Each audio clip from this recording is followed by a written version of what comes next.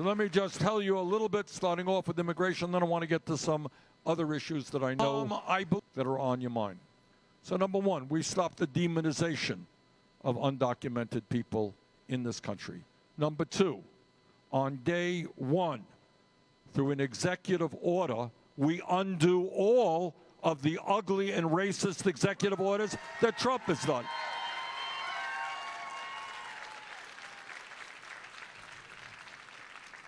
And among many other things, that means restoring legal status to the 1.8 million young people and their parents eligible for the DACA program.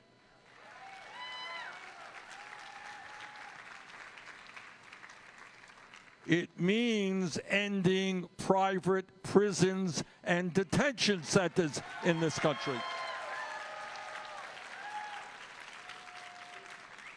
It means making certain that at the border we do not have agents of the federal government ripping tiny babies from the arms of their mothers and putting children into cages.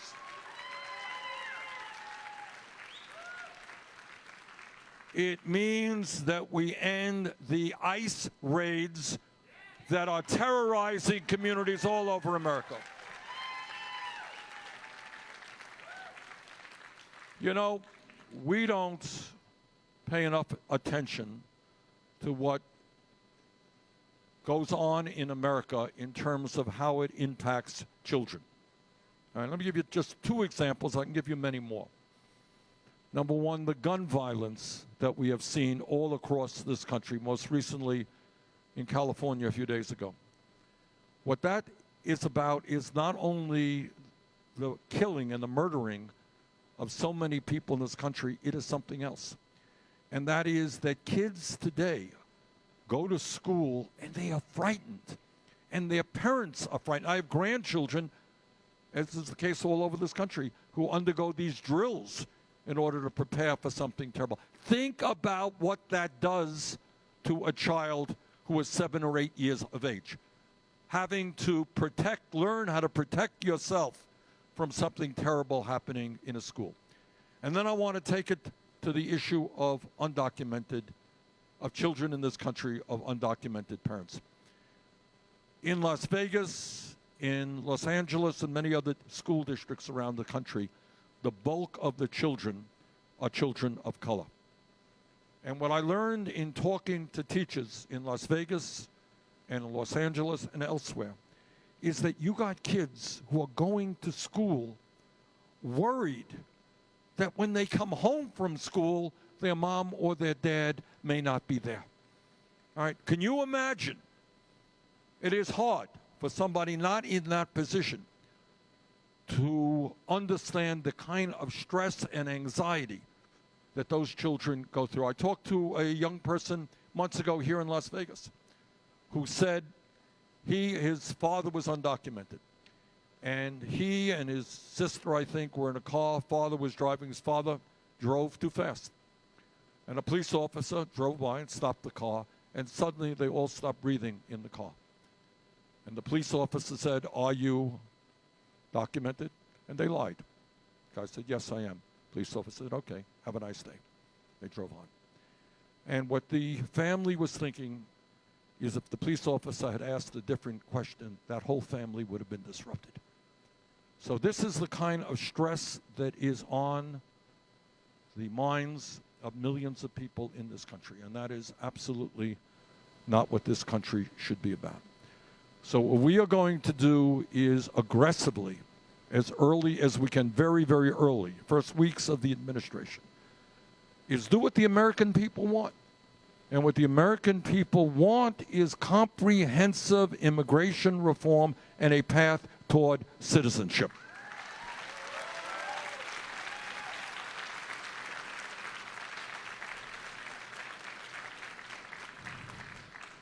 All right, let me move to some other issues that I know that are on your mind.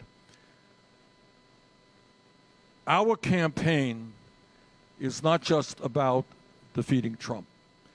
Our campaign is about understanding that in the wealthiest country in the history of the world, we have the capability of making sure that all of our people have a decent standard of living. That's not a radical idea. It's not a utopian idea. It's what we can do. Right now in America, you got many, many millions of people who are working for starvation wages. That's just a fact. They're working for $8 an hour. They're working for $9 an hour. They're working for $10 an hour. And nobody could make it on those wages. And that is why, as a nation, we must raise the minimum wage to at least $15 an hour.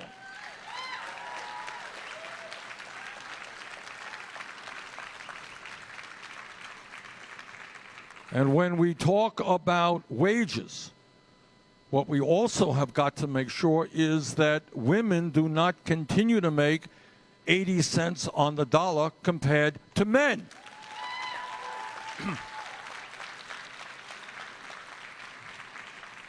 We believe in equal pay for equal work. And the other thing that we believe in, that I believe in very strongly, is that one of the reasons that the middle class in this country has declined for the last 45 years has been systematic attacks on unions. Now, I've been in Congress for a long time, and I don't think there's anybody there who has a stronger lifetime pro-union voting record than I do. I think it's 100%.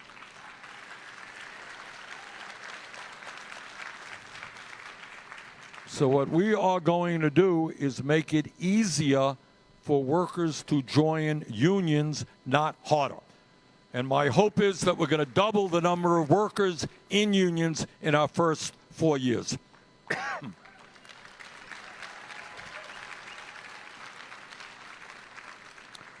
4 years ago, when I came to Nevada, I said that we have to rethink public education in America, that we've got to make public colleges and universities tuition free.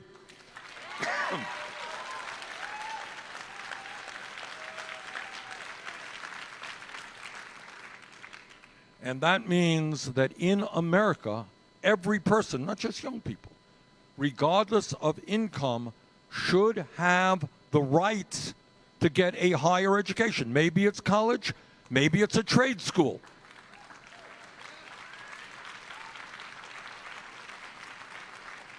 But it is harder and harder for people to make it into the middle class without that higher education. 4 years ago, that was seemingly a radical idea. People said, Bernie, you're crazy, it'll never happen. What I want you to know is all over this country, states, cities, counties are moving to make public colleges and universities tuition free.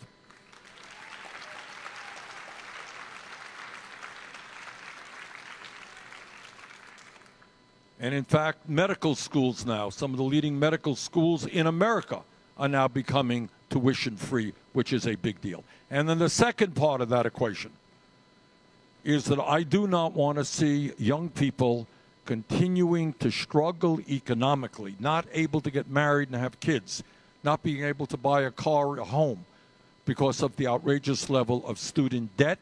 And that's why we're going to cancel all student debt in America.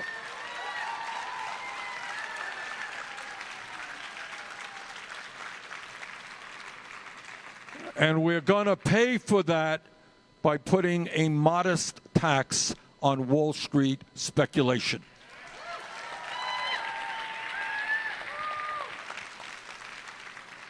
And that is not the only tax that we're going to impose on the rich and the powerful.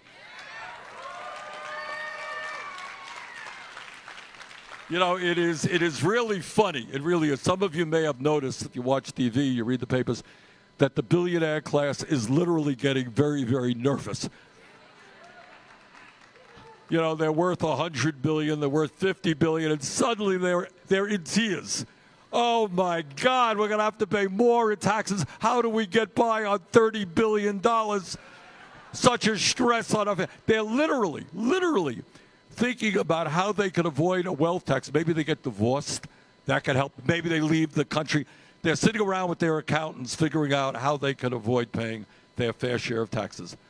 But we got bad news for them. They are going to pay their fair share of taxes.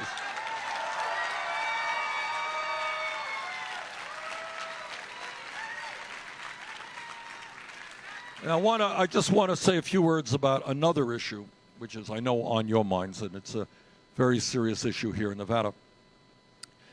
And that is, all of you should know, and the media doesn't report it too much, Congress doesn't talk about it too much. The United States is the only major country on earth not to guarantee health care to every man, woman, and child. We are the only one.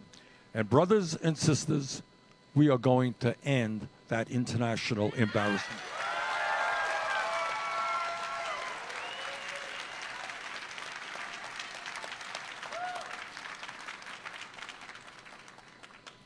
Now, if Canada and the UK and France and Germany and Holland and Finland and Denmark and Sweden and every other major country on earth can guarantee health care to all people, please don't tell me that we can't do it here in the United States.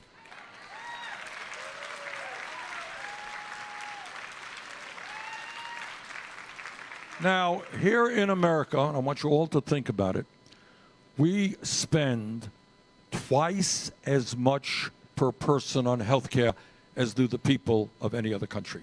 Okay? We're spending twice as much. It's like I buy a car for $25,000, you buy a car for $50,000, my car works better than your car. Something is wrong, all right? Something is wrong. So we're spending twice as much, almost $11,000 for every man, woman, and child, and yet we got 87 million people who are uninsured or underinsured. Do you all know what I mean by underinsured? That means you got health care, you got health insurance, except it doesn't mean anything. You never can use it when you need to use it. All right? You got a large deductible, or you got a co-payment that you can't afford. So this is what we do on the Medicare for All. We eliminate all premiums. You got it? You're not paying any more premiums.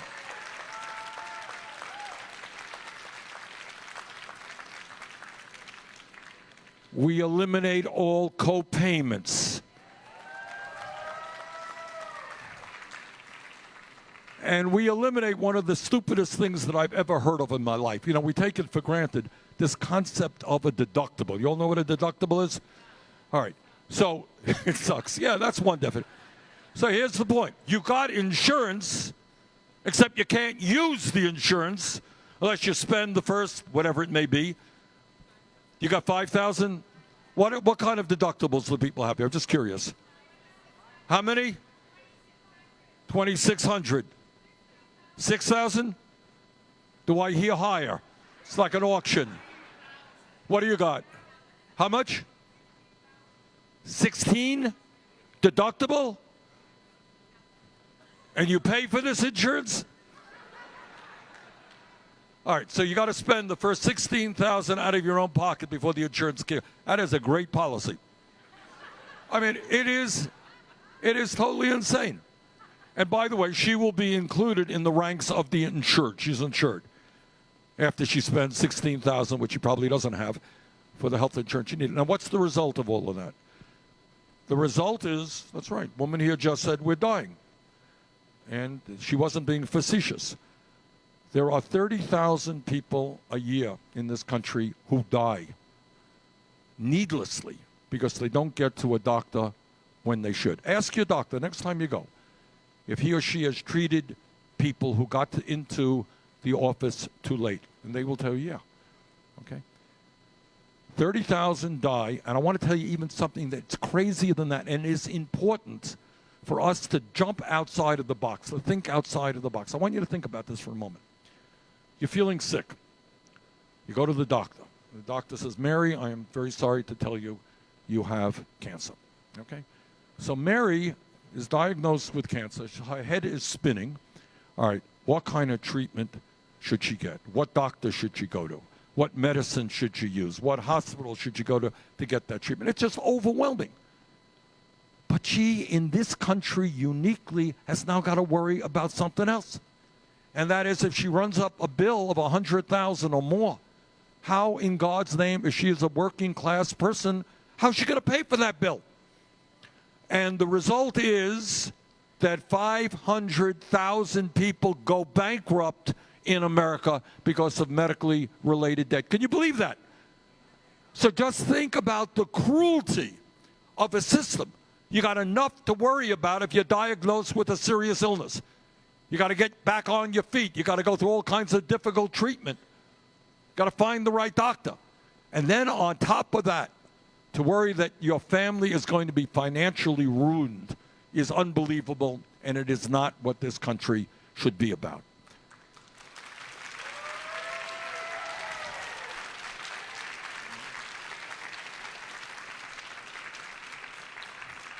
So what we are doing is nothing more than expanding Medicare. Medicare is a very strong program right now, but you got to be 65 or older to get into it. So we're going to expand Medicare to cover hearing aids, dental care, and eyeglasses.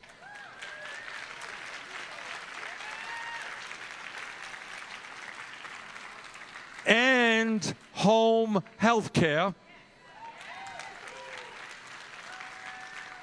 And then in year one, right now, you got to be 65 to get into Medicare. We lowered that age in year one from 65 now to 55. Year two, 45. Year three, 35. Year four, everybody's in it. That's it.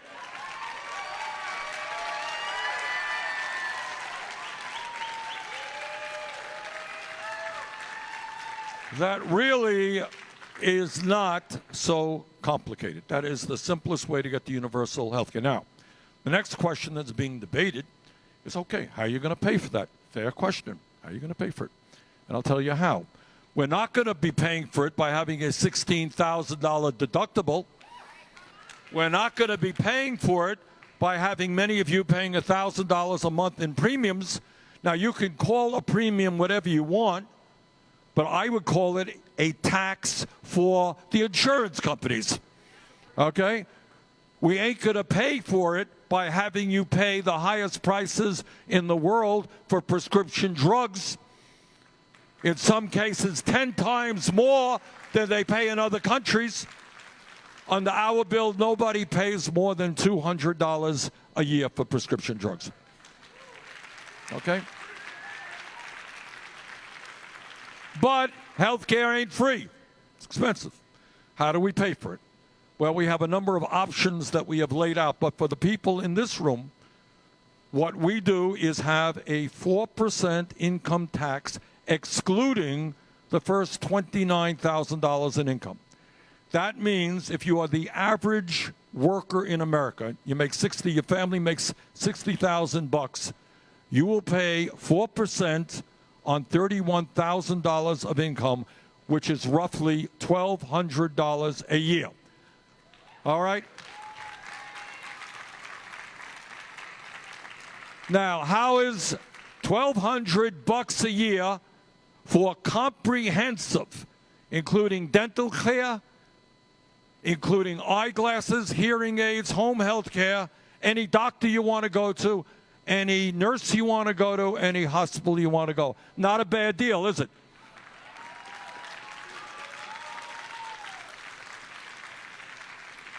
So the average person in America will pay significantly less for better health care. Wealthier people will pay more. Employers obviously will be contributing as well. Now, how can we do this? This is how we do it. Last year, the drug companies and the insurance companies alone made $100 billion in profits. You got it? You can't afford insurance. They made $100 billion in profits and pay their CEOs millions of dollars a year in compensation. And then more than that, because we have a dysfunctional system in which virtually every person in this room has a different policy. You have a $5,000 deductible. You have a $10,000. You can get this prescription drugs. You're in this network. You are in that network. You can go here. You can't go there. It is enormously complicated and difficult to administer. Anybody here ever be on the phone with somebody in an insurance company trying to argue that you're entitled to what they tell you you're not entitled to? Answer is we are wasting hundreds of billions of dollars on that administrative nightmare. What Medicare for All simply says is, here's your card. You go to any doctor you want, any hospital you want. We put money into health care, not into bureaucracy and administration.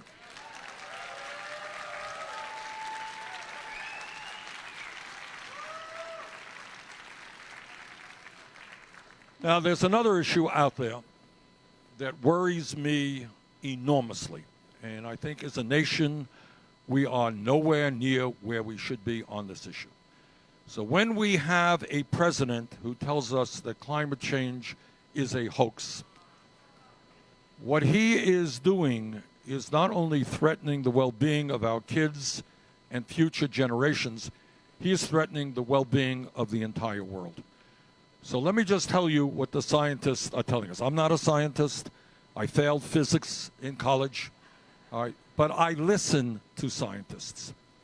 What they are saying is they have underestimated the severity and the speed in which climate change is wreaking havoc all over this world, not just in the United States. We are talking about rising sea levels that will flood major cities in America and around the world. Naples, Italy, a beautiful city, is now underwater from a torrential rainfall similar to what hit Houston, Texas a few months ago. So what you're seeing is rising sea levels, the melting of the Arctic ice cap, the warming of oceans. If we don't get our act together, Miami, New York, Hong Kong, Shanghai, Bangladesh, countries and major cities all over the world will be underwater. What we're seeing is more and more drought. You are experiencing that in Nevada. God knows they've got to deal with that in California. When you have drought, you have wildfires, which have been so destructive, not only in California, but the whole West Coast. What you are seeing is flooding in a way that we have never seen it before. And when you have people all over the world living in drought conditions, what you're going to see is the mass migration of people. The United Nations estimates hundreds of millions of people may be uprooted from their homes because they don't have any clean water, they don't have land to grow their crops, and that causes national security crises. So we have a major, major crisis in front of us.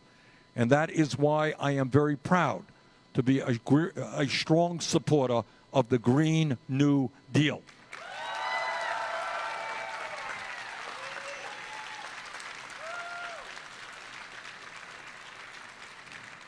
And what the Green New Deal says is that we have got to transform not only our energy system, but the global energy system away from fossil fuel to energy efficiency and sustainable energy. And by the way, when we make that transformation, we can create up to 20 million good-paying jobs.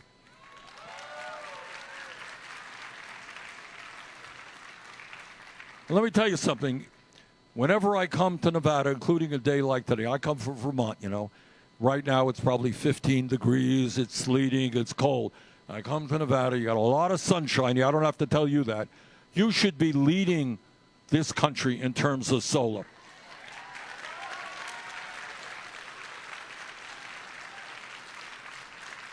And just to give you an example, so you know this, what solar can do. Jane and I don't know, is Jane here? Not here. Where are you? Where is she? There she is. That's the next First Lady.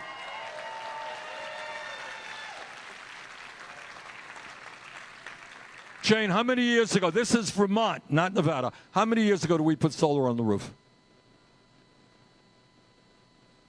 Like 3 or 4 years ago. All right. We put it up. This is Vermont climate, not Nevada. And essentially, you know, we paid some money for it.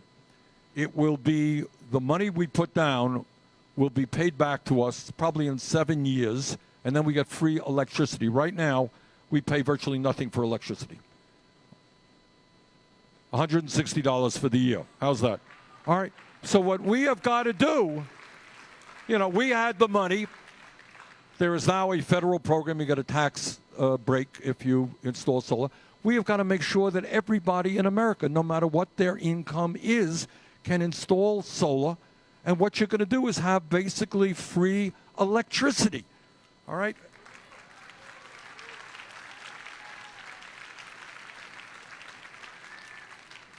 All right, so this is a huge issue that we've got to work together on.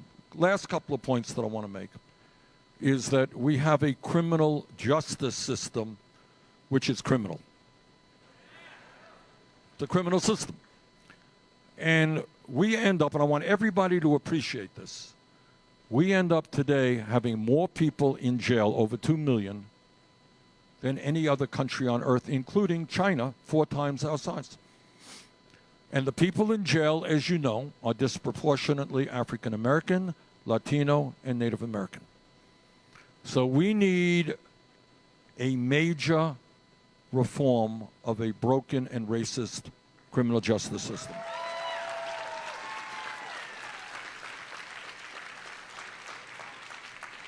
So what do we do? What do we do? Well, here I don't give you a long speech on it, but this is what you do. The most important thing that we do is to invest in our children and young people in jobs and education, not invest in more jails and incarceration.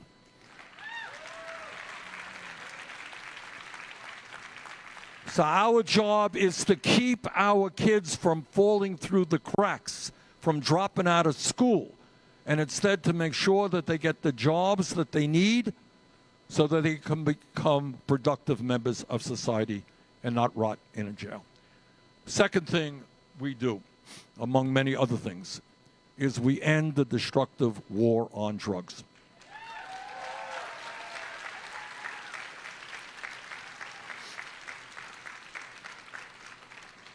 We are going to make marijuana legal in every state in the country.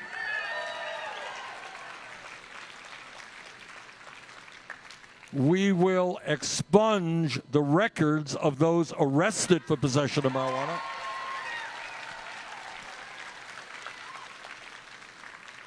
And I'll tell you what else we're going to do. This wasn't my idea, but it's an idea that came to us from a number of people in the African American and Latino community. And they said, you know, look, we have borne the brunt of the war on drugs. Our kids were arrested. Our kids have criminal records. Sometimes they ended up in jail. And it sounds unfair that when we legalize marijuana, you end up having a handful of corporations controlling that industry. So we have built into our criminal justice program an effort to provide many billions of dollars in help to people in the African American community, Latino community, other communities, the people who have been hit the hardest by the war on drugs, to help them profit off a legal marijuana system.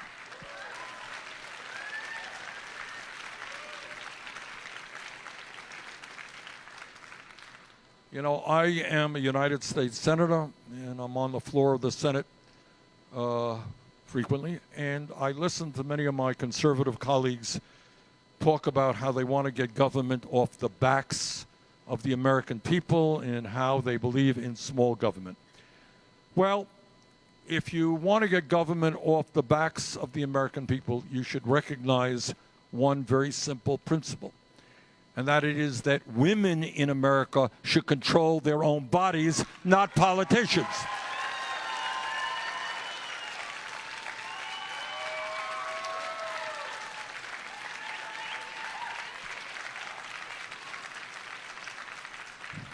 So my promise to you is I will never nominate anybody to the U.S. Supreme Court who is not 100% in favor of Roe v. Wade.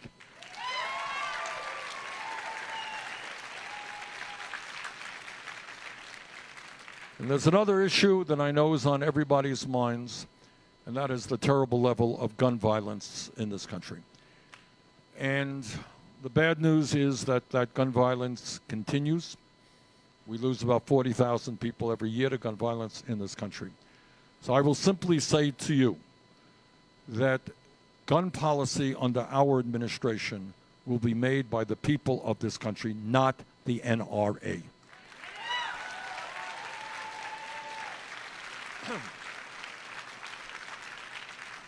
And the good news is there is more unanimity of thought between gun owners and non-gun owners, urban people, rural people, than you would think.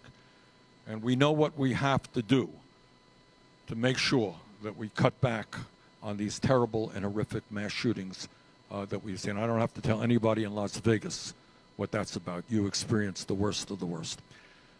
Let me just conclude, and we'll open it up for comments and questions, by saying this.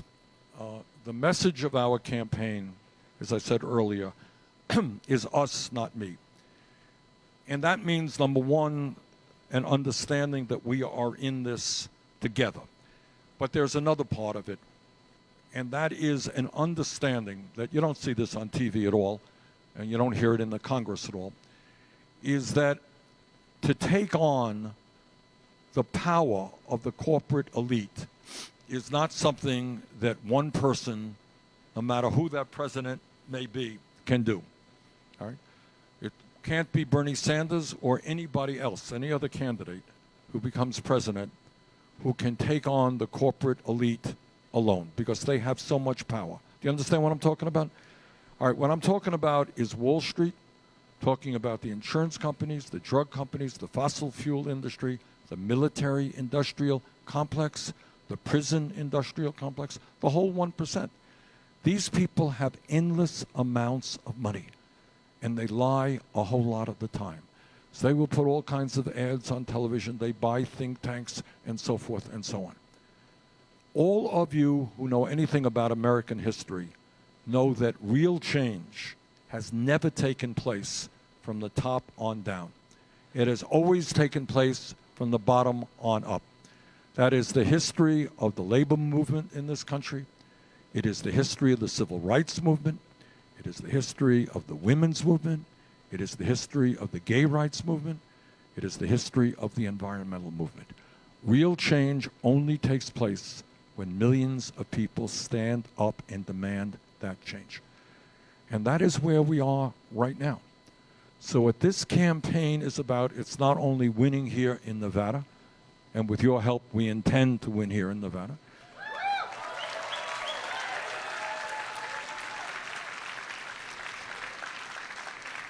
You know, and it's not only winning the nomination and defeating Trump, and we intend to do that as well. It is an understanding that if we are going to create a decent standard of living for all of our people, of health care and educational opportunity for all of our people, if we're going to lead the world in tackling this global crisis of climate change, the only way we do that is when millions of people stand together. So what we are doing is not only going to win this election, we're building a movement that tells the billionaire class and the corporate elite that this country belongs to all of us, not just a few. Thank you all very much.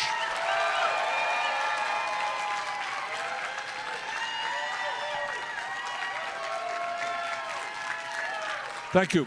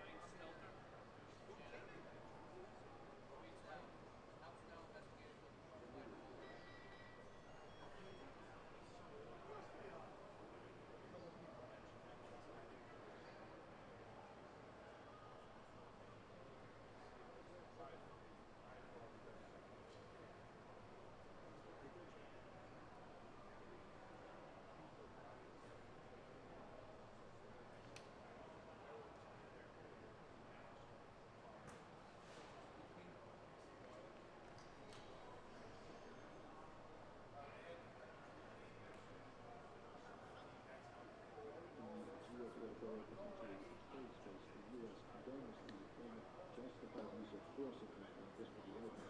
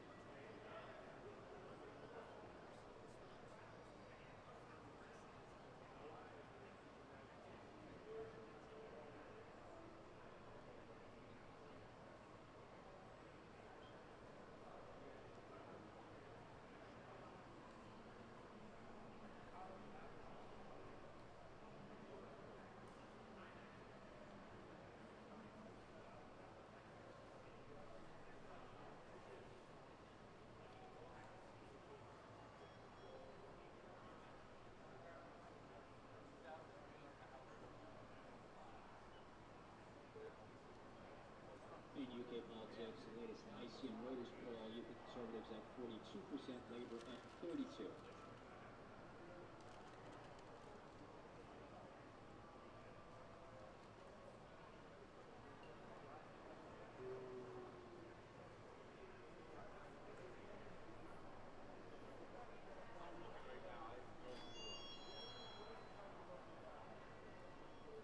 It's noted here Intelsat falls as much as 10% after high calls for an auction.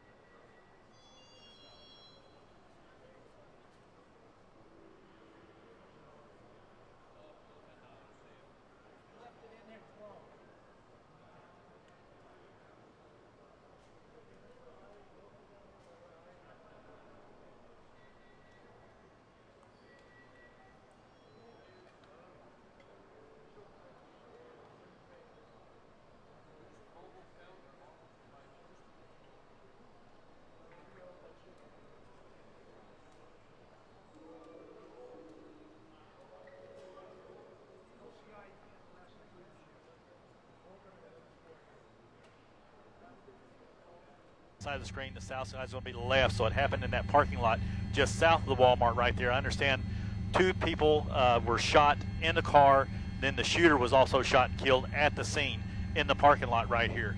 Now, like I said, as we get more information, we'll get updated exactly what led up to this shooting in the parking lot, but right now they have that completely taped off. I don't believe, we've been watching the Walmart there. Like I said, I just arrived on scene. There's still a lot of cars in the parking lot. I haven't seen if people are still going in and out of the Walmart, but it doesn't appear that the Walmart is shut down. It's just that section of that parking lot right there that is all taped off, where investigators are investigating exactly what happened here at the Walmart in Duncan, in the parking lot just off 81 in Plato. Jim Gardner reporting live for Bob Mills, Sky News 9. Back to you.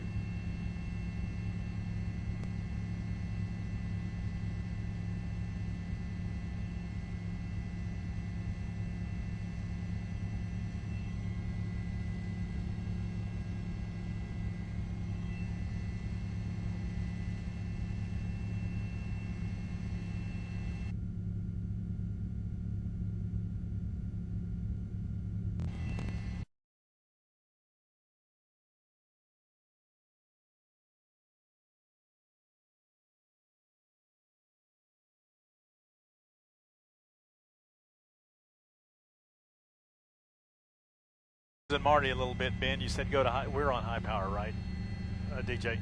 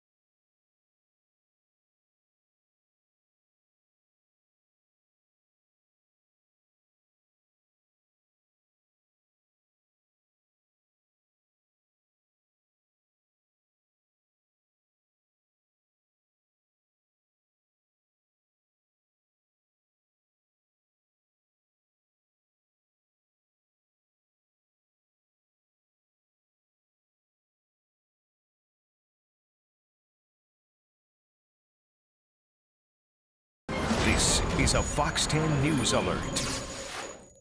And we start you off with breaking news out of Oklahoma, where there is a shooting at a Walmart there in Duncan, Oklahoma. Sky Fox over the scene right now as we continue to bring you the latest that is happening from around the country. Welcome everyone here to News Now. I'm joined by our host as well, Ron Hoon. So this is a sad story to have to report, Mike, out of a small town that I'm sure never thought it was going to fall victim to one of these shootings. We're still working to try to get additional details as to why gunshots rang out, But we have our sources there in Oklahoma City, where we've got a Fox station, had reported this as of about an hour ago was when shots rang out, and 3 people shot, apparently right in the parking lot. And matter of fact, it looks like you can see the area they have now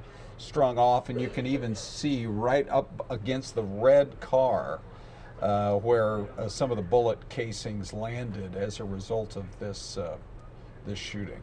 Yeah, you can see there's several markers there where they would have the shells, and they're putting the scene together right there and trying to figure it all out. But this is a breaking news alert there from Oklahoma, and you can see Sky Fox doing a great job of showing you the investigation as it's really just in its early stages right now. So our sister station there in Oklahoma City, flying their helicopter out to try to get some of the latest information. It's a situation where it originally came in as 3 fatalities, then they backed off of that and said we had 3 people who were injured in the shooting. But we are getting multiple sources now quoting the Highway Patrol in Oklahoma as saying everyone did die in that shooting, that it apparently is a fairly contained situation, but that 3 people were hit in the gunfire and that all 3 are dead. Right. Now you wonder, it looks like it started here in the parking lot. You wonder, did it actually go into the store, or was this all outside of the store? You know? Yeah, there's still a lot to learn. One of our employees here in the newsroom tells me this is her hometown, and she's been seeing some social media posts. Pretty difficult to go with a lot off of social media posts, but you can imagine in a town this small that people are commenting. So we're gonna, kind of behind the scenes, we're getting some reports as to exactly what might have happened here, and it is possible that it simply happened, that it wasn't as opposed to that horrific mass shooting in El Paso, Texas, where literally you had people just fleeing for their lives inside that store because of a crazed gunman. This seems to be a situation where it happened in the parking lot of a store. It could have happened somewhere else, that it's quite possible that these 3 people may have all known each other. So we're going to try to get additional information as far as that goes, but we will work our sources because, again, you've got a Walmart that has now seen one of these shootings happen. It appears to be very different from the one that we reported on in El Paso, Texas a few months ago, but nevertheless, some real heartbreak in that community. Yes, and the sheriff's office there says they will be doing a news conference a little bit later this afternoon, so we'll see if we could get that for you once that does happen. So we'll keep an eye on this story here for you, but first wanted to bring it to you this morning as it leads off our show here on the News Now. Mike Page here alongside Ron Hoon, and it's a new week. That means, well, there's 8 witnesses this week for the impeachment hearing, starting up tomorrow. Will there be a 9th? Yeah, that's the big question. Will there be a 9th, and would it be the most biggest one? Goodness. I mean, think about when Bill Clinton never went before, went under oath and went to, be subject to questioning by Republicans and Democrats. Richard Nixon never went through that. Frankly, I'm not 100% sure whether Andrew Johnson did or not. That's so far back, back into the 1860s. But here's what the president says. I like the idea. Nancy Pelosi suggested it on one of those news magazine shows last night, and the president says, I will, in order to get Congress focused again, strongly consider going and testifying. Now, I'm sure, Michael, that his lawyers, the White House lawyers, although, Rudy Giuliani had been serving as his personal lawyer, he's by this point, he's probably taken a couple of steps back. Sure. But anyway, the White House lawyers are probably saying, Mr. President, we're not going to let you do that. But I do think, as a commander-in-chief who has shown a proclivity, there's your word of the day, Mike, a proclivity to go right in front of the cameras and speak his mind. I mean, you just showed him walking on the south lawn of the White House there. He actually enjoys, I think, driving the headlines. Oh, sure. And this would certainly do it, and it would be the kind of thing that I'm sure he realizes would create some of the most massive tune-in that we have ever seen for any news event on Capitol Hill in history. And I'm talking about inaugurations of presidents or anything like that. I mean, that would just be, frankly, kind of unbelievable. But, you know, we're in the social media age that we're in, we continually see firsts. Just last That's week, true. right? Just That's last true. week on Friday, Yeah. we had a president tweeting in real time, and the chairman of the committee reading his tweets out loud to the witness, saying, "Do you think he's trying to intimidate you?" Then some other people said, "Well, if you hadn't read that to her, she probably wouldn't be intimidated because Right. she wouldn't have known." But anyway, I mean, everybody comes at it from their own political viewpoint.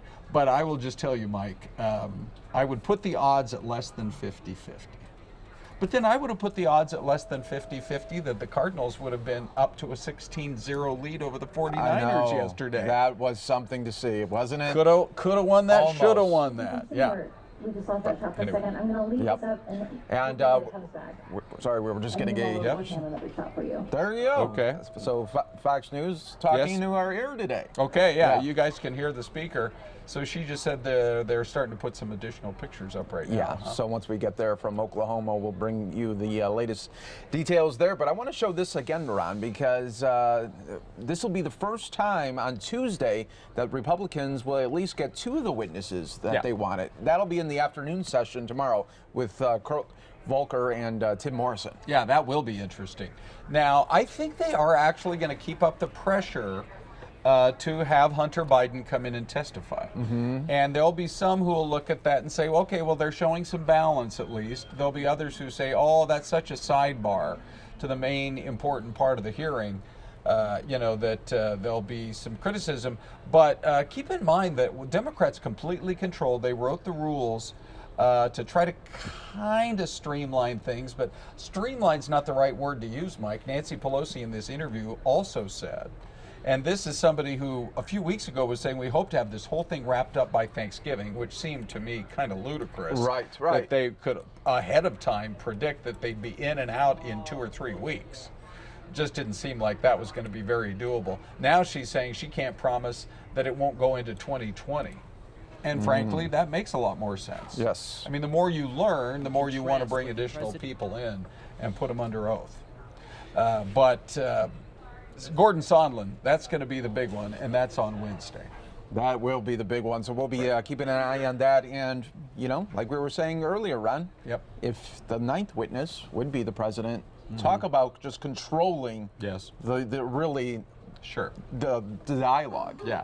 Well, the problem, of course, is that every attorney does not want their client to go into any situation, for the most part, where you could be in great legal jeopardy if you answer one question one way and then later you answer a similar question a different way. Already, you know, you've set yourself up in what they call a perjury trap. Right. But hey, take a look at the message that got sent from a judge and a jury in a federal courthouse just this past week. Roger Stone, amongst other things, convicted of lying to Congress. They take it very seriously. And so I think the president's instincts are that he would rise to a challenge, like he always says. I get punched, I punch back. I think he would love to actually go and do it. But I bet you he gets talked down. Yeah. The White House counsel will probably be like, well, Mr. President, let's talk about that one before you go out there. All right, let's show you what we have on our cameras right now in our shot. This is in Las Vegas. We are waiting for some Democrats. They will be doing this luncheon there in just a little bit. So we'll have Bernie Sanders. We'll have Elizabeth Warren there as well. And oh, yes, Pete Buttigieg, who is now the big Iowa leader, Ron. Mike, you know, we started to pick up on this movement. We passed it along to you guys last week because we saw where there were a couple of polls that showed that he was closing the gap, potentially even moving into a tie. Well, over time, people have really come to trust the local newspaper there in Des Moines, the Des Moines Register, and their polling says that right now, it's almost landslide numbers for Pete Buttigieg. It's well beyond, in the state of Iowa, it's well beyond the margin of error, that he's up almost double digits on the next closest competitors. Basically, you've got Elizabeth Warren at 16%, Biden and Sanders at 15%. Then you've got Pete Buttigieg at a full 25%. That's got to make his opponents, and here we are now on the verge of the next debate, just a few days away in Atlanta. That's got to make everybody else sit up and take notice. You know, Mike, it's so interesting to me. The ebb and flow of this race has been fascinating. Yes. Because the last debate, it was all Elizabeth Warren all the time, and you knew she was going to be subject to a number of criticisms and the barbs kind of coming her way. Right. Everybody else just sort of had to. Well, now it's kind of been tilted over onto its head, and now it's going to be Pete Buttigieg, who's going to be the main focus of the debate.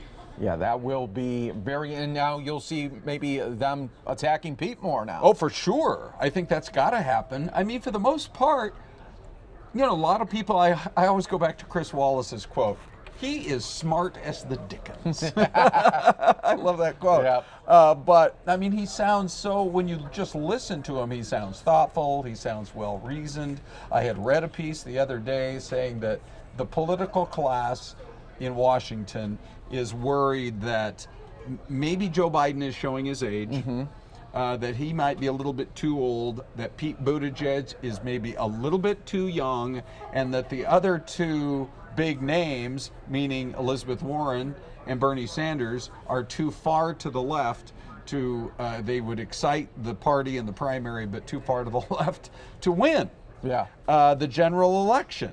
So, you know, if you have one of those points going against you amongst all four of the biggies, and that's where we're really at. Right. This is currently now a four-man race. When you get to the rest of that poll, then you've got Amy Klobuchar. I do believe primarily because she spent so much time in Iowa, she's from nearby there in Minnesota, and she's pretty well liked as a fellow Midwesterner. Sure.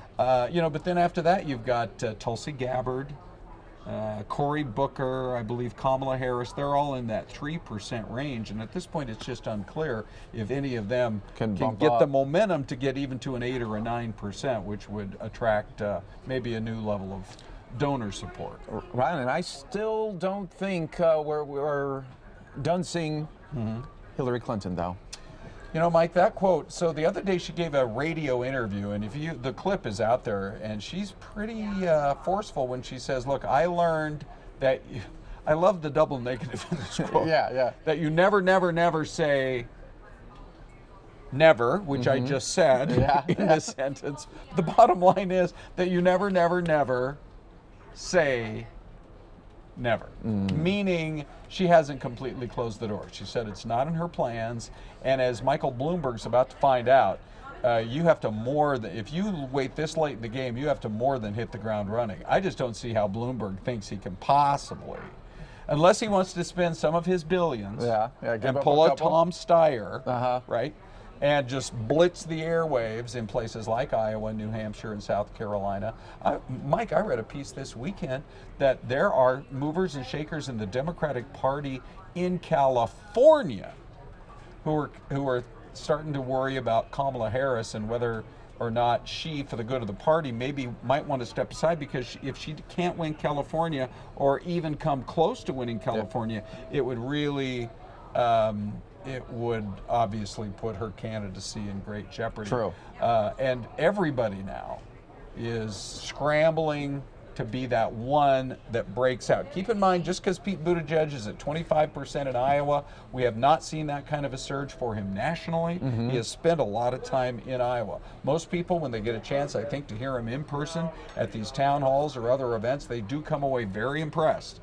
But we haven't seen that nationally. So the question is, if 3%, if say a Kamala Harris were to drop out, or like a Tulsi Gabbard, there's 6% right there. You start gobbling up some of those numbers, you put them to whoever, that could really make a difference. That could make a difference, and it'll be all fascinating to watch. And as we get closer to February, Ron. Yeah, There no we go. kidding. All right, Ron, that's the top stories there of the day. When we come back, we'll take you out to Las Vegas as they are introducing some of the Democrats right now that will be on this panel discussion.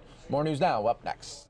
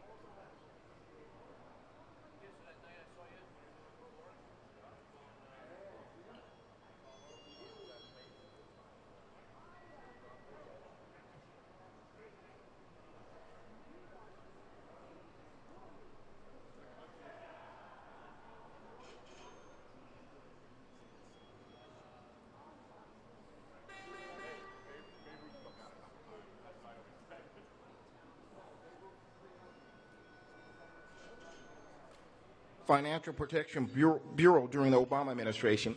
And that's important, especially in our community, because that was the organization, that was the office that dealt with the foreclosure crisis. So it was key to Las Vegas in particular. Senator Warren has said when government works only for the wealthy and the well-connected, that is corruption, plain and simple, and we need to call it out. Ladies and gentlemen, please join me in welcoming U.S. presidential candidate and U.S. Senator Elizabeth Warren, who will be speaking on the pillar of healthy children, families, and communities.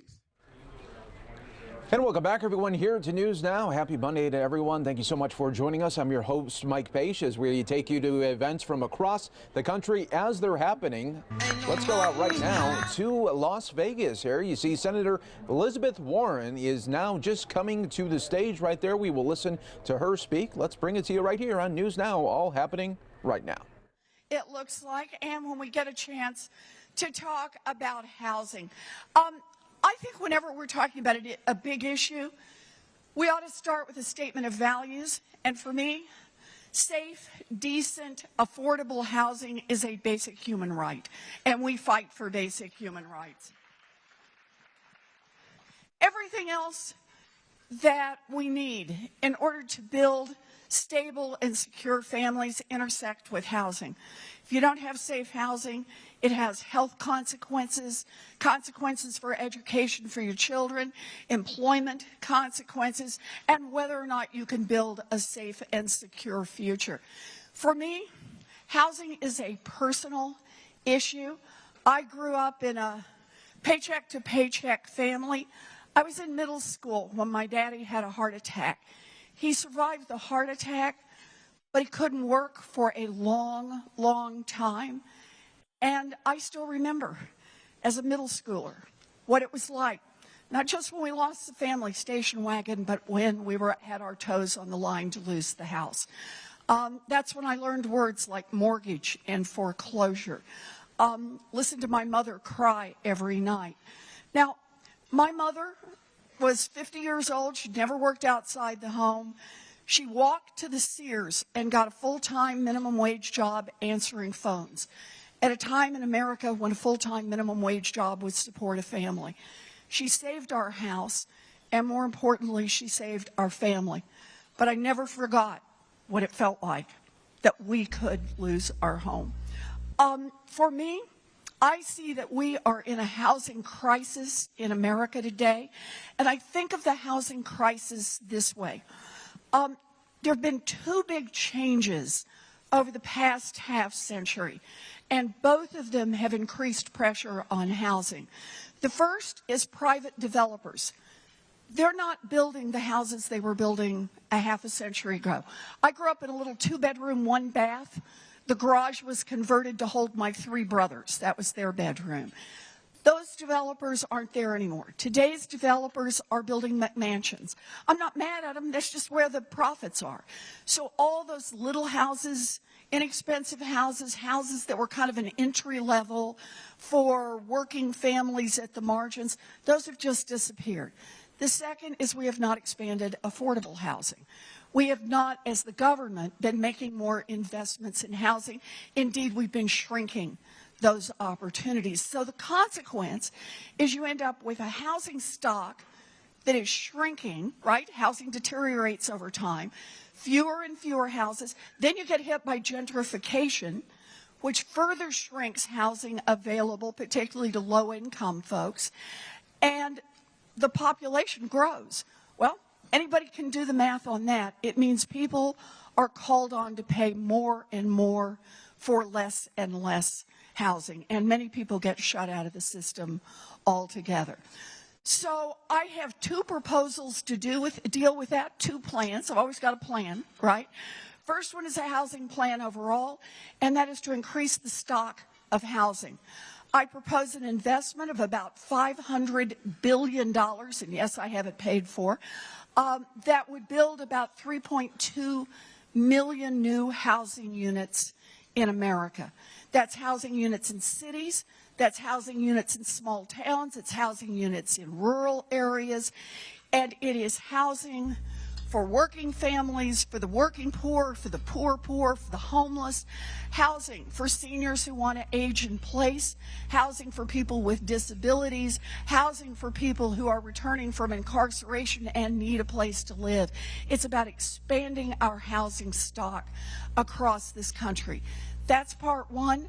Part 2 is expanding tenants' rights. It's about how much housing stock we've got, but it's also what are going to be the legal rules. How easy is it to push someone out of a house? Has anyone got a place to be able to push back if they have legal rights, and how do they get the help to make that happen? And that's what I've put into my tenants bill. I'm glad to talk about any of this. I am delighted to be here. Oh, I see I'm here with Congressman Horsford, who has been doing great work on this, and also with our Attorney General, who is in there fighting for families every day. So again, let me just say thank you to all of you, and I'm glad to take whatever questions you have. Thank you for having me here. Thank you. Good morning. Thank you for being here, and it's good to see you again. It's good to see you again. You and I have had a conversation about this subject, but I want to ask so that everyone can hear your views. The rate of black women dying during childbirth is at epic proportions. What specifically can you do at the federal level to bring awareness to this issue and help secure community-based resources to serve women before, during, and after childbirth? Okay, so I'm so glad you're asking about this because we have talked about this. It's so important to raise the issue. The best estimates are that a African American mother has about a 3 to 4 times greater likelihood of dying in or around childbirth than a white mother.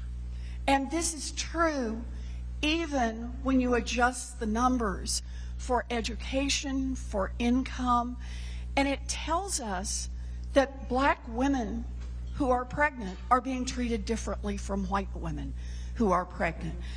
This is a serious problem in our medical system, so here's how I think about this. I'm all for the proposals to raise awareness, to talk more about it. That's great, and let's do that. But it's also some time to put some teeth into this. So for me, this is about doing 2 things. It's documenting black maternal mortality, so we actually are tracking the numbers on it. And then it is making sure that the places that are treating these women, the doctors, the hospitals, have the resources they need to bring those mortality rates down, and giving them the resources and holding them accountable for doing it. This is literally one of those things we must change because it is a matter of life and death. Thank you. I must say that I agree with you on that. So, will you pledge to support community-based initiatives like Nevada Partners as a part of your campaign platform and agenda if elected as our president? Oh, yes. That one's easy. Thank you.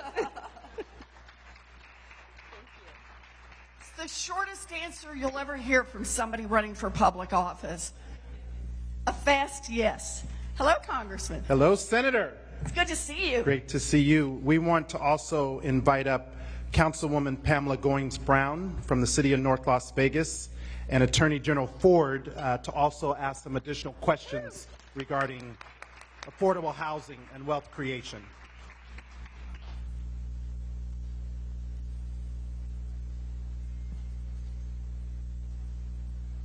Good morning, Councilwoman. How are you? How are you? It's nice to see you. Good to see you this morning. Where would you all like me? I'm just kind of standing here. Does this work? All right, fine. Good. I'm good. So I'm going to do the best I can. My readers are at home. Sorry, I apologize. That might help. Here we go. Oh, wow, this is amazing. Sure. Now I get an open place. Okay. So a lot of focus on affordable housing relates to the availability of affordable housing. North Las Vegas and many of the surrounding communities have been impacted by the lack of available infill development and available land in predominantly black neighborhoods. What can be done to make sure new affordable housing projects are developed in a way that serves those in urban areas and not the suburbs and outlying areas? So it's a great question, Councilwoman. I'm just going to go back to my overall proposal, and that is about $500 billion of new federal money to go into housing. And the idea behind it is not for the federal government to sit in Washington and say, and here's what the housing should look like. It's to say the money is available, community should come and say, here's what we need. Because the needs in North Las Vegas are different from the needs in Houston, Texas. And the needs in Houston, Texas are different from the needs in New York City. And the needs in New York City are different from the needs in Ames, Iowa. The idea is, and I've toured many places, I see places where infill is needed. You see places where it's time to tear down and then build more densely. There are lots of different ways that communities will thrive. And I think it's critically important that the job of the federal government be that first, to make that money available, and second, that the kind of restrictions are that there's community buy-in and that it is serving the families who most need the housing. And that if you've got those two pieces, then it's really up to the community to design what is needed. And that's what we're working on. Good. Infill pieces. Good. Thank you very much. Thank you. Good. Senator Warren, thank you again so much for being here to discuss with us. Let's give her a hand, everybody. Ah, thank you. Thank you. Am I through? All right, that was it. Thank you. It's good to see you all. Thank you. Good morning, everybody. Come on now. Good morning, everybody. All right. Thank you so much. My name is Aaron Ford, and I'm your Attorney General. I want to, before I introduce our next guest speaker, give kudos where it's due. Congressman Stephen Horster, where are you? Let's give him a hand for putting this on for us. Thank you so much for your leadership on this. So thanks again, everybody, for being here this morning and having several candidates running for president here today to talk about their plans and visions for America, for the American people, and for black voters in particular, is very significant. And again, I want to thank Congressman Horsford and Nevada Partners for organizing this very important event. Our next speaker is former HUD Secretary Julian Castro under President Barack Obama and former San Antonio, Texas mayor from 2009 to 2014. And he was also on the San Antonio City Council from 2001 to 2005. When Secretary Castro was elected to the City Council in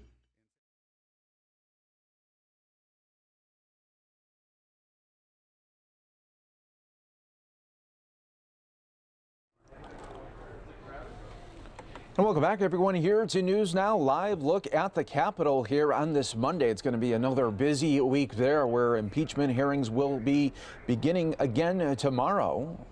And we'll have full coverage for you on fox10phoenix.com. Thank you so much for joining us here. Once again, I'm your host, Mike Page. Let's go back out to Vegas. We just saw Senator Elizabeth Warren there. Now let's hear from Senator Bernie Sanders in this rally that he was doing just a little bit ago. This were pathological liars. And it is a very sad state of affairs that we have somebody like that who is in the White House. And I think that what you're going to see in the next weeks to come is this president will be impeached, and he should be impeached.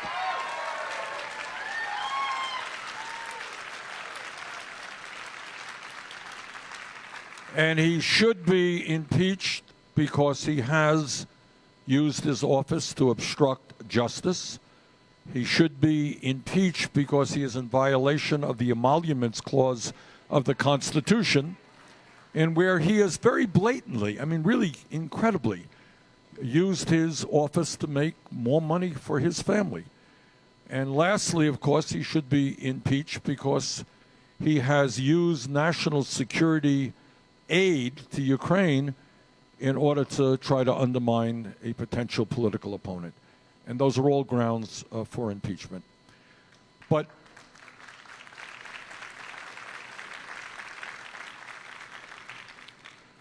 our campaign is more than just defeating Donald Trump.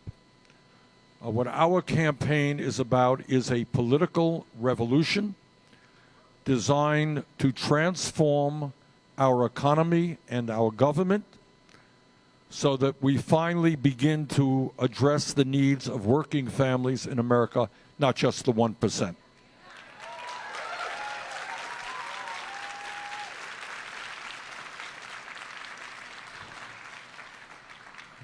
What Trump is doing is what demagogues always do throughout the world. He didn't invent this approach.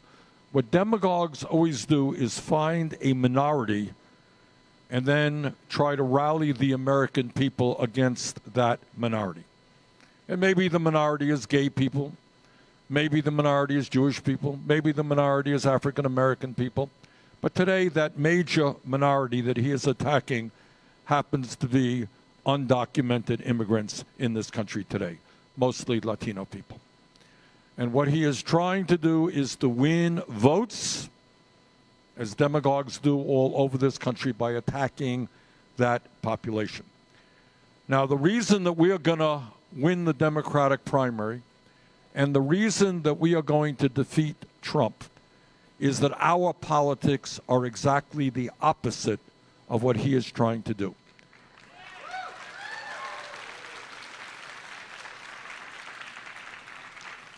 He is trying to divide us up based on the color of our skin, based on where we were born, based on our sexual orientation, based on even our religion. That's what he is trying to do. What we are trying to do successfully is bring people together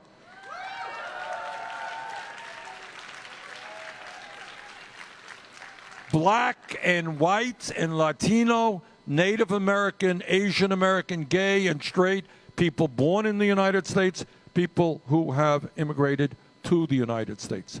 And we're going to bring those people together, our people, the overwhelming majority of the American people. And I got to tell you, for me, this is a personal issue, because my father emigrated to this country from Poland at the age of 17 without a nickel in his pocket, couldn't speak a word of English, and he was fleeing extreme poverty and anti-Semitism.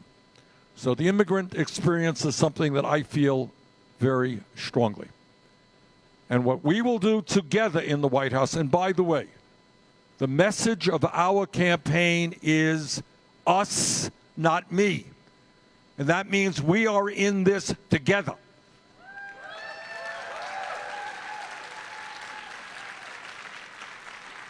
And the most important and first thing that we do is create a culture in this country of compassion and love and not hatred and divisiveness. And we become, I believe, stronger as human beings when we care about each other rather than the Trump philosophy of stepping on people in order to make huge amounts of money. So I think compassion trumps greed, and that's what we are about.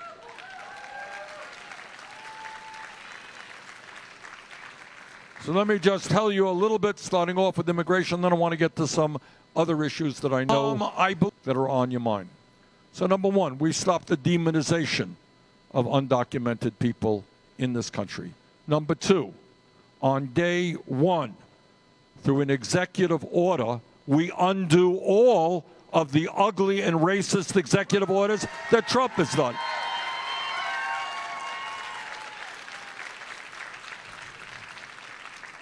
And among many other things, that means restoring legal status to the 1.8 million young people and their parents eligible for the DACA program.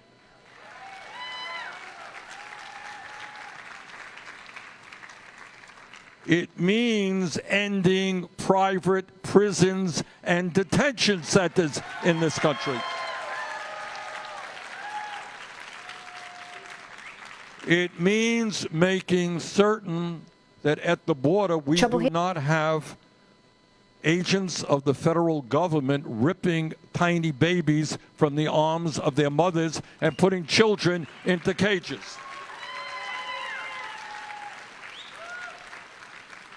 It means that we end the ICE raids that are terrorizing communities all over America.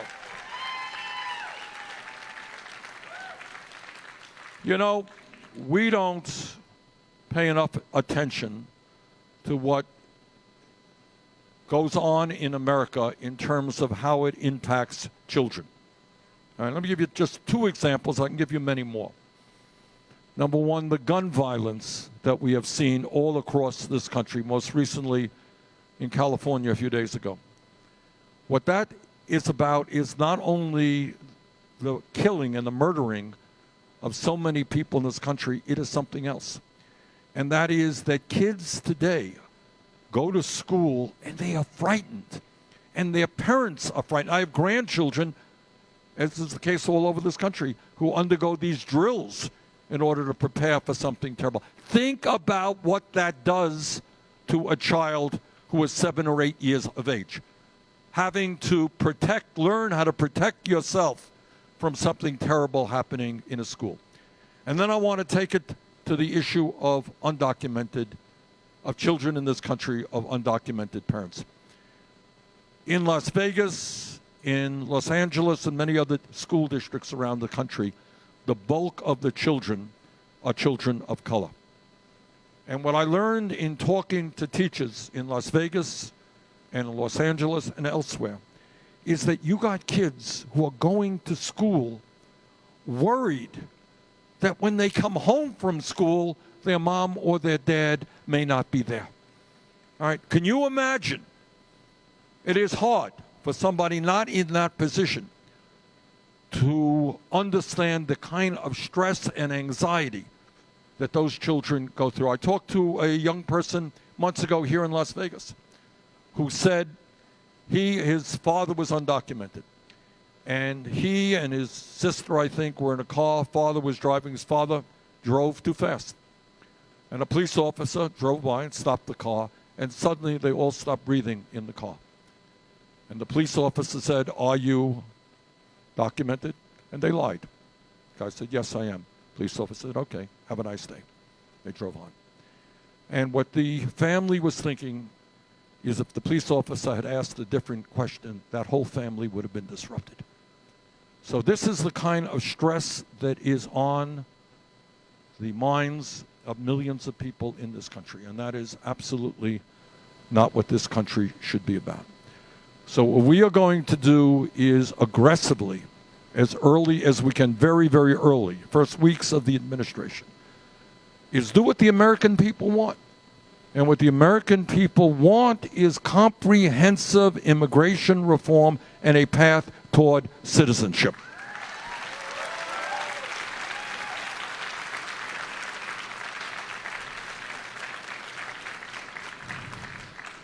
All right, let me move to some other issues that I know that are on your mind.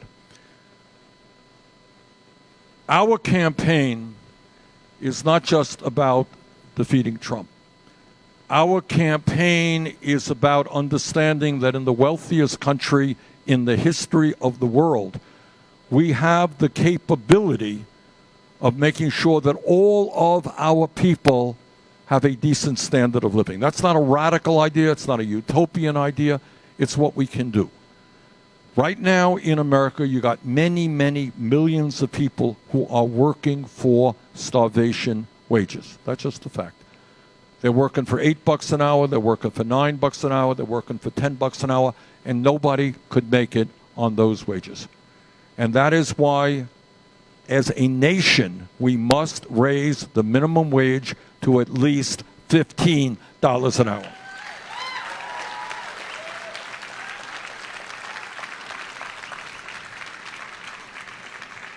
And when we talk about wages, what we also have got to make sure is that women do not continue to make 80 cents on the dollar compared to men.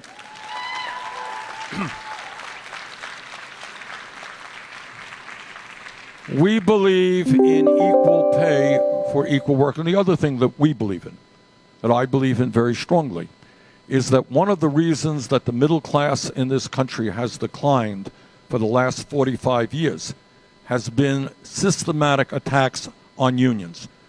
Now, I've been in Congress for a long time, and I don't think there's anybody there who has a stronger lifetime pro-union voting record than I do. I think it's 100%.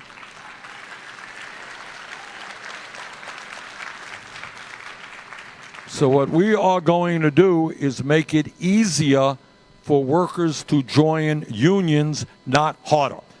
And my hope is that we're going to double the number of workers in unions in our first 4 years.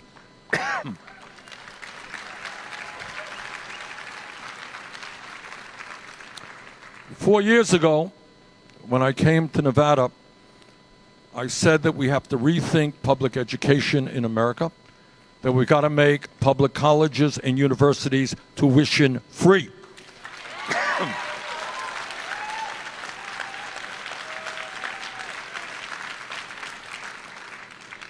And that means that in America, every person, not just young people, regardless of income, should have the right to get a higher education. Maybe it's college, maybe it's a trade school.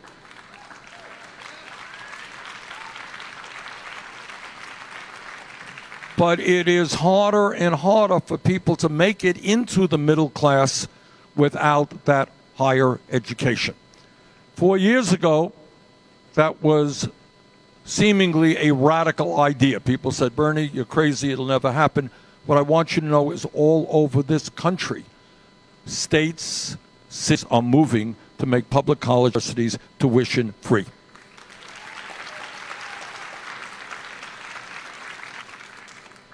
And in fact, now some of the leading medical schools are now becoming tuition free, which is a big deal. And then the second part of that equation is that I do not want to see young people continuing to struggle economically to get married and have kids, not car or home, because of student debt. And that's what all student debt in America.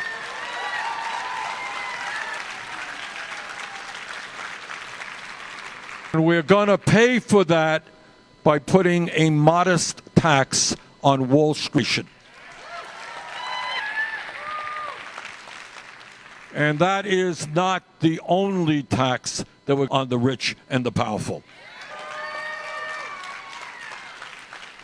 You know, it's really funny. It really is. Some of you may have noticed, if you watch TV, you read the papers, the millionaire class is literally getting very...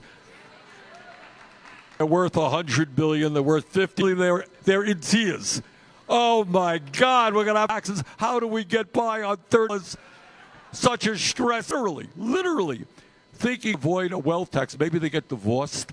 That could help. Maybe they're sitting... Had a very busy schedule and hated that he could not be with us here today. But he has sent an amazing man to speak in his absence. So please help me welcome Congressman G.K. Butterfield to the stage. Thank you.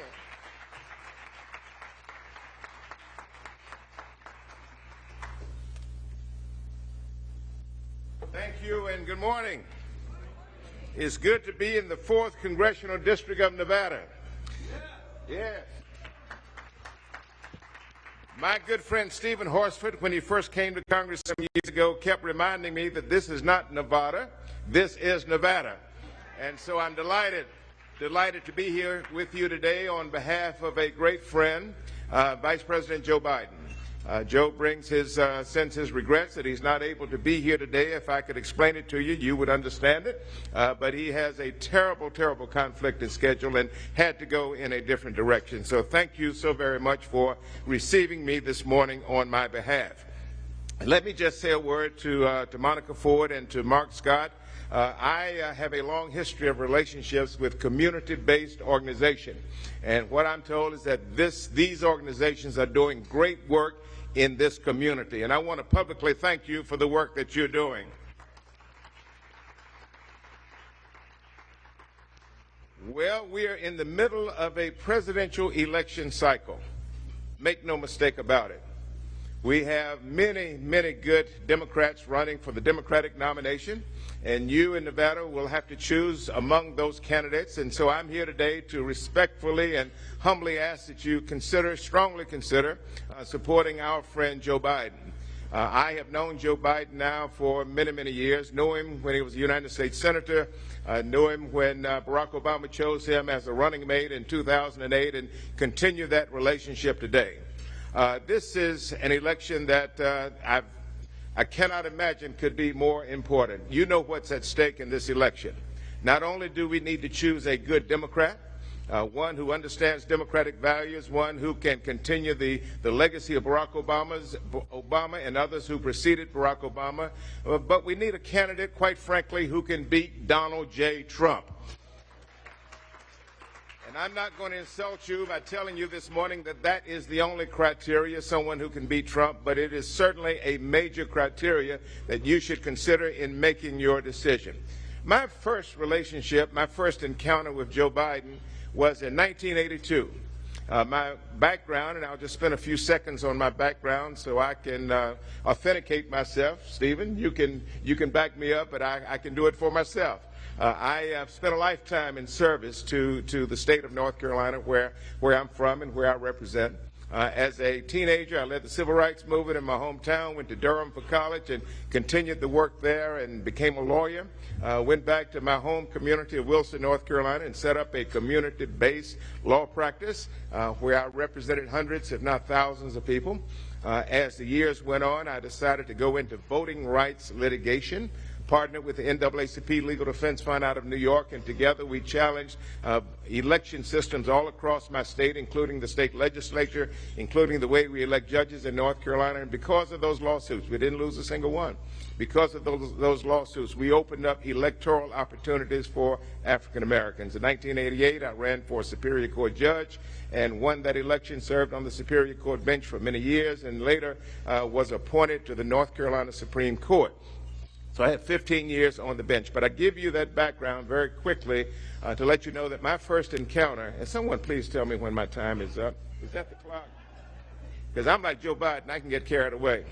But I understand the importance of respecting time. And so I'm going to watch that clock if you see me looking down. I first encountered Joe Biden in 1982. I was a voting rights attorney. We were having tremendous difficulty in proving voting rights cases, because the courts, the U.S. Supreme Court, had found that in order to prevail in a voting rights case, particularly under Section 2, you had to prove that not only is there discrimination, but there is purposeful discrimination in constructing or maintaining an election system. And so we were beginning to lose cases in the Deep South, North Carolina, South Carolina, Alabama, Mississippi. We were beginning to lose cases because we could not reach this high bar of proving intentional discrimination. I understand Aaron Ford is here, the Attorney General. He certainly understands what I'm talking about. We had to prove purposeful discrimination. And that was a tremendous setback in the voting rights movement. And so we went to the United States Senate, the Lawyers Committee for Civil Rights Under Law, NAACP Legal Defense Fund. A group of stakeholders went to the Senate and asked if we could consider, if they would consider lowering the bar, lowering the standard of proof in Section 2 voting rights cases. Section 5, and getting into too much detail now, Section 5 was coming up for reauthorization in 1982, and so we asked Senator Biden if he would please consider some type of amendment that would lower the threshold.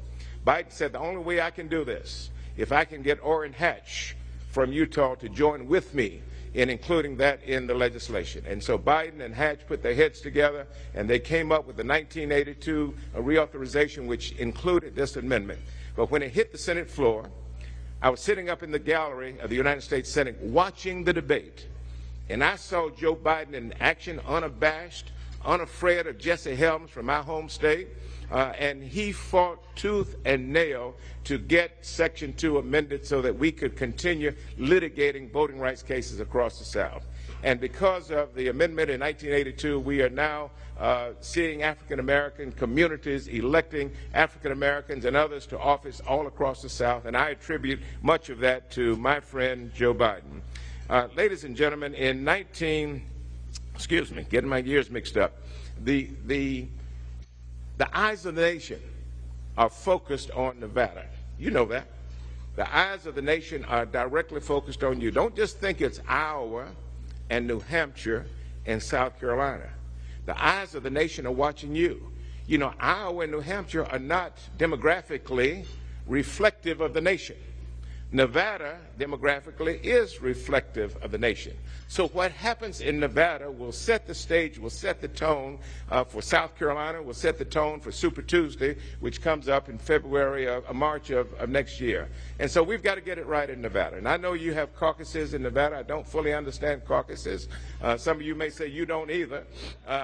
But I want you, ladies and gentlemen, to please roll up your sleeves and to really get other people involved in these caucuses, because it really matters. Because when Nevada speaks, and if you speak loudly and clearly and say that Joe Biden is your choice for president, and when we connect that with South Carolina and the Super Tuesday states, and we're going to come in first or second in Iowa or New Hampshire, but when you put all of these pieces together, Joe Biden will be the undisputed, presumptive nominee of the Democratic Party. And when he stands up against Donald Trump, you will be able to sit in your home and look at this on television and be very proud of the way he will handle and manage Donald Trump. He will not be intimidated. He will be fearless, as he has been throughout his career.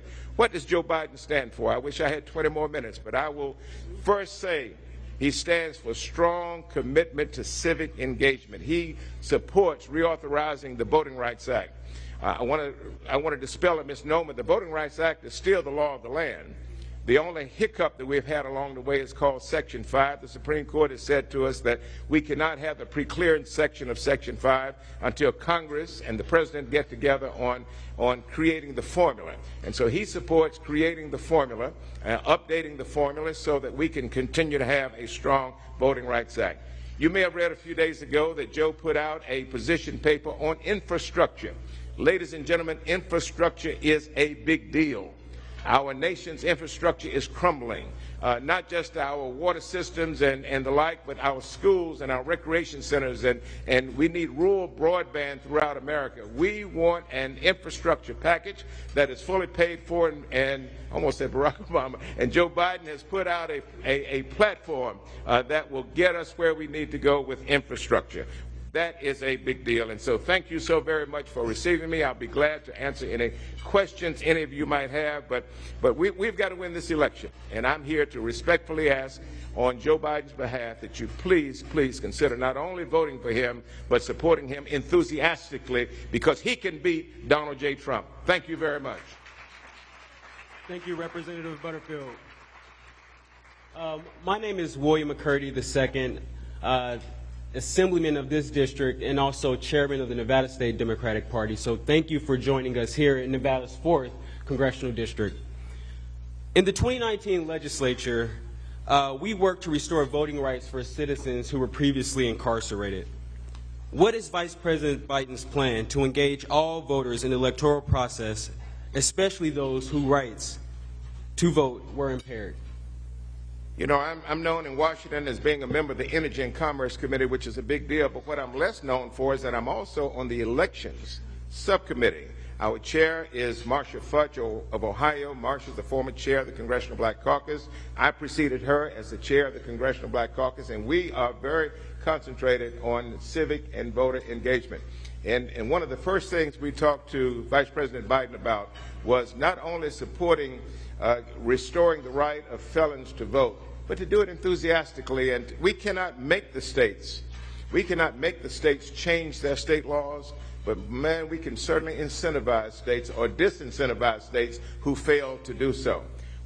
The Fudge Subcommittee, of which I'm a part, we held 9 hearings across the country over the last 6 months. We went from North Dakota all the way down to Arizona, and all the way to Florida. We held hearings all across the country about voter discrimination, voter intimidation, and it is live and well. You know, and I know, that there is a coordinated conspiracy in this country to dilute minority voting strength, African American voting strength, and Latino voting strength. I tell groups all of the time, all across the country, the conspiracy is not to take away your right to vote. Let's get this thing focused. The conspiracy is to dilute your vote, okay? If they can come up with voter ID laws and gerrymandering and other 21st century tools, it will have the effect of simply diluting minority voting strength. And when you dilute minority voting strength, that means majority voting strength is elevated. Donald Trump won this last election by 80,000 votes spread among 5 states. And in those 5 states, Michigan, Wisconsin, you know who they are, Pennsylvania, the margin of victory on the part of President Trump was so minuscule. And had we not had all of these voter disenfranchisement laws in these states, Donald Trump would have won. And so we are ready. All of the stakeholders are ready to take this on. Our friends in labor are ready to go. We have stakeholders across the spectrum who are ready to execute the strategy for 2020. But we need for you in Nevada to look very carefully at all of the candidates. Some are here today, and most of them, if not all of them, are friends of mine. I don't know Bloomberg, don't know anything about the man.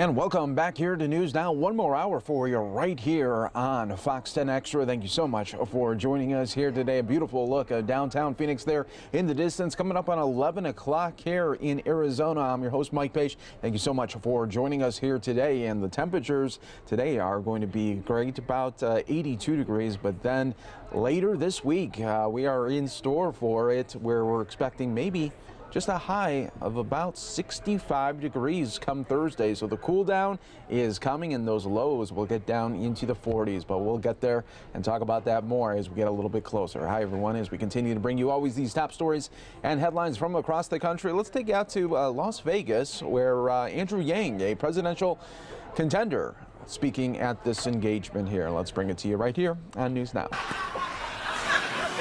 I was kidding, because that's not something Evelyn would say, and she doesn't talk like that. Like between the two of us, I talk like that. But you know, she's been awesome on the trail, and she tells me that her favorite part about being on the trail is meeting you all. And she's met, I know, many of the people here in this room at a point, because some of you were at Yangapalooza, and some of you were in LA where she was, and some of these things. And she came away and she was just like, I can't believe how much people actually are like excited to see me. Like, in her case, where she was like, why would they be excited to see me? And I was like, baby, like they've been excited to see you for a while. And so thank you for welcoming her to the trail. And having her on the trails amplified the energy for me in the campaign many times over. She's joining me in Atlanta for the debate. That's wrong.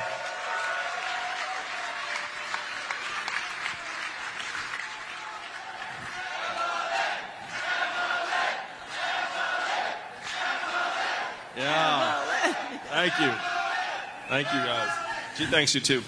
It's always awesome to have a partner with you who helps you maintain that energy. And you always seem so positive and happy. How do you manage that?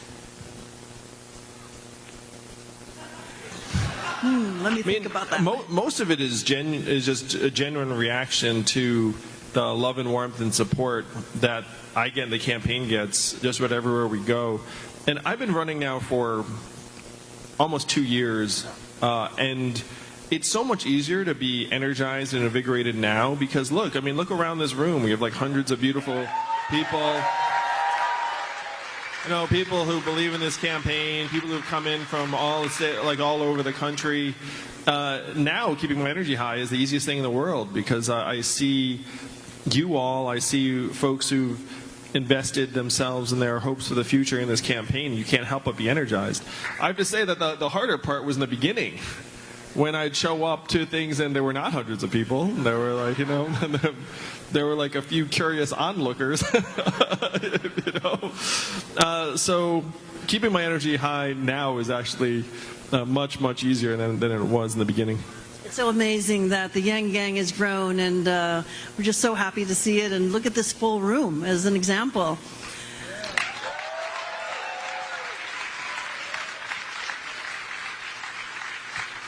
Let's learn a little bit about your background. What at the education company helped you to prepare to become president? The education company I ran taught me a lot about trying to put people in positions where they could do work they enjoy.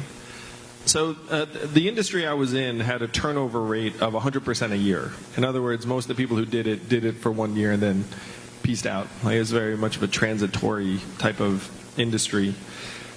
And it's not alone in that. Like if you look at a lot of our industries, they actually have turnover rates approaching that.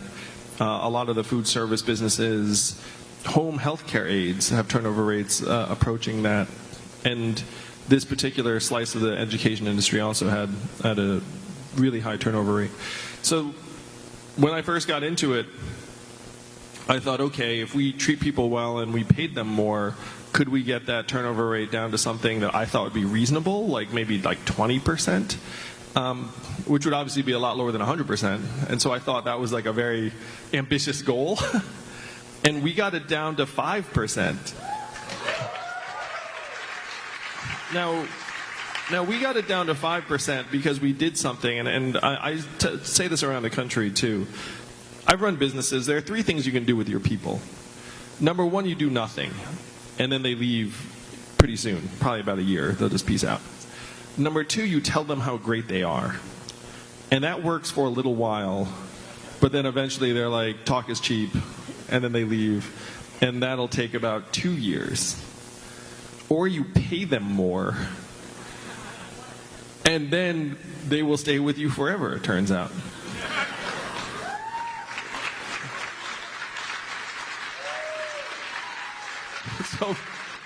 So the way we got turnover down to 5% is we just paid a lot more.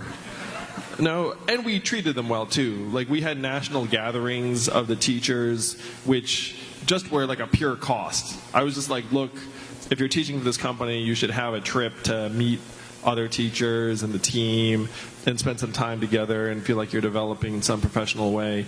So that was like just a pure cost item. I was like, I want to have, so I called it the convocation because I was like, it'd be like cooler sounding if we had like a cool name, and then people thought convocation was lame. And I was like, tough luck, I'm the CEO, it's a convocation.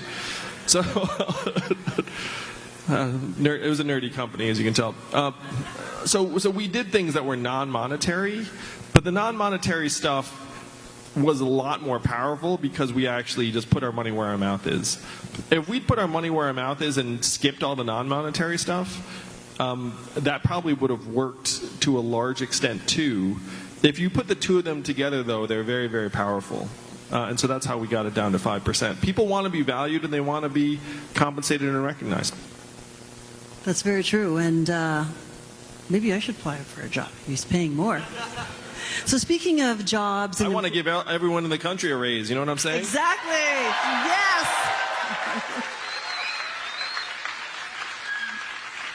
Yeah, so speaking about jobs and creating those, tell us about Venture for America and what you learned from your nonprofit that created jobs in struggling cities that has helped you prepare to be president. I learned so much from Venture for America, and some of it very, very encouraging, and some of it, frankly, shocking and horrifying to a point where I decided to run for president. So, first, the good, where I'm a firm believer in entrepreneurship, and I've seen successful businesses take shape that have now transformed hundreds of lives and created tons of value and made people stronger and healthier in communities around the country. Also saw how hard that was, how frankly out of reach it is for the vast majority of Americans. And it made me somewhat dubious about this entrepreneurship mythos that I still love and embody because I still love entrepreneurship. But then there's a lot of me that thinks we're bullshitting people. Or, you know, we're like, there's reading this article about like, oh, how did you build your $100 million company? And it's like, oh, I followed these 9 steps. I guaranteed you they followed none of those steps in real time. What happened was they built the company. Some journalist said, hey, we need an article about you. And then they made some shit up.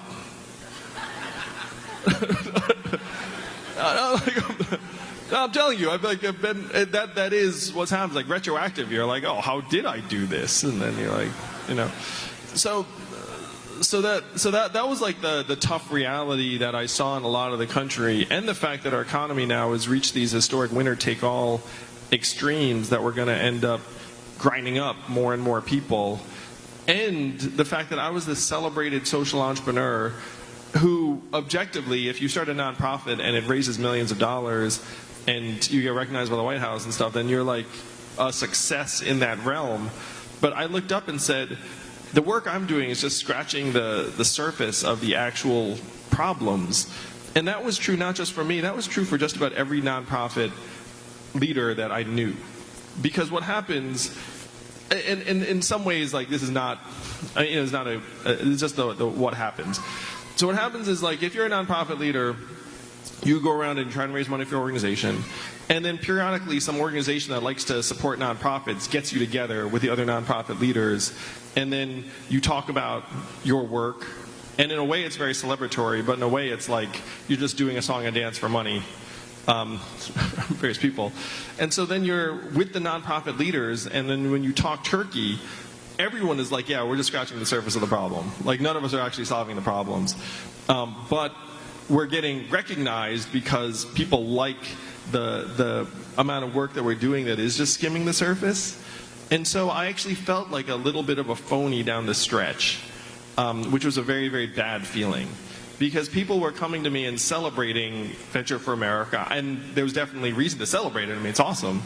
But then if you're honest, you're like, hey, this is not going to fix the problems. It's not going to counteract the fourth industrial revolution. It's not going to make it so that millions of Americans can actually do the kind of work that they want to do. It's not going to counteract the student loan crisis. It's not going to help combat climate change. It's not going to do like any of these massive. It's not going to do anything to address these massive challenges. And when you're in that role, the unfortunate part is that you're stuck in a role where you're just lauding the work that you're doing, and you're thanking the people that are supporting you because you're very grateful. So those nonprofit leaders, when you get us all together in a room, there was like a little bit of a venting session where we were all like, what is happening? Like, we're not actually solving the problems. And then you put us out on stage, and then we become happy and grateful again. That's some insight. You know, when someone says they're starting a nonprofit, like, I want to support them because I know how hard that work is. That running a nonprofit means you have to be indefatigable and constantly positive and just, you know, making it happen. And even if it works, you're not going to get paid a lot of money. Like if you start a nonprofit that grows to a certain scale. So people who do that work, whenever I meet them, I want to give them a hug, tell them how awesome they are. But the biggest thing is I want to rewrite the rules of our economy so that they can actually do the work on like a bigger level.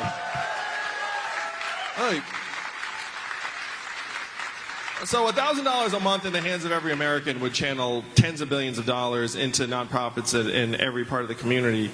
And one of the policies on the website that even you guys who are hardcore Yang Gang probably missed, because it's like policy number 83 out of 160 or whatnot, is prosperity grants of $100 a year that you can only give to a nonprofit for every American. So this would channel billions of dollars into nonprofits, but it does something even more powerful. Number one, it makes all of us each of us a philanthropist. So you actually have to think, okay, what are the causes that I value? And number two, it makes every nonprofit responsive to people and stakeholders instead of the check writers. Because the tough truth about running a nonprofit is, like, they're the people you're serving who are almost never actually cutting you checks. And then they're the people who are cutting you checks, who tend to be kind of far away from the action. And so you wind up getting pulled towards the money and away from the people. This is another way, if we unify the money and the people, then it would reform the way nonprofits operate.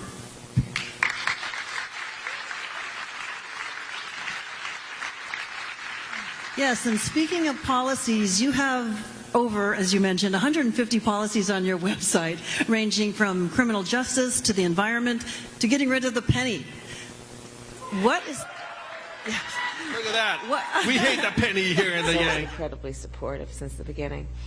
There's a lot to discuss, but this is our summit. This is a time for us to discuss the issues that challenge our communities, in a way also for us to rededicate ourselves to what we know is possible, but it will not be achieved without a fight. We all know that. We know that there has been nothing in our nation that we have achieved that has been about progress, be it social justice, civil rights, or our ongoing fight for equality. Nothing we have achieved has come about without a fight. And so we are prepared to have that fight. And on the issue then of the state of Black America, on the issue then of what we need to do to build communities, what we need to do to recognize the capacity, what we need to do to correct those things that have been the injustices that have led us to where we are today. There's a lot of work before us. I was talking about with the pastors just a few minutes ago about the fact that the goal for all communities should be that we have healthy communities. And if we are to understand then that healthy communities are productive communities, healthy communities are safe communities, healthy communities help us achieve all those things that are otherwise stated goals, the question then becomes, how do you achieve healthy communities? From my perspective, based on my many years of working on these issues, because I will tell you as a presidential candidate, I did not just acquire the language to talk about the things I'm talking about now. I did not just have a staff of people who are my campaign team who came up with the policies. For most of these issues, I have been working on them for years. And so I am clear that when we talk about the need to achieve healthy communities as the goal, it must be about a focus on what we need to do in terms of economic empowerment. So, for example, one of my big areas of focus is what we need to do to build black entrepreneurship, knowing that has always been one of the greatest sources of the economic health and well-being of our community, knowing that our business leaders have always been not only leaders in business, but community leaders, civic leaders, the role models, those who would reach out to the members of the community and the younger members of the community and train and give them inspiration and guidance and mentorship. It's about recognizing healthy communities are achieved when we have affordable housing. And we got to recognize on that issue of affordable housing that for too long black families have been excluded from home ownership. Right? Quick history lesson. World War II. We don't even need to go back to 40 acres and a mule. World War II. The greatest generation, hundreds and thousands of people fought that war.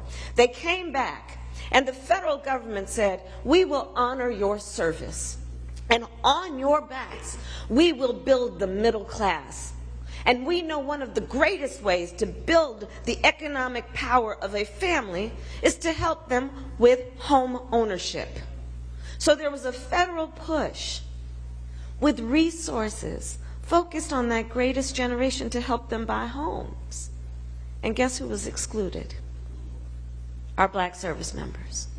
So then, what are we talking about? When there was an infusion of resources for some, there was nothing for others, contributing then to what had already been existing as a disparity based on institutionalized racism and, of course, years of slavery. Then, fast forward to the decades of redlining, where black families were excluded from buying homes in communities which would see great appreciation in the value of those homes. Then you add on it, and Nevada knows this more than most, the foreclosure crisis, which came about, let's remember, because those banks had been targeting predatory loans in our community and so many others. And then we experienced foreclosure at a rate disproportionate to most other communities. So where does that leave us? That leaves us not having the kind of economic power that families need to generate intergenerational wealth. Kamala, what are you talking about? Okay, here's what I'm talking about. Intergenerational wealth. So let's say the son goes to the father and says, Daddy, I want to go to Howard University. Shameless plug. I want to go to Howard University. And the father says, son, you don't need to go out and take a loan from one of those predatory private lenders. I'll take some equity out the house and help you with tuition. Or maybe the daughter says, Mama, I would like to start a small business. And the mother says, honey, you don't have to take out a loan. I'll take some equity out the house to help you start that small business. Intergenerational wealth. What do we do to create healthy communities? It's about economic empowerment. It's about what we need to do in our public schools. Recognizing that we need a robust public education system, but since Brown v. Board of Education, I benefited from it, so many did. I was bused to school, y'all know about that now. Well, also, let's speak truth. After Brown v. Board of Education, certain families started moving their kids out of the public schools. And with that went the resources. And so we are looking in America today at probably equal, if not greater, segregation in our public schools based on race and based on economic situation. So healthy communities. Well, we achieve healthy communities by also investing in public education. That means starting with investing in our teachers. The first policy I rolled out as a candidate for president had to do with the need to close the teacher pay gap in America. Here in Nevada, it's $15,000 a year. I will put in place the first federal investment we've had ever in closing that teacher pay gap. Healthy communities. We pay attention to issues like public health and the need to have the resources in the community. that are about the clinics, that are about the hospitals, that are about the specialists, who can aid when we know our communities have for our babies some of the highest rates of asthma, that we still are so burdened with so many who have diabetes, but 1 in 4 cannot afford their insulin. Let's deal with the fact that black maternal mortality is an issue in America, where a black woman is 3 to 4 times more likely to die in connection with childbirth than other women. So I have a Medicare for All plan that says we're going to have everybody covered. We're going to bring down costs. We're going to hold those insurance companies responsible by saying we're going to get rid of co-pays and deductibles, but also a point of distinction between me and some of the other people on the debate stage. I heard from folks, I'm not trying to get rid of private insurance. I'm going to leave you with the choice that you need to make about one of the most personal decisions in your life, which is your health care. Healthy communities. Well, we've had all this conversation about public health. You know what we have not been talking about? We talk about public health as though the body starts from the neck down. Let's talk about it from the neck up and talk about what we need in terms of mental health. Because I may not be walking around with a limp and a cast, but I need a little help. I mean, I'm running for president, I probably do. But we need to recognize that when we look at issues like childhood trauma, babies who are being raised in communities where they hear gunfire every night, children who are being raised in poverty, because let's be clear, poverty is trauma-inducing. And what are we doing then to build healthy communities around things like early detection and treatment of childhood trauma? And I could go on and on. The clock is ticking, so I'm going to bring it to a close. But I will say this. I believe in this presidential race that there is so much at the stake, and justice is on the ballot in 2020. Be it health care justice, criminal justice, I could go on and on about what we need to do to address that. Economic justice, educational justice, all these issues are on the table.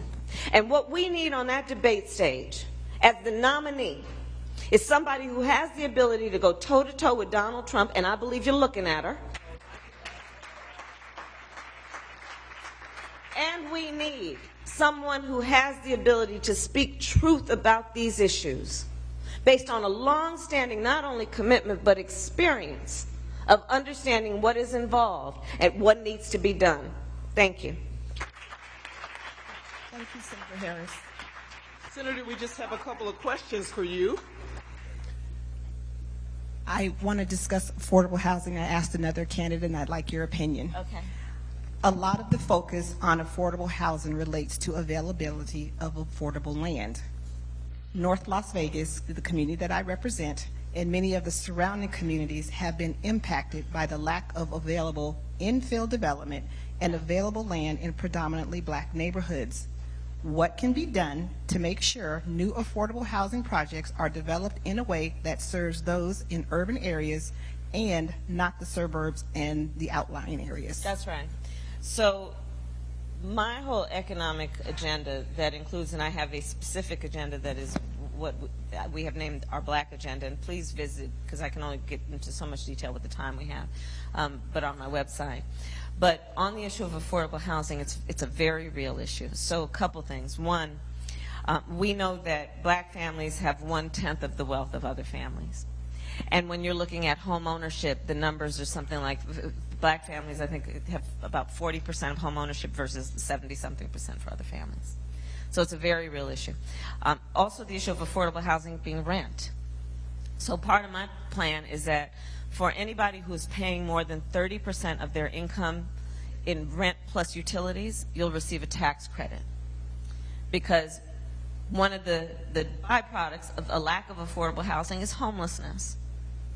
And so we want to obviously do what we need to do to prevent that from happening. In terms of affordable housing, I have a multi-billion-dollar plan that's about investing in community, but doing it in a way that's about investing in affordable housing that includes bringing in our brothers and sisters from labor, the building trades, to help with the apprenticeship programs, to build the skills of the community so community members can participate in actually building the affordable housing. Because this has to go hand in hand if we really want to have lasting economic impact on the community. In addition, unlike Donald Trump, my plan is not about trying to put money in the back pockets of developers. It's about putting the money in the community. Because, you know, he's had all these opportunity zone kind of things, and that's been all about rich people making a whole lot of money, saying they're going to help our community, but really they're just helping themselves. So the details do matter, and these are some of the details I'm offering. Hi, so I'm Assemblywoman Dina Neal, and so I'm really glad that you brought up the historical disparities. My question is,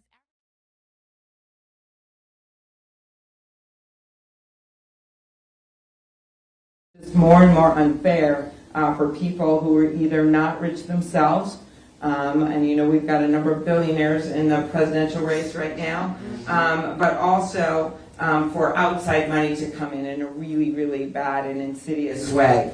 So you couldn't even figure out where the money was coming from or who was spending it. And then you add to that this systematic effort that has been going on across our nation to limit people from voting. I think it was the North Carolina court, that one of the federal courts, that said that they were discriminating with surgical precision in that state in terms of what they did.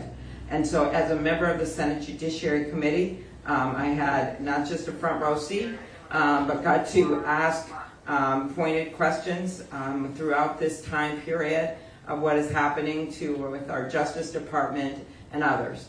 We met Eric Holder very much, who's now leading a lot of the efforts, along with Stacey Abrams, who I have so much respect for when it comes to voting rights across this country. The other piece of it is that I'm the ranking on the Rules Committee, the Senate Rules Committee, which actually has jurisdiction over elections. And I pushed repeatedly to have more hearings on this, but the Republicans have resisted. So I'm going to outline my plan, which is really based on a lot of the work that I've done out there. And I'd start with, first of all, making it easier to vote. And there's a lot of ways we can do that, but the first is by passing the Voting Rights Act, the changes that need to be made there. Anyone that didn't read Ruth Bader Ginsburg's dissent for the voting rights reauthorization and what happened with that case will understand why we need to do it. The minute after that decision came out, which led to less protections for African American voters, states started moving forward with voter suppression. And you have all kinds of examples across this country. Of course, one of the best ones happened, sadly, right in Georgia, where you had 1 million people purged from the voter rolls, where you had over 50,000 people whose voter registrations were not allowed to go through because of things like hyphens. Another example is a case of an African American businesswoman named Michelle, and I think sometimes you can have numbers, but sometimes the best things are stories. And this is she lives in Lawrenceville, and she just tried to vote. That's all she did. She had to wait in line for 2.5 hours. She saw some people leave after they saw how long the line.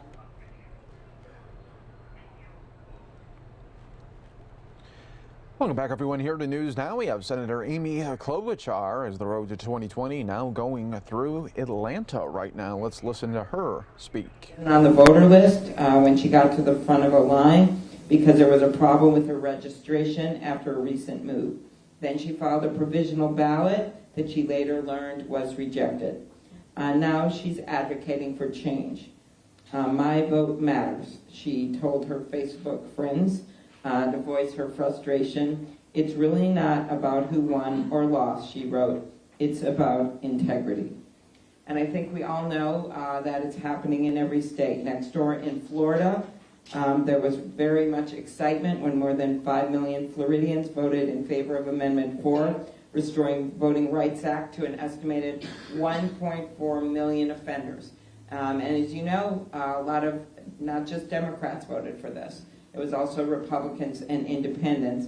And then what happened, I've been down there talking to their legislators about this. It's been effectively blocked because of the way they have messed around the governor and the legislature with the implementation of that bill.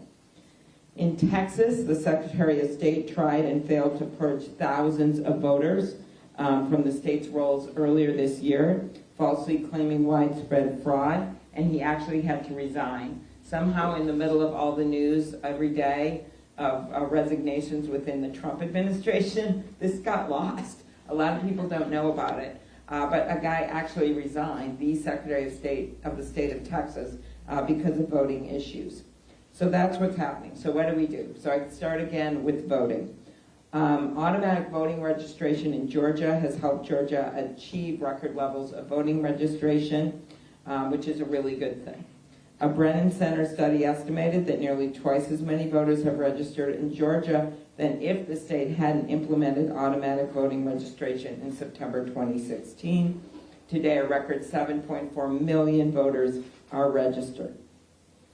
Making sure that we can have automatic voting registration across the country would make a huge difference. So I have a bill that I lead that would automatically register every kid when they turn 18 who is eligible to vote across the country. It's estimated that that would add 22 million voters across the country if you made that simple thing. So, you know, I live in the state of Target. They have their headquarters in our state. And I've always noticed, like, they can find a pair of shoes in Hawaii with a SKU number, right? So why can't we register everyone to vote when they turn 18? It's really the same concept of social security numbers and some of the other things. We give people their social security numbers at birth, but we could do the same kind of thing when they turn 18 for automatically registering. We could do same-day registration across the country. That's a bill I've long led. Senator Tester has always been my co-sponsor of that bill. Congressman Ellison, when he was in the House, was the lead. And that's something in Minnesota which has led us to have #1 voting turnout, including when I led our ticket last time in the country. Don't want to boast, but there you go. And that's because we set a tone that we want to have people vote. And actually, a lot of my motivation for getting involved in these issues has been based on that, that what I saw and how it works, and how people then feel like they're included in government. You know, even if they don't agree with what someone's doing or what they're saying, especially our immigrant community. We have the biggest Somali community in the country, and it makes people feel included in the decisions that are made. The next thing I would do is to make sure that we, as I mentioned, reauthorize the Voting Rights Act, because that's something that used to be bipartisan, and the Republicans have made it political, which is very sad.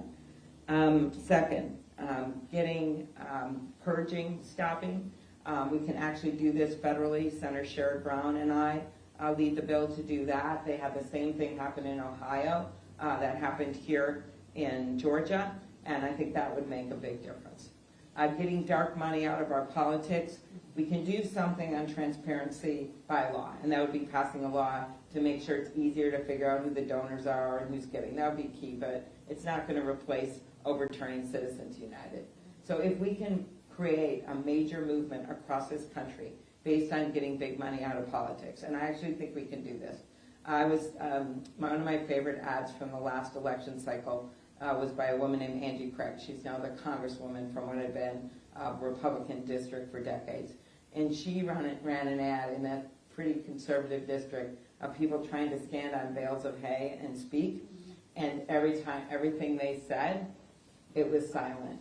And her point in the ad was that people were silent because of that outside money in our politics. They were losing their voices. And I truly believe we can make not just a democracy argument, we can make a libertarian civil rights argument that's going to cross party lines on this idea of this outside money in politics. Because there are a lot of people that aren't even in our fired up Democratic base that are really upset about pharmaceutical prices. And they're really upset about the dominance of big interests in politics. And I think that's an argument that I would make as the lead of the ticket to bring people in so we can actually use this to launch a movement when it comes to making sure we get that money out of politics. public financing of elections. That's also a very good idea. A lot of our states do it. My state does it big time, and it makes a major difference so regular people can run for office. And as we've seen across the country, it gets more women to run, it gets more people of color to run, because it evens the playing field for them. Third, and this is something that is very timely as we look at the subject of the impeachment hearings and what's going on in Washington, which is outside influence in our elections and outside influence in our process. Just a side note on impeachment, if you want just a nutshell of why it's so important, you go back to the Constitutional Convention when James Madison said that the reason impeachment provisions should be included in the Constitution is because he feared that a president would betray the trust of the American people to a foreign power. His words, not my words. I wasn't there at the time. But that is what this is about, and it really transitions into what we're talking about, which is our elections and the importance of keeping them safe from foreign interference. It's actually why our whole country was set up. We broke off from Great Britain. That's not really our concern right now, that country. But that was the whole idea, that we were going to establish an independent democracy. And now we have literally attacks being launched against that democracy. It's not missiles, it's not tanks, but they are using cyber warfare to go after our democracy. And so that's why I introduced this bill with James Langford, who is a conservative Republican from Oklahoma, but he felt pretty strongly that we can't have foreign powers influencing our elections. And that bill is called the Secure Elections Act. And included on it was people like Lindsey Graham and Richard Burr, who was the head of the Intelligence Committee, Mark Warner, Kamala Harris was on the bill. And we had this incredible group of people. And the bill was headed to the floor. We'd had a hearing, we had a markup, and then Mitch McConnell gut-punched us. And he called Republicans and he asked them to stop it from going to the floor. So did Don McGahn, who was then the White House counsel. Those are the facts. No one has disputed it. And that is why when you hear issues raised about Russia and Mitch McConnell and everything that's going on, it actually stems from that bill, which was the bill that Senator Langford and I had. And I continue to reintroduce different versions of it. And all these bills say is, one, you've got to have backup paper ballots, because 11 states don't have it right now. And I'm not telling any secrets. Russia knows exactly what states don't have backup paper ballots. So if you had a problem in some counties or they were hacked into, there would be no backup paper ballots, and it would throw the election into chaos. That's the first thing. The second thing is audits, the importance of having audits. And then the last thing I'll mention is social media. This has been a journey for me. When I started getting involved in this, there were a lot of people standing up to the social media companies when Senator McCain and I introduced the bill called the Honest Ads Act. When I'm president, I'll actually be able to get this done because there's things you can do with the Federal Elections Commission that aren't being done, as well as getting it done through Congress. Here's the situation. All TV stations listen. Right now, you follow rules. You have to say where these ads come from and how they're paid for. That's what that little thing is at the end. I'm Amy Klobuchar. I paid for this ad. That's what that is. And those rules have been the law of the land, as well as some kind of a truth standard where at least you have to look to see. You hear this all the time where stations aren't running ads because they're not the truth. Well, guess what? That has been, big hole has been blown through that with the social media advertising. We have gone from $1.3 billion that was spent during the Clinton-Trump election in 2016 on social media ads. The predictions are it's going to be $3 to $4 billion in advertising on the social media platforms. Some of them are voluntarily putting the ads out. Some of them are not. It's just a complete patchwork. Some are requiring that you say who paid for them. Some are not. And so what is going to happen? It's not just going to be fake imprint. It's going to be fake videos, right? Like the one that President Trump actually sent out that had a fake video of Nancy Pelosi. She can stand up for herself as she shows us every day. But to me, that was an indication of what he's going to do and what they're going to do. And that's why this Honest Ads Act is so important, this bipartisan bill, to get done, because otherwise there are no rules of the road. And if you think it doesn't affect voting and race, my best example, and this was just an image that was put up on social media, but it went allegedly to, the Washington Post found it, to African American sites. And it was an image of this woman, and she later called Senator Durbin's office because she's from Chicago, innocent woman, African American woman. Her face is on an ad, and it looks like it's a Hillary ad. It's got a fake Hillary logo, and it says, why wait in line to vote? This is a few weeks before the election.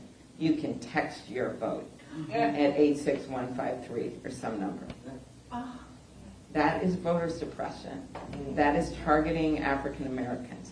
Those are the kinds of things that are floating around on the internet, and we have to be very honest about that when we embark on this discussion. So I have been really horrified that my Republican colleagues are putting their partisan interests in front of our democracy, that they're letting this fake stuff go out there, that they're not really working to advance these kinds of bills. And the social media companies originally were against these bills. They told me it was too hard to figure out what a federal issue ad was. And I said in the hearing, that is so weird because you guys are the biggest companies in the world, and my radio station in Thief River Falls, Minnesota can figure it out because they have to follow the rules. So they have to keep the ads on a file so people can see them. So the point of that is that they have now, after Cambridge Analytica, many of the major ones say they support the bill, but the bill's going nowhere because the Republicans are stopping it. So that's where we are right now. I wish I had a better report. But my good report comes from the grassroots turnout we're seeing all over the country. Comes from what just happened in Kentucky and Louisiana and what just happened in Virginia, where we flipped the state legislature. Because despite all of this bad stuff that's going on, where people are messing around with our democracy, there's a lot of really good people out there that have seen through it. And they're turning up to vote, and they're turning up to vote in record numbers. So that is the importance of what we're talking about. It is literally our democracy is at stake. So I'm looking forward to hearing from these great panelists today. And thank you for having me at this beautiful museum. I just heard the story behind the museum, which is inspiring, and I love being here and back in Georgia. And yes, it's like 30 degrees warmer than it is in Minnesota. So thank you very much. All right, who wants to start here? Should we, do you want to, Sarah with the Georgia Democratic Party. Okay, thank you. Thank you, Senator Klobuchar. I really appreciate you coming for a second time to Georgia to talk about voting rights. It's such an important issue here in Georgia. I just want to briefly say I'm the voter protection director for the Democratic Party of Georgia, and I've been in this position for almost 2 years now. And for a time, I was the only full-time voter protection director in the country. I just want to put a little bit of local color on some of the policy proposals that you have. Based on some research by media and our own numbers, if we had same-day registration in Georgia, there would have been somewhere between 90 and 100,000 more votes cast last year. So you have automatic but not same day. Exactly. Yes. There's a hard 1 month So what did deadline. you say, 1 million? 90 to 100,000 90 to 100,000. And those are the votes that we know that people wanted to, but they missed the deadline, or Right. they had to cast provisional ballots. And Yeah. this is where the top of the ticket was decided by fewer than 55,000 votes. Just so everyone gets it, like the same day registration is just people showing up, and they have to have proof. They have to have like a gas bill. They have to have a neighbor with them. And I actually enforced the election laws in our biggest county for 8 years while I had a Republican Secretary of State. So they were always sending stuff over, and we had an investigator to look at every single one of them. And they were almost always like fathers and sons with the same name, and then we would show what it was. And we just had no trouble at all with the same day registration. Because you literally have to vouch for someone, and it's against the law if you lie. So who is going to go out of their way to do that? No one. And so that's why I think that this is such an important tool to use. Exactly. Okay, keep going. Oh, no, I know you got plenty. No, you got to finish there. Okay, Yeah, I just didn't mean to interrupt. No, you. that's all right. So to interrupt, can we just pass the microphone? Oh, that. Sure. Oh, you mean I can't keep it? Just keep going with that. That's fine. There we go. The other issue, and I'll stop here because I could go on all day. and this is something you didn't mention, Senator, but voter ID. It is used as this protection against this spectral issue of voter fraud. But I don't know how many people understand what a serious and real impact it has on individuals. 2 weeks ago, I received an email from a woman whose mother had just moved up from Florida, and she has a valid Florida driver's license and a whole set of documents. What she doesn't have is her marriage certificate from 40 years ago, and she doesn't remember what county in upstate New York she was born in. She's not qualified to get a Georgia driver's license or a Georgia voter ID card. So when her Florida driver's license expires, what does she do? 2 weeks ago, we had to convince an election supervisor in South Georgia that out-of-state driver's licenses are valid voter IDs. They had turned away 2 voters.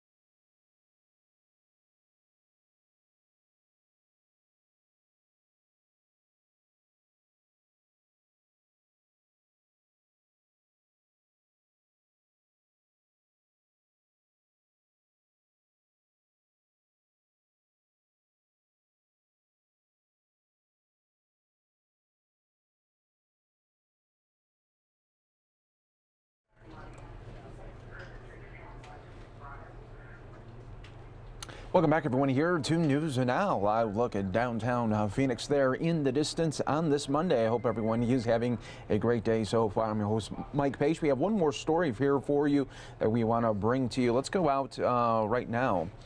We're going to go out to a Chicago suburb, Buffalo Grove, Illinois, where there was a double murder last night, and now police are talking about that. Let's bring it to you here on News Now, everyone. Good morning. Thanks for coming. Again, my name is Chief Steve Cass Stevens, Buffalo Grove Police Department. Before my remarks, I just want to remind everybody this investigation is still in its early stages. And as all of you probably know, there are facts which we know that we may not be able to release at this time that may be critical to the investigation, but I will provide you as much information as I can. So the Buffalo Grove Police were called to the parking garage located at 150 Lake Boulevard at approximately 11:30 p.m. last night. 150 Lake Boulevard is a condominium building which is part of the Cambridge-on-the-Lake complex. Police were called by a resident who had entered the parking garage and found 2 victims.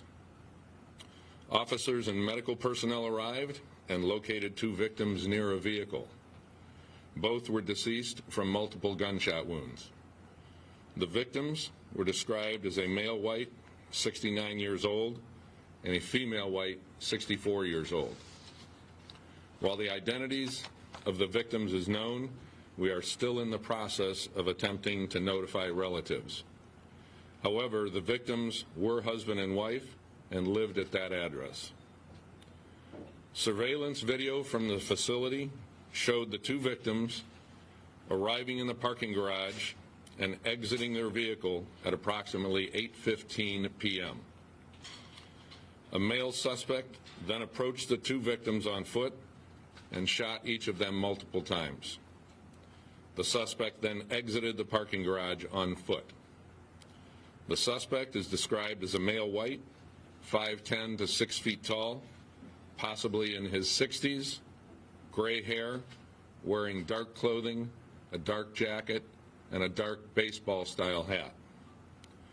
While the identity of the suspect is not known at this time, we are confident we will be able to identify him. We believe the victims in this case were specifically targeted, and we do not believe there is further danger to other residents. This investigation is being coordinated through the Lake County Major Crimes Task Force in cooperation with the Buffalo Grove Police Department. Our condolences go out to the victims and to their families in this tragic event. We hope to be able to provide you with additional information on this investigation later today. We ask that if the public knows anything about this event, to please contact the Buffalo Grove Police Department at 847-459-2560. And if someone wishes to remain anonymous, we encourage them to please call the Lake County Crime Stoppers at 847-662-2222. I will open up to a few questions, but please remember this is still early in the investigation, and there are facts that we know that we just can't release yet. Thank you. There's a sonar team on the pond right now. Can you just describe what's happening at the complex this morning? Yes, so just to cover all bases in this investigation, we've asked the fire department to check the ponds in that area with their sonar equipment, just in case a weapon that was used might have been discarded in the ponds. Do you have reason to believe that may be the case? We have no specific reason to believe, but we're just checking now. Chief, why do you think they were targeted?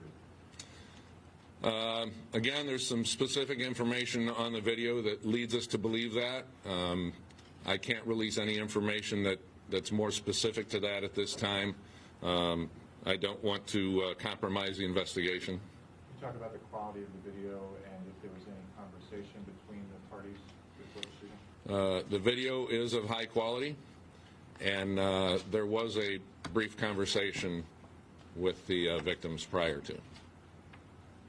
Chief, is it believed that this might be an intra-condominium issue that boiled over? I would hate to speculate on really what the reasoning behind this was. Again, as we get further into this investigation and find out more of the facts, we hope to have better information for you. How can you get in and out of this garage? Do you need access, or is it open door, anybody can go in and out, or do you need to have a key to get in? Certain people can, certain people can't? Residents have access to the garage with opening system. And has there been any sign of any forced entry by anybody that wouldn't be a resident? None that we saw. Chief, was there a struggle before both individuals were shot? No. Does it appear they knew each other? We're not sure. I hate to speculate on that. There was a brief conversation, but we're not sure if they knew each other or not. Chief, can you go over the sequence of events again in the video? Yes, happy to. So the victims entered the parking garage in their vehicle. The 2 victims exited the vehicle after they parked, and the suspect came up behind the vehicle and shot both of the victims multiple times. Does the video show the suspect entering the open It shows the suspect entering the open garage door shortly behind the vehicle that entered. Will you be releasing any video for us to help you amplify this? We're working with the Lake County Major Crimes Task Force right now on the video, and hopefully we'll be able to release some images later on, again, after we notify family. You believe only one offender? Correct, at this time. Is there any video near the lakes that are making you think that that lake back there, that makes you think that it needs to be investigated more thoroughly? Well, that's part, again, we're still early investigation, so our investigators covering all bases are canvassing the area, looking for any other video cameras on either residences, businesses that might shed some more light on this. Are you looking for any particular vehicle you can actually? Not yet. Well, how much time elapses between what you saw and when the person was first? We were notified at, let me get my facts correct here. We were notified at 11:30 p.m., but the video showed that the shooting occurred at 8:15 p.m. So we were not. Sure that the video time is correct? Yeah, we're working to make sure that that is correct. Again, this was a parking garage, so there was very little traffic through there at that time of night. That was my question. It doesn't sound as though you found any witnesses other than the camera. Correct.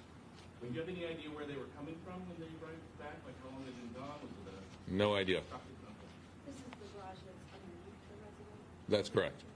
When you say multiple shots, more than 5? I'm not sure the exact number. Close range? Close range, yes. For both? Yes. Have there been any issues of this kind of development in recent months, either involving these victims or not? Has there been any friction there that you're aware of? Not that we're aware of, no. When the suspect enters, the car drives in, the suspect follows in, On foot. and then leaves out. And leaves through, after the suspect enters, the garage door closes, and then the suspect leaves through a side door. Was anything taken from the victims in this case? Not that we're aware of. How many people approximately live in that building? I have no idea. Was it locked down for a period of time? I don't know. Were the victims retirees or were they working somewhere? I'm not sure the specifics at that. Do we know if they had any role in condo management or if they're residents or that? I do not know. You said really good video quality. Does the good video quality show the suspect entering too? So you have a pretty good image of this person? It shows the suspect entering, but the distance between the camera and where the suspect entered is a significant distance. So we're working right now to enhance the video. So that's part of what we're doing to try to help identify a suspect. Single camera, multiple cameras inside? There's more than one camera. Yeah. Is there audio? No audio. Do you know how long they lived there? No, I don't. Is there any reason you're not releasing any video or any imagery of this crime scene to help move this along? Well, part of the reason we're holding off at this point is because all the family have not been notified. So I would hate to see a family member see the video or a clip of even the suspect and possibly recognize him when they still haven't been notified of the deaths of the family members. Why are you so confident there's no risk to the community? I wish I could give you more information, not right now, but that's a little critical for the investigation. I don't want to release that yet. Will you have extra patrol at that condo building for the time being? We have officers on site there. And what's next for the sonar search? I leave that up to the fire department, so when they're completed, they'll notify us if they find anything. When was the last homicide in Buffalo Grove? I have no idea. Great question. So I'm sorry, that's all the information. All right, so that is the update there in Buffalo Grove, Illinois, as they are investigating, looking for that suspect still. We have Arias now with a preview. What's coming up next online? Yeah, hello everyone. Unfortunately, we're going to have a shooting update out of Fresno, California. It's that time of year where people like to gather with friends and family. I knew of a lot of Friendsgivings going on this weekend, and about 45 people at a house party just watching a football game, and all of a sudden shots rang out. 10 people total shot, 4 of them dead. So we'll have an update there. All righty, so we will have that, and you'll be also monitoring anything that comes out of Oklahoma with this Walmart shooting that 3 people were killed there earlier this morning. So we haven't had a news update there yet, but if we do, we'll have it online for you on Fox 10 Phoenix. Well, thanks, Pilar. Looking and if there's any breaking news, of course, you'll have that as well. All right, now we have just a little bit more moments here with you. Let's go back out to Atlanta, where we have Senator Klobuchar there.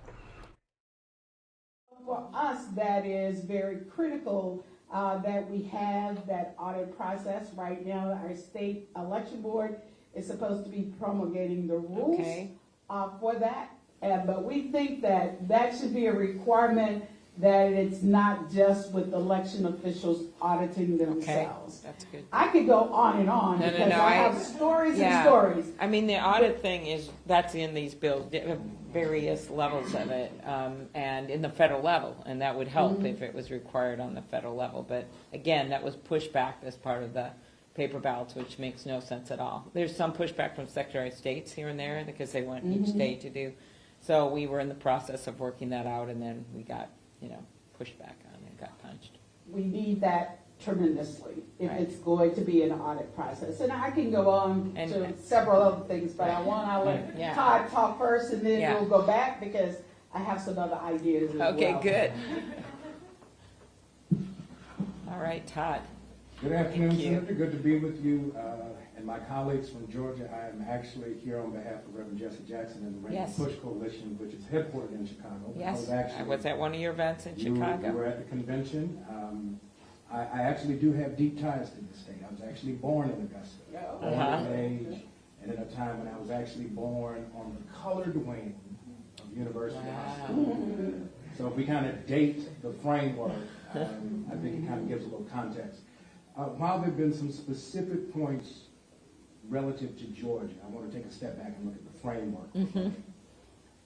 What Shelby did, the Shelby decision, I think opened the door for what we have seen as permissive disenfranchisement.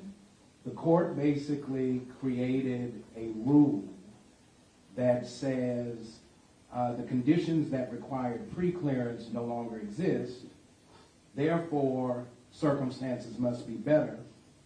Thereby, we really don't have the types of racially motivated disenfranchisement we've seen across the country.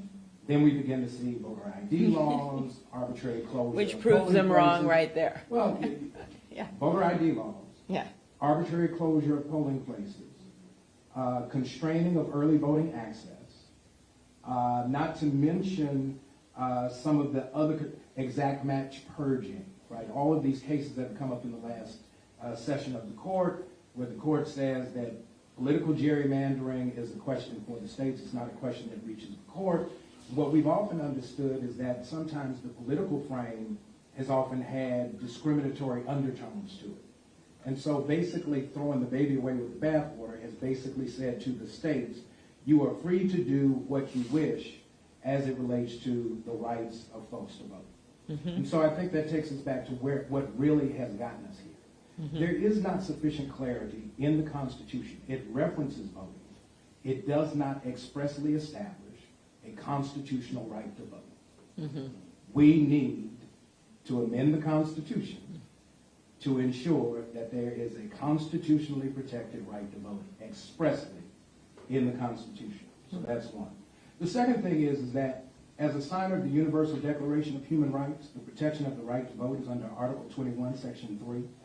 Anytime we get caught up in this process of denying folks the right to vote, we're actually in violation of the Universal Declaration.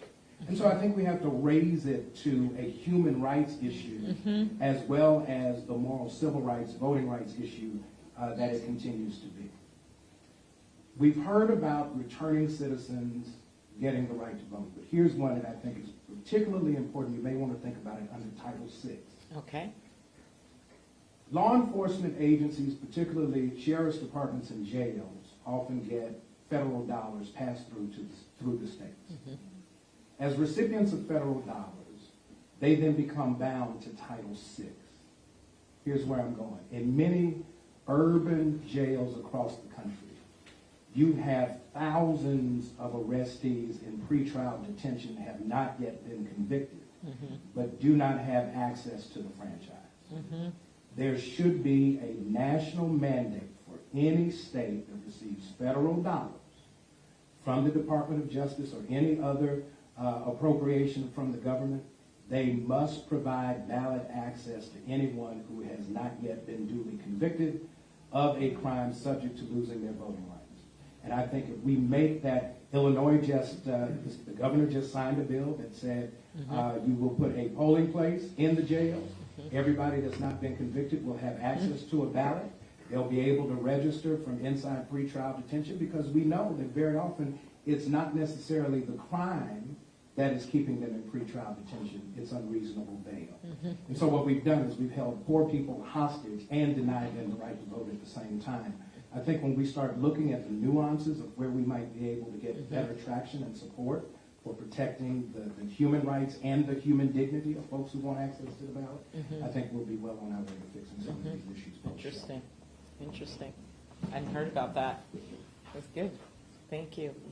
Okay. So if you could do one or two things here, what would it be? What do you think would be the best? Would it be to get do it federally, I would think. If the minute we can do things federally, we should. And then I guess my argument would be, what would you do in Georgia? You know, if you had the ability to actually make sure that we had a democracy that was working for everyone. It sounds like what Sarah here would do was the same-day registration, which is actually, just to back her up on this, the top, I don't have the stats anymore, but it was, you know, the top 10, 12 states. Don't give me a Pinocchio, I'm just trying to remember this. That they were nearly all for voting. They were nearly all same-day registration states, and they weren't always Democratic voting states, which I think is very important to note. They were states like New Hampshire, that's mixed. You kind of go through the list. I think Iowa has it. There was, I don't know why I'd mentioned those two states, but there's a number of states that are either purple or even red, combined with some blue states that do it. And it's pretty interesting, and it's worked so well. And again, one of the things that distinguishes them is they feel like they have an easier time to vote and be part of what you call the franchise. And then I have seen, I mean, I have a lot of people come up to me, well, I didn't vote for you, but and I guess I'm okay with what you did on this or something, you know, because they feel like they're part of the thing. And I think that is, that's what this is really a lot about. It's trust. And then your other thing would be the IDs, right? Okay. Any other? You know, I have to emphasize same day, of course. Yeah. Something that we haven't touched on, I know everybody at this table can touch on as well, districting. Oh, yeah, we didn't talk about that. That was a mistake on my part. Yeah. That's my next one. Okay, good. So tell me the status in Georgia, both on the congressional, okay, well, maybe if it's, You want to talk about okay, yeah. Yeah, you brought it up. Happy to talk about it. We've had introduced the bill twice. Okay, so you've got both on the state legislative side and then the congressional district, sort of what's going on. Correct. Okay. So, as you know, Oh, yeah. Sorry. Yeah. So as you know, redistricting is coming. Okay, there's nothing that's going to stop this. It has to be done every 10 years, and it's going to be done in 2021 once the session's over. How these lines are drawn has led to voter suppression in the state of Georgia, and we know that it specifically targets people of color more than anyone else, and people who come from low social and economic backgrounds.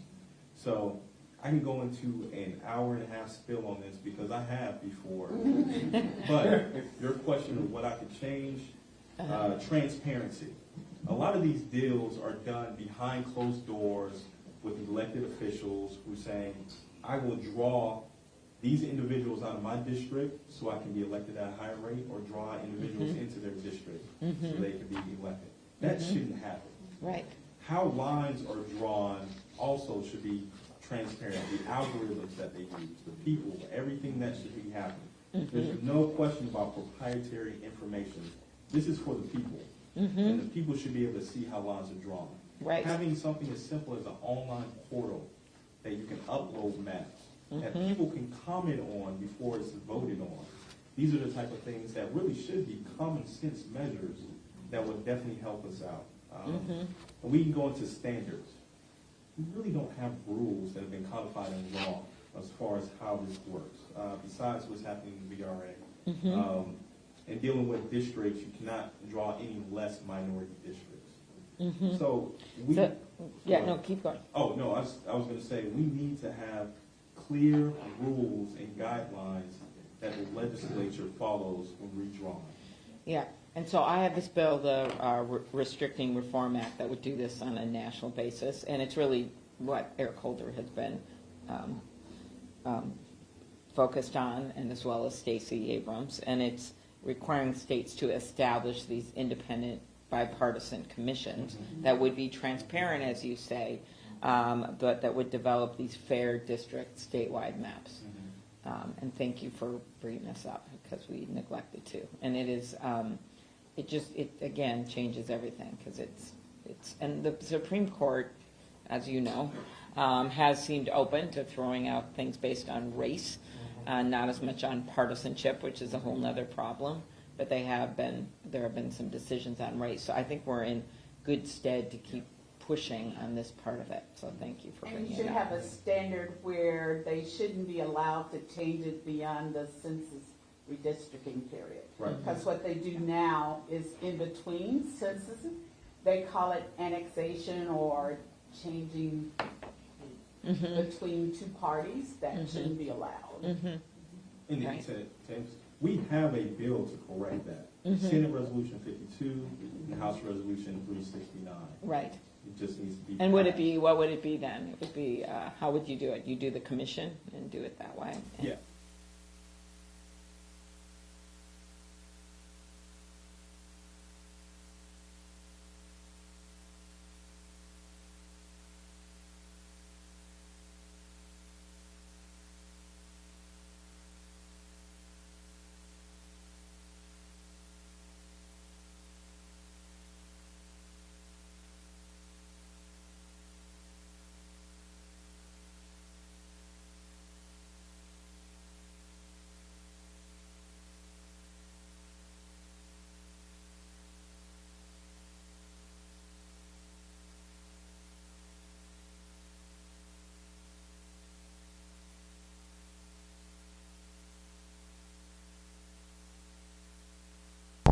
Try that.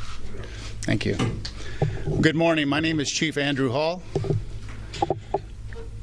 with the Fresno Police Department. Sadly, today I stand before you regarding a tragic shooting that occurred in our city last night. This shooting left 4 people dead and 6 others injured. 2 are still recovering at the hospital today. I'm joined here by members of the Fresno Police Department, the District Attorney's Office, state and federal partners, and members of our community. I'd like to introduce some of those people that are with me today, including Deputy Chief Pat Farmer from the Fresno Police Department Investigations Bureau, Captain Dennis Bridges from the Investigations Bureau, Captain Anthony Martinez from the Southeast District Policing, Fresno County District Attorney Lisa Smitkamp, United States Assistant Attorney Kim Sanchez, Jaime Magallan, the FBI Supervising Agent Eric Anderson, the ATF Resident in Charge, and Jeff Brennigan with the Homeland Security Investigations Unit. Also with me today is Pao Yang. Pao is a community member in the Southeast Policing District and also a member of the Southeast Asian community and the CEO of the Fresno Center. I asked him to be here because his community has experienced a tragic loss, and this has actually hit home to him as some of his board members' family were at this party and victims of the shooting. I have received phone calls offering support from Senators Jim Costa and State Senator Melissa Hurtado. I'd like to thank them for their phone calls and their offer of support. Last night at about 7:48 p.m., the Fresno Police Department received numerous 911 calls regarding a shooting at 5361 East Lamona. The callers indicated that several people had been shot at this location.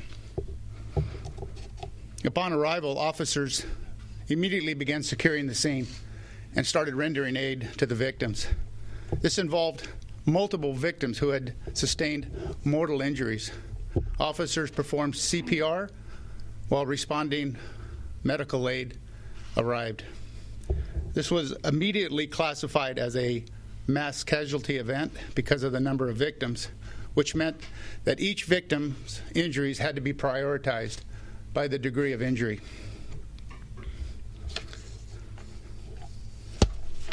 Officers located 10 people who were shot in the backyard at this residence. 3 were pronounced deceased at the scene. The 6 others were transported to local hospitals. Sadly, 1 died in surgery.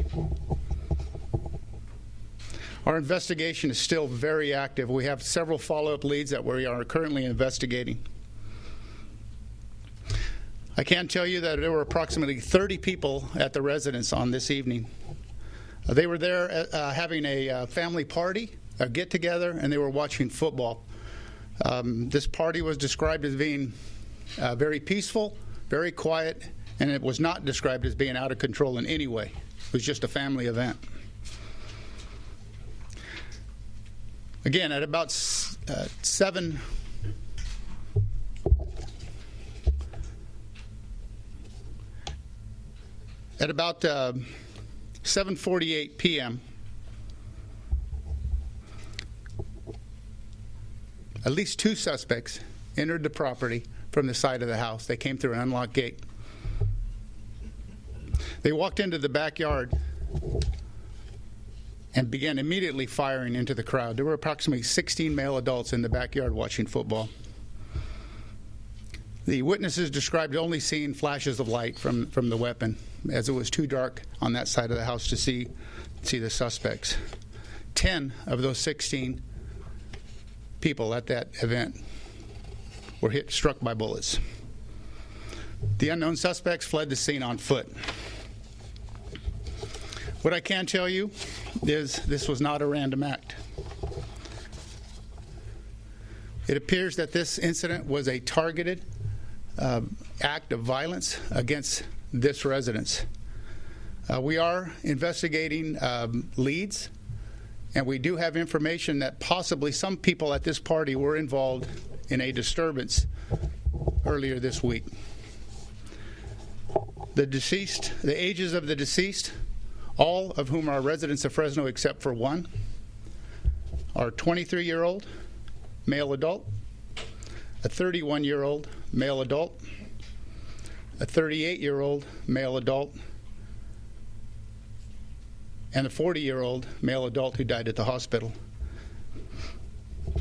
The surviving victims ranging in age from 28 years to 36 years old. Fortunately, there were children at this party, and all of them were in the house at the time of the incident. The house was not struck, and it does not appear that they were the intended target. This investigation is going to take 2 phases now. The first phase will be the establishment of an Asian gang task force. And this will be headed up by Deputy Chief Pat Farmer and Captain Dennis Bridges. And this will be a combined effort with the Fresno Police Department, its multi-gang task force, as well as officers, Southeast Asian officers from our department who are connected in the community, and our federal and state assets. The second phase of this operation will consist of healing the community. Captain Anthony Martinez, the Southeast Policing District Commander, will be overseeing this operation. And what that consists of is getting out into the community and talking to them and helping them heal. We'll be providing services to the victims and their families and offering them support. We'll also be putting out additional resources in the Southeast Policing District to deal with this issue, as well as several other Asian gang-related violence that occurred in Southeast Fresno, excuse me. I'd like now to introduce Deputy Chief Pat Farmer, who will be overseeing the Asian Gang Task Force. Thank you. Thank you, Chief Hall.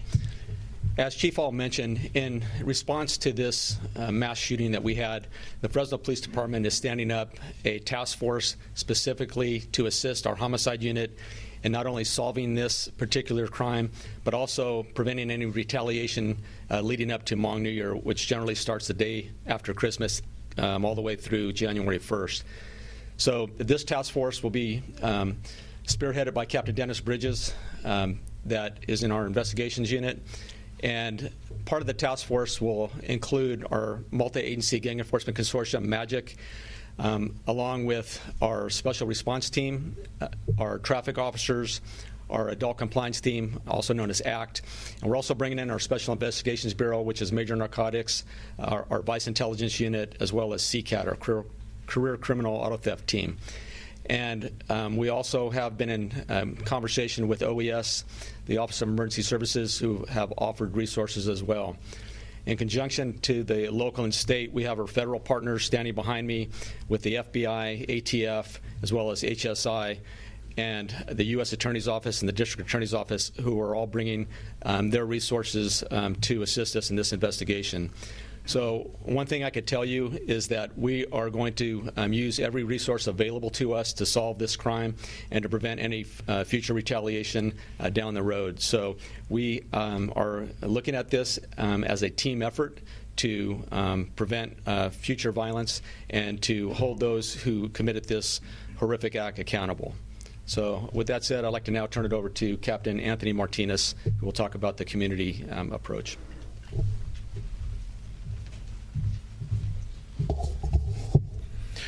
Thanks, Chief.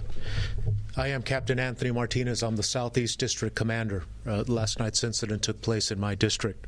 I wanted to tell you just a quick synopsis or a quick briefing of what that neighborhood is where this took place. It's approximately a 10-block neighborhood in the Southeast Policing District, and there are a lot of Hispanic and Southeast Asian families. Of the Southeast Asian families, there is a large number of Hmong families in that neighborhood. What took place last night, just as it shocked my officers that arrived there, has shocked that whole neighborhood. And it's now my job as a Southeast District Commander to make sure that we let them know that we're here with them and we're going to help them through this too, because that entire neighborhood was victimized when this took place.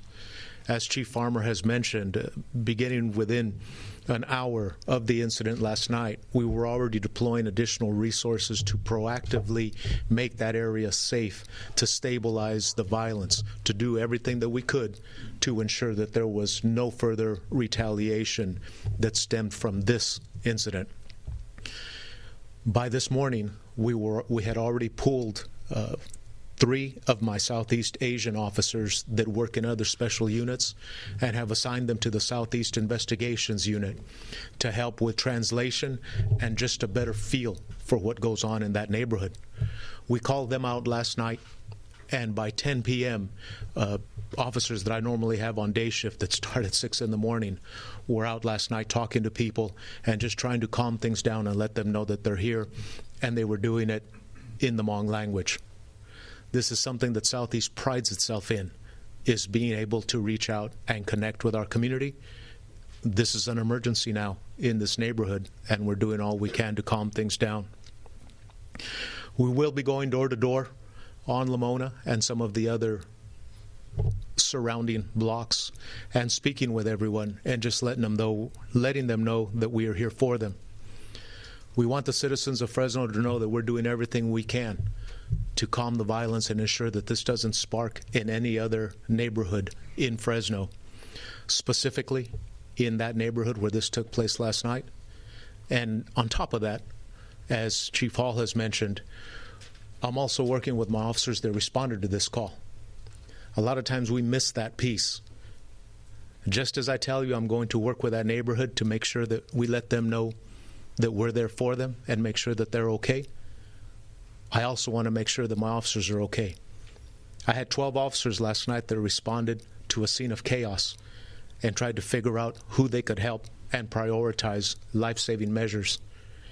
I had 2 of my officers that were covered in blood and actually had to be decontaminated, go shower, and change their uniforms based on what they landed in and were trying to fix. They're hurting a little bit in that neighborhood right now, and my officers are hurting too. And we're going to do everything we can to get this matter resolved on all levels, as Chief Hall has stressed. Chief. Thanks, Anthony. I'd also like to introduce our District Attorney, Lisa Smitkamp.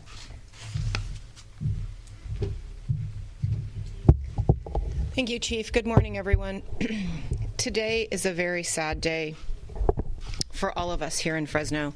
I'd like to first offer my condolences to the families who have lost loved ones, to the entire Hmong community and all the residents of Southeast Fresno.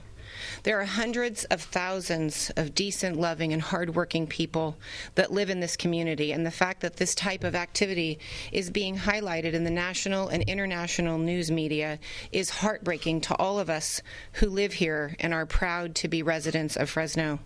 We all are so proud to represent the wonderful people of this community, and we want everyone to know that this is not typical behavior for Fresno. I want to thank Chief Hall and the Fresno Police Department for their leadership in coordinating the task force to investigate this senseless crime. The DA's office will be here to support the Fresno Police Department in any way that we can, and we too are grateful for the support of our federal partners at the United States Attorney's Office, the FBI, HSI, and ATF. We will work tirelessly to bring these violent criminals to justice, and I can promise you all that as soon as they are apprehended, we will prosecute them to the fullest extent of the law.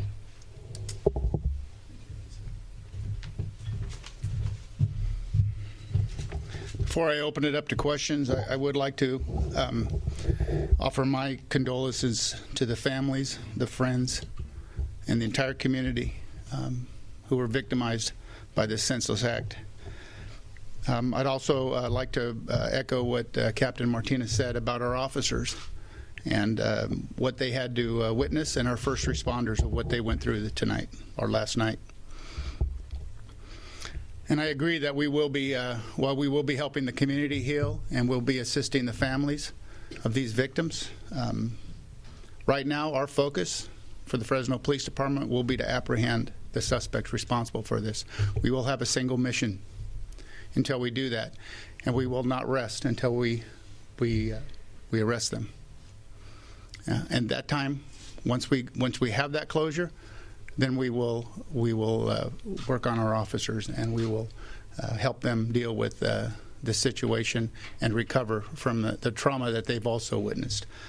I want to thank both our federal and state partners who have not only reached out to me, but responded to the scene almost immediately.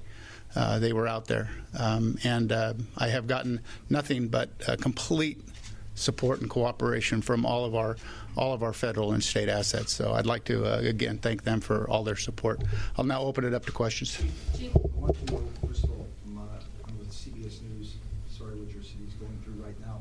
I want to ask you, refer to gangs, Asian gangs. And I want to get some specifics from you. Is this a gang-related incident?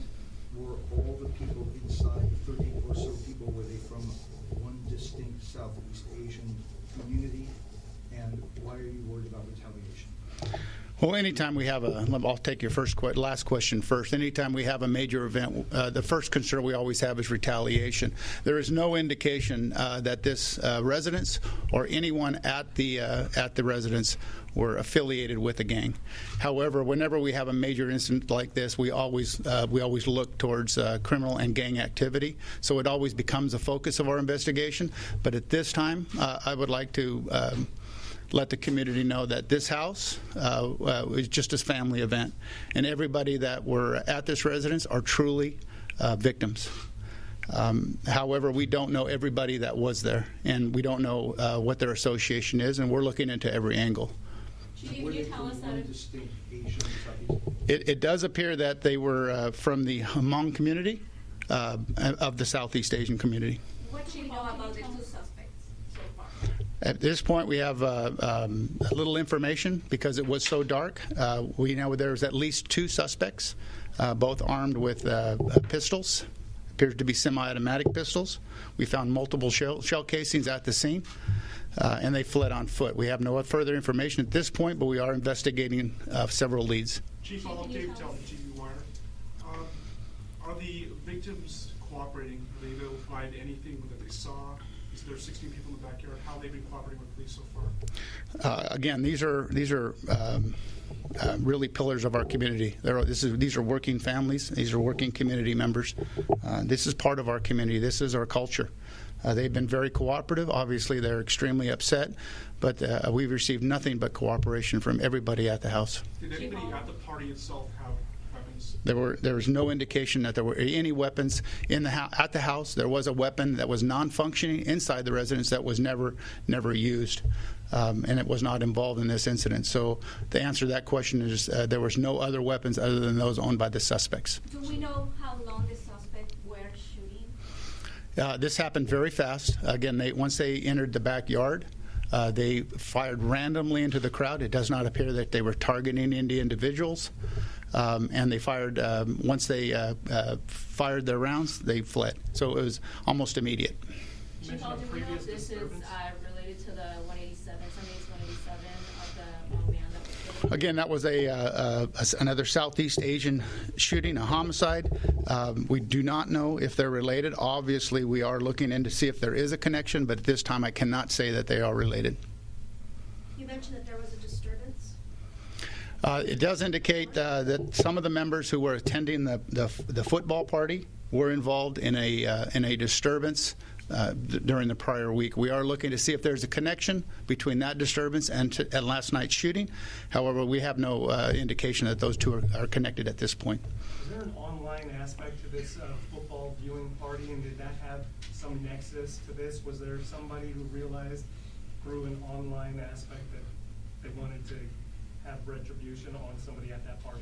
We have no indication that this is related to any online event.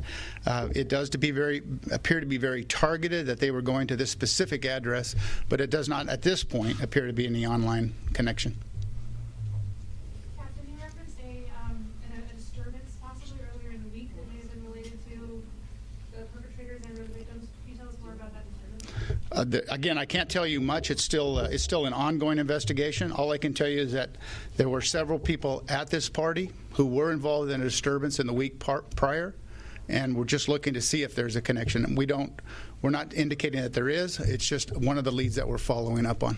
Chief, whose house was it? It was one of the residents of the group. I'm not certain of the name of who owned it, but it was owned by the group that were having the party. Was that disturbance a homicide? Was that previous disturbance a homicide? No, it was not. That was just a fight. Officers were called out. However, no case was written, as most of the individuals who were involved in the disturbance had already left the scene. Can you describe, please, how the suspect entered the house from the front door to the backyard? Yes. Again, they did not enter into the house itself. They entered into the backyard through a side gate, which was unlocked, and went down the side of the house into the backyard. Did they say anything before they opened fire? There was no indication that there were any exchange of any words.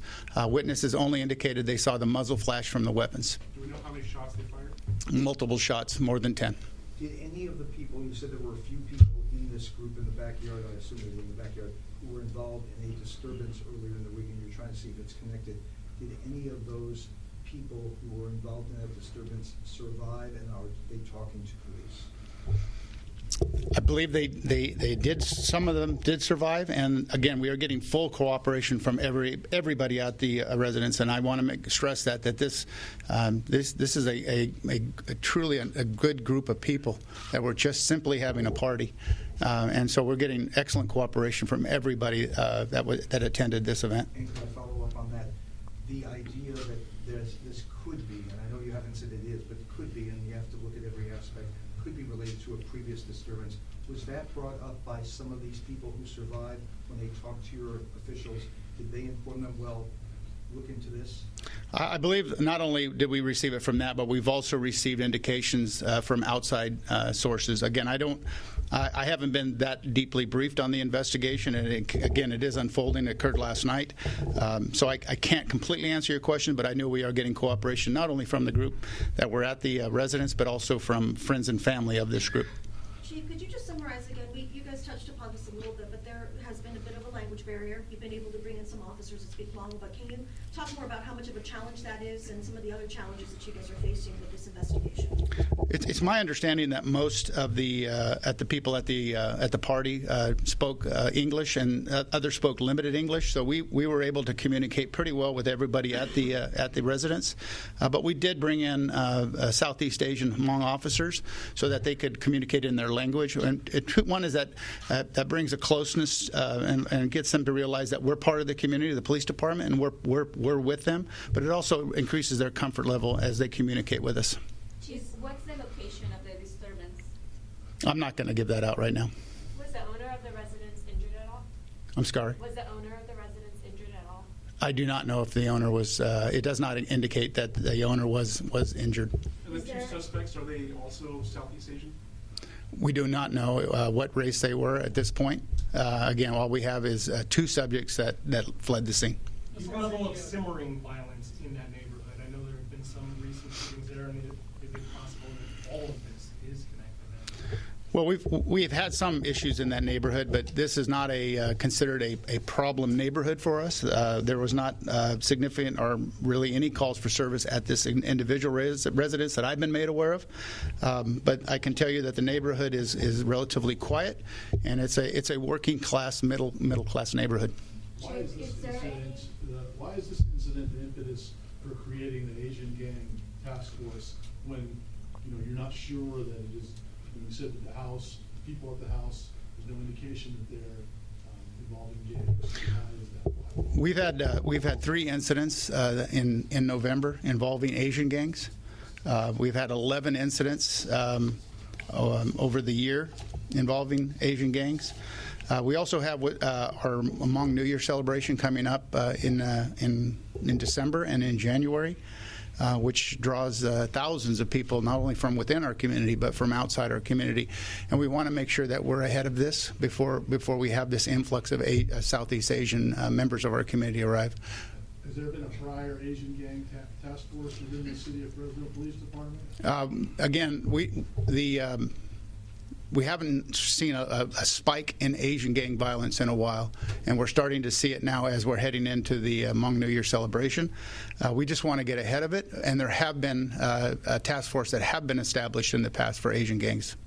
And what do you think the reason for the uptick now? Have you spoken with the district commanders in that area to see what the problems have been? Again, we're investigating the uptick. It could be anything from a disturbance that carried over.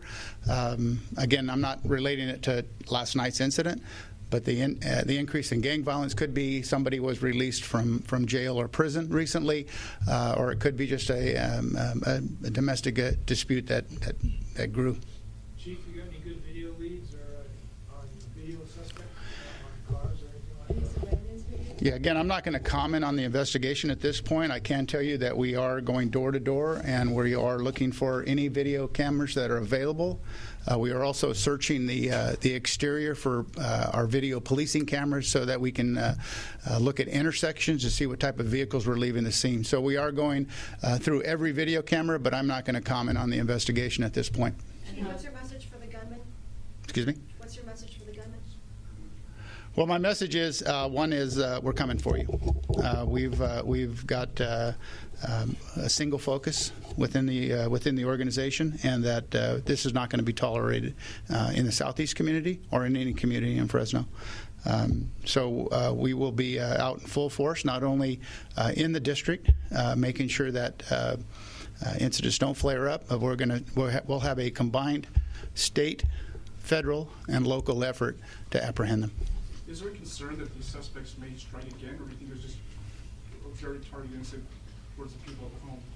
Well, obviously, I'm concerned about any further acts of violence. This suspect or suspects have shown a disregard for human life. by just spraying bullets into a crowd of people. Thankfully, the children were inside the house at the time, but they could have just as easily been injured or killed. So obviously, I'm very concerned about further acts of violence. How many officers do you have on this right now, detectives? I don't have an actual count, but I would say it's in excess of 60 officers. Will you be increasing police presence in the neighborhood? Absolutely. Starting last night, we brought in additional resources into the neighborhood, and those will be increased as we continue our investigation. The people you've spoken to who were at this gathering, have they told you that they believe that this was retaliation or gang-related?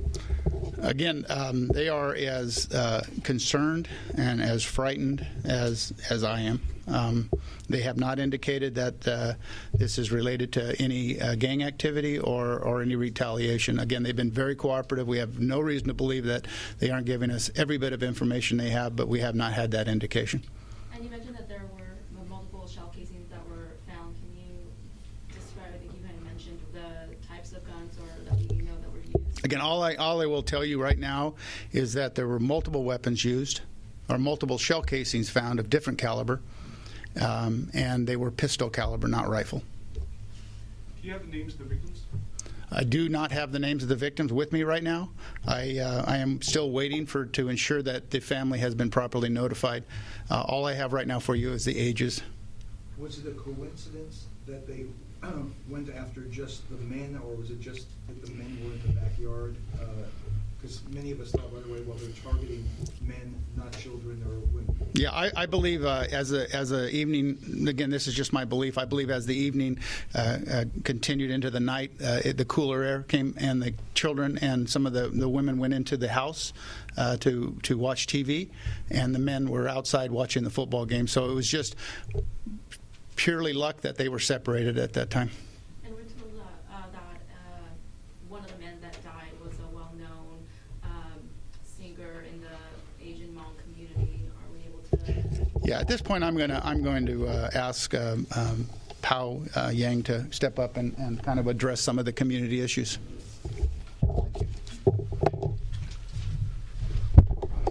First of all, I want to thank Chief Hall and the Fresno PD for their quick response. You know, it's a dark day in our community, not only in our Hmong community, but I think in our Fresno community. I'd like to ask the press and folks to also respect the family in the incident. To answer your question, two of the victims that passed away are well known in the Hmong community. I represent the Fresno Center. We're a nonprofit organization in Southeast Fresno, and they come out and perform to our mental health clients. You know, every year, especially gearing up for the Hmong New Year, a lot of these folks are scheduled to perform at the Hmong New Year, and these are people that are near and dear to us. I don't see any gang affiliation with these folks. Like Chief said, very disturbed. At the moment, I don't know what to say. Community elders are calling Fresno Center for assistance.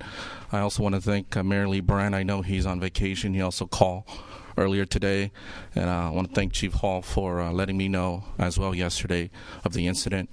But I ask that the press don't spend this any other way. I know it's still in the early stage of investigation, but I want to thank everybody for their support. Our community is in mourning. We still don't know what's going on or who are the suspect. So I'm thankful to be here to address and to represent our Hmong community. Thank you. Clarify, sir, about one of our colleagues mentioned that one of these people, you mentioned two that were well-known, one person at least a well-known singer. Yeah, both of them were well-known singer. And one of them that died at the hospital was the one that come out almost every few months to sing to our mental health clients when we have our workshop and event. So, thank you. I probably won't share personally. I'll let the Fresno PD address that. This is their case, not my case. So, thank you. Thank you, Pao. Lastly, I'd like to introduce Dale Mendoza. Dale is a president of our Crime Stoppers program, and he would like to go over some of the reward money that is available in this case. Dale. Thank you, Chief. I'm Dale Mendoza. I'm the president of Valley Crime Stoppers. What a terrible situation we have in our community here, and I send our regards to the family. At this particular time, we are going to offer a $5,000 cash reward to anyone with information leading to the arrest of these bad guys. In this city, we need help. If we've ever need help, we need this community to come together now to try to solve this awful, terrible crime. And at that point, if anybody knows anything, sees anything, or hears anything, please call us at 498-STOP, and it's a $5,000 reward. And you will not be, it's anonymous, completely anonymous. We don't know who you are. Matter of fact, we don't know who you are, and we do need to help the police department to solve this crime. So any help would be greatly appreciated, and it is a cash reward. Thank you. Okay, we'll be concluding the interview unless you have any further follow-up questions. Is there going to be any vigil? Can you just touch briefly on what is the role of FBI, DHS, and ATF in this investigation? All of those agencies bring a lot of expertise. They also bring a lot of equipment as well as resources that assist us in the investigation. Chief, there's been an uptick in mass shootings across California in the last 72 hours or so. Is Fresno prepared to deal with this? Well, I would like to just say that I was out at the scene last night, and I watched the professionalism of our officers, and not only our officers, but the first responders from the Fresno Fire Department and American Ambulance. They were all, it was a horrific scene, and they were very professional and very methodical in their approach to saving lives. So I think I'm just so proud of all of our first responders that responded to this event. Is there going to be any vigil for the community? Any vigil tonight for the community? Any? Vigil. Oh, I don't know. I'll be working with POW and the community to see how we're going to respond. But obviously, that we will participate in any attempt to heal the community. Thank you for asking. And who get POW's full name on this? POW Yang. Yes. So again, Chief, moving forward again, what are going to be the biggest challenges for you guys to get this solved? Well, obviously, the community involvement is critical. Like Dale said, any information that the community has, we would like to receive. That can be done either through the police department or anonymously through Crime Stoppers. And we will also be reaching out to whatever leads we can develop as far as any video or any statements from community. So we'll be putting all that together in the near future. Chief, there have been several elected leaders reacting to this incident last night who put it in the context of gun control. Are there any gun control measures do you think that might have been able to stop something like this? Well, right now we're involved in a homicide investigation involving 4 victims with 6 others that are injured. We have a grieving community, and we have an ongoing homicide investigation. And at this point, I'm not going to comment on any politics or political issues involving guns. I'll leave that up to the politicians, who I'm sure will follow. Again, you said two are still in the hospital, or 2 have been released? 2 are still 2 of the 6 are still in the hospital recovering from their injuries. At this point, they are in considered stable condition. Can you tell us more about the crimes that make you believe there's an uptick in Southeast Asian or Asian violence? Well, we just had again, it's all in the Southeast Policing District, and this is the largest grouping of Southeast Asians we have in Fresno. And we have seen an uptick in violence related to the Southeast Asian community. Most of this has been gang-related. Again, I'm not indicating that this event was gang-related, but I can tell you the other events in the Southeast District have been identified as being gang-involved. And Chief, just to clarify, is that uptick the only reason why you're suspecting that this could be gang-related, or is there possibly anything else? Again, I'm not indicating that this is a gang-related incident. The shooting we're having the press conference about, what I am indicating that is we always look at gang involvement in any violent crime, and we try to rule it out. So at this point, we have not ruled gang involvement out. Thank you very much. That is the very sad update out of Fresno, California. 10 shot, of them 6 injured and 4 dead after a football watch party yesterday. Again, Northern California, the Fresno area. Unfortunately, going to be switching gears here, everyone. Again, my name is Pilar Arias. I would like to say hello when I normally always say happy Monday, but it's really difficult to have such a happy tune after listening to such a serious news conference there. And you just heard the reward, $5,000 cash from Crime Stoppers for information about those suspects there. So I would like to get some top stories from across the country played for you, and then we will get going to Secretary of State Mike Pompeo. He just wrapped up a news conference, and it's very rare that he shows up at the State Department briefing. So again, I'll have that for you in just moments here on News Now. But first, let's get you all caught up with some top stories. Let's kind of switch the mood a little bit, get to some lighter news with some business briefs, and then carry on with some stories from across the country. And by the way, everybody always asks, hey Pilar, like, what are you looking at when you're not looking at us, talking to us? Remember, I've got 1, 2, 3, 4 computer monitors all here in front of me, so I've got different places I've got to look, and you can also hear us type from time to time when we're typing up the graphics and the like. So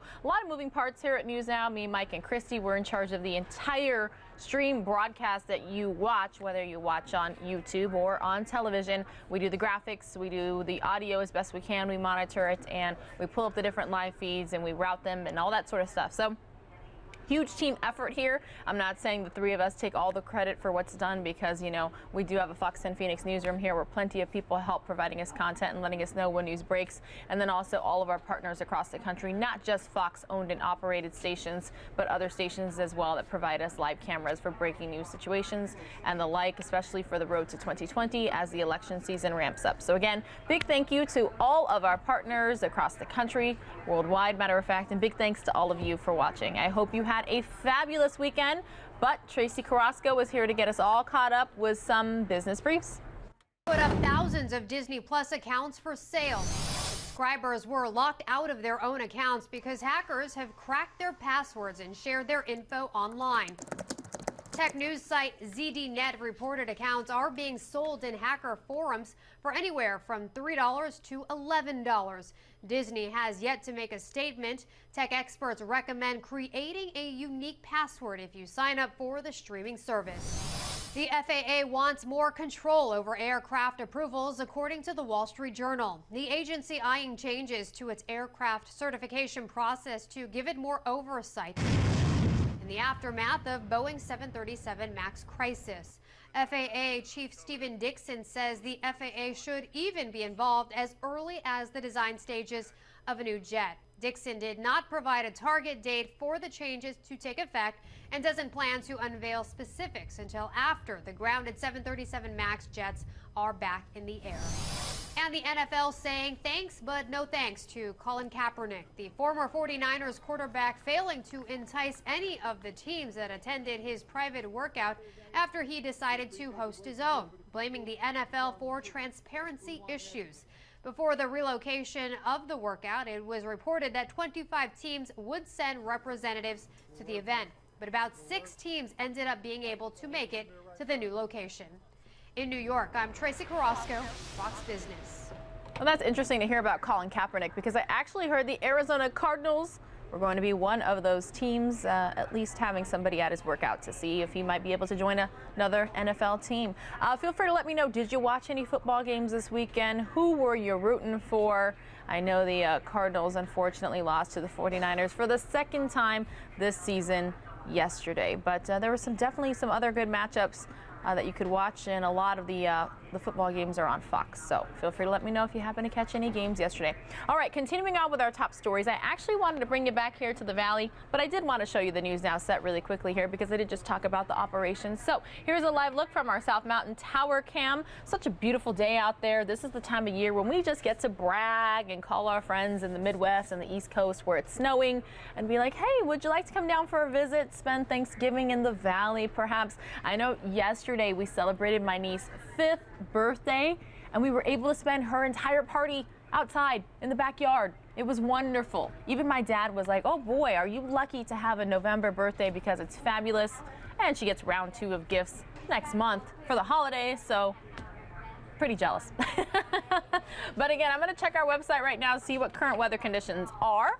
It is 77 degrees here in the valley. It's supposed to get up to 84 degrees. And remember, I do always have a reasoning for, showing you the valley, taking you here, taking you there when I've got live pictures. And this time the reason is that's because our very own Anita Roman has this next story about whether or not exercising can actually prevent illness. We're talking about cold, flu season, and the like. So let's get the details from her. Chop it. I'm going to go from here, and then I want you to rotate with the rotation down. Go back up. Mesa physical therapist Dr. Courtney Warren strives to keep patients active and healthy, especially during cold and flu season. Coach me through it. A lot of the exercises he runs his clients through at Performance and Recovery Lab Physical Therapy do both. As we're doing that, those exercises helps build the immunity system to make sure we're not getting sick. But Dr. Warren says there is a fine line when it comes to working out when you're down and out with the flu or a bad cold. We stressed it, and we've overdone that stress. Now the cascade happens where the body's like, it's too much, we've gone over the falls, and you can actually get sicker. First thing is first, Dr. Warren tells his patients to reduce the intensity of exercise. Instead of going for a long run, reduce that, go for a walk. Get your heart elevated to help get the system primed and working, but don't overdo it.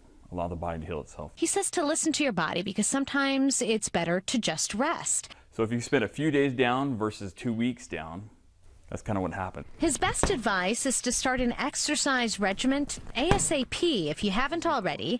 A hydrated body that is always in motion has less of a chance of getting really sick. That's not to say that even if you exercise, you're not 100% immune to it. You still have to run the risk of it, of getting sick or picking up a cold or a flu, since that's kind of a natural thing that happens. But we reduce the chances of getting it, and we also reduce the length of time of having that illness by being in shape, hydrated, eating properly, getting our vitamins, those kind of things. Anita Roman, Fox 10 News. Oh, Anita, all that top story did was remind me that I need to sign up for a gym membership soon. That is one thing I miss about living in apartments, your access to fitness facilities. My housing subdivision doesn't have any sort of workout gear aside from a big field with some soccer goals and like a little play area for children, which I guess you'd get a little bit of a workout there. You could also like jog or walk around the neighborhood or a nice bike ride, but I really do miss having some sort of gym facility, so I should probably get that on that ball very, very soon. And I do like to get a head start on kind of the workout time of year. Everybody does it for like a New Year's resolution, wants to get into better shape, but I kind of like to do it prior to all the holiday feasts we get to enjoy, right? All right, this next top story I have for you is about a very unique funeral procession. Michelle Madaris reports. Row after row, thousands of cars, all types, classics, muscles, sports cars, all for a final farewell for Alec Ingram. This is a great thing for this young man and his family. An outpouring of support from the auto community, from near and far, for 14-year-old Alec Ingram, who lost a long battle with osteosarcoma. I've got a son, and I just can't imagine how that must feel for the parents, so we all decided to come out and pay our respects and do whatever we can and grant his wish for lots of sports cars. It is really heartwarming to see the automotive community come together in this way from all across the country, from every state in the United States of America, from Canada, from other countries are coming in to support this child and his family.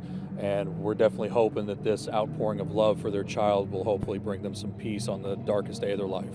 Organizer Ryan DeClue estimates 9,000 vehicles are participating in the funeral procession. Many followed Ingram's final days, traveling miles to be with him on his final journey. I've been a car enthusiast for a long time, and to see a young boy who wanted his last dream to be, just this, it kind of hit home to me. It couldn't get much better. I mean, all these beautiful cars, different types, different makes, all different years, new ones, old ones. It's just fantastic. A final farewell fit for the teen who loved cars. In Eureka, Michelle Madaris, Fox 2 News. All right, everybody, there's currently 413 of you News Nowers watching. Thanks so much for all your conversation, your engagement on the YouTube chat. I like to chat it up with you all as well.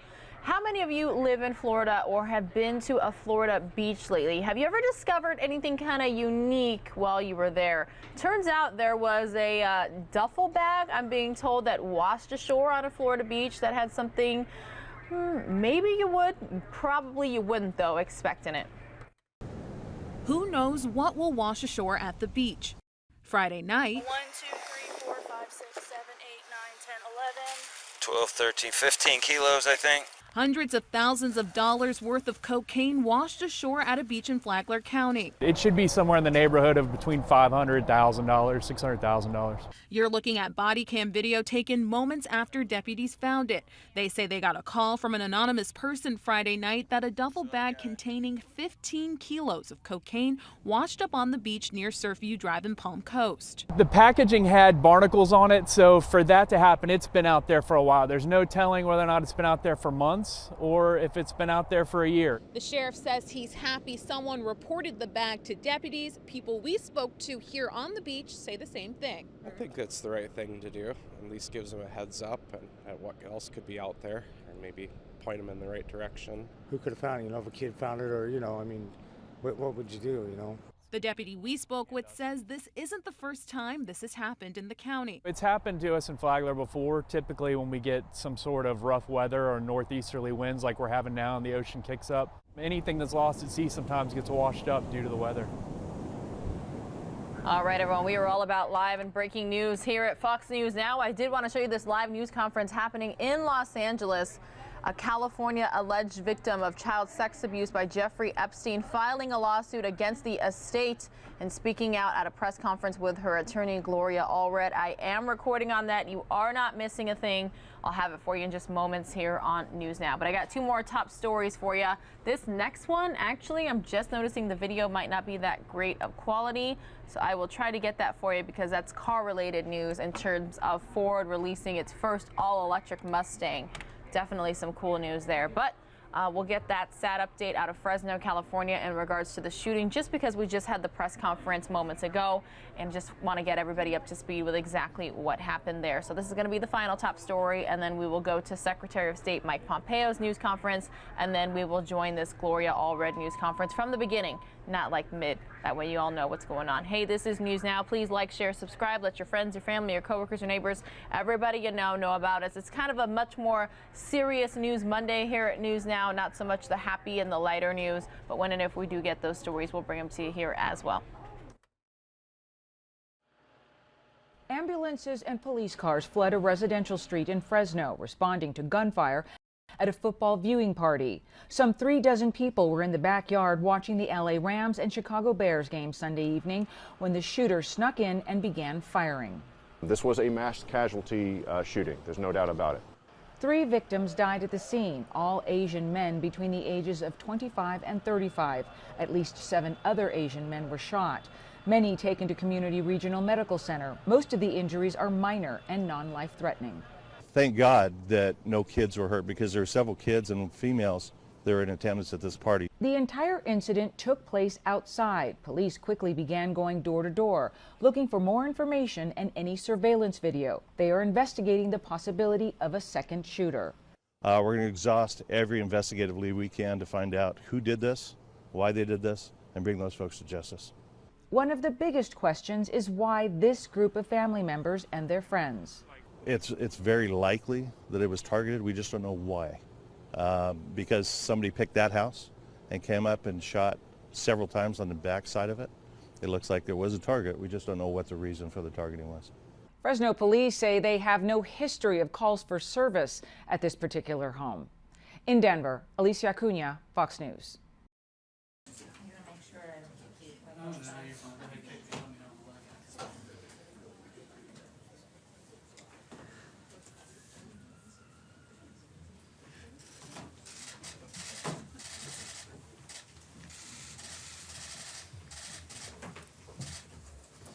Good afternoon, everyone.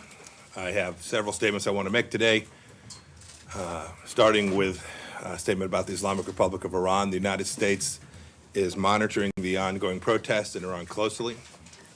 We condemn strongly any acts of violence committed by this regime against the Iranian people and are deeply concerned by reports of several fatalities. We've been at that since the beginning of this administration. The Islamic Republic must cease violence against its own people and should immediately restore the ability of all Iranians to access a free and open internet. The world's watching. The Iranian people will enjoy a better future when their government begins to respect basic human rights, abandons its revolutionary posture and its destabilizing foreign policy in the region, and behaves simply like a normal nation. The choice is clearly with the regime. Continuing with Iran. President Rouhani recently announced that Iran will begin uranium enrichment activities at the Fordow facility. Therefore, the United States will terminate the sanctions waiver related to the nuclear facility at Fordow, effective December 15th, 2019. The right amount of uranium enrichment for the world's largest state sponsor of terror is 0. Iran originally constructed Fordow as a fortified underground bunker to conduct secret uranium enrichment work, and there is no legitimate reason for Iran to resume enrichment at this previously clandestine site. Iran should reverse its activity there immediately.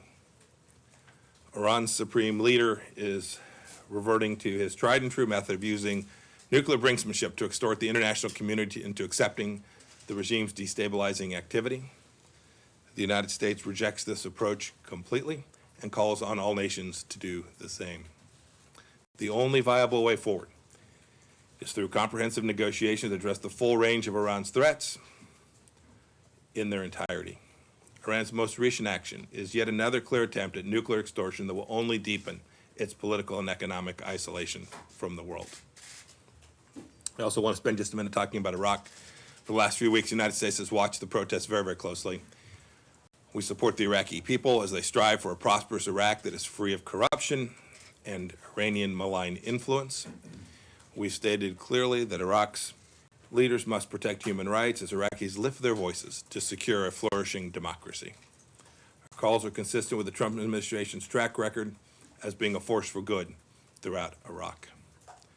We've worked with the Iraqi security forces to take down the ISIS caliphate and will continue to make sure it cannot reemerge.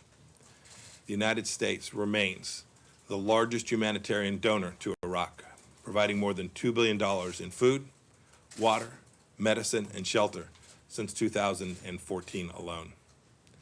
And we're the largest donor as well to stabilization, rebuilding more than 500 schools, 100 health centers, 50 water treatment plants, with many more projects coming online soon. Now our commitment continues. We will not stand idle while the corrupt officials make the Iraqi people suffer. Today I'm affirming the United States will use our legal authorities to sanction corrupt individuals that are stealing Iraqis' wealth and those killing and wounding peaceful protesters. Like the Iraqi people taking to the streets today, our sanctions will not discriminate between religious sect or ethnicity. They will simply target those who do wrong to the Iraqi people, no matter who they are. Turning now to Israel. The Trump administration is reversing the Obama administration's approach towards Israeli settlements. U.S. public statements on settlement activities in the West Bank have been inconsistent over decades. In 1978, the Carter administration categorically concluded that Israel's establishment of civilian settlements was inconsistent with international law. However, in 1981, President Reagan disagreed with that conclusion and stated that he didn't believe that the settlements were inherently illegal. Subsequent administrations recognized that unrestrained settlement activity could be an obstacle to peace, but they wisely and prudently recognized that dwelling on legal positions didn't advance peace.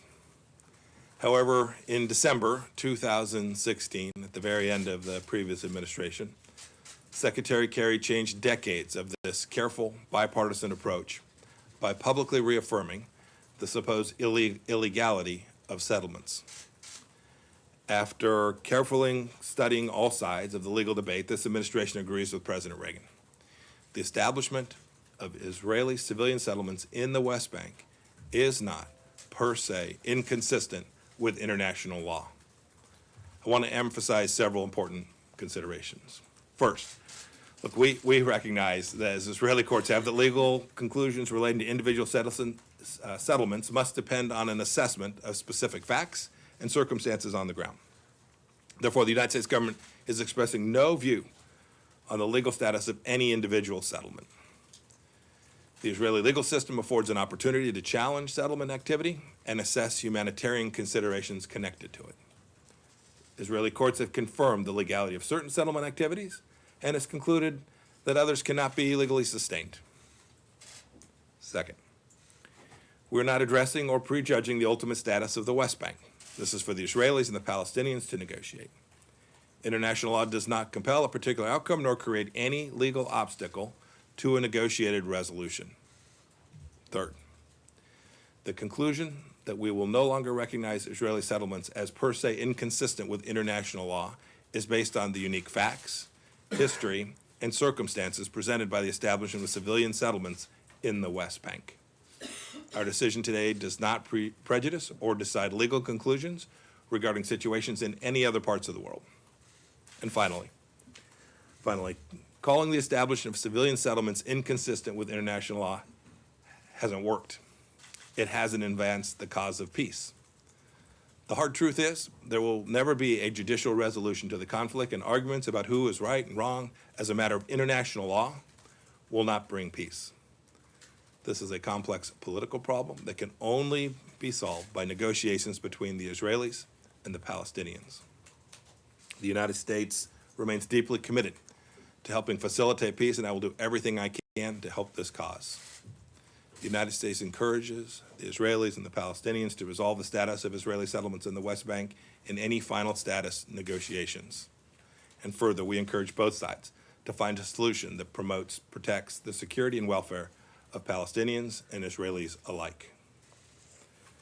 Turning now to Hong Kong. The United States is gravely concerned by the deepening political unrest and violence in Hong Kong, including the standoffs between protesters and police at Hong Kong Polytechnic University and other campuses. We've repeatedly called for restraint from all parties in Hong Kong. Violence by any side is unacceptable. The Hong Kong government bears primary responsibility for bringing calm to Hong Kong. Unrest and violence cannot be resolved by law enforcement efforts alone. The government must take clear steps to address public concerns. In particular, we call on Chief Executive Carrie Lam to promote accountability by supplementing the Independent Police Complaints Council review with an independent investigation into the protest-related incidents. As the United States government has said repeatedly, the Chinese Communist Party must honor its promises to the Hong Kong people, who only want the freedoms and liberties that they have been promised in the Sino-British Joint Declaration, a UN-filed treaty. And finally, Bolivia. The Bolivian government announced Friday the expulsion of hundreds of Cuban officials for their country. It was the right thing to do. Cuba wasn't sending doctors and officials to Bolivia to help the Bolivian people, but rather to prop up a pro-Cuba regime headed by Evo Morales, who sought to maintain his grip on power through electoral fraud. Bolivia now joins Brazil and Ecuador in recognizing the Cuban threat to freedom. In each case, these governments, free of outside interference, have acted to protect their own national sovereignty and to defend their own citizens' interests. Bravo, Bolivia. I'm happy to take a couple of questions. Matt. Thank you, Mr. Secretary.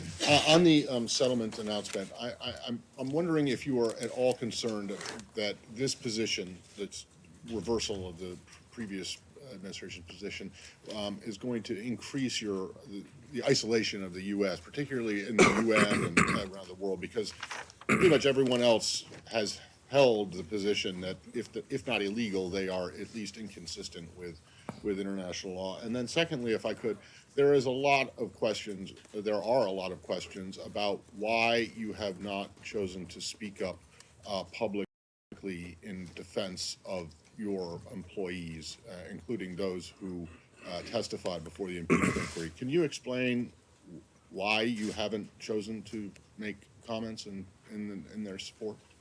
Thanks. So first question, well, I must say, sadly, there hasn't been much support for Israel in the years leading up to this. It's hard to imagine more isolation, unfortunately, at the UN as a result of this decision. We've been challenged to convince nations all across the world to stand up for the people of Israel and their nation's right to exist.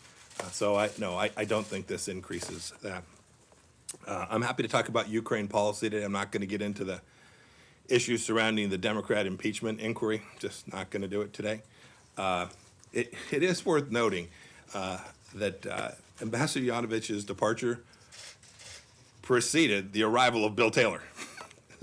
So there's some ideas out there that somehow this change was designed to enable some nefarious purpose. You should all just look at the simple fact that it was Bill Taylor that replaced Ambassador Yovanovitch, who in each case has been driving towards the appropriate Ukraine policy, which I'm happy to talk about. I'm proud of what this administration has done with respect to Ukraine. We reversed the massive failures of the Obama administration's policy towards Ukraine, which truly did risk the lives of Ukrainian people and allowed Vladimir Putin to take Crimea and to fight in the Donbass against a group of Ukrainians who wanted nothing more than to defend their nation, but were given just blankets and non-lethal equipment. I'm proud of what we've done. President Trump's policy has been consistent throughout. The State Department is fully supportive not only of what we've done, but our Ukraine policy moving forward. But no defense of your employees? Nadia? I always defend state more employees. It's the greatest diplomatic corps in the history of the world. Very proud of the team. Thank you, Morgan. Mr. Secretary, first on Iran, how do you balance your support for the Iranian people and the request to topple their government, or the request to hold their government accountable, and your support for them that has been seen and criticized by the Iranian regime as interference? And I have another question on the Palestinian issue. I remember how the previous administration treated the Iranian people. I remember the signs that said, are you with us?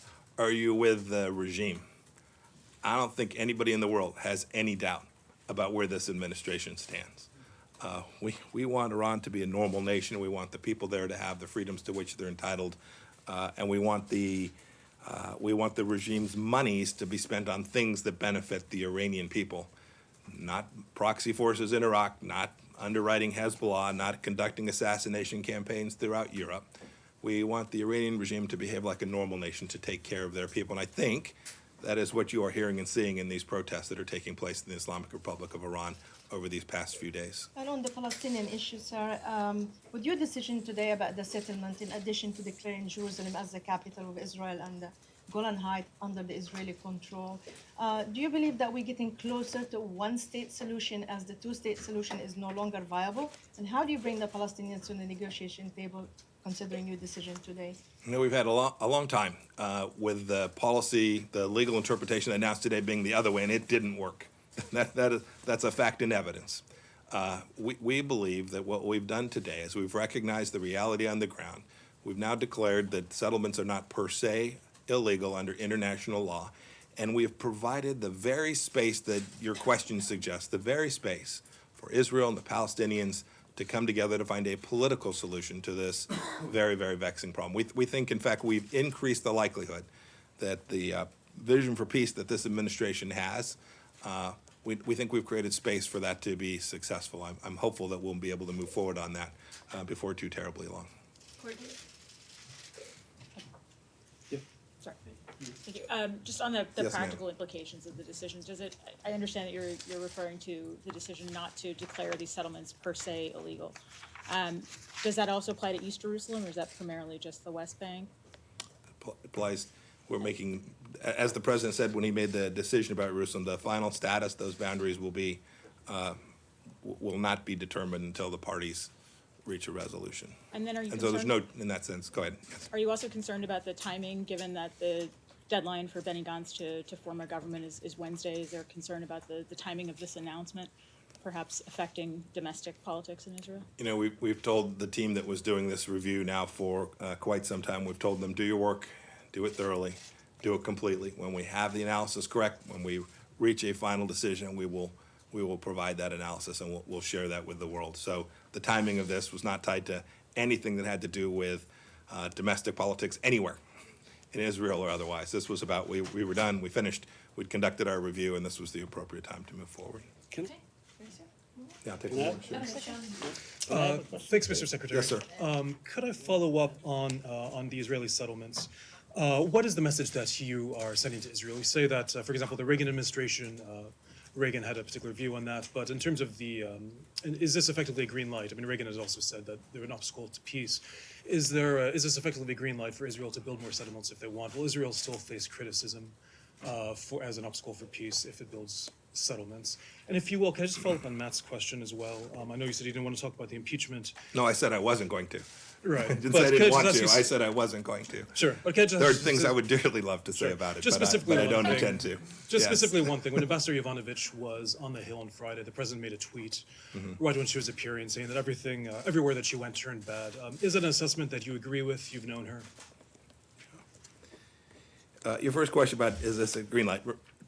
Back to first principles. What we did here was conduct a legal analysis. We took international law. We had our lawyers review it. So this was not meant to send a message in any way. You're describing a message about should there be more settlements, should there be fewer settlements, how should Israeli look at the courts. This wasn't intended that at all. This was intended to be a legal review. We do believe that the result of this legal review creates the political space for a more likely resolution of the situation there. We think ultimately this must be resolved politically, and we think taking away this impediment, this idea that somehow there was going to be a legal resolution to this, we think it's folly. We think it has failed, and so we do think we've gotten to a place which creates more likelihood. And I don't have anything to say. I'll defer to the White House about particular statements and the like. I don't have anything else to say about the Democrats' impeachment proceeding. If somebody else has a substantive question about something that the world cares deeply about, I'm happy to take it. Peace process. Christina, Mr. Secretary, do you have any guidance or announcement on the peace plan, the peace process, how that's going? And you said you talked about Ukraine policy, so I'm curious if you think Ambassador Taylor has been an effective envoy of that policy, and if he's going to remain in his job, or if the president has lost confidence in him. Yeah, State Department's doing a fantastic job. I think we've delivered in a way that the Obama administration has not delivered on Ukraine. I think the Ukrainian people, and if you listen to their leadership, I think they'd think the same. Your first question was about the peace plan. When the time is right, our vision will come forward. The Israeli government's got to find its way. They've got to get through their government formation process. We're hopeful that they will. And when they do, and the conditions are right for us to release our vision, we'll do that. I hope that can be before too long. And do you still have confidence in Ambassador Taylor? Thanks, everybody. Have a fantastic day.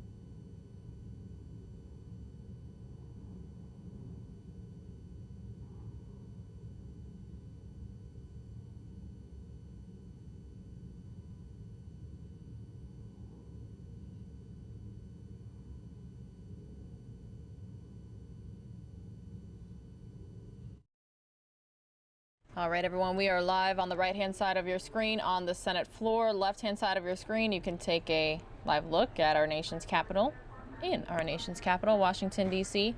If any news breaks, we will certainly have you covered here. Mike Pace will be rejoining you in a couple minutes. I will see you all again later on this afternoon. Again, this is News Now. Thanks so much for watching.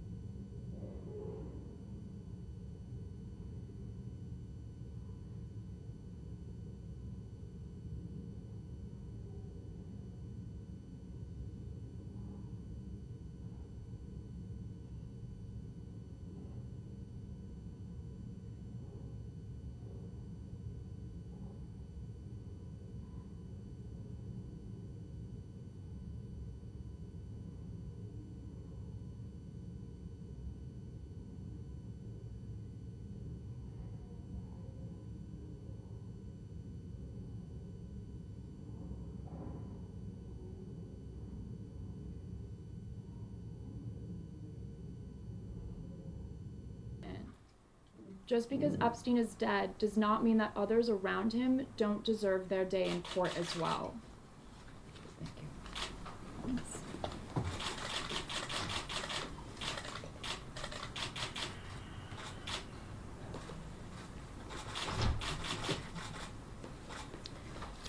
Thank you. All right, I'll be happy to take some questions.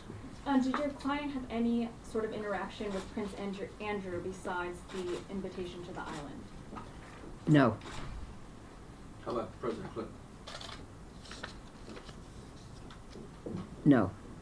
You hesitated.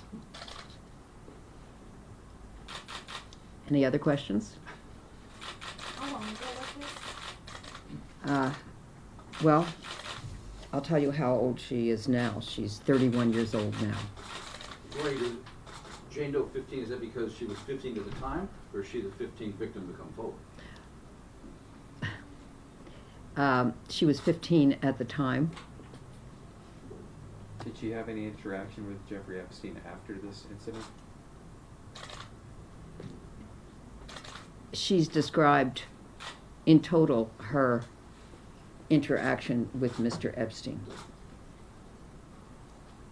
There's nothing more to add in reference to her interaction She didn't stay in touch with him. with Mr. Epstein. Gloria, can you name the Epstein associate who approached Jane Doe 15? No. Gloria, could Prince Andrew become vulnerable to extradition?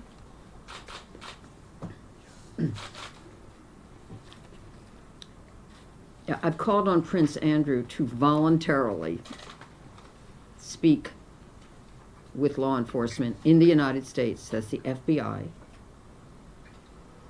and he should do that as soon as possible. Every day where someone who has relevant information does not come forward may seem like a year to those who are victims and who are suffering. They deserve the truth. So it should not be necessary for anyone to pursue any legal steps in order to have him provide information that he may have. Because this is not just about the one individual who has made allegations against him. The United States Attorney for the Southern District of New York spoke with my clients and me when we were in court in August 2019, federal court in New York, and he assured us that this was a serious investigation of anyone who may have conspired with Mr. Epstein. So I think it's important for anyone, Prince Andrew or anyone else, who may have information, for example, about who else was in his circle, who else was in Mr. Epstein's employ, who was present. And then it is for the Justice Department of the United States to decide, is there sufficient evidence to file charges? Do they believe that given all of the evidence, they think that they may be able to prove a case beyond a reasonable doubt in a court of law? So certainly, given that Prince Andrew has knowledge of, at least some knowledge of who was there in the various homes that he visited of Mr. Epstein in New York and Palm Beach and the Virgin Islands, he certainly could provide that information. Now, of course, if he feels that somehow that it might tend to incriminate him, well, then I guess he'll not provide this information that is important to the victims because they want to know the truth, the whole truth, and nothing but the truth. But given that he appears to deny what has been alleged against him, then I think he should perhaps make these arrangements and speak to law enforcement as soon as possible. Gloria, will these, If he doesn't know how to contact them, I'm happy to provide that information to his attorneys. Gloria, will these lawsuits become, in essence... I'll just say this. So this needs to be done without excuse, without delay. And it's all within his power to do that. And it would help, I think, many of the victims, many of the survivors to know that he's willing to do that he can set the example, and perhaps others then will also come forward. Individuals who knew Ms. Maxwell and what she was doing all those years with Mr. Epstein, or anyone else in his circle. I'm not going to name who they were, but those who were there know. And again, it doesn't mean that he may have any negative information to say about anyone, but just all we want are the facts, and that's then for the prosecutors to evaluate what he has said. Of course, he's not under oath when he does that in a criminal case, in an investigation, but of course he would have the duty to tell the truth, because lying to law enforcement is not permitted. Yes? Gloria, my question was, will these lawsuits become, in essence, a trial as though Epstein were still alive? These lawsuits will involve discovery. In other words, we will also be investigating the facts that we believe are relevant to proving our client's case. And then, of course, we'll be proving up damages. And that can be ongoing while this criminal investigation and/or criminal case, if charges are filed, are taking place. So it generally takes longer to get to a trial in a civil case than it does in a criminal case. But again, this is against Mr. Epstein's estate. There is a separate process that was just announced, I believe it was on Thursday or Friday, that the estate of Mr. Epstein is seeking to be permitted in court to establish an alternate dispute resolution process. But in any event, we are going to proceed with this civil lawsuit, and that's why we filed it today. And if, as, and when it can be settled for what is fair and just for Jane Doe 15, then, that'll be something that's taken into consideration. But right now, we want to know. We want to know the facts ourselves. Any other question? Do you believe then, Gloria, that based on what you've learned from Ms. Doe and elsewhere, that there is criminal culpability both either inside or outside Mr. Epstein's circle, public or private individuals? And if so, what is the nature of that culpability? So the question is, do I believe there's criminal culpability of others in reference to Mr. Epstein? And of course, prior to his death, there was a criminal complaint filed against Mr. Epstein, and it did not just include Mr. Epstein. It also included unnamed co-conspirators. So that part of it is being investigated against the co-conspirators, although obviously the case against Mr. Epstein was dismissed when we were there in August in federal court. I do not feel it's appropriate for me to weigh in and provide a conclusion as to whether I think anyone else had criminal culpability. I do think that is for the Justice Department of the United States to decide if there's sufficient evidence to bring charges. And then it is for the jury to make that determination as to whether any or one individual or more are guilty beyond a reasonable doubt. So I don't think it's appropriate for me as an officer of the court, as a lawyer, to reach that decision. I will say this, I do think that there is more than sufficient evidence to conduct a criminal investigation, and that is really important.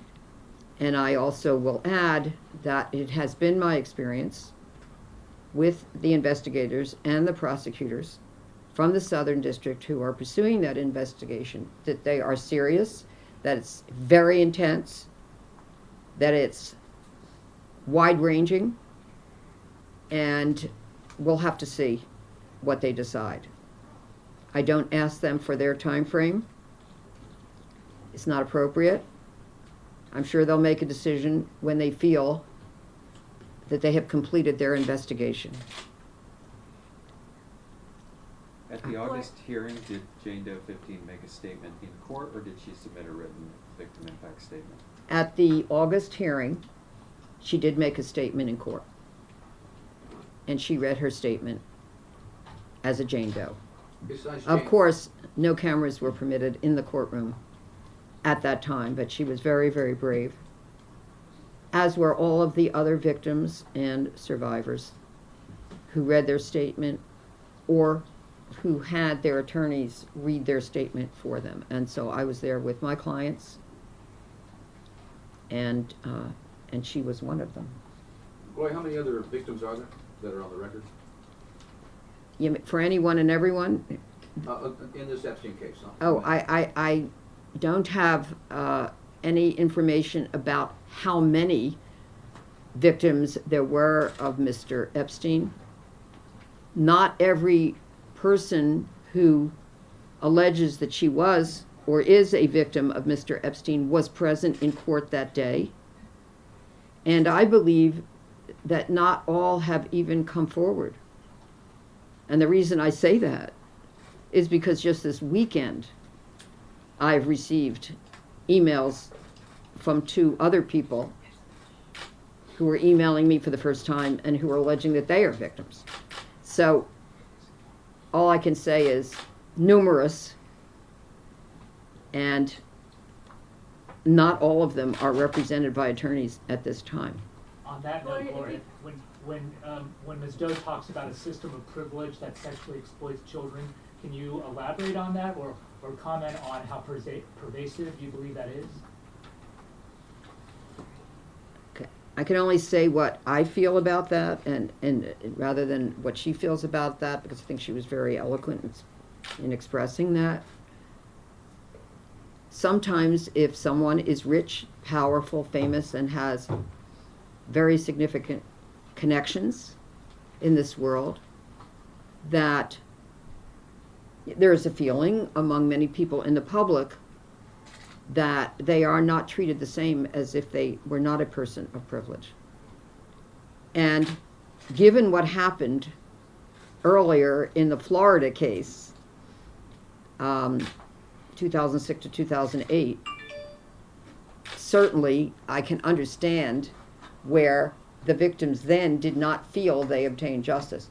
Not only did not feel, but there's been a federal court judge who said on the record not long ago that he didn't feel that their rights as crime victims have been complied with. They were not even informed of the deal, that he was allowed to enter the plea deal at that time, which would have been laughable were it not so serious for the victims. I mean, the idea that he got, I think, just really months in jail, that he was allowed to leave and go to his office 12 hours a day,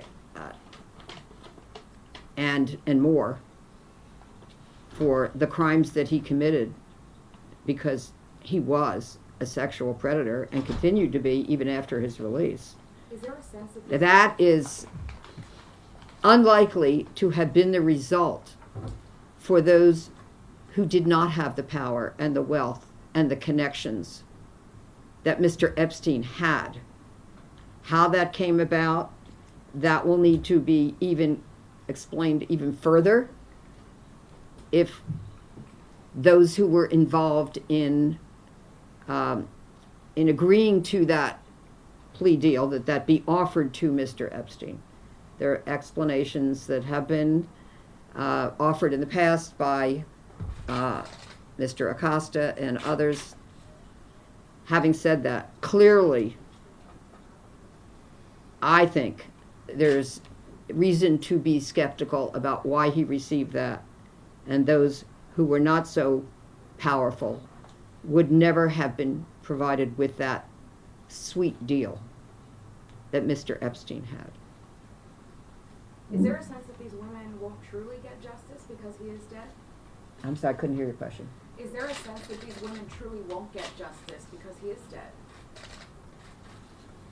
So the question is there a sense that These women, meaning the victims, survivors, will not get justice because Mr. Epstein is deceased.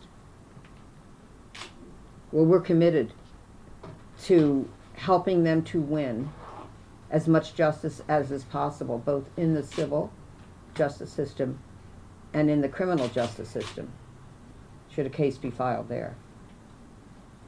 And I might add, you know, all of my clients whom I represent have spoken to law enforcement, provided information they have.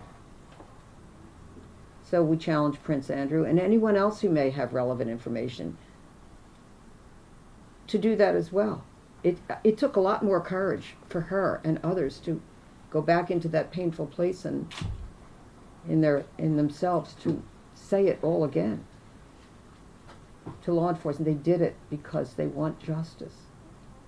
So now anyone else also should provide information.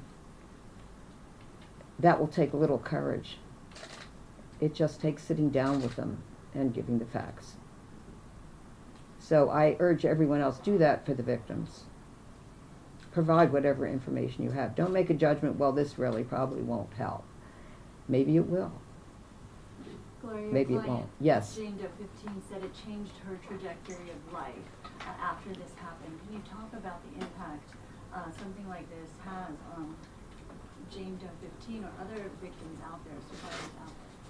She will give all of the details of the impact that it has had on her life. I'll just say it's extremely serious. And she will provide all that information in the civil case, in a court of law.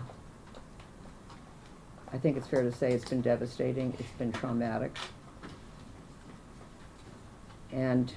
But I'm so proud of her that she is empowered. And she's doing this and speaking out today, not just for herself, but also for other victims and other survivors who deserve the truth and who deserve justice. So this has been a long journey, and the journey will continue, but we're committed to it. I'll take one last question. Gloria, what are your thoughts on the latest interview done by Prince Andrew and his denial of knowing that the victims were underage? I couldn't hear your question. What is the latest? So he did an interview. Yes. And he denies that he knows that the victims were underage. Okay, she's saying Prince Andrew did an interview where he denies knowing that the victims were underage. Well, I don't know what his exact quote is on that, so I will just say this. He was in the homes, in the 3 locations that I mentioned. He described in his interview this weekend that Jeffrey Epstein's home was like a railway station. A lot of people coming in and out.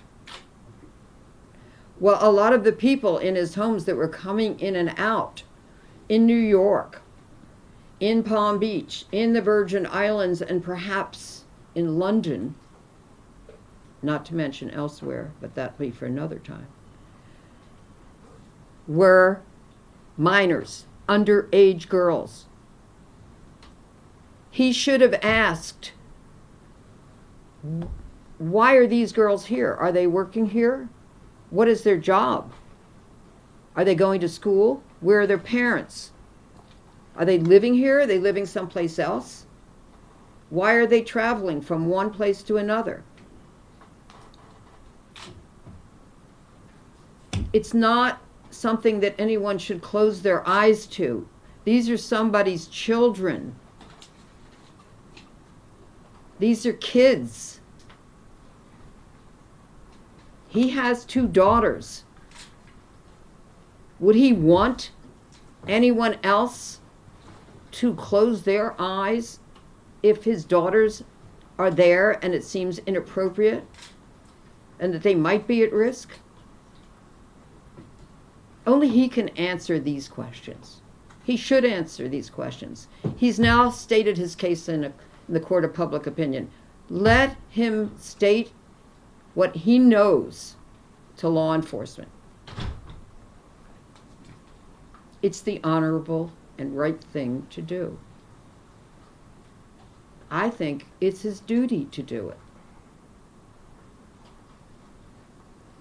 Okay, anything else? And that's it.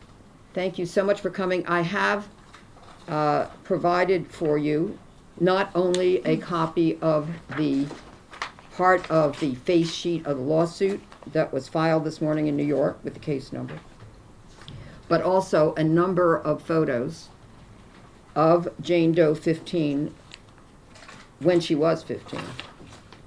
And we also appreciate your coming. She's not planning to do any interviews, so she's made her statement today, and we thank her for that. Were any of these photos taken at any of Epstein's locations? We're just providing the photos, and we're not able to answer that question. Thank you, though, for the question. Okay.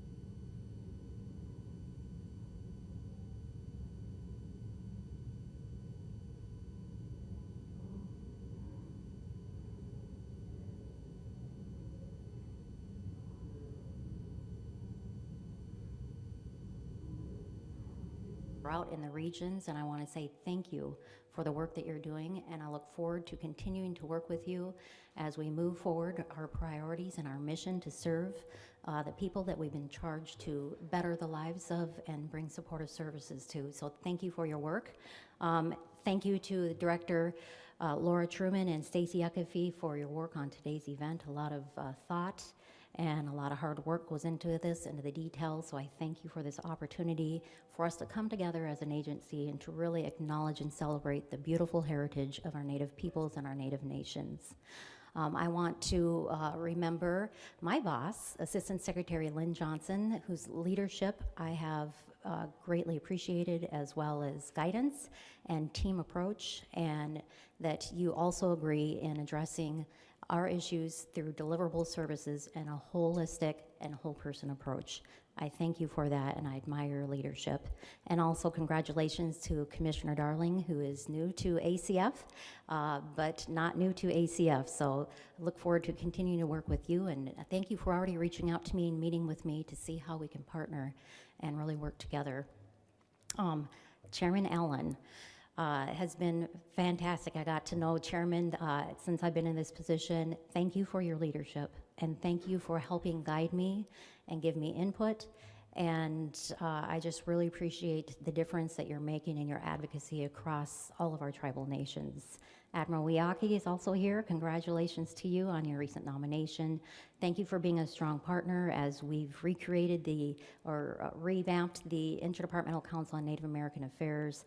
I really appreciate the partnership that we have. So thank you for Deputy Secretary Hargan, who will be here later today, for all the participation that he has had in our committees, the Secretary Tribals Advisory Council. I just really appreciate that in my short time that I've been here, that we've been able to really cross through the silos, break them down, and work together, and not only work together, but have a lot of enthusiasm. So I look forward to this next year and seeing how we can continue to forge forward and move the needle in the right direction. And I also want to acknowledge my amazing staff from the Administration for Native Americans. If you don't mind just standing here real quick, so everybody knows this is part of the amazing team that I have. I have done a lot of traveling throughout the year, really trying to get the name of ANA and who I am as commissioner, and most importantly, hear from our tribes about how I can be an advocate out here and what are their priorities. And while I've been out doing that, this team has been hard at work every day supporting what I'm doing, but also supporting the amazing projects throughout the United States and the tribes in Alaska and the Pacific region. So I want to say, Padamiye, thank you so much for the work that you do, and I appreciate every one of you. So thank you. And Michelle, also thank you. So without further ado, I look forward to our panel and the rest of our session, and thank you again for this opportunity.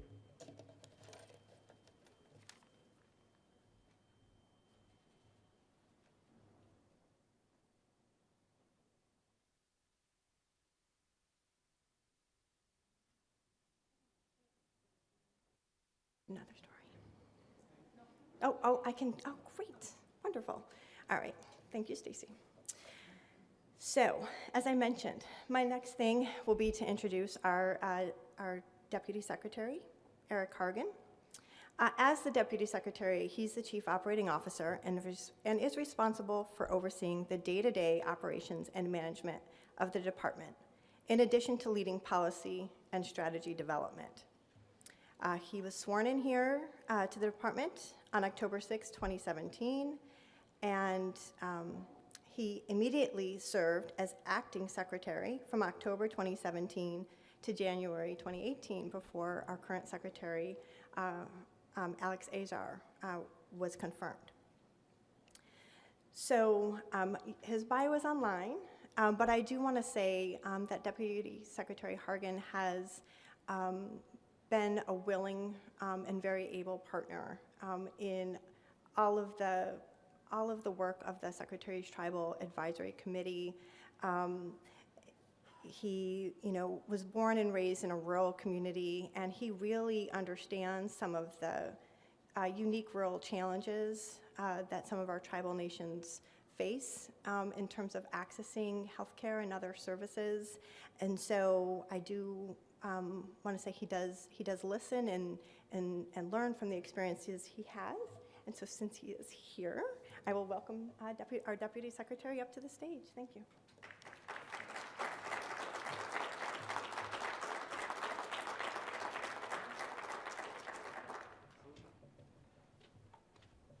Well, thank you for that introduction. Good morning, everyone, and thank you all so much for joining us here today. It's an honor for me to be here at the 3rd National Native American Heritage Month that I've attended while at HHS, at least during this tour of duty for me here at the department.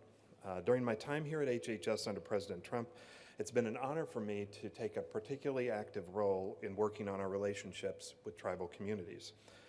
Regarding the work of the Indian Health Service, the Administration for Native Americans, and all the other ways that our other components of HHS work with tribal communities. Now today I'm going to talk to you specifically about some of what I've seen and heard from my work with tribal leaders and tribal communities, including through the work, as was referenced, of the Secretary's Tribal Advisory Committee, or the STAC. Under the Trump administration, for the first time that we know of, we've committed to holding a meeting of the STAC each year out in Indian country, away from Washington, D.C., so we can gain some on-the-ground perspective directly from communities. And I want to emphasize that close relationships with tribal communities and improving the health and well-being of American Indians and Alaska Natives is a priority for this administration. As President Trump put it in his proclamation for this month, we, quote, recognize that our culture is more vibrant because of the special government-to-government relationship between the United States and Indian tribes.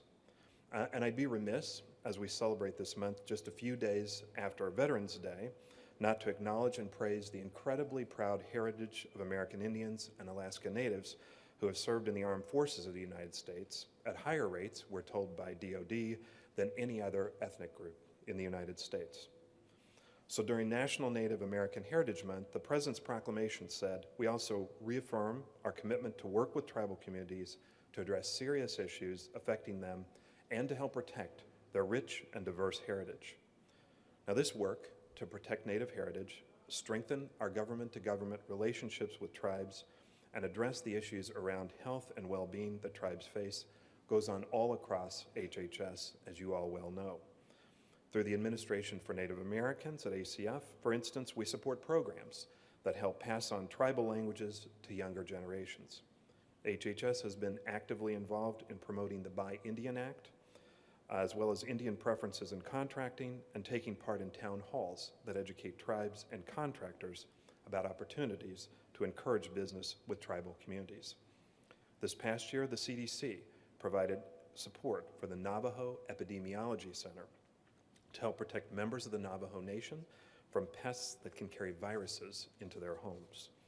Through the Maternal, Infant, and Early Childhood Home Visiting Program, or the MICV, we have supported the development of a culturally competent home visiting model in North Dakota that helps support vulnerable members of tribal communities. Now, these are just a few examples, and I emphasize just a few, of the kind of breadth of work that we do here at the department on tribal issues. As I mentioned, I've taken the lead on the STAC, providing a close link for tribal leaders to communicate concerns to HHS leadership. Now, that's covered a whole range of issues, but it often focuses in particular on IHS and on public health challenges. Those are the kinds of issues I was able to learn a great deal about during my travels to Indian country over the last year or so, and that's what I want to share with you right now. And we'll start off with something, I think, a little humorous. Let's see if this works. Okay, well, not this one, but so here we are celebrating American Native Heritage Month. No, this is going to be the funny one. Anyway, so there you go. I just got that cartoon sent to me by another conference I attended, completely out of the blue. Not my work, but there's a lawyer, a healthcare lawyer, so you can kind of see it's my background. During my time as Deputy Secretary, I've had the pleasure of visiting a number of tribes and tribal lands. Now, each new tribal community I've had the chance to visit offers the opportunity to deepen my understanding of the triumphs as well as the challenges of Indian country. In fact, IHS was one of my first agencies that I worked for as Deputy General Counsel under then General Counsel Alex Azar, in case you recognize that name. In fact, when I came back to the department during transition after the election, When I came to IHS to visit, one of the staff there said, "Welcome home," because we had worked so closely together during my time previously at HHS under President Bush, which provided a warm readmission into the IHS family when I came back to HHS, which was much appreciated. Now, over the last 3 years, HHS has been honored to join tribal leaders each year for our semi-annual meetings of the STAC. And new to this administration, as I said, we're holding one STAC meeting each year in Indian Country. So far in Oklahoma, then Alaska, and then earlier this year in Arizona. To us at HHS, this meeting signifies one of the ways that we are fulfilling the commitment this administration has made to strengthening the government-to-government relationship with the 573 federally recognized tribes in the United States. I'll get past this cartoon now. Here's from earlier. In October of 2018, I had the pleasure of joining my HHS colleagues on a trip to Alaska, where approximately 40% of federally recognized tribes are located. We visited with community leaders and families throughout the state to see the triumphs of Alaska Native communities and as well as the challenges that face remote tribal communities. Now, I grew up on a farm in Illinois and around the rural clinic that my late mother worked at, and I thought I understood rural and remote health care. But Alaska was a serious eye-opener for me, what I thought I knew. Here's a photo of the HHS delegation up in Alaska. Don't let the smiles fool you. It was, in fact, a very cold day for those of you who were there. Later on, we actually rowed a boat across the river nearby to a town with, I think, 12 homes out in interior of Alaska. And while it was certainly a unique experience for us, for many of the people in that community, it was actually a common form of transportation that they used each day. And of course, we were there to see again departmental work that was going on in a town with 12 homes total. And yet there was still HHS work going on in that community, as well as the somewhat larger community that we had just left to go across the river. So, when you think about the breadth and depth of what we do and how we affect people, when you realize that a town of probably 20 to 25 people in remote interior of Alaska, you still see the work of the department going on even there. In a place, no roads, no way to get there, but a boat across a river from another very small town. Now, during our community visits, it became abundantly clear that the quality of care offered in Alaska Native health facilities should be a point of pride for everyone involved in tribal health. In fact, the South Central Foundation in Alaska is a 2-time recipient of the prestigious Malcolm Baldrige National Quality Award. It's also clear that Alaska Native healthcare providers build on the strengths of tribal culture, customs, and community to deliver an impressive whole-of-person approach to care. Patient needs, community providers, and community leaders are driving the delivery of quality healthcare and in an extremely challenging environment. Now, of course, providing care in rural and remote areas is a challenge, and one of the most significant problems American healthcare faces. The challenges, as I noted, are especially substantial in Alaska, America's most sparsely populated state by far, and in other parts of Indian Country. In Alaska, we got to see a homegrown solution to these challenges, the Alaska Community Health Aid Program. Community health aides provide access to primary care, preventive services, urgent care, and even emergency response 24/7, 365 days a year in the most rural and remote parts of Alaska. We're proud to note that IHS and the tribes are now partnering to develop these lessons into solutions for American Indians and Alaska Natives who are living in the lower 48 states. It's IHS, the tribes, and also the Office for Minority Health, and HRSA and a number of our other agencies, and ANA. A lot of our agencies are working together on how to develop this program further to help issues of tribal health in the lower 48 states. We've had over 50 years of working on it in Alaska, so I think the concept is proven, but implementation is always difficult. We also saw this work in action in Hughes, a community so remote that, as with some of the other villages we visited, when you search for directions online, the result is we can't find directions for this journey. Literally, you can't. There was no way for not even the internet could figure out where we were going.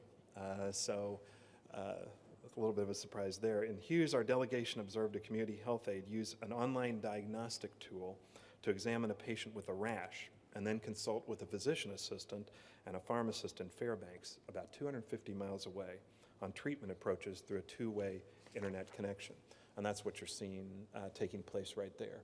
Again, Hughes has probably about 50 people, I think 50 people, 50 to 70 people more or less. So then medicine to treat the rash was then prescribed in Fairbanks by the physician assistant and the pharmacist working together, and it was dispensed through a vending machine in the Hughes clinic.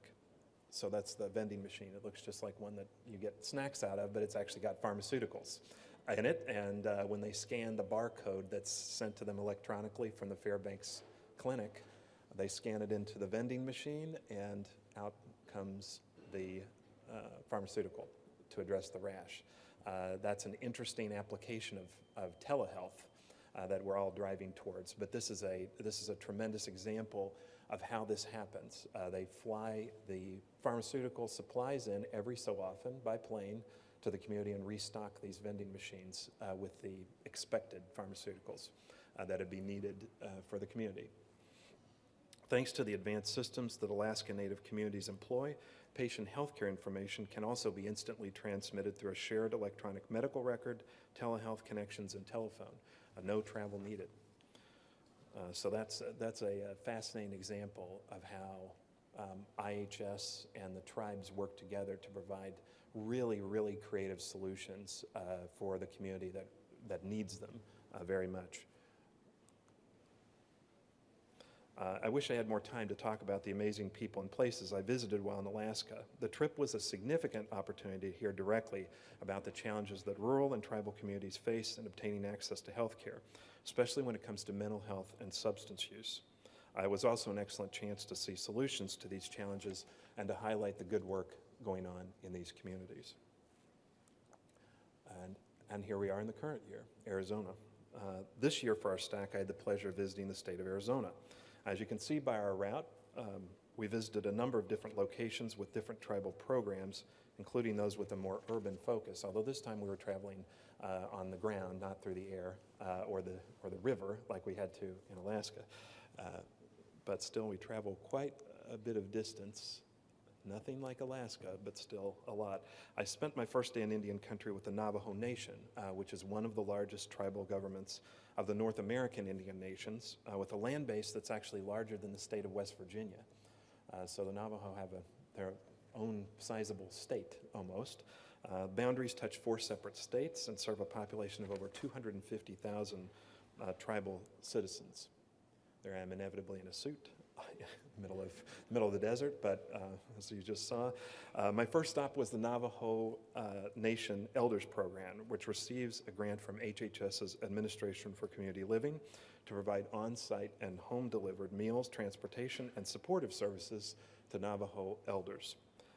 We then visited the Navajo Nation's Loop Head Start Center, which provides care for children up to 5 years old. Right now, their Head Start program operates more than 75 Head Start centers and multiple home-based programs. Next, we visited the Dilkon Wellness Center to meet with the Navajo Special Diabetes Program Manager. Special Diabetes Program for Indians has been a key factor in the improvements seen in diabetes-related health problems in American Indian and Alaska Native people. And to my mind, it really serves as kind of an example of how to implement diabetes programs generally. They've had so much success in implementing how to deal with wellness and diabetes challenges in a particular population that I think from my mind, it's a very good model outside of, frankly, IHS's environs. Lucinda here highlighted how the program incorporates healthy traditional foods into their educational programming, such as unsweetened flat blue cornbread cookies that are cooked by the staff. I don't know if you can, now you can't see them. That's blue cornmeal, but can't quite see the cookies. Unfortunately, we didn't have those in there. The next day, we visited the Salt River Pima Maricopa Indian community, which is located in the metropolitan Phoenix area. We had a chance to tour the Phoenix Indian Medical Center, which we have a proud alum of here in the audience, to show how urban tribal populations' access to care differs from rural tribes. PIMC is the Indian Health Service's largest healthcare facility, providing direct healthcare services to over 140,000 people. It also provides specialty care to rural and remote tribal healthcare facilities in Arizona, in Nevada, and in Utah. So its reach is very, very large. To give you an idea of the impact this has for tribal communities, patients at PIMC represent 67% of the 573 tribes. So hundreds and hundreds of tribes and tribal members are getting services here at PIMC. So as a lawyer who used to get paid to talk, I could stand here all day and no doubt enthrall you with stories from my travels to Indian country, but I don't want to steal the thunder from the upcoming panel, especially not from Chairman Allen, so I'd like to leave you with this instead. All these experiences and my regular ongoing involvement in tribal issues and budget deliberations have been a highlight of my time so far as Deputy Secretary. I want all of you to know that you can see me and Secretary Azar as advocates for better health and better services in Indian country. Protecting the health and well-being of the American people is not a lofty goal that we just repeat to each other. It's the mission of this department that you all deliver on each day. And so as we observe Native American Heritage Month, it's important to always remember that by carrying out our mission effectively, we ensure the rich and diverse heritage of American Indians and Alaska Natives lives on, and our government-to-government relationships are strengthened daily for many generations to come. So thank you all very much.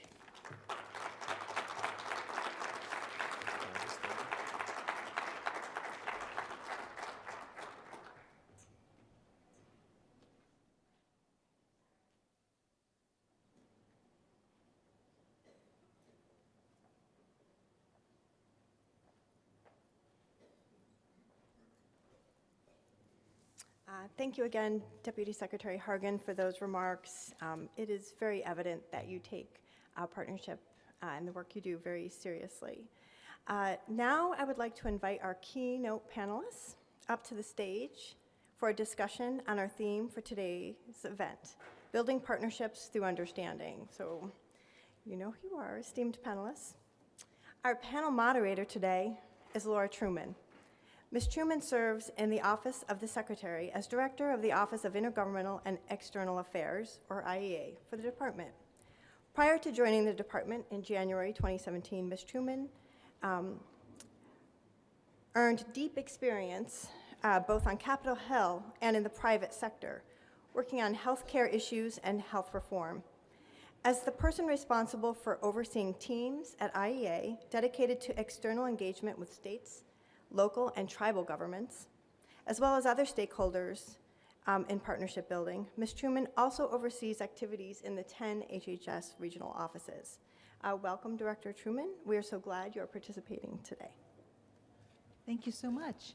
It's delightful to be here. I don't know about you, but I could have listened to that travelogue description a lot more.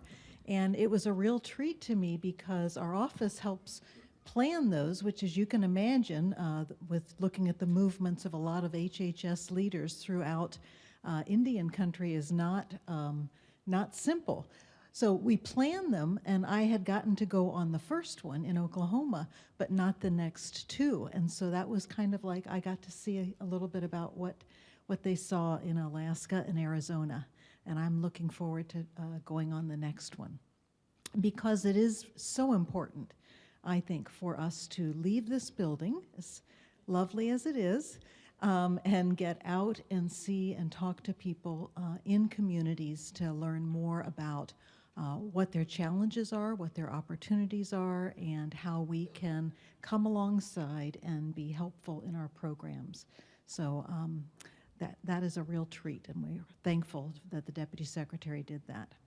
So today our panel is a great group of folks who work with great dedication to try to improve and address the needs of Native American folks. And so I would like to introduce them to you. Jeannie Hovland, I think you've already learned, is a wonderful influence here at the department and a wonderful leader. And I have seen firsthand the passion that she brings, going and traveling out and listening, to folks in the communities. And then we have also from the department, Admiral Wiaki. Admiral Wiaki has just been nominated to be the leader of the Indian Health Service. He's been doing all the work without the title for the last 2.5 years. So we're so delighted that he has been nominated, and he will tell you a little bit about himself. And then last is Chairman Ron Allen, who has been on the Secretary's Tribal Advisory Committee. And when I came to HHS, I had really very limited exposure and experience with Native American peoples and their communities. I had 2 years where I went to school in Oklahoma, but you know how that is. You're sort of on the campus and you barely leave. So I really didn't even, while I was there, get to enjoy or intersect much. So when part of my job involved the Secretary's Tribal Advisory Committee and coming to those meetings and seeing the representatives of the Indian nations, that has been a really enjoyable and eye-opening opportunity. And Chairman Ron Allen has shown great leadership in STAC. He's a very passionate voice and clear voice. And he knows how to challenge when we need to be challenged in a respectful but firm way. And he also knows how to listen very well and take some of the things that we are coping with in trying to make our programs successful and translate them and to Indian peoples to get the help we need to make them more successful. So first I would like to turn to Jeannie, if you would just want to say a little bit more about yourself and even some about your background, because I think it's really fascinating how you grew up. Well, thank you. Again, I'm humbled and very grateful to be up here with such a great group of leaders. So I grew up in a small town called Belle Fourche, South Dakota, and it's closest to the Oglala Lakota Nation. I am also Oglala, but I'm enrolled at the Flanders Santee Sioux tribe, which is on the other side of the state. So our state is split almost in half by the Missouri River, and you either live East River or West River. So I was brought up West River, but as an adult I lived East River, closer to my tribal homelands. And so I would consider myself to be an urban Indian. And what it was like growing up was I didn't have access to my culture, to my language. My mom's Native, my dad's Norwegian. And so I really learned my culture, and I'm continuing to learn my culture and my language on the job, believe it or not, as an employee. And I've had the honor to be in many of our Native communities, and it's the most amazing and privileged thing, I believe, that a person can have, the opportunity to be invited in to meet with great leaders like Chairman Allen, and I truly mean that, with our tribal elders, our tribal veterans, our youth, our treaty councils. I'm amazed in the opportunity that I've had and the experience that I have had that most folks in the United States and the world do not have those opportunities, and would love to have that opportunity to see how authentic our people are in our communities, the beauty of our traditions and languages. And so that's been just amazing.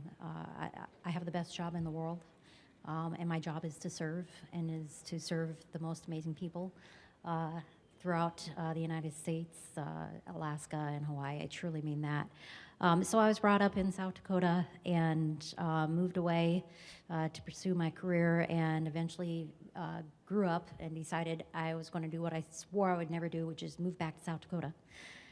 So I moved back to South Dakota and raised my family there. And once my kids were a little bit older, I started a business called Wanji Native Nation Consultants. And but shortly after that, I went to work for Senator Thune, so we had to dissolve the business. And I went to work for Senator Thune in South Dakota for about 13 years, just 2 weeks shy of that. And I stayed in the state of South Dakota. It's where I first met Stacy, and I worked with her family. They've served their people in Indian country through Indian Health Service and Bureau of Indian Affairs, and met a lot of great people. And it just really shaped my desire to continue to learn my culture, learn my roots, try to learn my language, and really try to be an advocate for our people across the nation. So I was nominated for this position, and I never, that's the other thing, said I'd never want to live in Washington, D.C. or work out there, and here I am. So never say never, right? And it's worked out. It's been great. Thanks to leadership and for tribal leaders that have really helped me to develop how to approach what the priorities are and how we can do it in a way that moves the needle in the right direction and with respect and honor to our culture and our ancestors and our traditions. So. Thank you. And, you know, one of the most important things is, you know, there is a in the Beltway syndrome. And I, as much as I would like to not be infected by it, I've been here a long time. And so one of the most wonderful things is when people come from South Dakota or all the other areas that come and work on programs and in leadership positions in the department, who have lived in those communities and know firsthand what life is like. It's not, you know, a white paper to them or a fact sheet or a report. It is really that firsthand knowledge of those challenges. So I think it's fantastic. I'm glad you went back to South Dakota, and I'm glad you're here. So thank you. Thank you. And Chairman Allen, if you would tell us a little bit about yourself and you know, what creates this passion to serve your people? You know, what were the influences and your exposures to do that? Well, thank you, and I want to give a shout out to Stacy Eckerfee, who invited me to be on this panel to talk about this subject matter and celebrate the Native American Heritage Month, which is that we deeply, in any country, deeply appreciate any government, from the federal government to the state government, local governments that are now celebrating this month, and Columbus Day, which we call American Indian Alaska Native Day. So it's a big deal to us. My background, you know, started, you know, back in the 70s. I mean, probably I could say in the 60s. I come from a small village in western Washington State, west of Seattle, in a very rural community. My dad was the Indian in my family. My mom was Scottish Irish, and I was born in the village, but we quickly moved away because looking for work. My dad had to find work, and my mom as well. And so I grew up in a little larger community near where our village was. And I wasn't real active in the community when I was in my youth, and didn't pay much attention to it, other than I would go down with my dad and we would fish and hunt, you know, with our relatives and friends within the community. And we comprise of 3 different tribes of S'Klallam people. We're Saline-speaking people in the Northwest and Puget Sound area. And so I used to play a lot of Indian basketball and baseball, and so we would circulate around and play sports, because we all love sports, and we all played. And I had 3 brothers, so the 4 of us were always on different teams that we played for. And back in those days, the BIA and IHS had these flimsy ID cards. BIA was blue and the IHS was yellow, and there wasn't much to the cards in terms of your ID. And I would get ID'd every now and then when I go to attorney. Are you Indian? Are you a member of a tribe? And I lost mine in a fishing village, on a fishing trip, fell in the river and it fell apart. So I go back to my counsel and I say, I got to get another card, making sure I can show that I'm a member of a tribe. And it turned out we were not recognized. This was in the 70s. And so, you know, basically I wanted a card. I said, what do I got to do? And they said, well, we need to get reestablished within federal government and recognized. Our sister tribes, Lower Elwha and Port Gamble, were recognized. So the BIA was just forming the process at that time, the federal recognition process. So unfortunately, I asked too many questions, and there was an empty seat on the council and they appointed me to that empty seat. That was in 1974. In 1977, I got elected the chair, and I haven't found a way off of that chair yet. So I've been the chair for, I just finished my 42nd year with my tribe. Thank you. So it's been a great journey for me, and we became recognized in 1981, and then I have been basically on a mission to help my tribe become self-reliant. All tribes really believe in their history of being self-reliant communities and not dependent on the federal government or any other government for that matter, even though we recognize the federal government's trust responsibility, treaty obligations, et cetera. So my journey has really been how to build our tribal capacity and as a government to carry out all the different services that we provide for our community, from the youth to the elders, to natural resources, to public safety, education, and of course, healthcare. So it's been a fun journey, and we weren't provided any kind of a land base, so we've had to establish our own land base, and over the course of the 30 plus years, or 40 years, I should say, we've now have built up our own land base of, a little over 2,000 acres that we've accomplished on our own. And so we're very proud about that. Skladom means strong people, and so we're very proud of that heritage. So it's been a great journey, and because of the leadership in the Northwest area, Billy Frank Jr. and Joe De La Cruz and Melton Ascot from different tribes in the Northwest, I got prodded into being more active regionally with the affiliated tribes of Northwest Indians, and then eventually the National Congress of the American Indians. And so I served on that board of officers for 26 years. I just finished my last term just this last month.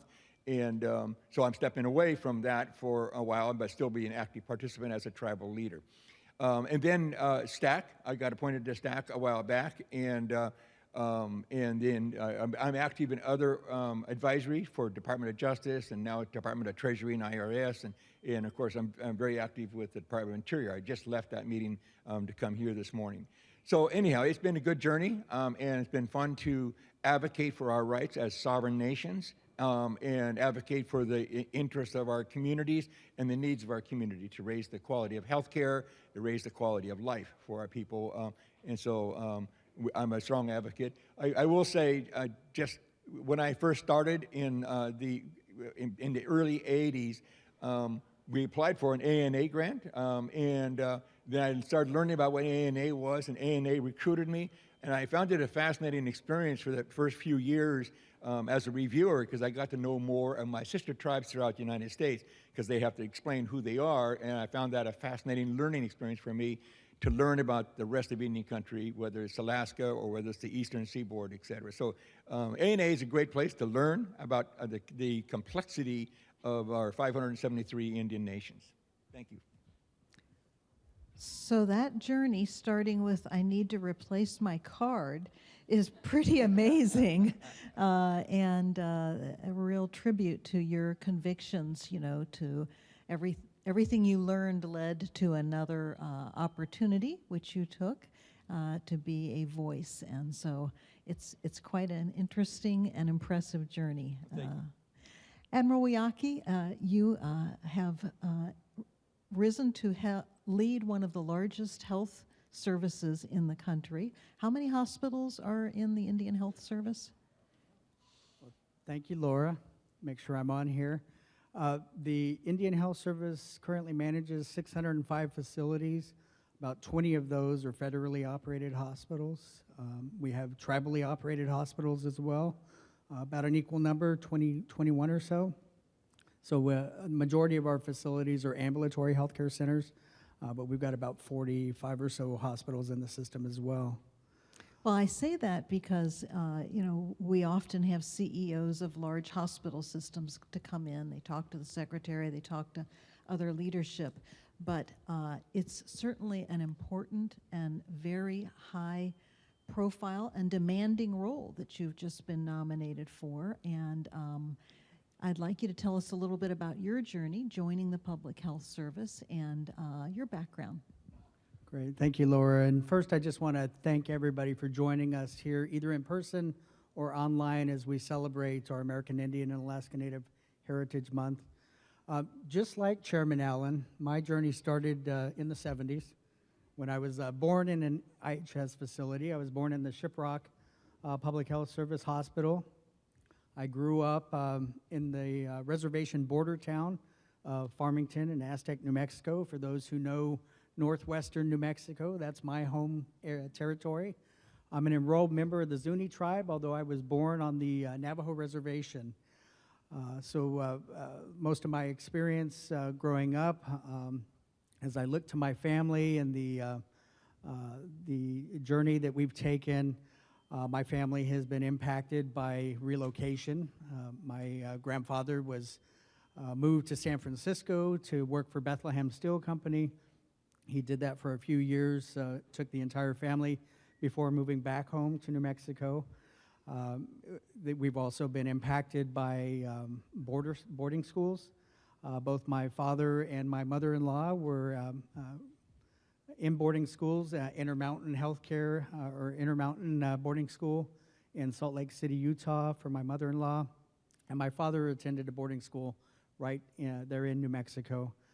So as we talk about the historical journey of tribes and the impacts and challenges, it's important that we recognize the federal policies of the past and the important work that we do today to rectify those. So personally, again, member of the Zuni tribe, I grew up, as most young kids do, focused on sports.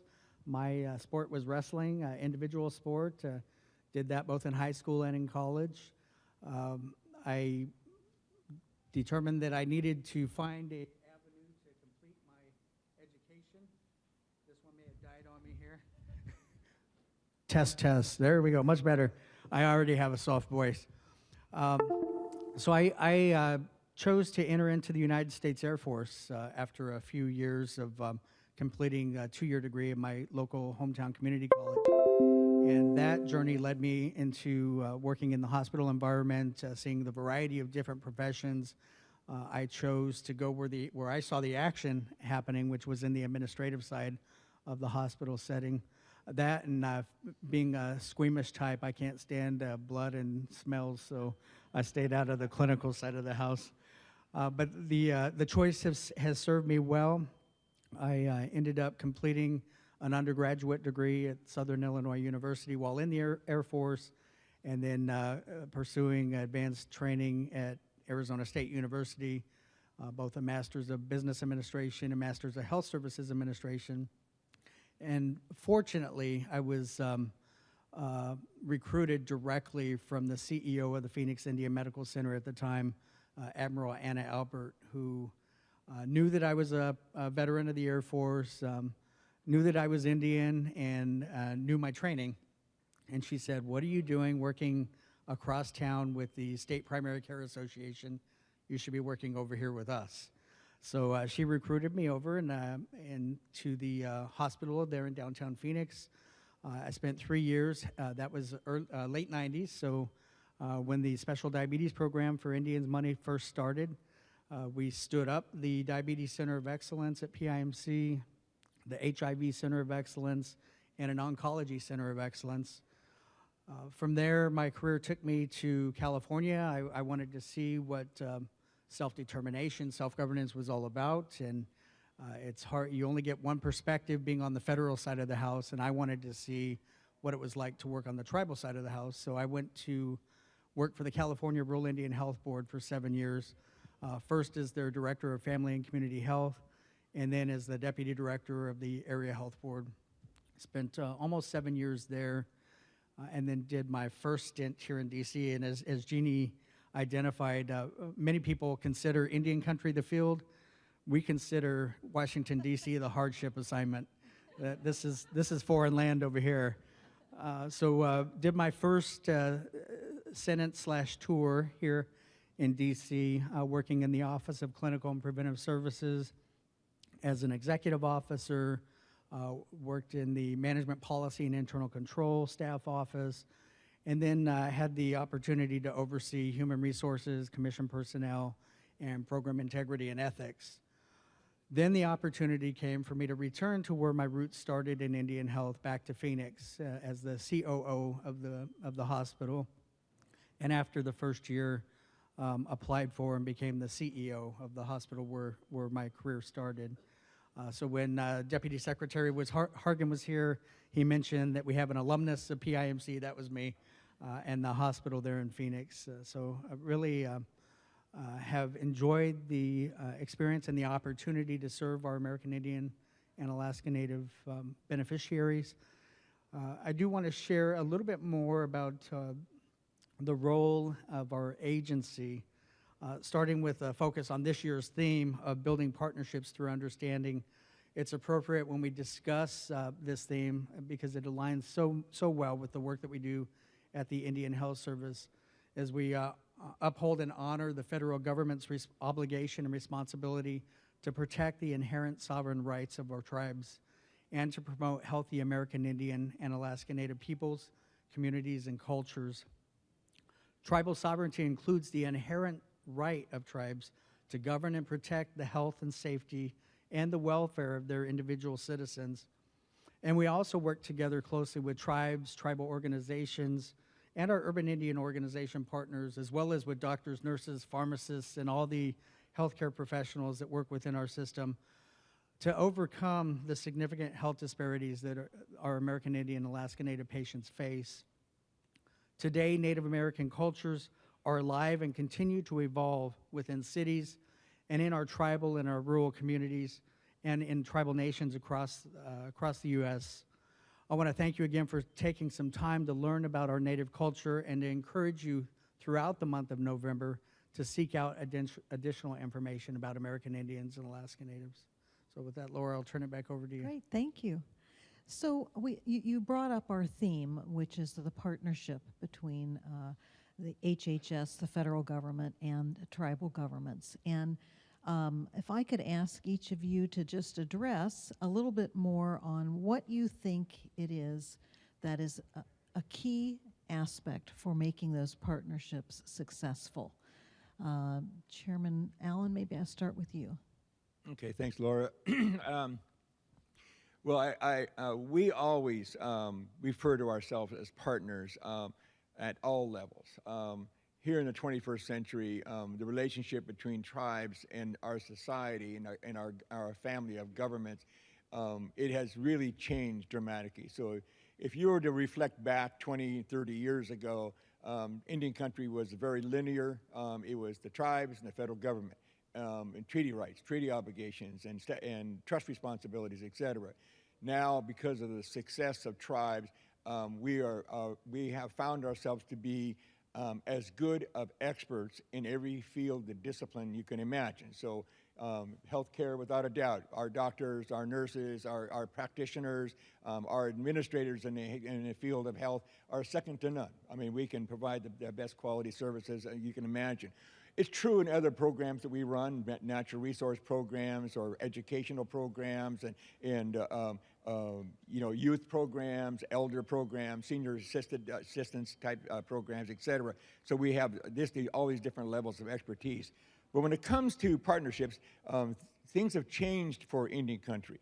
And people keep forgetting that wherever we reside, whether we're in rural, which is for the most part most of Indian country, or we're in an urban community, which we find ourselves as well. But because of our expertise, a lot of non-Indian people work for us. A lot of non-Indian people live around us. Many of them are married to our citizens in our respective communities. So it's our job to help them out as well. And so using my tribe as an example, my tribe is just under 600 citizens. So, and probably just a little over half of them live in our general area, in our community. The rest are scattered throughout the United States. So we wanted a clinic. Okay, so then, we couldn't wait. You know, the queue list for facilities in IHS is very long. And so we came up with an idea when a large healthcare organization entity left, and created a vacuum in our community. So we were asked to step up, and we did. So half of the doctors stayed with us. So we started our own clinic. We eventually borrowed money to build our own clinic. And then today, we now staff about 130, just a little over 130 FTEs, 26 doctors and nurse practitioners, et cetera. And we serve over 17,000 people in our community. So our community depends on us. So when it comes to the providers for Medicare, Medicaid, CHIP programs, et cetera, we're the ones that do it. So we are truly partners. And quite frankly, in our community, if you took about a 50-mile radius, there's probably around 70,000 people live in our area. And so we find ourselves the flagship of the community, and because we take the Medicaid individuals and serve them because they have nowhere else to go for the most part, and the hospitals love us because those individuals don't end up in their emergency door. And so it's been a true partnership between us. Then now that's worked out great. We're already maxed out with our current staff, and we're already getting ready to expand. Well, we also did the same thing with dental care. So we're the ones that hire dentists. We have the only pediatric dentists in the community. And so all those mothers and those kids, they come to our shop. And so that alone serves well over 6,000 people. So we are true partners with the community when it comes to health care. Now we're expanding into the MAT programs, the medication-assisted treatment for opioid and substance abuse problems. And we're right in the middle of designing and engineering our building, following the lead of a sister tribe called Swinomish, who's had a major success. So opioid and substance abuse is a huge problem in America, and it certainly is a problem in our area. So the local communities couldn't find a way to solve that problem. And so we said, we'll do it. And so, and we're financing it. We're building the building and making it work so we can address that particular problem. So are we partners? Absolutely. Do we make a contribution? Do we make a difference? And do we provide, while we're doing it, do we provide quality health care and essential services to our community? So those are examples. There's many others that we deal with as a tribe, but without a doubt, we are partners, and we want the local community and the local governments, as all the way to the federal government, to be aware that we can be big part of the solution of our community needs. That's a very interesting and revealing story, in the sense that the reins and the initiative is very much in your community, as opposed to sort of any sort of passivity, or looking to federal government or state government or anybody else to carve out what are the solutions for our community. So that's very exciting. And I will say there are many, we're not the only ones doing this. There are many tribes that are now getting much more creative in terms of how they're providing health care for their communities. Jeannie, what, as you think about partnership, and even in your time that you've been doing this job, or partnership that you learned when you were with a staffer for Senator Thune, what are you seeing that you think is really important when we are working with our Native American community? My experience has been that it's what Deputy Secretary Hargan also talked about, is building relationships. Is vital, positive relationships, that is, and really finding ways to have common ground.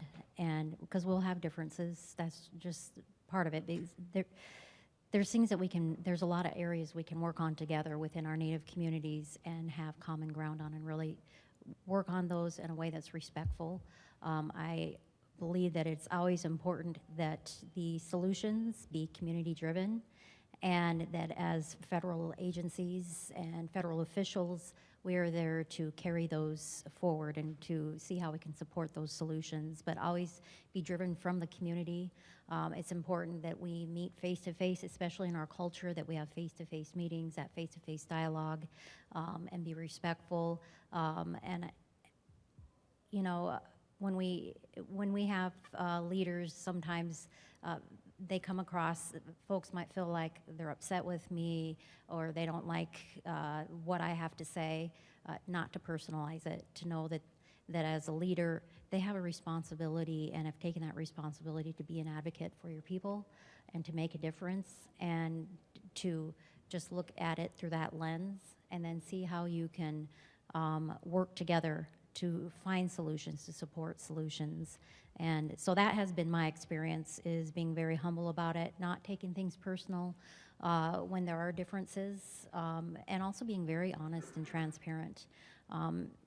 As federal employees, we often have to bring back a message that we don't want to deliver. It isn't the answer that we want to provide, but whether it's regulatory or administrative, we have to be honest, provide answers, have follow-up, and continue to work through and find solutions around that. So honesty, transparency, follow-up, and face-to-face dialogue to build relationships, I have found has been key.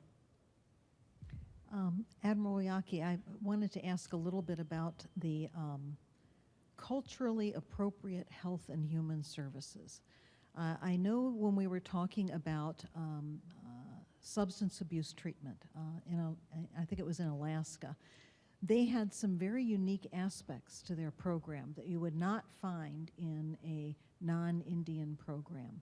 So when we think about partnering with tribal communities, what are the ways that you see that we are doing well in terms of complementing and encouraging and giving opportunity for those culturally appropriate ways, and where do you think we need to be a little better? Great question, Laura. Yes, thank you. One of the priorities within the Indian Health Service is to allow the space for the implementation of traditional Indian health. So we have a large subset of our patient population that desires to receive non-Western medicine, to be able to participate in sweat lodge ceremonies, to be able to smudge, a variety of other traditional Indian health ceremonies that you won't see in a Western health center, a Western hospital. All right, you got me on smudge. Smudge. So Please tell me what smudge is. Sure. I understood the first one. It's a cleansing ceremony, and you're using natural cedar, sage, a variety of different holistic environmental items to cleanse your body, not only physically but mentally. So you're breathing in the smoke. You're really going through an exercise of cleansing. It's as spiritual as much as it is physical in terms of getting healthy. Absolutely. And so to answer your question, what's going well, I think within the Indian health system, we have adjusted our policies and our procedures to promote and allow for the use of traditional Indian medicine. A good example, during a smudging ceremony, we have policies on our books that we will turn off for a short period of time the smoke detectors while the ceremony is taking place within our facility, so that we don't set off alarms, have the fire department show up. Those are institutionalized within our facilities, where we allow for that. It may not be the case in others. Many of our facilities, you'll show up and there will be a sweat lodge constructed outside of our hospital or outside of our health center for use for traditional ceremonies. That's really where the agency accomplishes that incorporation of cultural practice. Where I think that we can do better is sustainability of those types of practices in terms of reimbursement. Many of our traditional healers don't accept monetary reimbursement, but they accept honoraria and gratuities. We definitely want to promote the use of holistic approaches.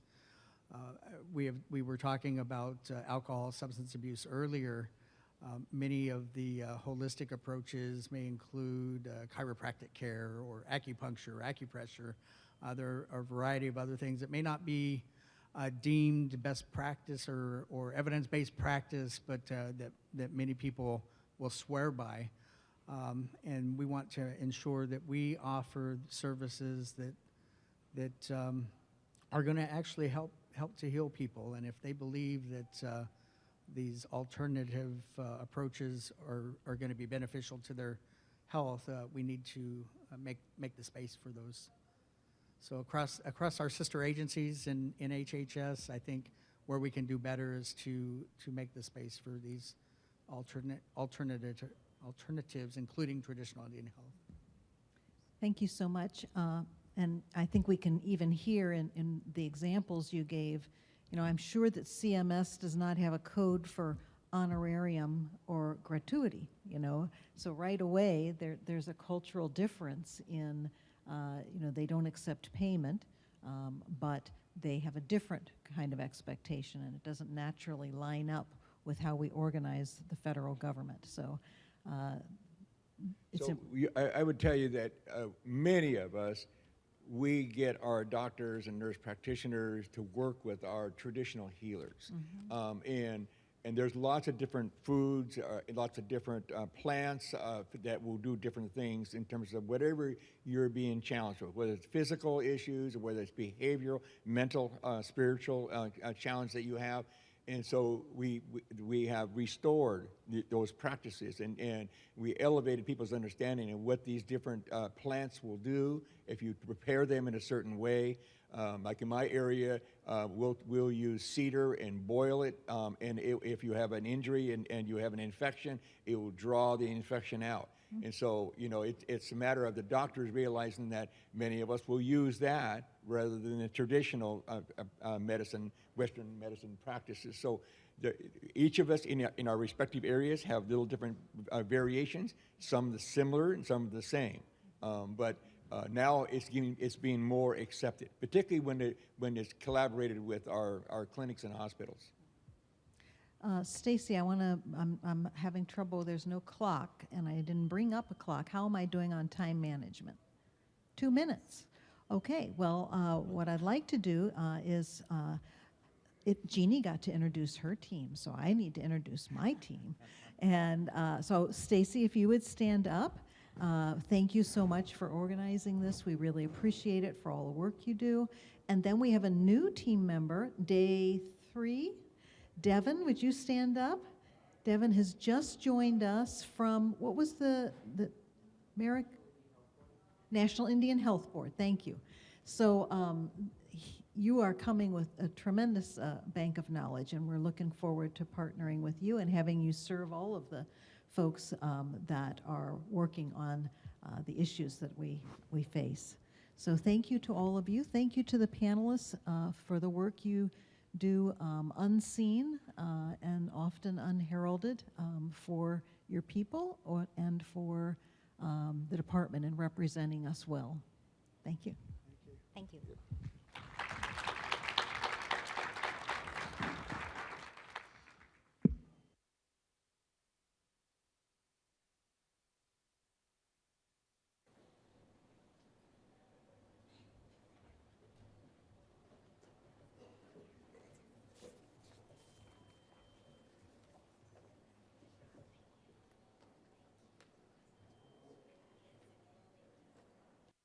From Iroquois from the Onondaga Nation, Central New York, and we've got invited to perform a couple of Iroquois social dances for you guys. We have a limited time, so we're going to try to fit as much as we can into that. So this first dance I'd like to bring our male dancers out to do is called the war dance, which is later on we'll show you the smoke dancing part, but this is where it derived from. And right now, I just want to take a quick brief and have Wesley come up and get a little bit more into detail with that war dance and where it came from. This dance that you're about to see originally was a ceremonial type dance that we would never do outside our longhouses. That symbol that you see a lot of us have on, the 4 squares and the triangle in the middle, that symbolizes our acceptance of the message of peace that was brought to us by the peacemaker. We buried our weapons of war under a great pine tree at Onondaga, and we vowed that we would never go to war with each other. But this dance, like I said, was a war dance, and when we did that burying our weapons of war under that tree, we had no more use for these songs in ceremony. So what happened is over the years, it progressed faster and faster, and it turned into what it is today, and that's the smoke dance. But this dance, like I said, originally was a ceremonial type dance done before you'd go out or come back from the warpath. All these songs are original war dance songs that you're about to hear. But you'll see that dance when we bring that out later, the smoke dance. All right, we're going to bring our male dancers out to demonstrate this war dance for you guys.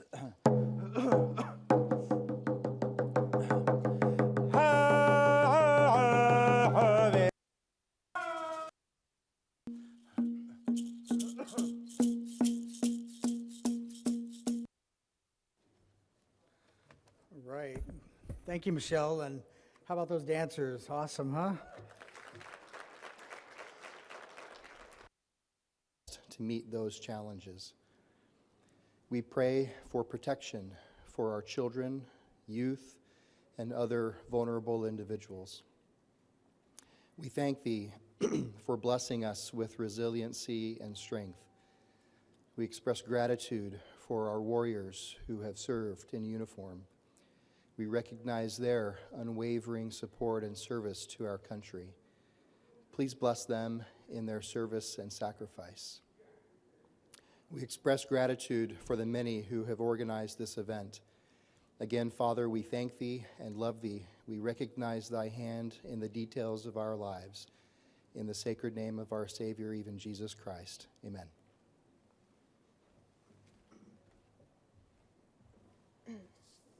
Nyamangoa for that blessing and for helping us open up our ceremony today in a good way. Now I would like to introduce Jeannie Hovland. She is a member of the Flandreau Santee Sioux tribe who will provide the welcome for our event. Like many tribal members across Indian country, she wears a couple of hats at work and has a few titles to go along with them. She's the politically appointed and Senate-confirmed Commissioner for the Administration for Native Americans, which also makes her my boss. In addition, she is the Deputy Assistant Secretary for Native American Affairs for the Administration for Children and Families, serving to coordinate policy and partnerships with tribal and other Native American communities for Assistant Secretary Lynn Johnson. Last but not least, she's the chair for the Secretary's Intradepartmental Council for Native American Affairs within the department. In that role, she focuses on her internal partnerships with the senior officials across HHS to coordinate policy and improve access to HH services to better the lives of Native Americans and tribal nations that we as federal partners serve. Thank you. I think we all know Michelle's the boss, right? Hihani washte medakiapi, chante washte anape chuzapishto, Jeannie Hovland amachiapi. Isantio Yate Matahan, Commissioner to Administration for Native Americans at Wawashi Ichamu. Good morning, friends and relatives. I greet you with a good heart. My name is Jeannie Hovland. I am a very proud member of the Flandreau Santee Sioux tribe, located in the very beautiful and cold state of South Dakota, and I'm Commissioner of the Administration for Native Americans. It is my honor to be here today amongst our distinguished guests. I want to recognize a few of our distinguished guests, but I also want to say thank you to those that are online watching us today. I had the opportunity to travel to, I believe, 8 of the 11 HHS regional consultations and meet many of our workers that are out in the regions, and I want to say thank you for the work that you're doing, and I look forward to continuing to work with you as we move forward our priorities and our mission to serve the people that we've been charged to better the lives of and bring supportive services to. So thank you for your work.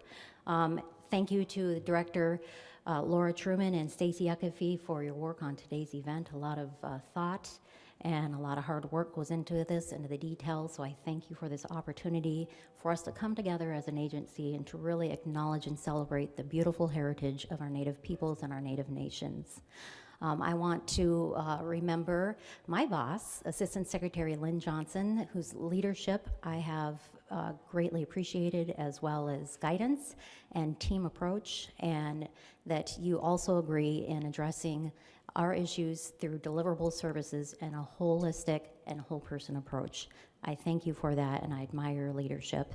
And also congratulations to Commissioner Darling, who is new to ACF, but not new to ACF. So I look forward to continuing to work with you, and thank you for already reaching out to me and meeting with me to see how we can partner and really work together. Chairman Allen has been fantastic. I got to know Chairman since I've been in this position. Thank you for your leadership, and thank you for helping guide me and give me input. And I just really appreciate the difference that you're making in your advocacy across all of our tribal nations. Admiral Wiaki is also here. Congratulations to you on your recent nomination. Thank you for being a strong partner as we've recreated revamped the Interdepartmental Council on Native American Affairs. I really appreciate the partnership that we have. So thank you for Deputy Secretary Hargan, who will be here later today, for all the participation that he has had in our committees, the Secretary Tribals Advisory Council. I just really appreciate that in my short time that I've been here, that we've been able to really cross through the silos, break them down, and work together, and not only work together, but have a lot of enthusiasm. So I look forward to this next year and seeing how we can continue to forge forward and move the needle in the right direction. And I also want to acknowledge my amazing staff from the Administration for Native Americans.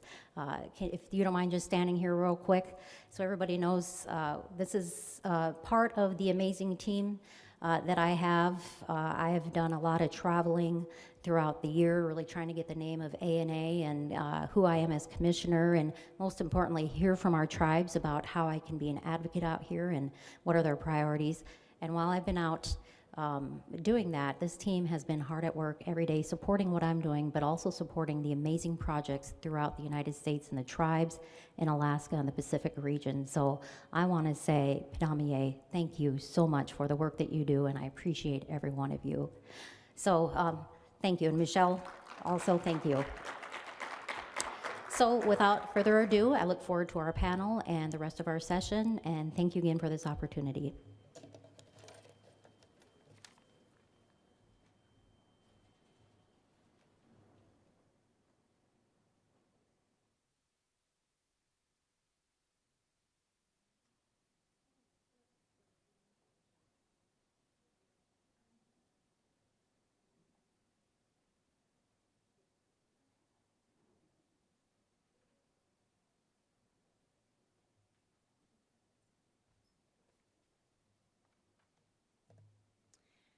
So I told you when I introduced myself, my heritage, and didn't mention I grew up in central New York.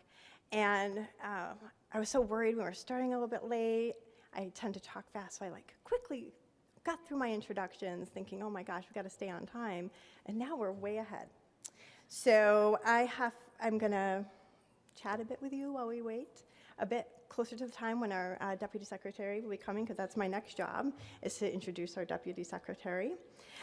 So I will just say that for me personally, you see this wampum up here, and it represents the two-row wampum, which was a covenant between, it's a pre-US treaty, if you will, and it was agreement between two nations, the Haudenosaunee, which I mentioned I'm Mohawk, but we're part of a confederacy you may know as the Iroquois Confederacy, which was originally 5, but is now 6 nations as part of that confederacy. And this wampum represents, in a way, partnership and a native vision of partnership. Because as settlers were coming in to what you now know as New York State, obviously our nations were living there as well. And so we wanted to set forth an idea for how we could coexist together.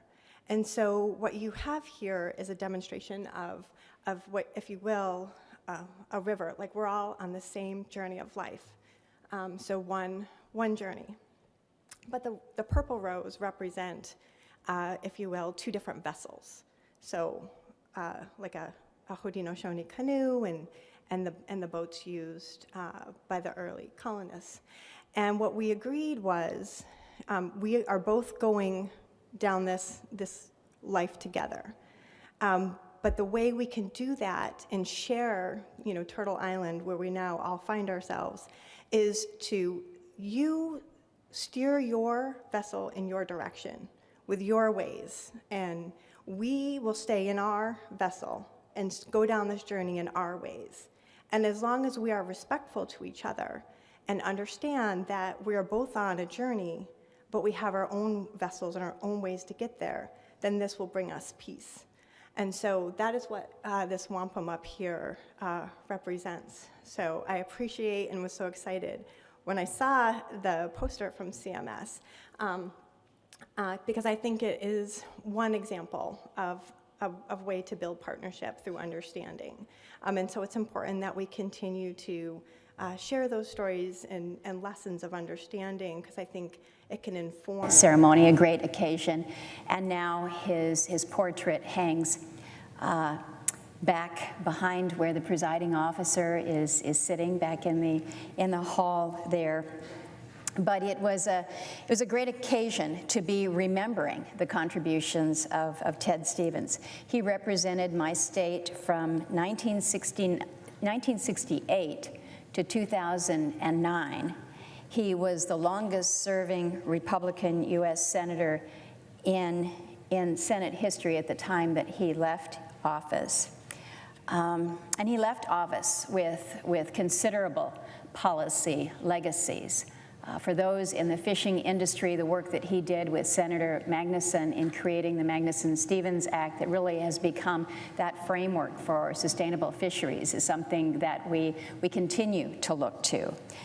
His work in sports with the creation of the U.S. Paralympics, his encouragement, all that he did with women and girls in sports regarding Title IX. We all know his background, his history. He was a pilot in World War II, and certainly here in the Senate was a staunch advocate for our veterans and for all of our military. He worked hand in glove with his Senate brother friend, Senator Daniel Inouye, chairing not only the Appropriations Committee itself, but the Subcommittee on Defense Appropriations, and in that role helped to advance so many of our national priorities. Well, Mr. President, today is Ted Stevens' birthday. If he were alive today, he would be 96 years old. And later this evening, there's going to be a gathering. It's an annual gathering on the 18th of November. Friends of Ted gather to just raise a glass to a wonderful man, a strong leader, a great Alaskan, and truly a friend of mine. I think today Ted Stevens would be smiling at what Senator Sullivan, Congressman Young, and I were able to observe this morning. The three of us, the full Alaska delegation,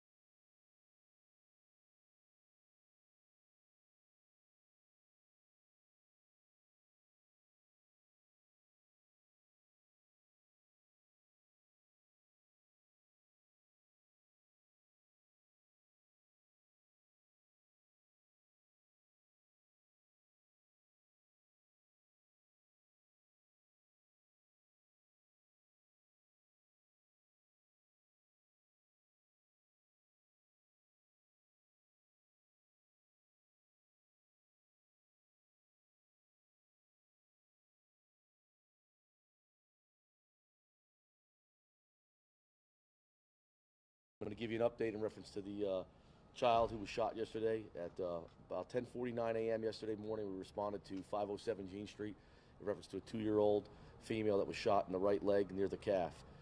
We responded to the scene, did our investigation well into early evening last night, and at which time we charged the mom. Her name is Devesha Paw, and her boyfriend, who his name is Kashad. Give me a second here.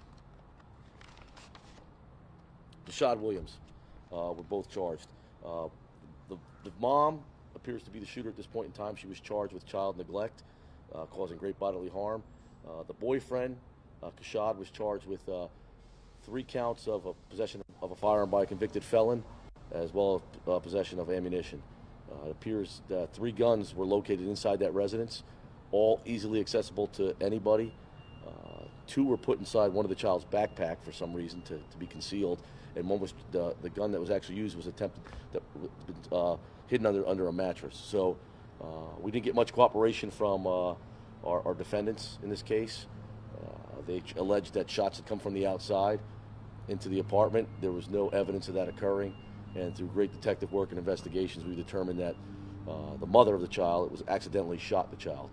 It wasn't an intentional act, but you can say that. But when you have guns, not 1 gun, not 2 guns, but 3 guns in a house or apartment with young children there, you're just asking for problems and trouble.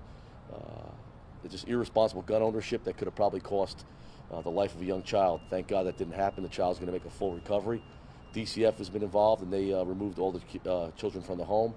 And mom and both defendants were in, I guess, what the first appearance with no bond status. I don't know where they're at with that. You probably know better than me because you were out there earlier. But that's where we're at. I'll open up to any questions now. Hey, Chief, do we know at this point what mom was doing with the guns when it was charged or something like that? No, we don't. I don't think really. Probably playing with the guns or something like that, and the gun went off accidentally. Best I can tell you. I don't know why you would handle a weapon when you have a young child there. I believe she was on the phone with a family member also, so her attention wasn't really focused on. The guns are dangerous. Let me tell you, they're going to kill you. They will kill you if you're not careful with them. Okay, so you have to make sure your weapon, your firearms are secured, especially when you have kids in your house. I mean, come on, this is just irresponsible gun ownership by people that really just don't care. I mean, they don't care. I mean, 2-year-old was shot, airlifted to Arnold Palmer. I mean, I would be probably devastated if that was my kids, but I don't get it. I don't get it. 3 guns in the house, 3 handguns were in the house. One of the guns had an altered serial number. Mr. Williams is a convicted felon, and he's in there. So the guns, it was a perfect recipe for a disaster, and thank God it wasn't a serious disaster as far as we lost any lives. But we did have a young child that was shot, and thank God. You can imagine the size of a 2-year-old. You don't have much room from hitting something major and killing them. So thank God the child's going to make a full recovery, and the parents are going to be held accountable for this. And it just goes to show you what irresponsible gun ownership, what can happen. These things can happen. It can happen to anybody. You just can't leave your guns out unattended. So. Okay. Just some clarifying questions. Yeah. Child, this was the mother, that was her biological daughter, but the man who was charged, is that his daughter too? No, it wasn't. He was in the house. I don't understand why, and the guns were his, we believe, at this point in time. Although the mom, who's the defendant, who was our shooter, was actually handling the weapon. So you got people handling guns that don't have any business. Well, first of all, he doesn't have any business having a gun. He's a convicted felon. And she has no business handling a firearm when she has a baby right there and she's on the phone not paying attention. I mean, it's amazing. It's amazing. It's a miracle that nobody was killed. How many other kids were in the house? There was one other child, a 6-year-old, that came in after the fact. He had went to the store to get some, not the store, outside to get some snacks from somebody. He came in and they tried to hide 2 of the guns in his backpack. So very deceptive, not cooperating, making up stories. Just to try to limit their exposure to this incident, but it didn't work. And it's unfortunate, but at least the child wasn't killed. I mean, that's huge. That's huge. Hey, Chief, I was just talking to my editor. He Yeah. said some comments on Facebook said the kid was shot twice. Can you confirm? No, the kid was only shot once. You can't believe everything you say on Facebook. No, give a shot only once, and thank God the child's going to be okay. Thank God we have Arnold Palmer Hospital here locally where we can airlift the child there and get the best medical treatment anywhere in the United States is Arnold Palmer for kids. So, yes. This was new information that came out this morning at the hearing for the mother. Yes. The shelter. That the Arnold Palmer says the child was shot twice. There were 4 bullet holes in her leg. I didn't hear that. Okay, that was new information. I didn't hear that. I didn't hear that. I heard the child with my detectives last night, and I was here yesterday. Yeah. And This was just okay, this morning. Yeah, and they said that it was 1 gunshot to the leg, and the child was going to make a full recovery based on everything they were told. I think we were able to get the child to Arnold Palmer as quick as possible. And if the doctors are saying that, they did their examination. They're probably accurate. What makes it even more disturbing? Did you hit that trigger twice, or I don't know. But these parents, their kids are safe. They're in DCF's care. Once the child gets released from the hospital, they'll be in DCF's care. And I just can't stress enough how firearms in the wrong hands will kill people. Responsible gun ownership is not a problem. Irresponsible gun ownership is a problem. And this has everything written all over it that's irresponsible from parents that just don't care about their kids and the safety of their kids. And it's sad. And I'm just lucky. Thank God nobody else was shot and killed with those guns. 3 guns in a house. I'm not even secured under, in a cabinet at the very least, or up high, just out where anybody can touch them and grab them. And what do kids do? Kids are curious. This baby, 2-year-old, you can imagine a 2-year-old doesn't know what's even going on, let alone you're in your mom's care and your mom's supposed to protect you, and your mom ends up shooting you. I mean, it's ridiculous. I just want to be clear on this. In the report, she claims that the child may have shot herself. Yeah, but okay. At this point, you guys know that Yes. she shot the kid. Yeah, yes. Okay. 2-year-old kid ain't gonna have the strength to pull a gun. And there's a Santa Claus too. Yeah, come on. It's typical idiots that are just trying to protect their own hide from the crime they committed. So I mean, it's just hey, it was an accident. Tell the truth. Don't lie. I'm just glad we got him in custody. Hopefully DCF will take a hard look at this case and maybe really evaluate if this mom's fit enough to be a parent. I mean, it's just no. The mom pulled the trigger. So. Okay, thank you.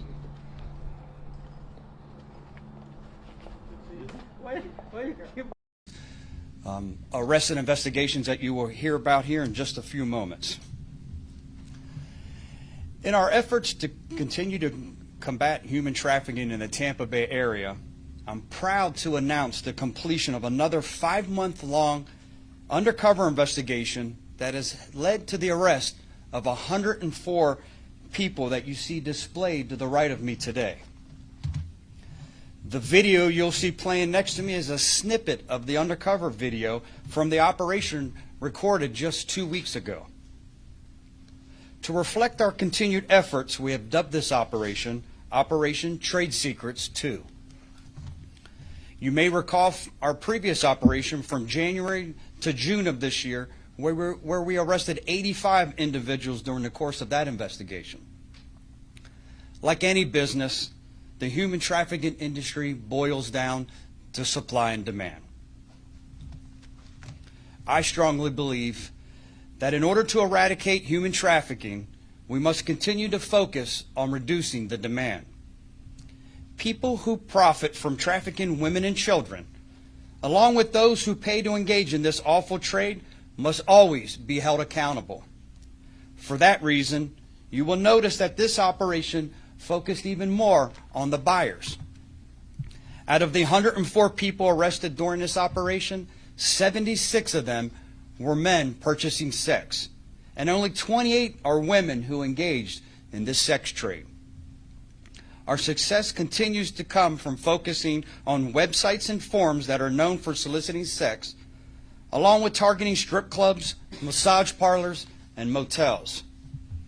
We also conducted undercover operations, putting female detectives on the streets posing as prostitutes, and male detectives posing as Johns, a common name for buyers. I want to take a moment to highlight just a few of the more despicable arrests. On June 21st, Jason Fitzgerald, who is 36 years of age, and Louis Colon, who is 29, met with an undercover detective who posed as a stepfather of a 14-year-old young girl. These men believe our undercover detective was selling his daughter for sex. They arranged a time for them to meet up with the 14-year-old to perform acts that are so repulsive that I won't even begin to describe them. Fitzgerald and Colon showed up at a trailer park in North Tampa. They began negotiating a price to have sex with the child.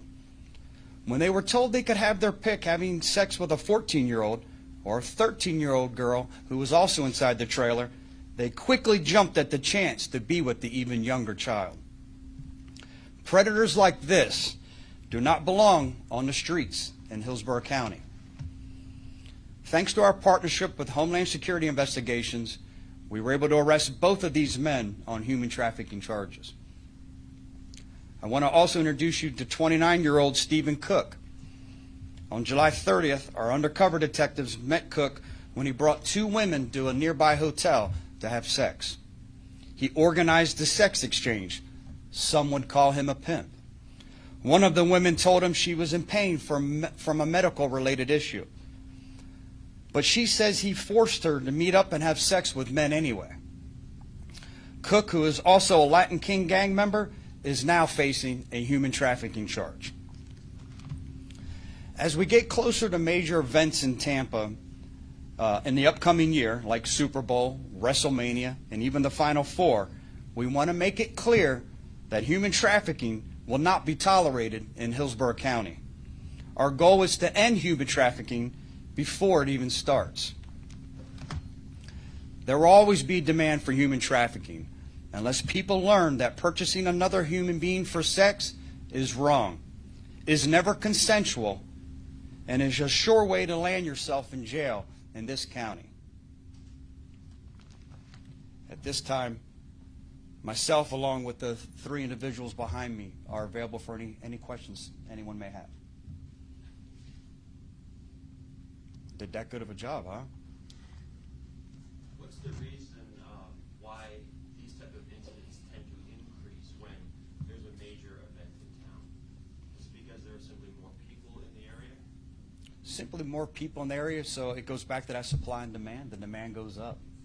People traveling, those types of numbers of people traveling to the Tampa Bay area. I think that the Tampa Bay area already has this negative stigma, being the strip club capital of the world.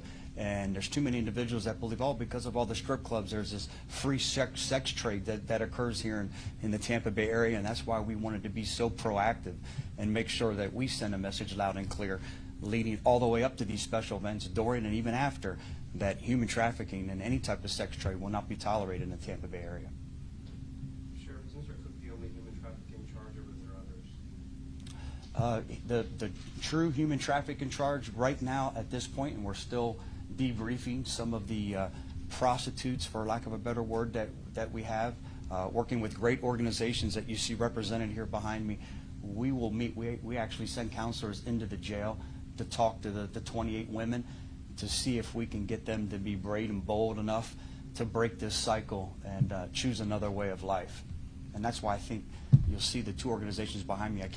I can't say enough, because that's the life rope. That's the lifesaver for these women when they decide, hey, listen, I'm ready to break that cycle. These are the individuals that step up and make sure that they help give them every resource, every tool available to actually break this cycle. Why is it so difficult for some of these women to trust law enforcement, to trust people to help them?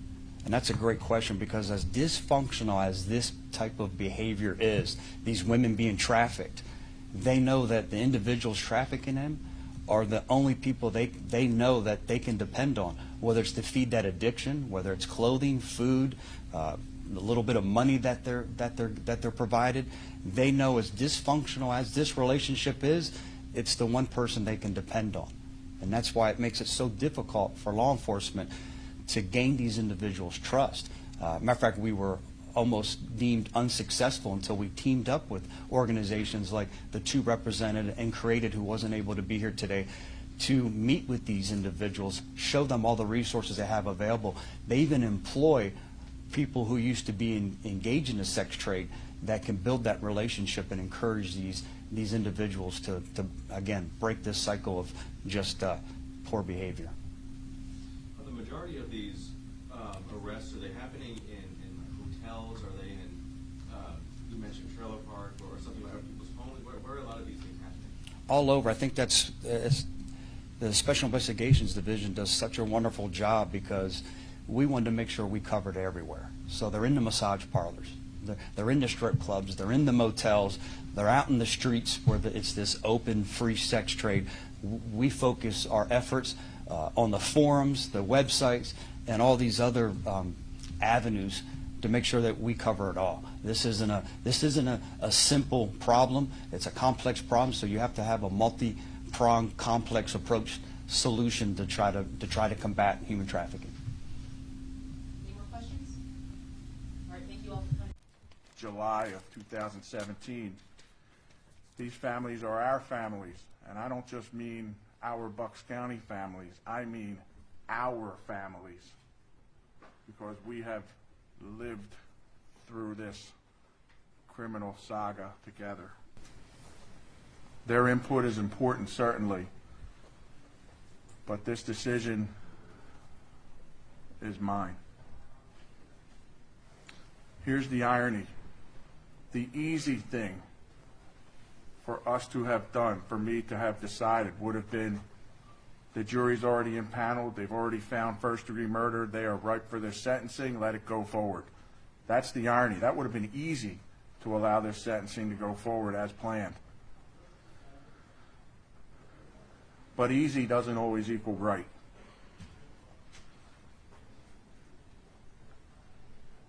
So in part of the analysis in this jury's verdict, one of the things that we considered was interpreting what that verdict meant. And in this instance, there was one count of guilty, or one guilty verdict of first-degree murder for Dean's murder, and 2 counts which could have come back as guilty of first-degree murder, but instead were to voluntary manslaughter.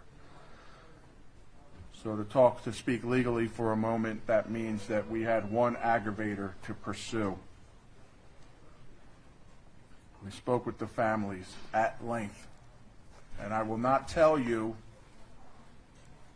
that everybody was unanimous in their wishes and their beliefs as to how to proceed, but there was certainly consensus. And after an emotional consultation with the families of these 4 boys, frankly, because we included Jimmy Patrick's grandparents in this discussion, we ultimately then met with the Finnicaros, Anthony and Bonnie and young Anthony. Because Dean's murder is the only one for which the death penalty was left as an option. I am in awe of the Finnicaros' grace under extreme duress, which frankly is the complete opposite of the defendants, who had his character tested, and frankly we have few, if any, opportunities to have our character tested in life.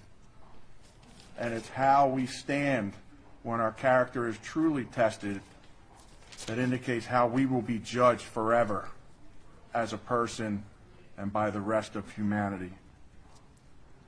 And he was an utter and miserable failure.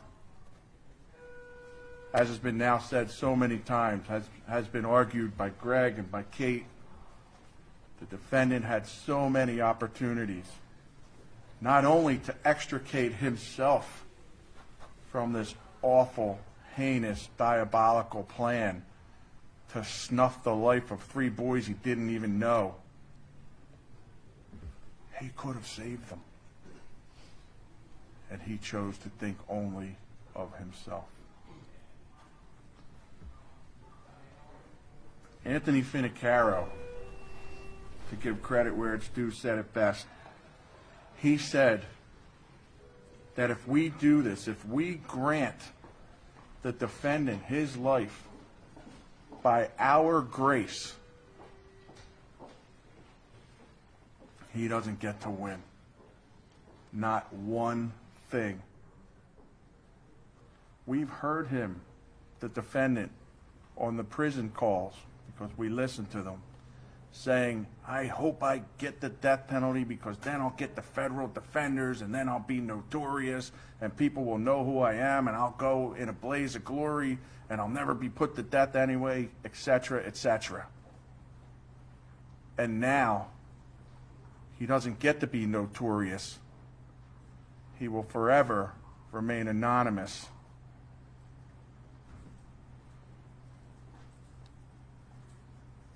He will not be a political martyr for the death penalty argument. He will not become a political football. He will not become a cause celeb.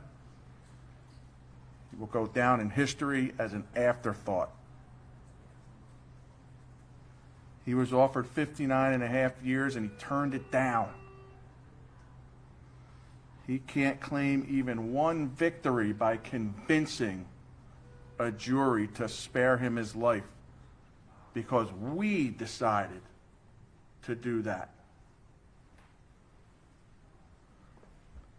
And we don't do this for him.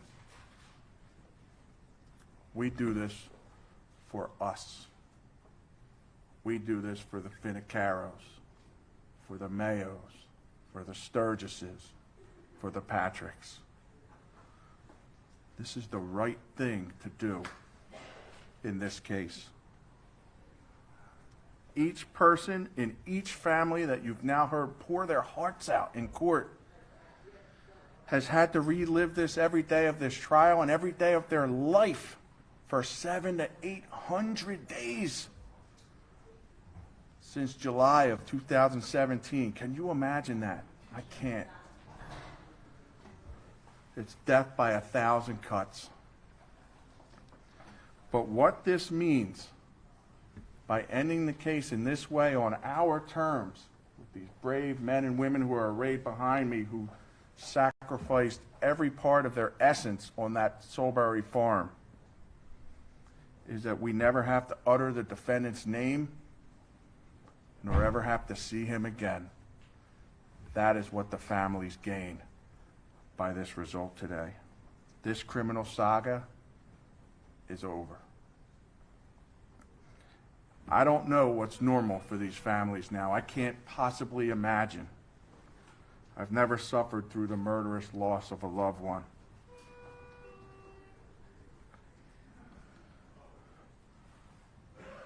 But by their amazing grace, these brave families have one less cross to bear. And I just hope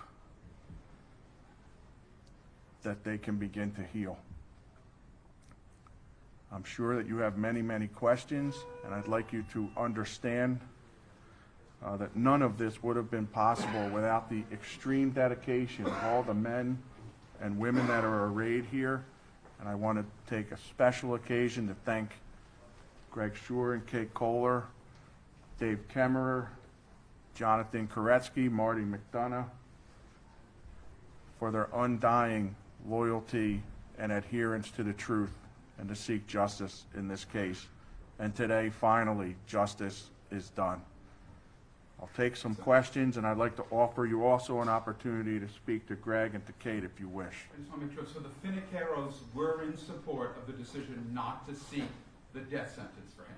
That is correct, Jeff. Sturgis and Mayo, were they in support of no death?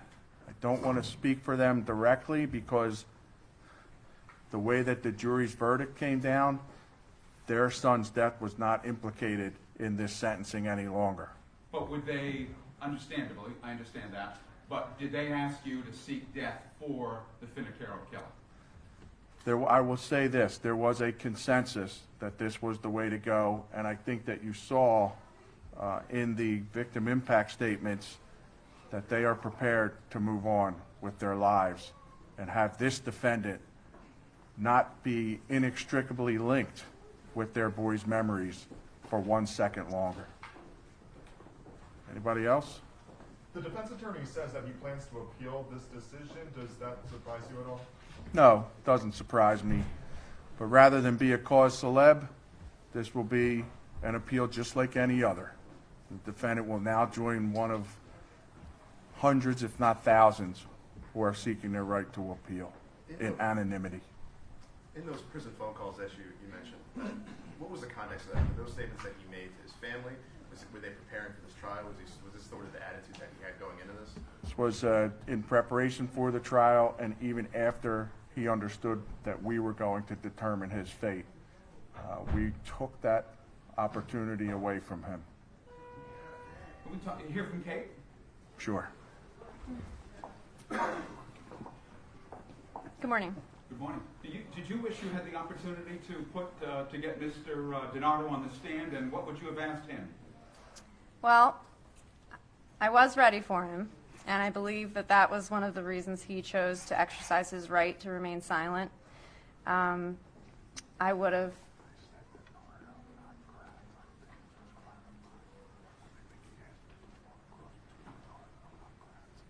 Oh, I'm sorry, did you ask if I wanted to cross Mr. DiNardo or Mr. Kratz? I've asked DiNardo, but I'm going to ask you about Oh, that. okay. I'm sorry. I So thought you were... DiNardo, I mean, would you like the chance to put him up and talk to him and get him to say what was going on here? No, we don't. We've dealt with Mr. DiNardo at a prior proceeding. His case is over, and we don't deal with we would not choose to deal with Mr. DiNardo again. Kratz.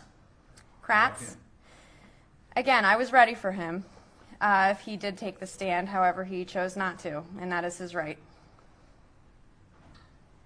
Your conversations with the families, without getting into detail, but just their emotional state now that this has kind of reached a conclusion. Yeah. Well, as you've witnessed, I'm sure if you were in the courtroom, the raw emotion that they continue to show and in the sheer strength that they show despite their emotions and feelings in this case are empowering, and I hope that they are able to move on. I do believe that this is the first step in that process of closure for them, and I hope that they do have that opportunity. Thank you. Thank you, Kate. Greg, do you want to say anything? The only thing I would add, I mean, this was a unique case from a law enforcement perspective. The grace that has been shown by the families throughout the process has been grace and courage and resilience, frankly, that has allowed all of us to do our jobs in the way that we have over the last 2.5 years. And also I'd like to thank the jury. The jury, as we sat through this process, it was very clear, had a emotional effect, having seen what they saw in the courtroom, just the same way that we as prosecutors and law enforcement as detectives and police officers had an emotional effect based upon what we saw. The jury went through a lot. They were very careful in their deliberations, and through their deliberations, they gave what we believe to be a just result, and they've given us time from their lives, and they are the backbone of the criminal justice system, so we thank them for that. How important was that videotape, that confession videotape, and did you think Kratz was completely nuts to attempt a jury trial when he knew that tape was out there and it was coming in? Well, everybody has a right to a jury trial, and he exercised his right, which is a right that we respect in in our office. As far as what was said on the tape, it was clear he was inconsistent between the tapes, and we are satisfied based upon what came out through the tape that we know at least part of the truth. The evidence that we had corroborated parts of his statement, and we are very satisfied with the responsibility that the jury gave us for the murder of Dean and the killings of both Tom and Mark. Isn't it remarkable to have an admission on tape in the way that he said it, when he described raising the gun and shooting Finocchiaro in the head? It's what our detectives do. And to that point, I think that's a great segue. We wouldn't have the incredible fortune to stand here and say that this case is closed and concluded with 2 men serving the rest of their lives behind bars without the incredible dedication of all of the officers you not only see here who are representative of law enforcement, but federal, state, local, county law enforcement, whole communities came together to make sure that we could bring Dean, Jimmy, Tom, and Mark home to their families. For that, I will forever be grateful.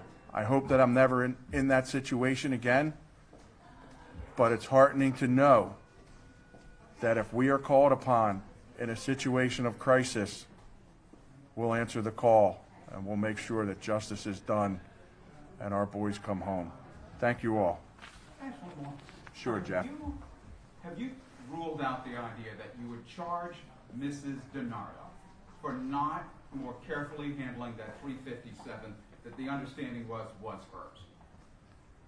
I think this case is over. I've not looked at the statute of limitations in a while, but it is even possible, frankly, that the statute of limitations has run. We're not looking at the little picture at this point. We've looked at the big picture, and the case is concluded. Thank you all.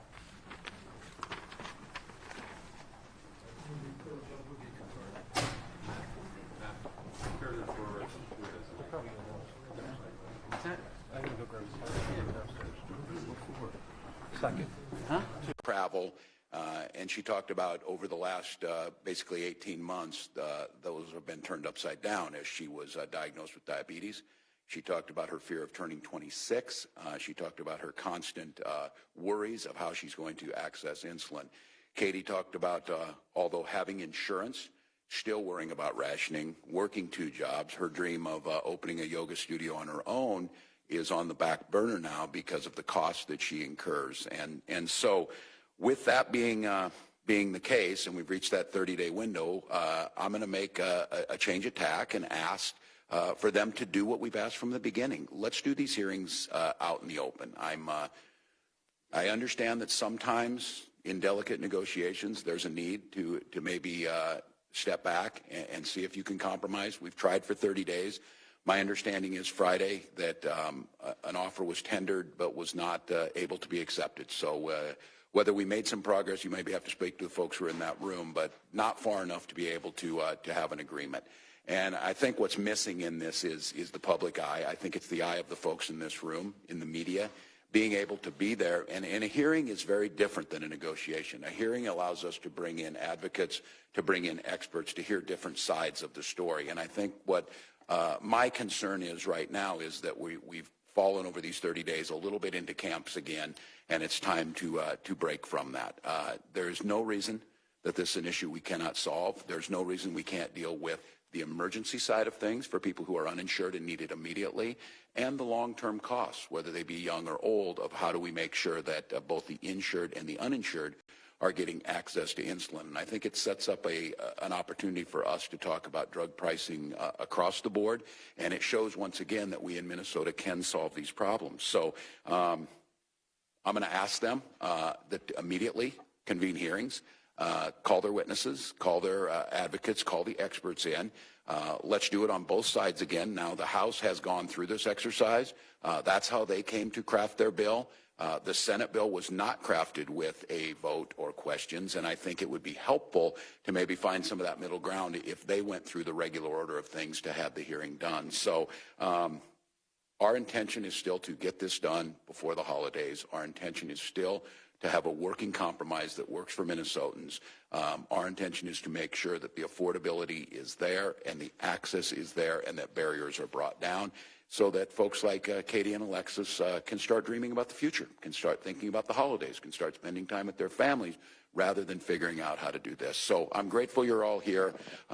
Our next step will be to hopefully get responses from the leaders. It seems hopeful because of the work that they've done. They continue to meet. They could continue to meet straight up till Friday. My concern was, though, there was no real formal response to that, and the clock just kind of ran out here on the 30 days. So with that, please, any questions?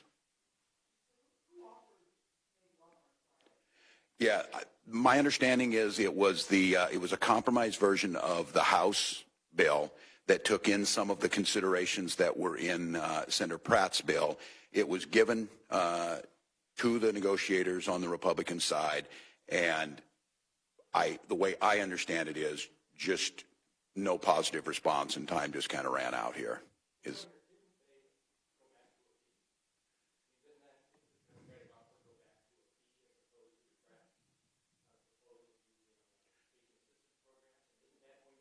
Yeah, I did not see in the negotiations that they gave. We have been there as providing assistance, whether it be MNsure or MDH, but I did not see where they're at. I do think it still hinges upon this, that there was a bit dug in, whether the manufacturers were going to have a role in this. I have stated clearly our position from the administration is they have to play a central role in this. And while I think it was a good faith effort on the Republican part, certainly if you were uninsured or some of the issues of going in to see your doctor, there was a lot of hurdles put in place that we think would have been a lot simpler. But with that being said, I don't think there was a compromise bill came back that moved off that position much.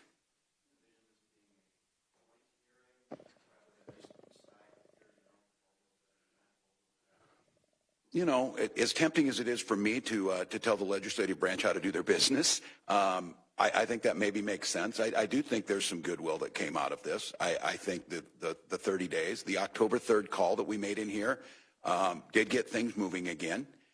So yes, perhaps if that makes sense. But I really do think, though, that if you would air the proposals with a true hearing with testimony and from advocates, because the advocates are saying, and you can correct me if I'm wrong, the advocates have said they have not been consulted on the Republican version at all, that none of the insulin advocates have been consulted at all. It was written without them there. They did believe they were part of the House version. So I think if you did that,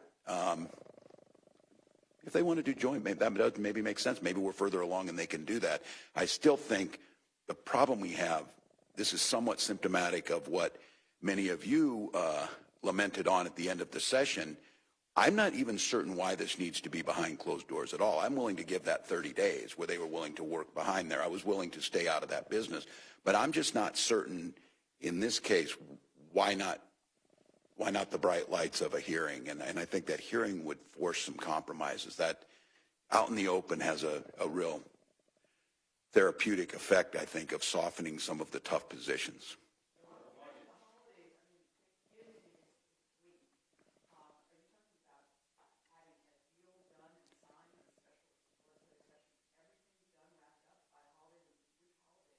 Yeah, well, I think it's going to take them a little bit of time here. I would guess between the Thanksgiving holiday and as we move towards the end of the year would make sense. And I just, you know, this idea that I hope this is not the case, but it feels a bit like running out the clock till we get to the regular session, which is really difficult for me to get with because it's always the right time to do the right thing. We're still hearing from the advocates. They're fearful that we're going to lose the momentum. They're fearful that we're going to lose the sense of urgency, and that's why I think it would make sense. And it's not hard to call a hearing. It's not hard to get the folks who need to be there. Advocates are waiting, knocking down the door, physicians and others, to be a part of this. This is not all that difficult for us to get there. Yeah, I think we can come in the morning in a special session and finish this if they get this thing all done. I mean, they've been working 30 days on this. My goodness, we've been working since May where we thought we had a proposal. This doesn't need to be that hard. I'm talking getting this thing done by the first of the year, and I don't think that's that hard.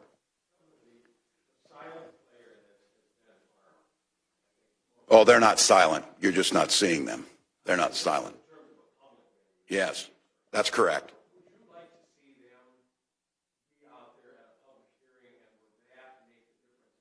Yes. Yes, I would like to, and it's not about demonizing them. I've said this all along. These are important drugs that people need, and they have every right to make a profit. They don't have every right to, usury, to make an obscene profit, or to shut people out on this. So yes, I'd like to see them come to the table.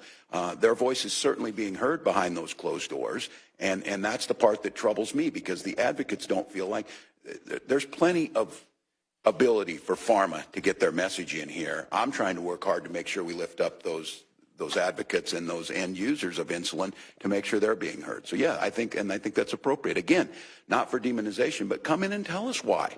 Tell us why this is $600. Now, maybe there's a good reason. I'm just nervous, to be quite candid with all of you. What is the purpose behind the closed doors right now? Who's being protected in this and who's being served? And so the answer to that is absolutely, I'd like to see them at the table in an open hearing to be able to answer questions from all sides.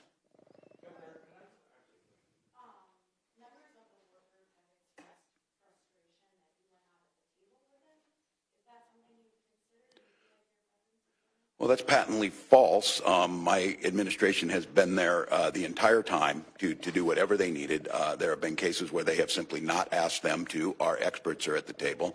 I have been there every step of the way. I mean, that appears to be a bit ludicrous to me when they weren't even going to meet until I called them on October 3rd to be there. So I'm not going to get into a triumvirate situation again. We're pulled behind closed doors and they don't have to pull the mask off the people who are actually putting the bug in their ear. So I want this to be done in regular order. And the proper procedure of this is for the administration to have a position to work and be clear with that, which we have been, and to tell them where we'll compromise. And as this process comes out, they'll know. We've been there every bit of the way. What do they not need to know? Yeah, I'm not buying that, and I'm not allowing them to set up a situation again where the legislature can't do their work, and I'm asked to come in at the end and then be demonized for trying to find deals that were worked out, because this is a very similar situation now. The end of the session came to an end, and it finally took some of that. I don't think that this is one of those that has to be done behind closed doors.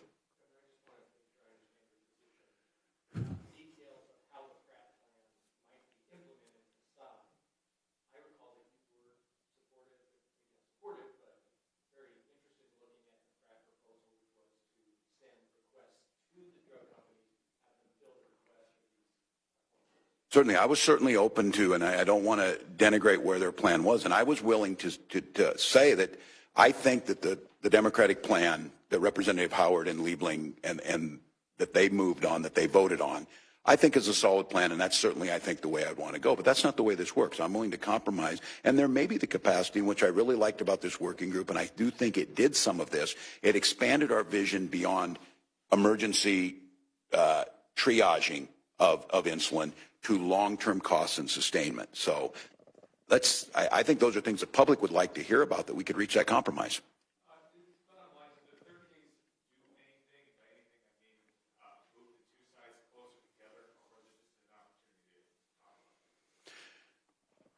You mean for the 30 days or for us to do this now? No, the 30 days. Yeah.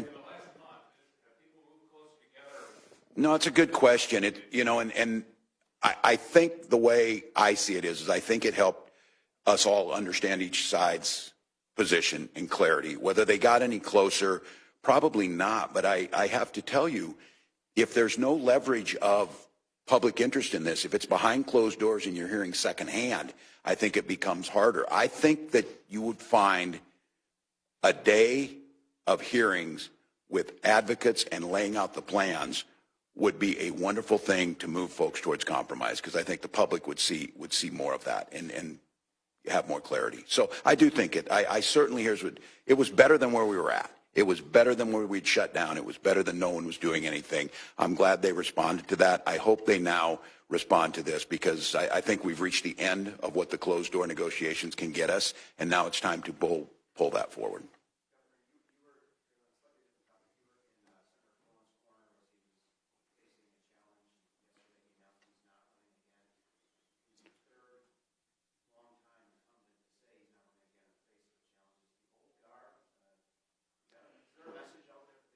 Well, I don't know. The first thing I would say is I want to thank Senator Cohen for years of service to the state. He was a steady hand. He's the first person, when I started talking about running for governor, who said, you need to understand budget tails before you even think about running for governor. And so I spent many, many hours understanding the budget with Senator Cohen. And I think it's always healthy when you've got new folks engaged in the democracy. You've got folks deciding to run. We've already got a great candidate running in that Senate district, and I think that's hopeful. I think my wife and I oftentimes talked about this, that effective schools, and the school analogy on this was really effective schools had a really nice mix of new teachers, mid-career, and end of career. And we talked about this when you're that new teacher.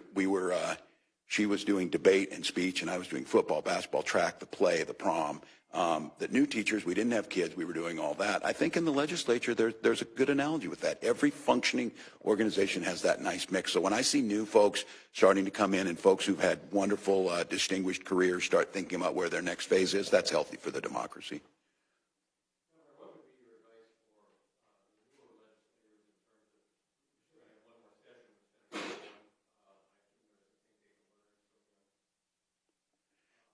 What would be my...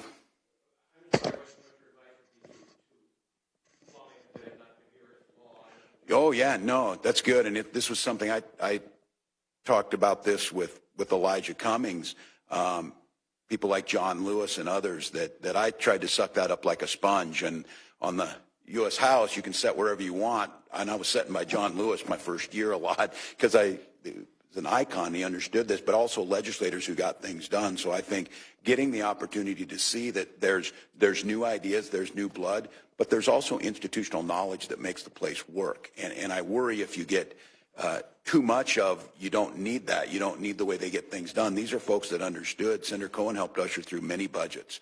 And that is easier said than done. So my advice would be is spend some time there. I had, as I said, the advantage of learning what I learned about the budget early on from the senator.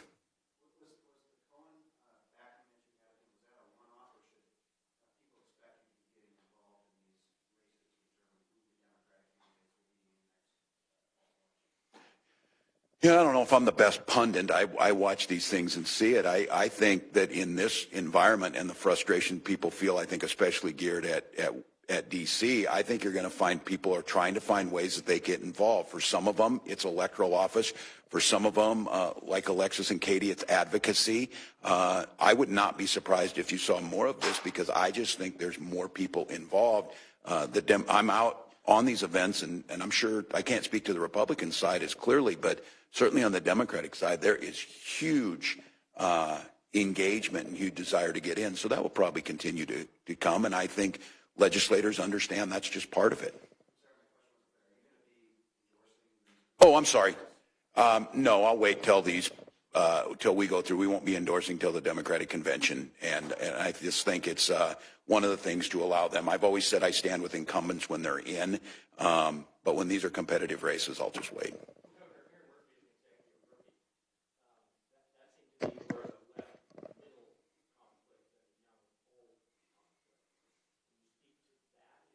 Well, I can't speak to why someone's running. I still, I would leave it up to them why they're going there. I do think you just have a lot of activism and people want their voices heard. So I don't think it would be that unusual. I would guess there will be more primaries.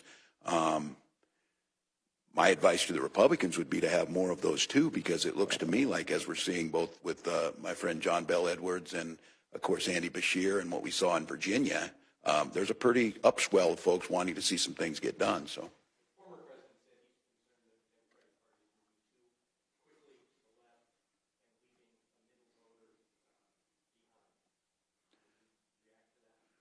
Yeah, well, I certainly respect President Obama and the work that he did. I had the privilege of working with him. I had the privilege of having the president sign into pieces of legislation that I wrote. I sometimes think this isn't an either-or situation. I know that people get tired of this, but I can't help but football season gets me into that. I never met anybody that I coached against that didn't want to win the state championship. I think it's okay to have lofty goals. What I think the president's getting at is you can set those lofty goals, but you better have guideposts and stepping, gates that you're crossing through to get to that. And I think what he's talking about is that just having the biggest, boldest vision isn't good enough alone. And he's not denigrating the big, bold vision. I think that's good to have, but how do we get there? So I think he's being a little more cautious that just outdoing somebody. We're going to win the state championship and we're going to do it without giving up a touchdown or whatever. That doesn't make you a better coach or your team any closer to getting it done. What you need to have is how you're going to move us. So if the idea here is every single American needs to have access to affordable, quality health care, show us how we're moving the needle in that direction. So I think it's good advice, but I don't think it's quite as easy as the too far left thing. I think it's trying to manage how do you get to a goal that all of us want to try and strive for.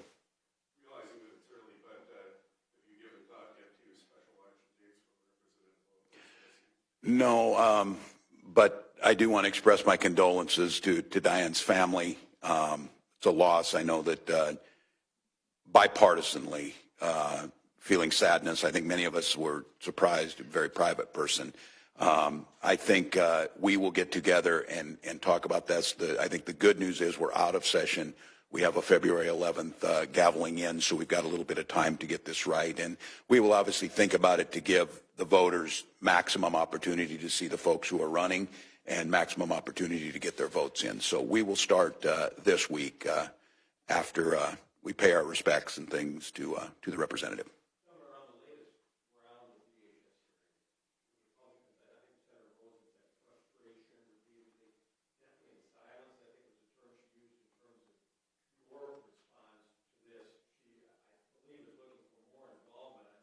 Yeah.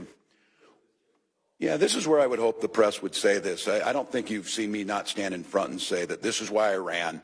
I encourage this. We're the ones who are surfacing these issues. We're the ones who are asking for self-OLA investigations, providing everything we need to be there. I think, you know, the most recent one was a practice that had been going on over 20 years. I've already changed it to have 3/4. I don't know if, does the Senate think the governor needs to come to those hearings rather than providing my commissioner of administration and the CFO? I really hope that we're not getting into a point like we're seeing in Wisconsin, where the attack on the governor just because they can is there, because that is patently false, that we have been as engaged in this as possible. My folks are available on a moment's notice, and I will once again highlight that you have access to data practices whenever you require that, whenever you request. I would ask the same of the legislature. I would ask them to be helpful in solving this problem. So I just reject that flat out. I think many of you have seen that we are leaning in as much as possible, and I will reiterate it today. These are not the last of the issues that we're going to surface. Our goal is to put the plan in place to change the process, to work with the legislature to find a way that we can make this agency as effective and as efficient as possible.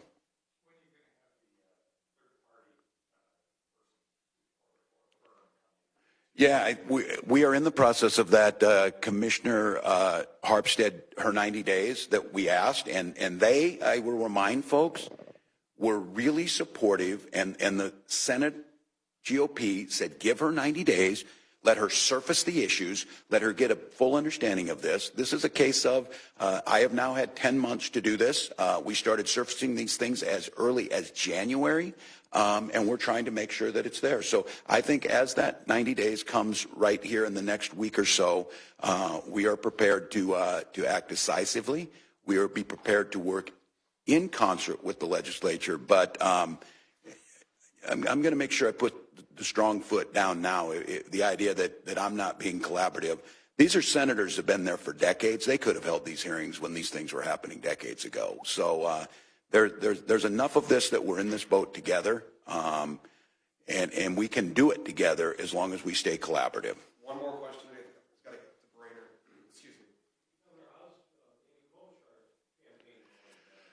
Well, it's great to be in Iowa, except for the darn game. I will express my thanks and appreciation. The experience in Iowa amongst folks in Iowa was first class. They were gracious hosts. As I always say, it's always easy to be gracious when you're winning, but I think they would have been anyway. Campaign was good. We started a door knock. We were with a lot of folks down there, a lot of really high profile. I think the thing that's maybe missing at this point in time is the number of influence leaders who are endorsing Senator Klobuchar, some state senators we were with. They appear to feel fairly strong. And the word I got from folks on the ground, Iowa political types, was it's just beginning. So you can just let some of this drift off you. It's just beginning. The real push will go. So we were in the office in Cedar Rapids. We were in the office in Iowa City with supporters, and then of course down at the game there were an awful lot of folks. So, but I want to thank you all for being here, and I will echo my positive call. We can do this. We can do this. There is goodwill on both sides of the aisle. There is a strong desire to get this done. We're doing it just like we did in the session against a backdrop of the most dysfunctional federal government many of us have seen in our lifetime, and we're still doing this. So my call to legislators across the spectrum is you can show a little partisan frustration, but Minnesotans are counting on us to get this right. I've carried this around that the advocates have given to me. They mention that it's painted gold because it figuratively and literally is like gold to them. And I keep it with me to remind her that they're asking us to get this done. And these folks are not partisan. They just want us to figure this out. The solution is there. The compromise is there. The will to get it done is there. And all we need to do is push it over the line. So thank you all.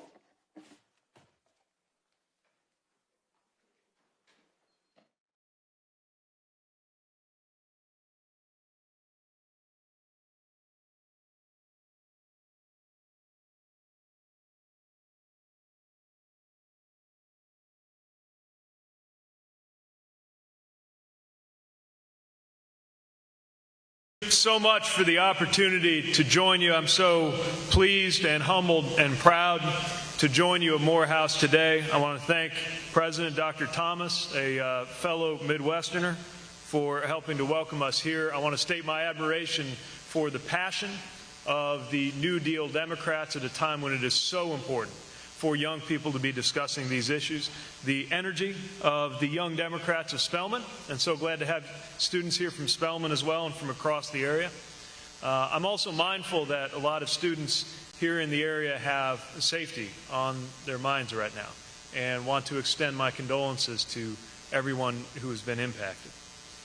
It's an important time for the presidential campaign to find its way through Atlanta, and I believe it's fitting that the path to the White House right now goes through Morehouse. There is a man of Morehouse memorialized in South Bend. We recently set up a statue that records a moment when Father Ted Hesburgh, who was the president of the university near my community, Notre Dame, stood at Soldier Field locked arm in arm with Dr. King.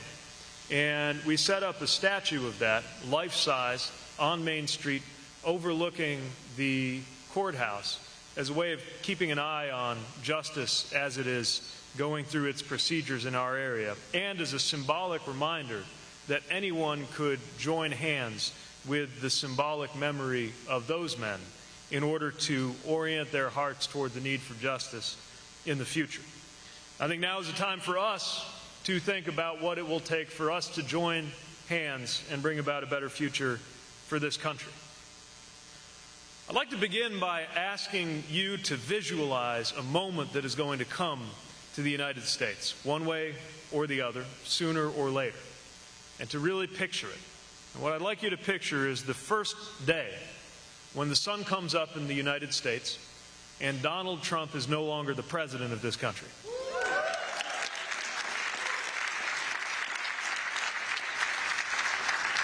I think there's some measure of relief that comes from picturing that day, right? That we can put some of that chaos behind us and the corruption behind us, the division of a divider-in-chief. The tweets, just putting the tweets behind us, will make for a good day. But actually, the reason that I ask Americans to visualize that day as clearly as possible is not just that there are so many things to look forward to, but also to think about how challenging, how tender of a moment that's going to be here in the United States. Because this country, with everything that it has been put through, will be even more divided, even more torn up over politics than we are right now. And at the same time, it will also be true that so many urgent issues that have become crises in our lifetime will not have taken a vacation during the impeachment process. They will be waiting as urgent priorities on the desk of the next president. So my purpose in running is to be the president who can do two things at once, who can unify an American people who will need healing and unification, and inspire the American people to be unified, not polarized, in dealing with these issues that can't wait another minute. To stand on the rubble of our norms and institutions and pick up the pieces and guide us to a better place. I'm running to be a president for that day after. And I believe that even though that is a tall order, we can see the way to do it right now. We can see it in the values that belong to this country, so long as we unify around those values in the right way. I'm thinking about values like patriotism and love of country, the kind of patriotism that motivated me to sign up for the armed forces, as so many students here are in the process of doing. But I'm not talking about the cheap nationalism of hugging the flag, sometimes literally, as this president has done, or certainly not an understanding of this country that would tell members of Congress to go back to where they came from, as this president did. That's not the love of country that I'm talking about. I'm talking about a love of country that recognizes that our country is made of people. You cannot love our country if you hate half of the people in it.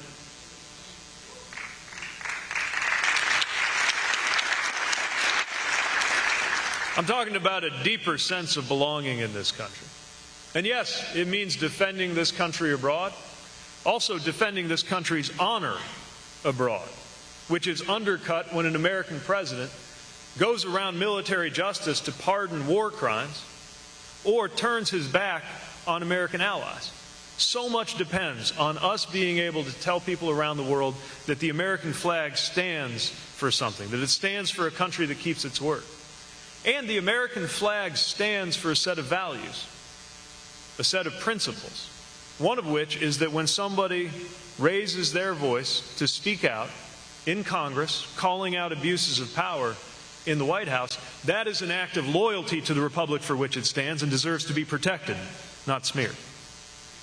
I'm talking about an understanding of protecting this country that begins with the knowledge that protecting this country starts at home, which is why it is in the name of national security that I insist that the Second Amendment must no longer be used as an excuse to do nothing at all when it comes to gun violence in this nation. It is a matter of national security that we act against the threat of white nationalist violence before it takes one more life in the United States. And it is a matter of national security that we prepare for the future, which means treating climate change and its impacts as the global security threat of our time. That's what I mean when I speak of honoring a value like patriotism, delivering security, and speaking in the name of love of country. I see these values that could be used to unify us. Some of the values that Kristen and Heaven mentioned a little earlier as part of the history of the formation of HBCUs. But now they're being used to wedge us off against each other. I've been thinking a lot lately about a value like faith.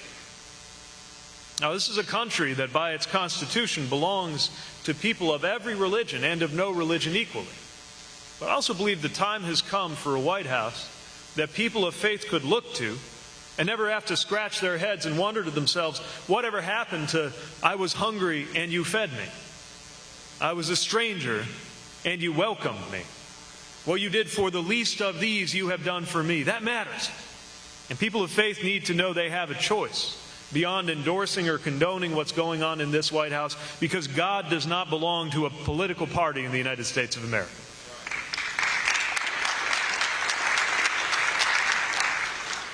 I'm thinking about values like democracy. Not just democracy as a system, but democracy as a value. In other words, the belief that this country is more whole when every vote is counted and every voter counts. And I don't have to tell folks in Georgia about what's at stake. Because if it were not, in my opinion, if it were not for racially motivated voter suppression, Stacey Abrams would be the governor of this state right now.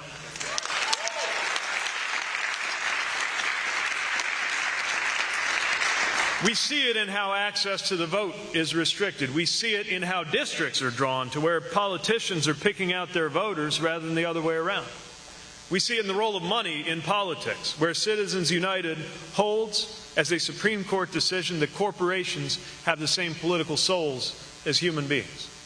This is why I'm convinced that we need a 21st Century Voting Rights Act in this country. Why we need to see to it that our fellow U.S. citizens in the District of Columbia and Puerto Rico have full political representation in the United States. And I've even gone as far as to argue that in a democracy, it might be appropriate for us to choose our nation's leader by simply counting up all of the votes and giving it to the person who got the most votes, like we do in every other election besides the president's. That's what I mean by honoring democracy as a value. And I think that we must honor the value of freedom. But I don't just mean the freedom of cutting every regulation and tax in sight. I'm not concerned with preserving the freedom of FedEx or Amazon to not have to pay any federal income taxes at all. I'm thinking about the real freedoms that affect our lives, freedom from and freedom to. Sometimes it is freedom from government interference, sure. Freedom, in my view, entails, for example, freedom from the government dictating to women what their reproductive health care choices ought to be.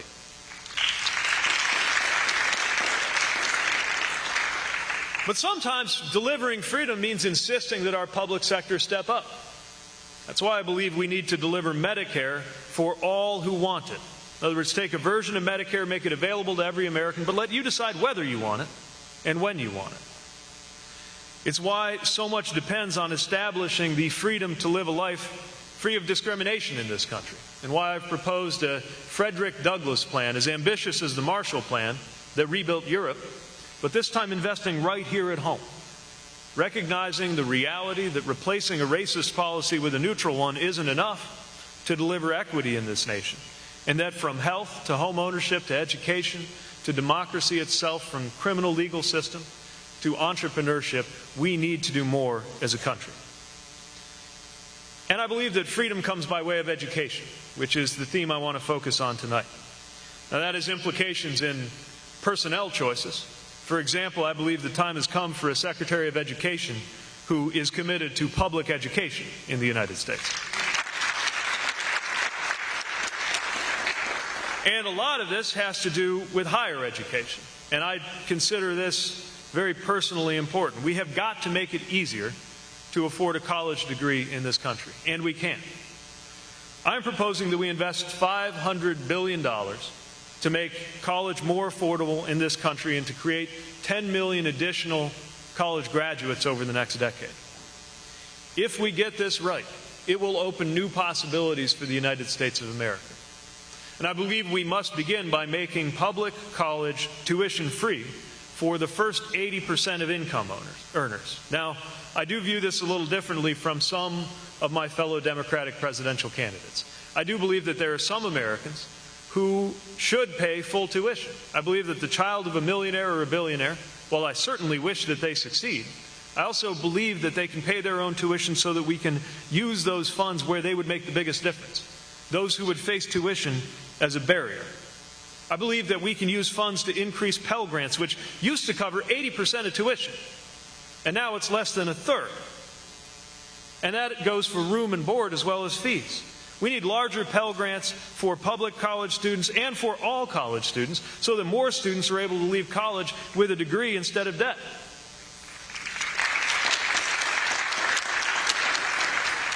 And we can streamline the bureaucracy around that. If you've ever filled in a FAFSA, you know what it is like to have your time wasted by the federal government. Because if we just allowed the IRS and the Department of Education systems to talk to each other, most of the FAFSA would already be filled in by the time you got it.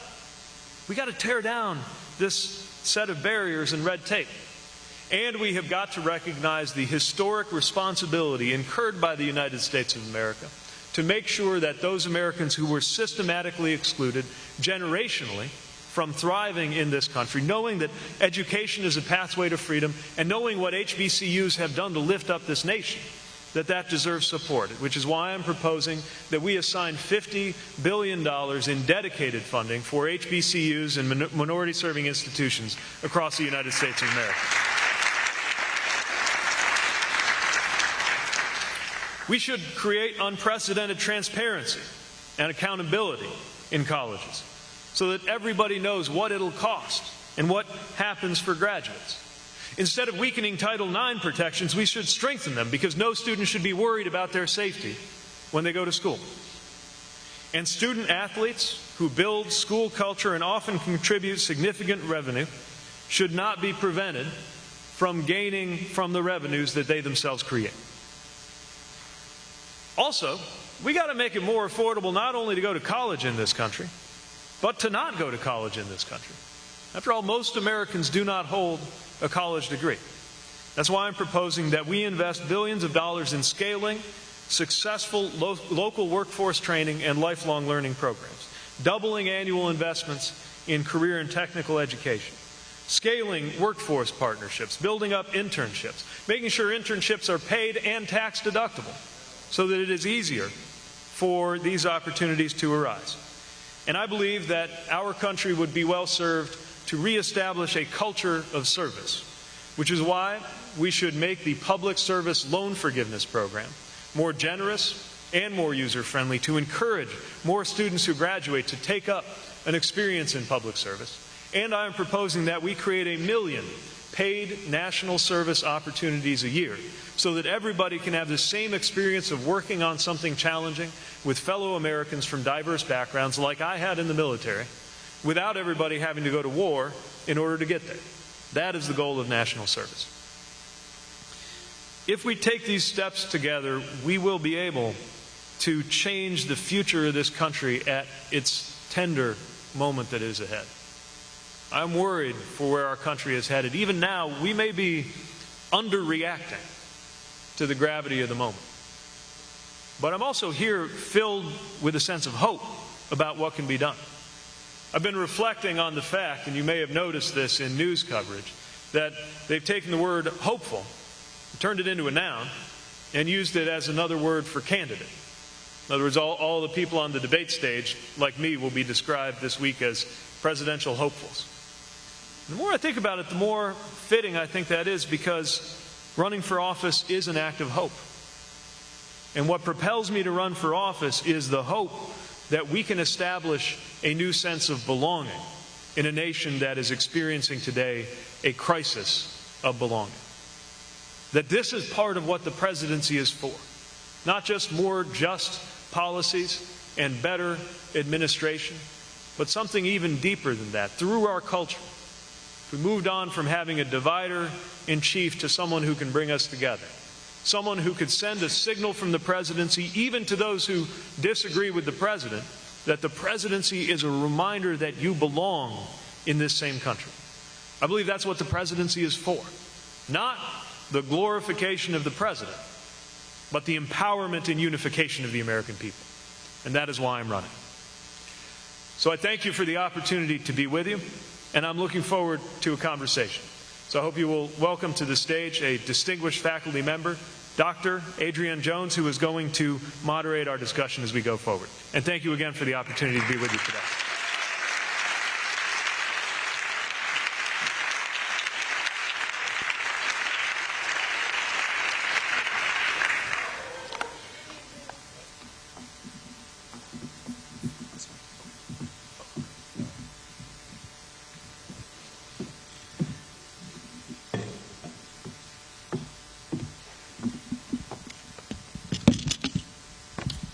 Good evening, everyone.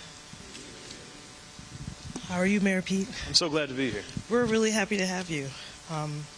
I wanted to welcome you to Morehouse College.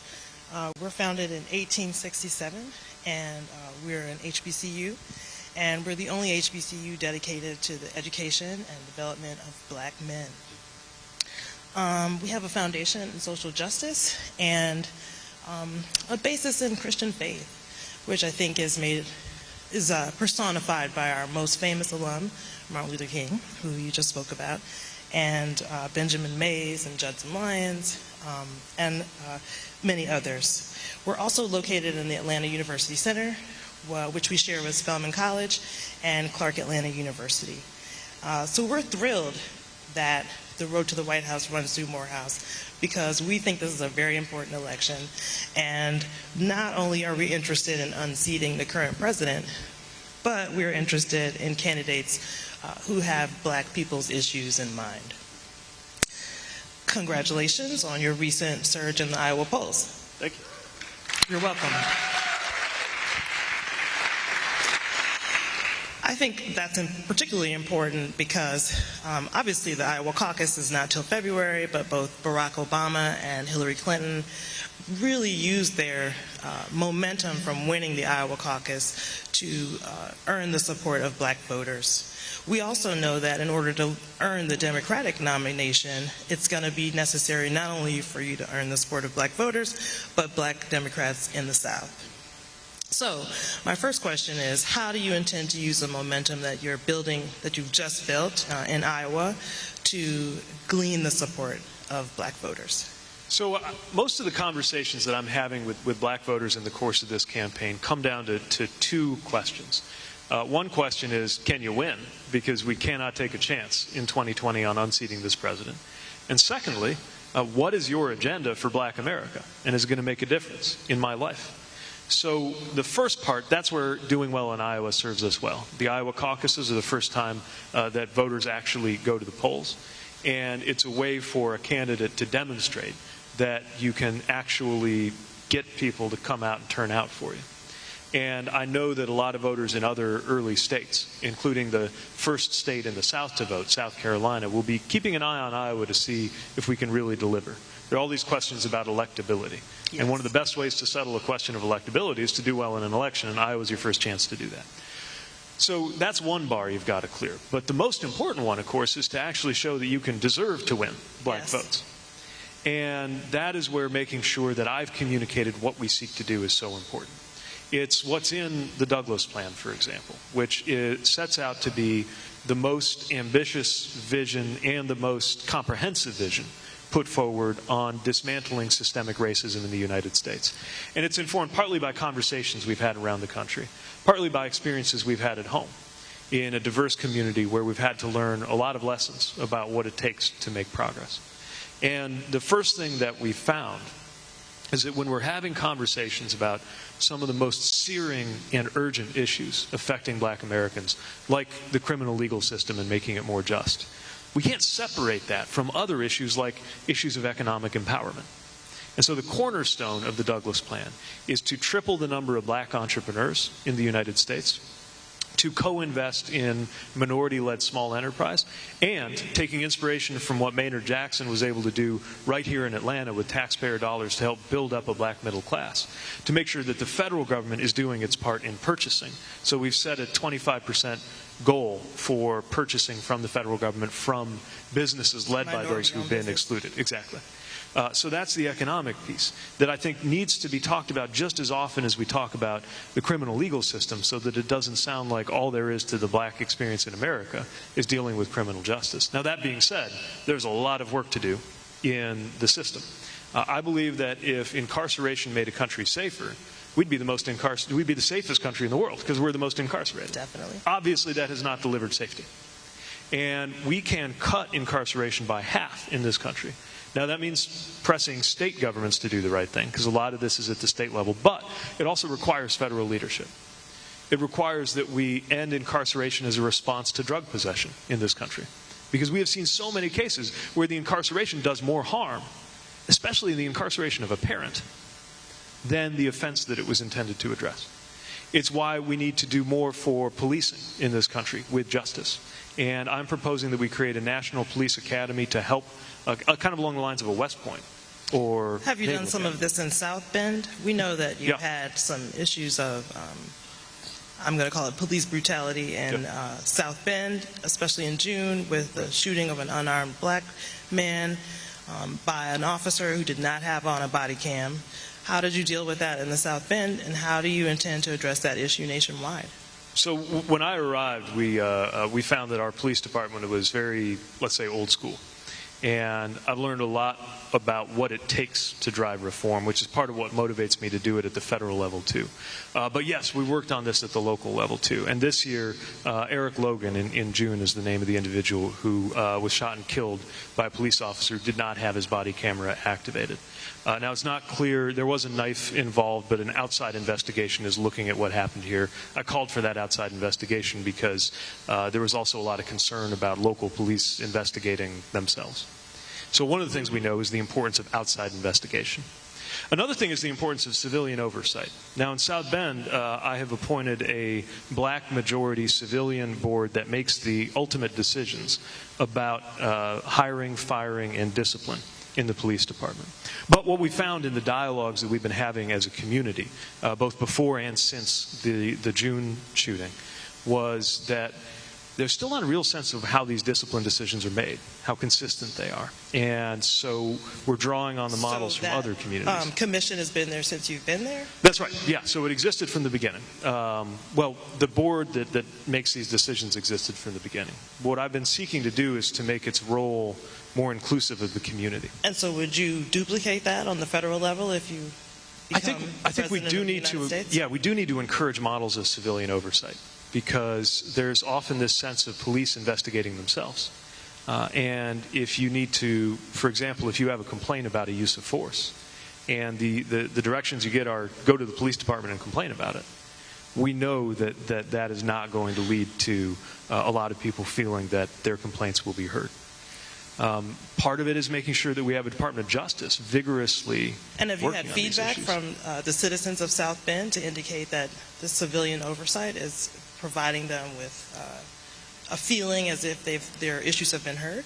So we get a lot of feedback, and what we're doing is making sure that it leads to outcomes. So we began this summer a process of community action group meetings. I didn't want to wait for an investigation to come back to take more action at home. And we've had everybody there from elected leaders to activists from the movement for Black Lives to people involved with the rank and file of the department to take up the issues that we think need the most work. The policies around the use of force. The body cameras. How can a body camera not be on when you need it? Vehicle pursuits, which is also often a big safety issue where civilians can come to harm. Recruiting, one of the areas where we've had the most struggles in South Bend, that I've owned up to the fact that we are not where we need to be, not even close. Even with the leadership, there was an issue where you wanted to remove your police leadership. Yes. You changed your mind. You got some feedback. Now he's being investigated for some inappropriate taping of other police officers.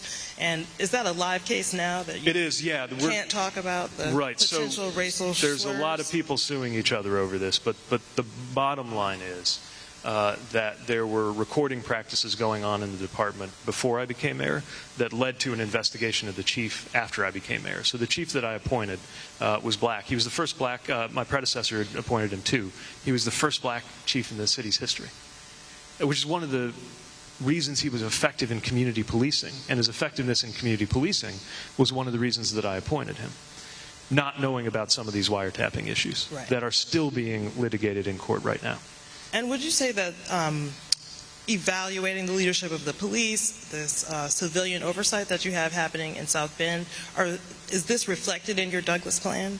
And are you gleaning support for it? I have to ask about some of the review of the Douglas plan and your engagement in South Carolina that's been covered by The Intercept. Can you talk to us a little bit about representations in the Douglas plan and the response of South Carolina legislators to your candidacy and to your plan? For sure, yeah. So the Douglas plan was formed with input from black leaders and civil rights leaders across the country. And I hope that folks here will, if you're interested, take a little time to review it in full on the website, because it's more than I can speak to in an evening. But we've been working to make sure that we get as much buy-in and support as possible. I think what you're referring to is a miscommunication about exactly who supported it in South Carolina. Yes. That was a learning experience for the campaign staff, and one that I'll own up to because I'm in charge of the campaign. So we have a lot of people who are supporting it, but a few people who didn't believe that the message reflected their support. So we're clearing that up. But we're also very proud of the support that this plan gets, and also always eager to get more input on how to develop it and carry it forward. Because this is a living document. This is something that I want to be able to arrive at the White House and say, this is something that the American people elected me to do. Because I know there's also a lot of skepticism when a relatively new on the national scene political figure comes along, saying that we're going to send black entrepreneurship through the roof and take care of health equity issues and reform the criminal justice system. I get it. I understand why there's a lot of skepticism. Part of what I'm trying to do by putting this plan out up front is not only to demonstrate to black audiences where our priorities are and where my heart is, but also to make sure that anybody who votes for me knows that one of the things they're voting for is this plan, so that there is some political capital behind getting it done. It's the right thing to do. Every one of the steps that we put in there around health equity, around education, is the right thing to do, but it's going to need political momentum. And part of what I'm trying to build now, by way of support for it, is the propulsion that's going to make it possible to get it done. We absolutely agree. Do you have plans for other demographics that reside in the nation? Oh, yeah. Who else? So, look, we have, as I said earlier, a crisis of belonging in this country. And so many Americans are being told that they don't belong. And we need to make sure that everybody sees where they fit.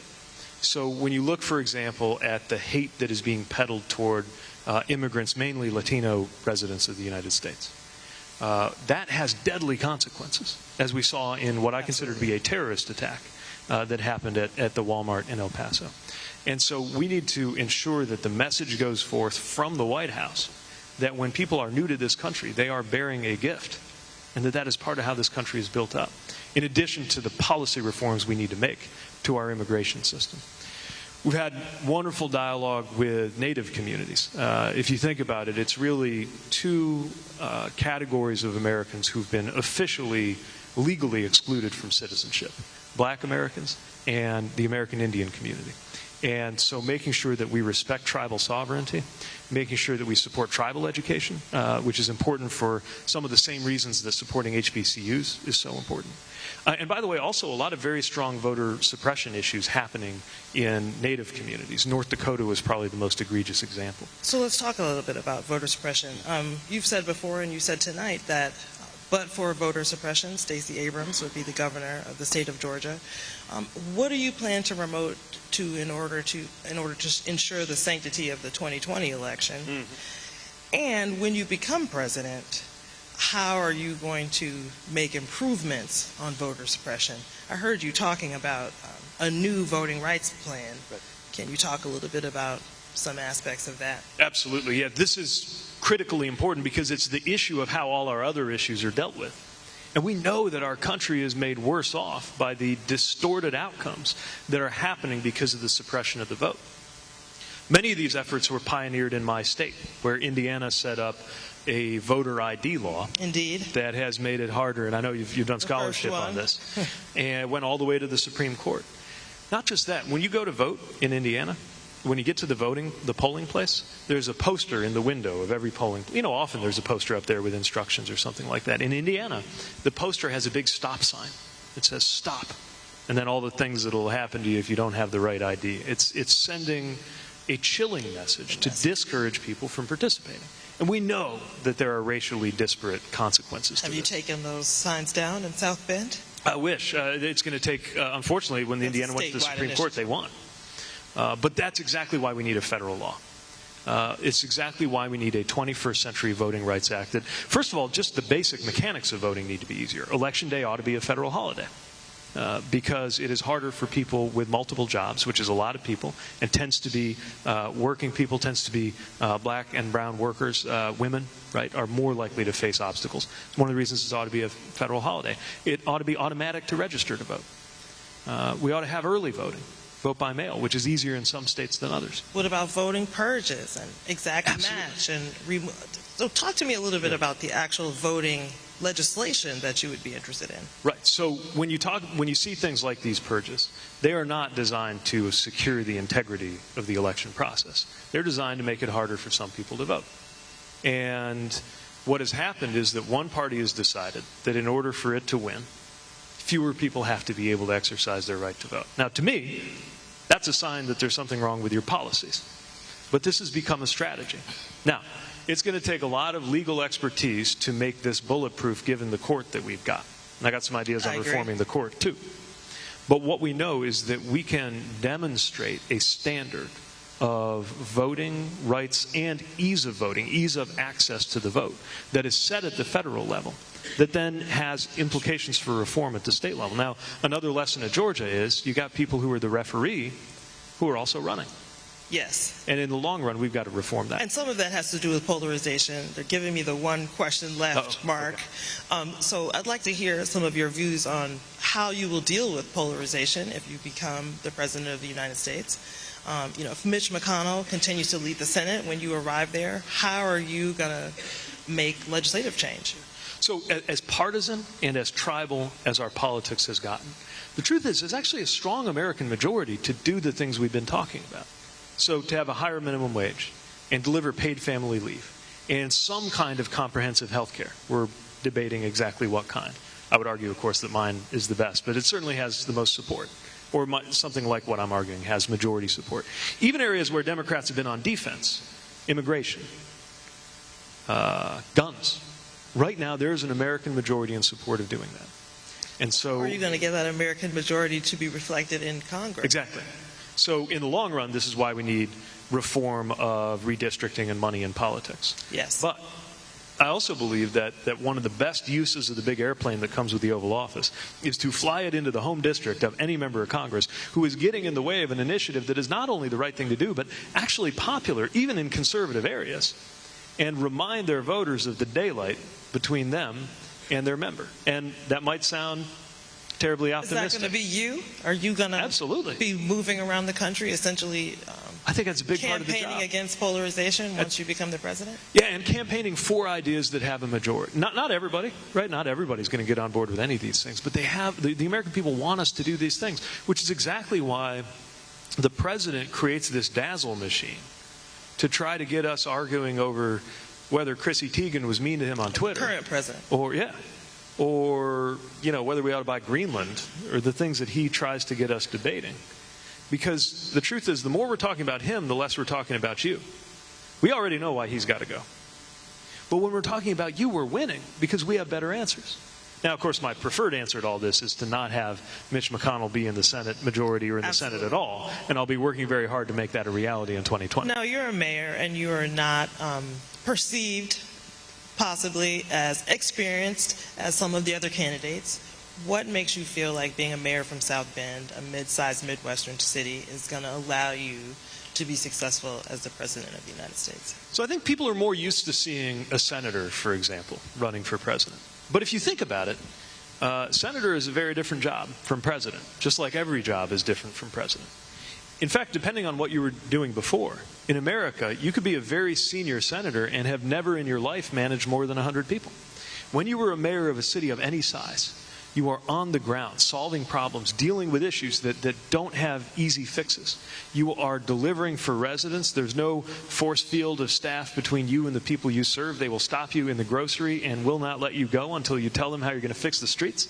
And you're dealing with everything from that to issues of justice in policing, to economic development, to getting the 3 a.m. phone call to deal with an emergency. And I would have the most military experience of anybody to go into that office since George H.W. Bush. So it's true that my experience is not the Washington variety. But I would argue that we'd be well served if we could get Washington running a little more like our better run cities before it starts happening the other way around. Understood. I think it's time for me to invite one of my students, Jalen Curry. He's the communications director for the New Deal Democrats, who brought you here this evening. And he is going to present you with some questions that we have from students. And one of the things that I think is very special about Morehouse College is that our students ask fantastic questions. So if Mr. Curry would come to the stage.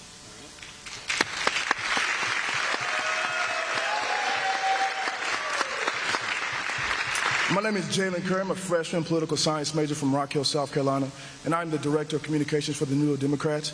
Let's give Mayor Pete a hand for coming out today.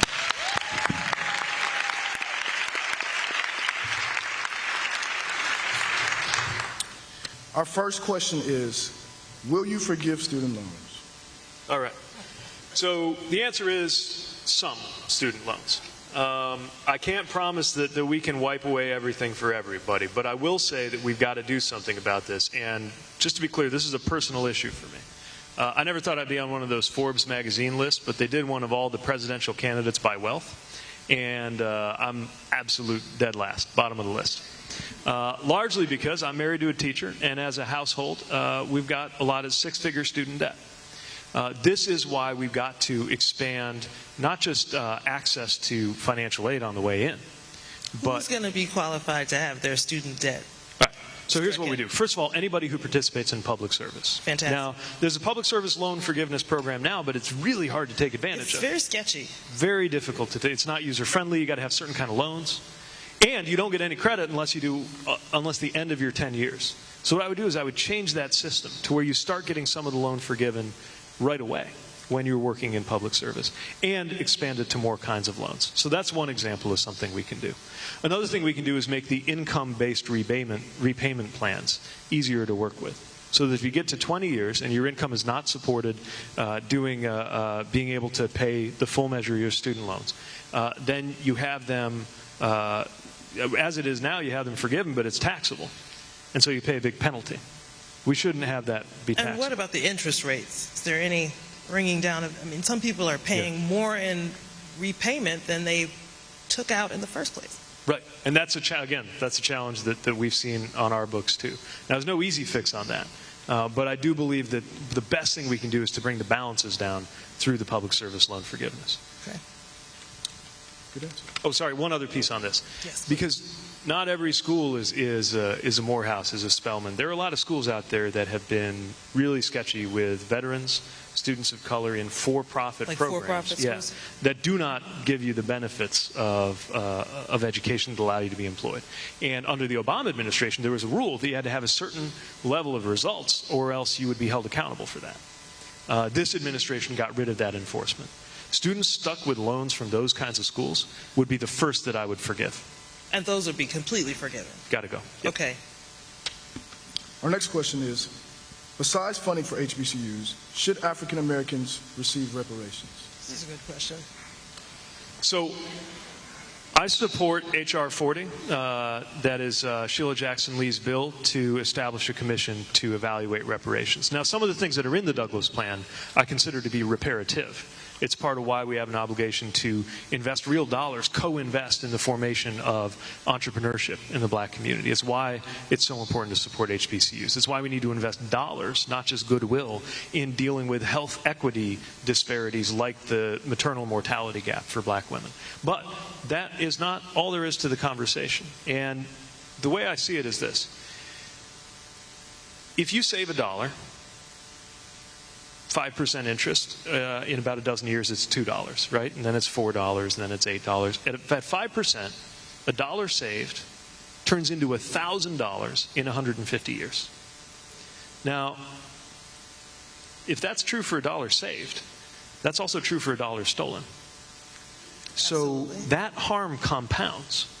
And the fact that some of this generational theft from black Americans and their descendants took place centuries ago, because of the way it compounds, that doesn't make it better, it makes it worse. It means the impacts are felt more acutely What does that today. mean for your reparations plan? Well, so I don't have all the answers. I know This you're is interested really, in the investigation. Yeah. I mean, But what do you think about people being paid reparations? This is why I think we got to seriously evaluate this with the commission that H.R. 40 is proposing to create. There's no simple way to do it. I'll admit that. But there's no way we can just wash our hands of this and say that, well, you know, now we've torn down a lot of these structures of discrimination, so equity will just take care of itself. It won't, because the harms compound. That's what we've learned. That's the difference between non-racism and anti-racism. I don't have all the answers on how it should be structured, but I believe that we have to go down that path. Agreed. Our final question is, what is your plan to combat voter suppression and protect the right to vote for every American? So we touched on this some. Let's get into it a little further. And I'm mindful of sitting next to an expert on this, so I'm guessing that I will learn more from our interaction. But what we know, first of all, we got to take action right now. So going into 2020, where we're not in control legally. Does it involve pre-clearance for a state like Georgia? Well, they should never have gotten rid of the pre-clearance provisions to begin with. Now, we've got the court that we've got, and we've got the Congress that we've got. And right? would you reinvigorate the formula that existed before, or would you want to make the VRA broader? I think it's got to go broader. What do you have in mind? It's got to go broader because in addition to the mechanisms that they were using in past decades, they keep thinking up new ones, right? And whether it's the purges, there are going to be new digital age ways of suppressing the vote on top of all the ways that we've known about in the past. And so the enforcement, especially on places that have a pattern of doing this sort of thing, I don't think you can argue against the idea that Georgia has demonstrated a pattern now under Brian Kemp of doing this sort of thing, then that calls for the enforcement attention of the federal government. And so would that mean evaluating laws that are coming from different jurisdictions and making a determination about whether or not those laws could be enacted? And doesn't that give you a constitutional issue in terms of it does. States controlling their ability to select who gets to vote? It does. And so we got to figure out where the leverage is going to come from on the federal side to make sure that fair elections, and for that matter, fair maps, are promoted. It may have to be a carrot and stick system as well. Although local jurisdictions, if they're serious about clean elections, should welcome federal support in making sure that, and that could come with funding, in making sure that elections are better conducted. Because we also see what's going on with foreign interference. And by the way, the House passed measures to secure our elections from foreign interference, and the Senate's killing them. one of many, many good bodies of legislation coming out of this House, like federal minimum wage, like prescription drug plans, like doing something about gun violence, that the House passed. Don't let anybody tell you there's a do-nothing Congress. The House is doing its job, and then Mitch McConnell's Senate is killing it. So are you, do you support the House impeachment process and the possibility of impeaching the current president? I do, and here's why. This isn't just about some detail that's going to come up in the hearings. The president admitted on national television to an abuse of power. He's already said that he did it. It didn't look like a confession, maybe, because he doesn't have any capacity for shame. But that's what it was. It was a confession. So he left the House with no choice. And this isn't just about holding this president accountable. This is about the fact that 50 years from now, a president's going to look at this moment, and they're either going to decide, oh, I can get away with anything, or they're going to decide that no one's above the law. Now, I have a pretty dim view of what this Senate is likely to do and whether they're going to do the right thing. Although, I believe that if the president does remain in office a year from now and gets an electoral thumping at the ballot box, then that just might be what it takes to get some congressional Republicans reunited with their conscience when it comes to the future. Do we still have more time? Why not? Let's do one more. Fantastic. Could you tell us a little bit more about your thoughts about the Supreme Court?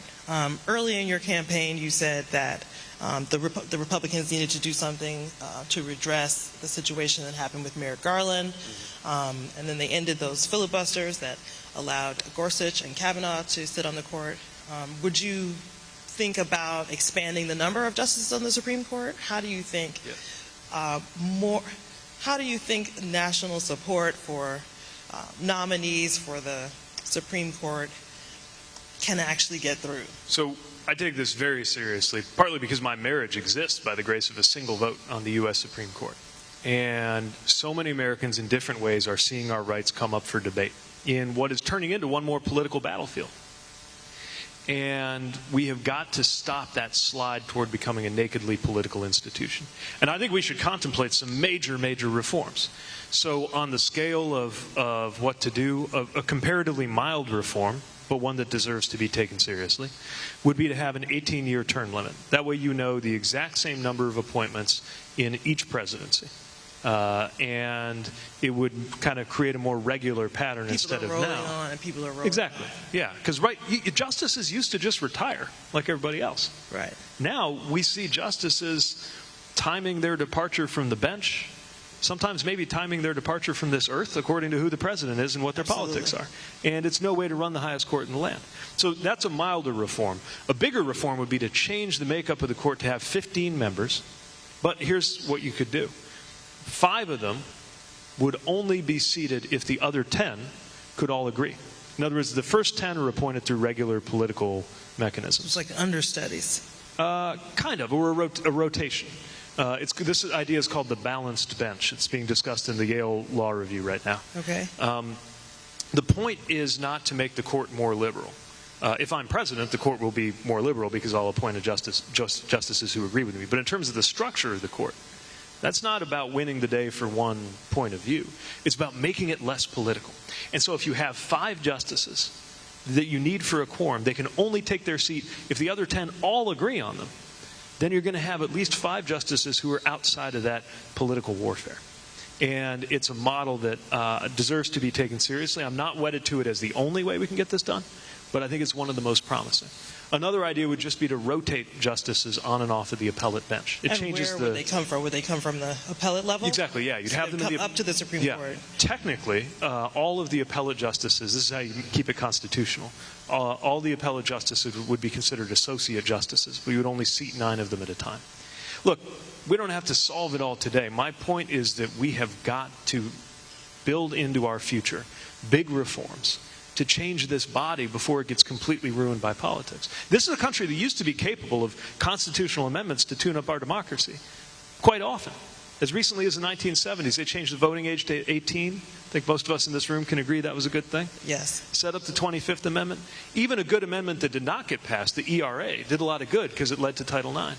We have lost our capacity for structural reform. These are big changes. And I thought that you distinguished yourself from Warren and Sanders as being someone who was more pragmatic and less urgent about big changes. Right. Can you talk about the difference between you and those candidates, and how do you see them going too far, and how do you see your policies as being more reasonable? So this is a problem with the kind of left-right system, right? Is it makes it look like you got to kind of fit in this one place. As you've seen, I'm as far forward as anybody can get on democratic reform. But I do think that they are too extreme on what to do about health care, for example.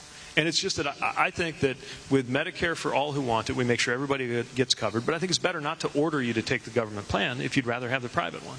I just want to make sure one way or the other, everybody has a plan, right? Same thing with the college thing. I want to make college tuition free for the first anybody under $100,000. And if you're between $100,000 and $150,000 in income, you would get some help. But I think there are folks in this country who can pay full tuition, and they should. And it's nothing against them. I just think they should, so we can save those dollars for other things. So that's where I guess the views that I hold would be considered more moderate. And again, part of this is about holding an American majority that's ready to do these things when we're so dangerously polarized. It's not watering down our values, it's getting something done. And these problems can't wait any longer.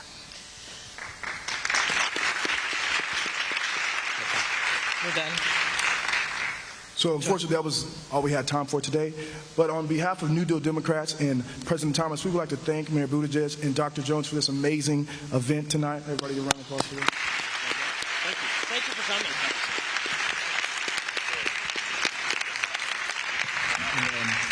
And, this will conclude our event.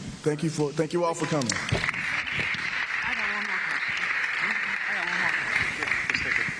Thanks again. Appreciate the chance.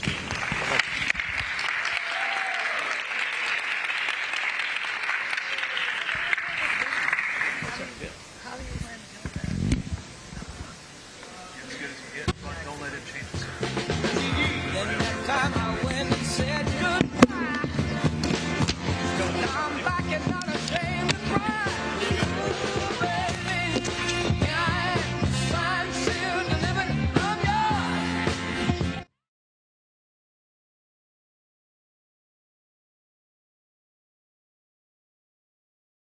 Good evening, everybody. Thanks so much for watching News Now. Pilar Arias, I've been with you here for a little bit on the News Now set. We are going to take you out to Colorado now. An update to the Patrick Frazee murder trial. We've been covering this story a lot. Remember, she's the mom who went missing last Thanksgiving. Yeah, a guilty verdict was handed down, and now we are hearing from some people involved in the case. So we're going to listen to that next, right here on News Now.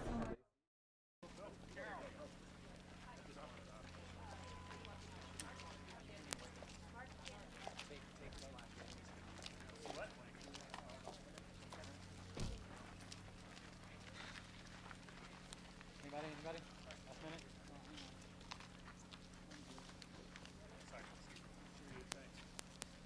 Good. On the front, right.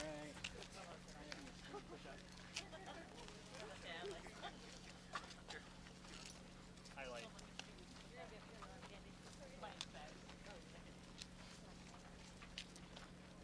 You're good.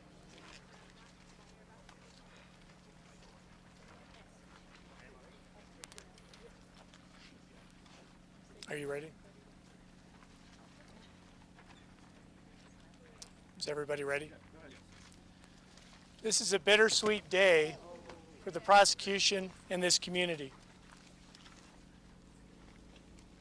It was a sweet day in the sense that justice was brought to Patrick Frazee for this brutal, gruesome, senseless murder. The judge sentenced him to life without the possibility of parole for first-degree murder. He then sentenced him consecutively for all other charges, 3 counts of solicitation, 1 count of tampering with the deceased body, and maximized those sentences to 156 years on top of the life without the possibility of parole. It's a sad day that all justice can do is hold Patrick Frazee accountable. We wish Kelsey were here today. That would be true justice if she could join us today. She did not deserve this. Today at sentencing, the family and her friends took the time not to attack Patrick Frazee, but to want the world to know who Kelsey was. Kelsey was a kind, wonderful person. Kelsey was a person of high integrity. Kelsey was one that mattered, they wanted people to know. She was one who was teaching our Air Force pilots, United States Air Force pilots, how to fly. And they went through the number of lives she's affected and changed in the time that she has done that job. She was a loving mother to Kaylee, a loving mother who the last day Kaylee will ever have a chance to see her mother was unfortunately November 22nd of last year. The last time she ever had the chance to touch her mother, the last chance she ever had a chance to hear from her mother. She was 13 months old and unfortunately will never have a memory of her mother. But everybody expressed that Kaylee was the center of her life and what a wonderful mother she was. She was a single mom trying to do it all. She had a full-time job that she had to travel an hour and a half to one way every day. And then she came home to take care of her daughter. You heard through this trial that many times she actually took her daughter to work when she wasn't flying. And everybody got to see how wonderful she was around her daughter. She was a devoted woman. On her desk at work was a calendar that had quotations from the Bible every single day. She did not deserve this. This was totally senseless and will haunt us on the prosecution team, and I think this community forever. I do want to thank people who were involved in this. You saw this case came very quickly to trial. It was an immense investigation crossing many state lines. Miles DeYoung, the chief of police with the Woodland Park Police Department, quickly recognized how huge a case this was and reached out for other agencies to help. Every agency in Teller County, that's what they do up here, was willing to jump forward to help on any case, much less one like this. It was wonderful to see the Colorado Bureau of Investigation step forward with all kinds of resources. This case could not have been solved without Greg Slater and Chris Adams. Step forward so they can see who you are. And they may answer questions for you. I don't know if they'll talk to you. This case could not have been solved except their dedicated work for the last year across multiple state lines. The Federal Bureau of Investigation stepped in and helped, and I know that they've taken some heat over the past year in some of their management, but I got to tell you, everybody we worked with here was wonderful. Special Agent DeFrance and his team, when they came out and did those crime scenes, brought something that nobody else could bring to this case. They were able to work across state lines in Idaho and Utah and aid us in every step of the way. The Federal Bureau of Investigation, Special Agent DeFrance, they did a wonderful job that made a big difference in this case. My team was made up, as you can see over here. Stephanie Courtney was our investigator who's been on this case from the beginning. It has been an overwhelming task. Over 600 pieces of evidence, thousands of pieces of discovery. It's just been overwhelming. She hasn't complained at all. She's got a lot of comp time coming. I don't think I can afford the comp time in my budget. I may have to go back to the county commissioners for that because she has poured her life into this. Sarah Clements is our paralegal on this case, coordinated witnesses, helped with motions, prepared. Actually, if you saw all the notebooks we had in there, Sarah got to develop all of those notebooks. And again, in an incredibly quick time with thousands and thousands and thousands of pages. Mr. May, I saw you get real emotional there for a second. What was the most difficult part? I'll come back to that, and you're going to have to put up with me for just a couple more seconds for a couple more thank yous. I know it's not the press's favorite part, but I'm going to acknowledge Kaylin Wickwire. She's been our victim advocate. She's reached out to the family, and they have been blessed to have her, and they've told her that they've been blessed to have her. She's done a wonderful job of letting the family know what's going on throughout this case. Anybody else here? I'm going to let my attorneys speak for themselves. I'm going to ask them to step forward at this point and make comment. I'll leave it open to whether the Colorado Bureau of Investigation agents are allowed to speak or what they can say at this time. I think that I just want to say that we had the privilege of meeting the Barrett family very early on in this investigation, in that first week when Kelsey was reported missing. And it's been an honor to work with her family and to represent Kelsey Barrett in this matter. And we're very pleased and very grateful for the opportunity to have done that for her.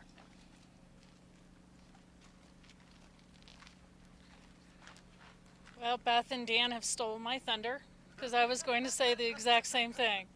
It has been an honor to work for justice for Kelsey.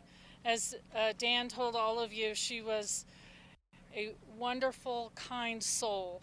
So to be able to bring justice for what happened to her is an honor and something I will never forget. And I'm so pleased and thankful for the hard work and diligence that this jury and the work that they did on this case.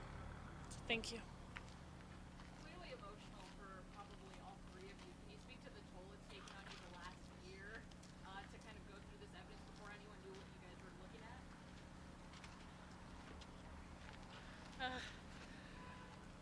I don't know that words can truly express that. When I described earlier this afternoon at sentencing that we knew something terrible had happened to Kelsey, and when we first learned of how terrible it really was, it is emotional. It was hard. We knew what her last moments on this earth were like, and yeah, it's heartbreaking because we know what happened to her. Can you speak to and I don't know if this is specific for you, Jennifer, or anyone else, but the heat that Crystal Lee has gotten and how much of a benefit she was to you guys in this case? Well, I think it's fairly clear from all the evidence that we've presented in this case that, and as Greg Slater testified to, I think one of the last times he testified multiple times, that Crystal Lee, when she came forward with all this information, it was information that we didn't have. We didn't know. We didn't know how Kelsey had died. We knew something terrible had happened to her because you knew that. I mean, you saw the blood on the toilet. We knew something terrible had happened to her, but we didn't know what. We didn't know the extent of Patrick Frazie's devious plan. We didn't know the extent of what he had done and how he had really destroyed Kelsey's reputation throughout the entire community. So to hear all of the evidence and then to be able to go back and piece all of that together, it was obviously very critical and valuable to us. Jennifer, if I could ask you one more question, please. Just one more question. Yes. I know you've tried a number of different cases, and I saw you get emotional sometimes during this trial. Yes. I saw you look back at Mr. Barrett at one point. Yes. There were tears rolling down your face. What was going through your mind when you saw him crying like that? I don't even know how to describe that. Just the pain I could see on a father, the pain on his face. I felt it too.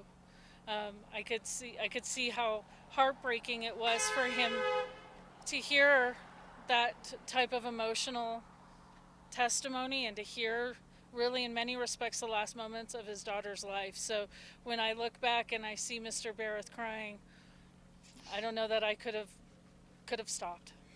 Did the prosecution ever offer the defendant a last-minute deal in order to square up what's unknown here? There were no plea bargains in his situation. And I got to say, none of us wanted to give a deal to Crystal Lee. She deserves every day that the judge may or may not sentence. He'll decide that sentence, but she deserves every single day that she gets. This is part of our job I didn't like in this case. Ultimately, it was my decision. I can tell you we spoke with Miles DeYoung with the Woodland Park Police Department. We spoke to the agents who were involved in this case to get their opinions. I spoke with my team. I actually spoke with a number of other prosecutors. We did a deal with the devil.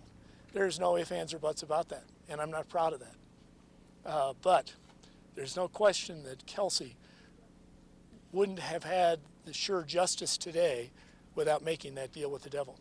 We didn't pick her. As I said before, it's the defendant who picked her. He's the one who decided to put all these witnesses into this case. We had to deal with it. We felt it was important to solve this case, and in the end, we concentrated on who killed Kelsey.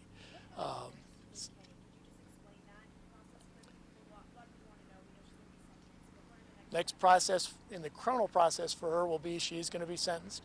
We have a review date coming up, I think December 2nd, I don't know if that's just a review or if we'll use that for sentencing. So it may be December 2nd or it may be a future date, but the next thing that for Crystal Lee is to come back to court for sentencing. Okay, I heard too many questions. Right here, asked for several witnesses to be killed ahead of his murder trial. Are you guys taking safety measures to protect people who testify, along with Greg Slater and those people who remember? Absolutely. For those that you've heard about and those that you haven't heard about, we've taken absolute.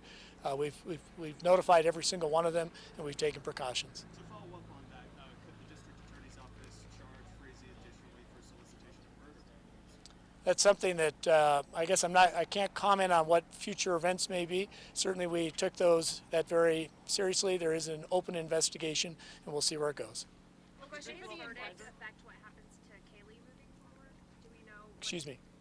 Will today's verdict affect what happens with Kaylee going forward with custody? That's a better question to ask the custody attorneys. Those custody hearings are very sealed. For those of you who saw the Mary Longmire, who talked from the DHS, who's involved in those custody hearings, she had to get permission from the court because of the privacy concerns to testify to our questions before she could answer those.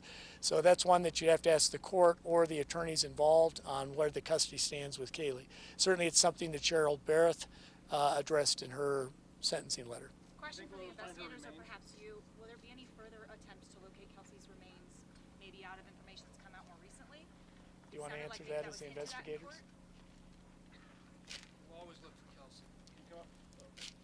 Are you able to elaborate at all any more beyond that? We've On where? You need to come up. I'm not really good at this, but we've from time to time, Chris and I get a lot of tips. We get phone calls. People have thoughts of maybe where Kelsey may be. Friends or former friends of Patrick's will tell us that, so we do, and we will continue to try to find Kelsey's remains. You think we'll ever find them? I don't know. I hope so. I can tell you even just a few weeks ago they were searching another location for her remains. Can you talk about the amount of security Patrick Frazie's gotten throughout this trial, the tent that was put up, why that was put up, and the amount of cop cars that just escorted him out of here? And why was he allowed to walk around the courthouse without handcuffs? Well, the number one security, you'd have to talk to the sheriff's office, provides the security for this courthouse. Generally, judges follow the advice of the sheriff's office in any community I've been in and how they handle security. Certainly, the defendant has a right to be tried and due process, and one of those is we always make sure the jurors do not know that they are in custody during the trial. That's considered prejudicial, so they go out of their way to make sure the jury never sees a person in custody in the courthouse at any time. You had a question. When you said you made the deal with the devil, were you talking about Crystal or were you talking about him? I was talking about Crystal Lee. We made a deal with the devil with Crystal Lee. We've made no deals with Patrick. Can you speak to Patrick's demeanor? I mean, he showed no emotion, no remorse at all in this trial. Did it bother you, or did you expect it? Anybody else want to comment on that one? You want to comment, Beth? You've talked about it. Do you think he'll ever admit it? I think based on my observations of Patrick Frazee over the last year that there's a potential that Patrick Frazee indicates and is consistent with a sociopath.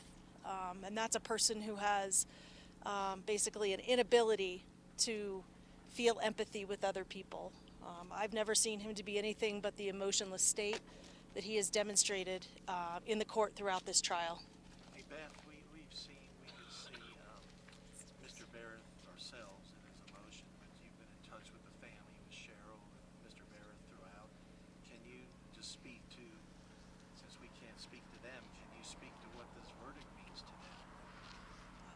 I think it means peace, for once. I know that Ms. Barrett described some sleepless nights in her sentencing statement. I think it means some closure for them and the ability to heal and move on. As Cheryl Barrett indicated, they will never enjoy Thanksgiving again. This is a very painful reminder for them. And I think their biggest concern is now they have potential of permanently having custody of Kaylee, although that has yet to be determined. What do they tell Kaylee? What do they tell her about what happened to her family? I know that's a big thought on their mind. Beth, you gave the first part of the closing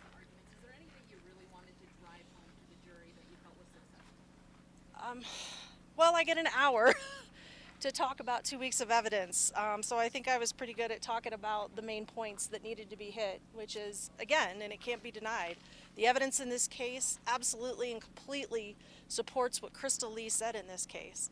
And the evidence in this case absolutely and completely contradicts any known statement of Patrick Frazee regarding these events.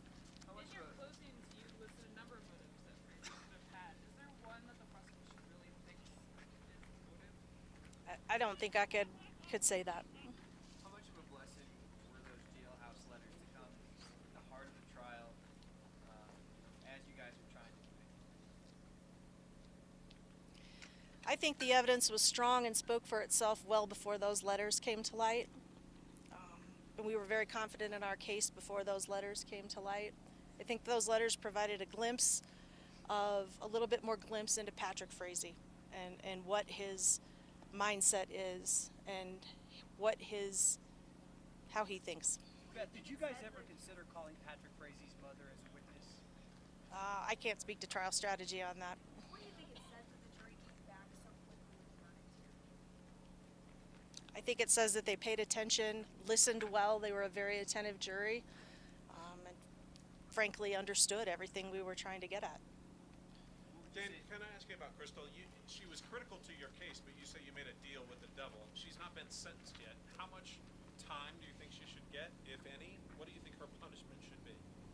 Again, we'll address that at her sentencing. That's the appropriate time to address that. I can't speculate or I can't talk about what we'll do in the future. We'll be in the courtroom, you'll be there, and you'll hear exactly what we'll ask for. If you had known what she was going to say, would you have still accepted this same deal that Kenny got? If you had to say, I'm not sure I understand what you're asking. When you made this deal with Crystal, you weren't exactly sure what all she was going to tell you. With hindsight 2020, would you still have made that same deal? No, I don't know. There's no question, as we were watching the interview when she was being interviewed by the agents, we could see that in another room on a TV screen. We were shocked as anybody who heard her testimony throughout this case as we listened to her. There's no question, but I don't know. I don't know. Dan, a lot of people say that our digital footprints are the new DNA in cases like this. Would you agree with that? The what? That our digital footprints are the new DNA. Would you agree with that?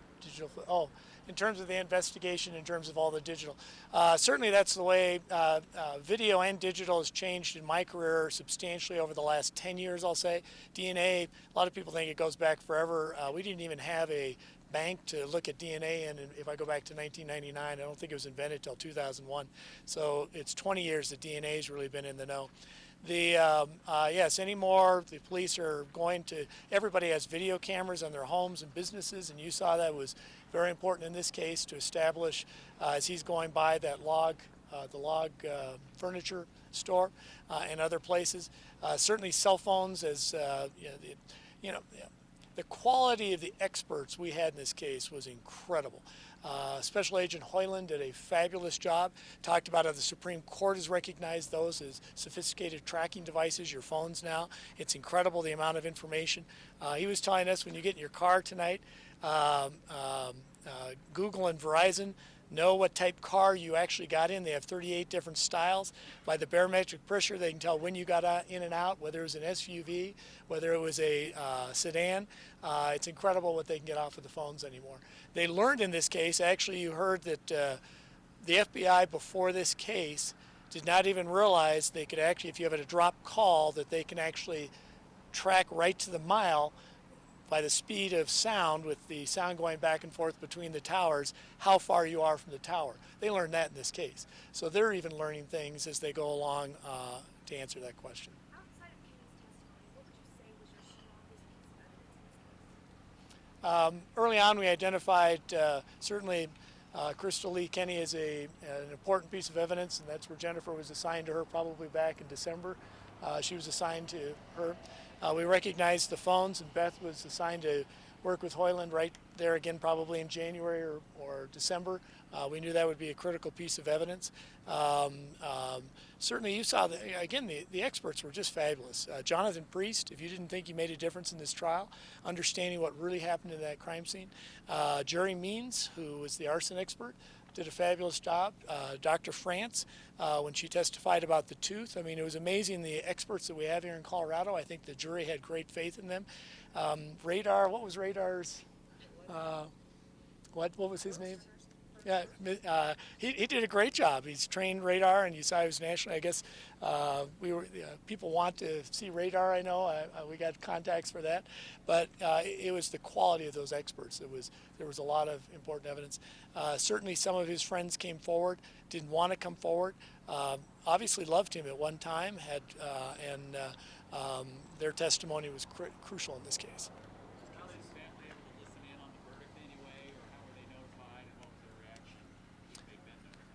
Well, you know, a large portion of her family was in the courtroom through these proceedings. Her father was there, many of her uncles and aunts and other cousins. Someone needs to take care of Kaylee, and they know that that's the number one thing going forward is they want to take care of Kaylee. So they returned home to take care of Kaylee also. Cheryl was able to listen in on the sentencing. I personally didn't notify Cheryl, but we did notify her of the verdict right away so that she was aware of it, and the family, obviously it gave them great relief today. They very much felt justice was done today, and it gave them a huge relief today. And they,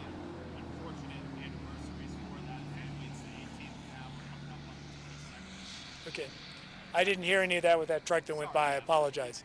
Today's the 18th. We're coming up on a lot of unfortunate anniversaries for the Barrett family. How do you and your team feel about giving them absolution before they have to go through those anniversaries still asking questions? I think we formed a special relationship with the Barrett family. I think they're salt of the earth. They're private people typically. They haven't really talked to the press. It's not something that they don't feel comfortable with that at all. They love everybody in their family. They love Kelsey. They love Kaylee. It's been a very, very difficult time for them. And it's, I think this gives them, they really had a sense of justice today. It really did give them relief. The judge's words and the judge's decisive sentencing made a big difference to them in giving them relief that justice was done today. How long that'll last, again, justice can't bring Kelsey back. They weren't able to have a funeral.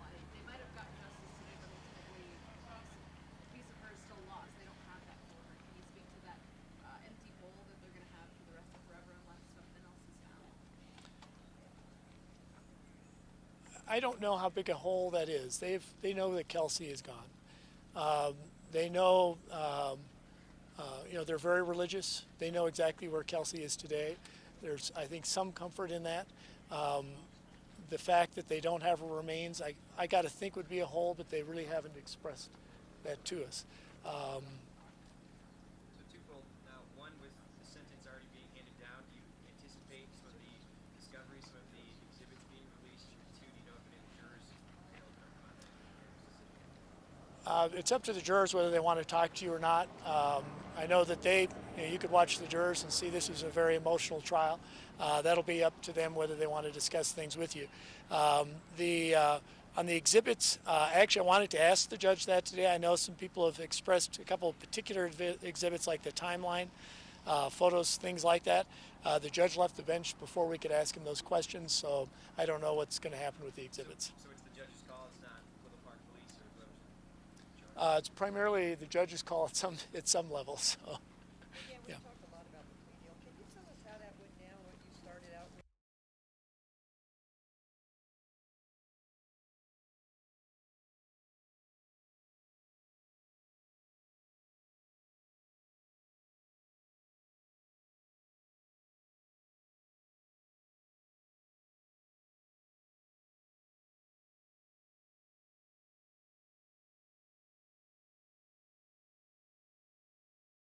All right, everybody, it looks like they're getting some rain in New York City tonight, 5:46 here in the Valley, which means it's 7:46 there in New York. Still getting used to the fact that they are only 2 hours ahead of us over there in the Big Apple.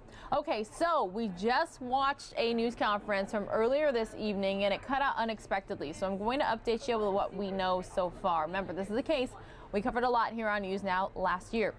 Colorado rancher Patrick Frazee convicted of murder today in the killing of 29-year-old fiancee Kelsey Barrett after prosecutors said he beat her to death with a baseball bat while their 1-year-old daughter was in a nearby room and then burned her body. He was found guilty on a total of 6 counts, 2 counts of first-degree murder, 1 count of tampering with a body, and 3 counts of solicitation to commit murder. That's according to KDVR's reports, a local station in the area. A judge later sentencing him to life in prison without the possibility of parole. Prosecutors did not seek the death penalty. The victim's body still has not been found, and Frazee was convicted with little physical evidence. Barrett, a 29-year-old flight instructor, was last seen shopping with the couple's daughter last Thanksgiving. Before the punishment was formally handed down, Barrett's family and others impacted by her death told the judge how her death had affected them. Joseph Moore, who said he considered Frazee to be like a stepson, testified that when he asked Frazee how Barrett was doing in April 2018, he told him that he had figured out a way to kill her and get away with it. Moore said Frazee said, quote, "No body, no crime," end quote. He said Frazee would repeat that phrase to him several times over the summer and fall in 2018. Moore said Frazee was shocked after Barrett's disappearance garnered attention in media around the country. This is a quote. He's like, "Man, if I had known it was going to blow up this big, I never would have." And he stopped. He did not finish that sentence, Moore testified. Frazee's on-again, off-again girlfriend, Crystal Lee, testified that her lover asked her to help clean up the murder scene. This is another quote. "He went from being someone who I loved and cared for and is one of my best friends," she said in court in early November, as the Denver Post reported. "He said his little girl was being abused. I know it was wrong, but I didn't know what to do when I didn't make the right decisions," end quote. Frazee declined to testify, and his lawyers didn't call any witnesses of their own. Barrett's parents argued in a wrongful death lawsuit that they believe Frazee wanted full custody of the couple's daughter. She now lives with them. So again, that's the latest there from Colorado. I wanted to provide you the details. You remember the missing mom case last year. We covered it a lot right here on News Now. It's been a very, very serious news day. We've had shootings, the football party shooting in Fresno, the Oklahoma Walmart parking lot shooting. A lot of serious news, but hey, I am still happy to be here with you. 228 of you hanging on strong tonight. Hope you're having a fabulous evening. Don't forget, if any news breaks, we will have you covered right here on News Now. Meanwhile, I'm probably going to be bringing you out here to the Valley to take a look at some current traffic conditions. Here's a look at the I-17 and Cactus. Traffic flowing smoothly, which is pretty good considering it's rush hour. And I'll return you here in just a moment. But I also want to show you, we are expecting some rain in the Valley this week. Take a look. Looks like it all starts tomorrow. 79 degrees for a high, and then we go all the way down to 64 on Thursday. So you see rain in the forecast for Tuesday, Wednesday, Thursday. Certainly welcome here in the Valley, but the lowest overnight temperature I'm seeing there, everybody, looks to be 45 degrees next week, Monday into Tuesday. So it's cooling off here in the Valley for sure. Remember, please like, share, subscribe, let your friends, your family, your coworkers, your neighbors, everybody you know about us right here. The more, the merrier. And let's see those thumbs up emojis if you plan to watch our impeachment hearing coverage tomorrow. I believe Mike Pace will be launching early. Christy Larson also coming in early. And I will be here an hour earlier than usual. So let you all know now, the stream will likely be ending early tomorrow night as well. Remember, if any news breaks, we have you covered. Meanwhile, you can always find us on fox10phoenix.com. Currently in the Fox 10 end of the 5:30 show right now, about to start the 6 o'clock show, and then Fox 10 Extra News at 7. I'll see you on Channel 45 and Cable 9.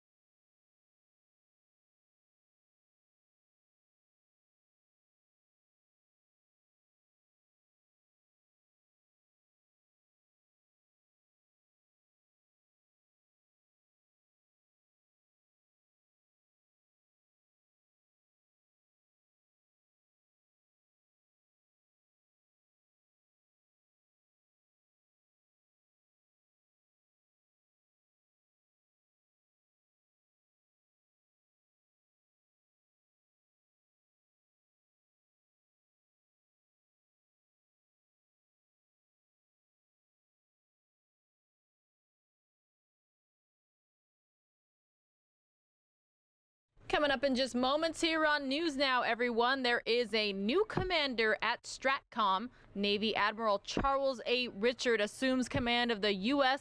Strategic Command from Air Force General John Hyten during a change of command ceremony at Offutt Air Force Base. This just happening today.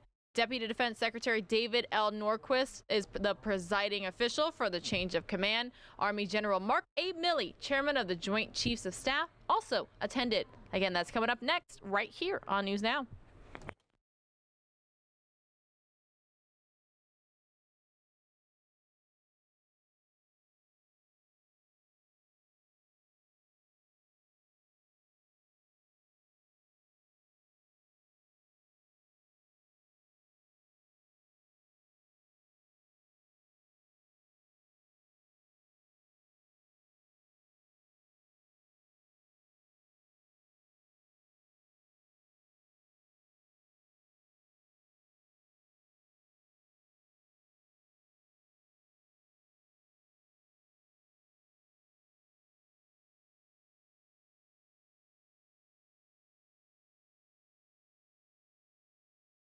Sailors, airmen, Marines, and civilians of United States Strategic Command, we are honored to welcome you to this momentous occasion, the change of command ceremony for United States Strategic Command and the dedication of the Command and Control Facility. Today's ceremony will begin shortly. As this ceremony is being recorded, please remove all access badges. Although the ceremony participants in uniform are wearing headgear and will salute, those military in the audience will not wear headgear and will not salute. It is customary when honors are rendered to the Deputy Secretary of Defense and during the playing of the national anthem for military members to stand at attention while our civilian guests stand and put their hands over their hearts. The music this morning is provided by Offutt Brass from the United States Air Force Heartland of America Band under the direction of Master Sergeant Benjamin Cato. The commander of troops for today's ceremony is Major General Randy Taylor, Chief of Staff, United States Strategic Command. We are honored to have the Governor of Nebraska, the Honorable Pete Ricketts, the Senator of Nebraska, the Honorable Ben Sass, the former Senator of Nebraska, the Honorable Ben Nelson, the Representative of Nebraska 1st District, the Honorable Jeff Fortenberry, and the Representative of Nebraska 2nd District, the Honorable Don Bacon, plus a number of current and former national defense leaders, active and retired senior officers, active and retired senior non-commissioned officers, and other distinguished guests with us today. We would also like to say a special welcome to our community leaders who have joined us to witness today's events. We are also honored to welcome the grandson of General Curtis E. LeMay, Mr. Charles Lodge, his wife Monica Prasnick Lodge, and daughter Abigail Prasnick Lodge for the dedication of the Command and Control Facility. As the Commander-in-Chief of Strategic Air Command from 1948 to 1957, General Curtis E. LeMay was one of the architects for our nation's strategic forces and envisioned a joint command for the nation's nuclear triad. The General Curtis E. LeMay Building has been the headquarters for U.S. Strategic Command since 1996. The command continues to build on our forefathers' vision for an integrated team, executing our mission in an era of strategic deterrence in the new Command and Control Facility. We thank the LeMay family for their presence today. The spouses of the official party are now being escorted to their seats.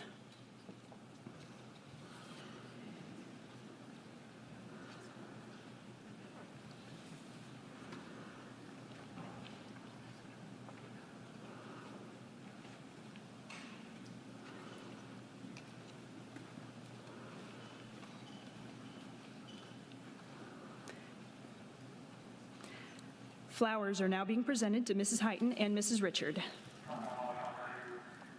Mrs. Laura Hyten is receiving a bouquet of red roses from Sergeant Jessica Dye. Mrs. Hyten's roses are in full bloom, symbolizing the beauty and fulfillment of her time with us as First Lady of the Command. Mrs. Lisa Richard is receiving a bouquet of yellow rosebuds from Senior Chief Vina Ramirez. Yellow is the color of new beginnings and symbolizes her arrival as the new First Lady of United States Strategic Command.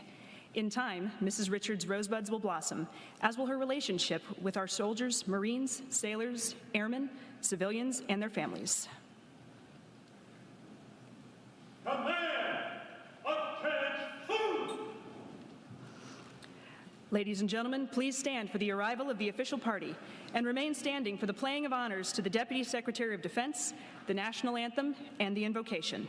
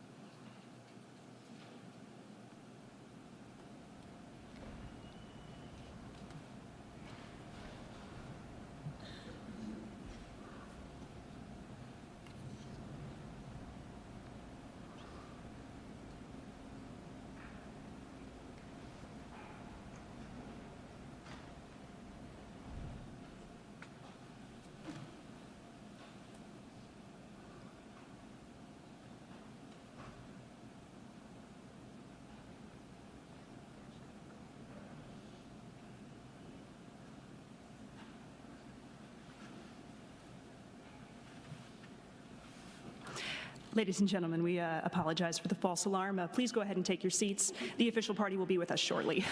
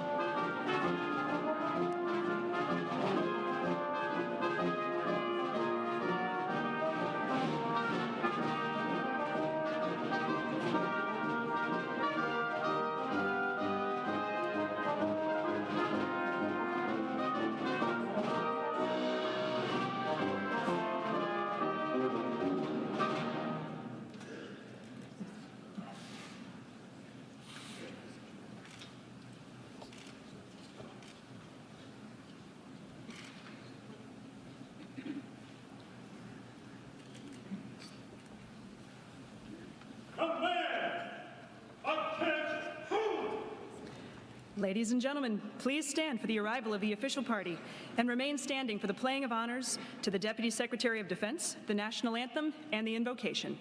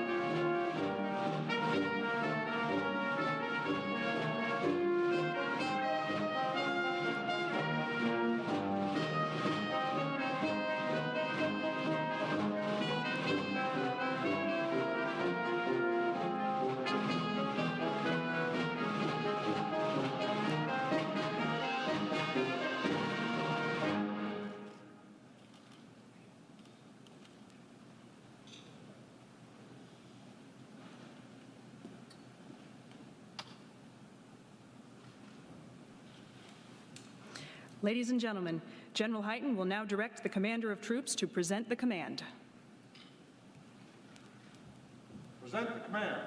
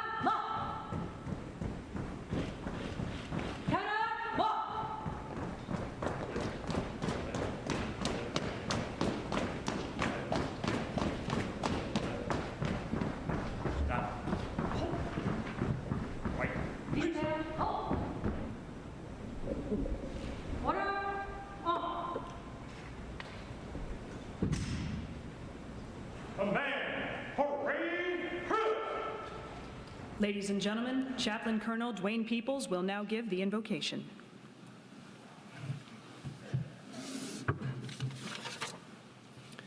Let us pray. Holy God, this event reminds us of the significance of command with its associated levels of responsibility and authority. We thank you for General Hyten's years of leadership of U.S. STRATCOM and for his committed faithfulness and service to our nation. Bless him and Miss Laura with safe travel as they take up residence in our nation's capital. We thank you that Admiral Richard and Mrs. Richard arrived safely. We lift up Admiral Richard as he steps into command and leadership of U.S. STRATCOM. Provide him every talent and gift he needs to lead with faithfulness, wisdom, and energy. Help us as the command to serve well. And as always, we pray for peace and goodwill around the globe. In your holy name we pray. Amen.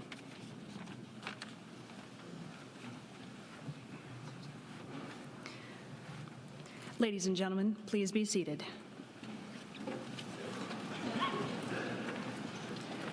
Ladies and gentlemen, the Deputy Secretary of Defense, the Honorable David L. Norquist.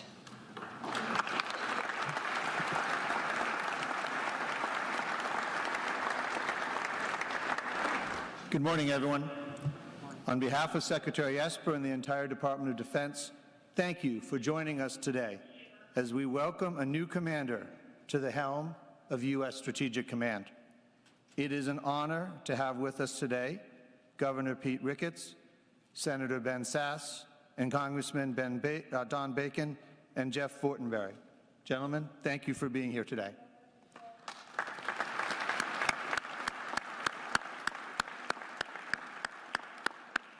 They advocate for the men and women in the community and across Nebraska, and we appreciate their support.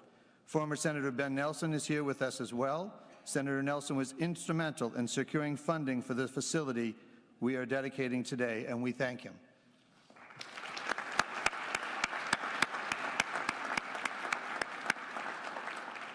I'm also grateful that General Mark Milley is able to join us today. Mark, good to see you. Welcome.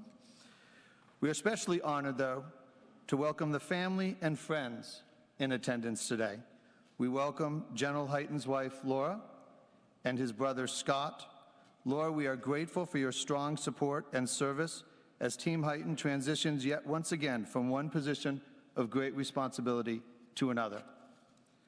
It is also great to welcome Admiral Richard's wife, Lisa, and their children, Emily, Allie, and Chase, his mother, Pat, and siblings, in-laws, and other family members joining us today.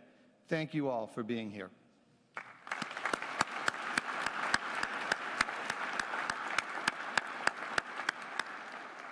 Today, we offer our gratitude to General Hyten for his remarkable leadership of this command, and we wish him well in his new role as Vice Chairman of the Joint Chiefs of Staff.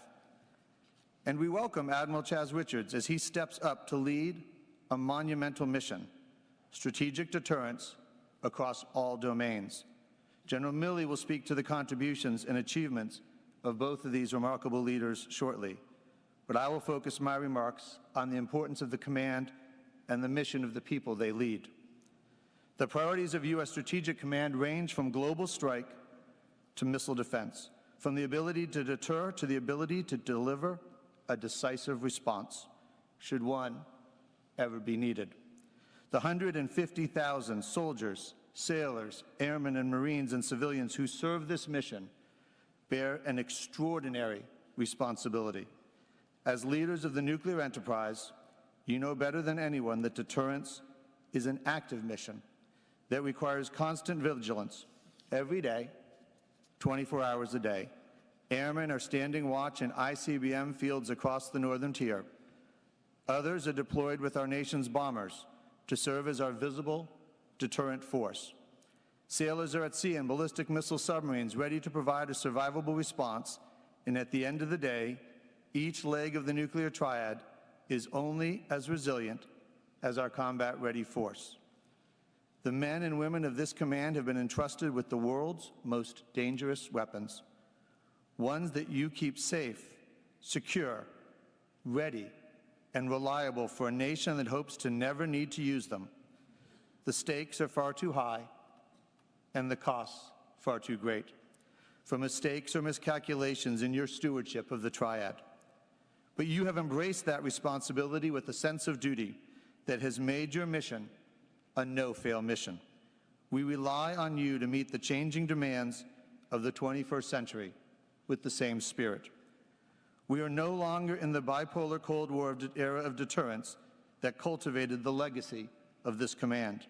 Today's multipolar, multi-domain challenges include a rising China that has expanded its second strike capabilities in pursuit of regional dominance, and an increasingly aggressive Russia trying to reassert itself as a global power by making major investments in strategic modernization and expanding its focus to include cyber and space.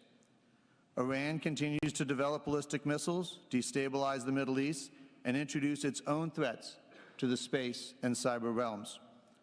North Korea is testing intercontinental ballistic missiles and threatening its neighbors and the United States with its nuclear program. And of course, with the ongoing threat of non-state actors like ISIS, our counter-WMD efforts are all more important than ever to secure the homeland. These challenges required an integrated approach between STRATCOM, our other combatant commands, and our allies. General Hyten recognized this, and during his tenure as commander since 2016, he helped expand STRATCOM's focus from nuclear weapons into global warfighting and strategic deterrence. Thanks to his leadership, we have a clear vision for the future of deterrence as outlined in the 2018 Nuclear Posture Review, as well as for the U.S. Space Command, with each of you leading the way to ensure we dominate in space. Today, we are standing inside a facility that ties our legacy from the days of Strategic Air Command into the future of STRATCOM. This facility, which we are dedicating today as the General Curtis E. LeMay Command and Control Facility, was one of the most complex construction projects in our government's history. Its namesake, General LeMay, was commander of Strategic Air Command for nearly a decade. During that time, he built up our nation's bomber force and shaped it into the unrivaled deterrent we have today. We thank General LeMay's grandson, Charles' wife, Monica, and their daughter, and General LeMay's great-granddaughter, Abigail, for joining us today to honor him. We are truly honored by your presence today. Thank you.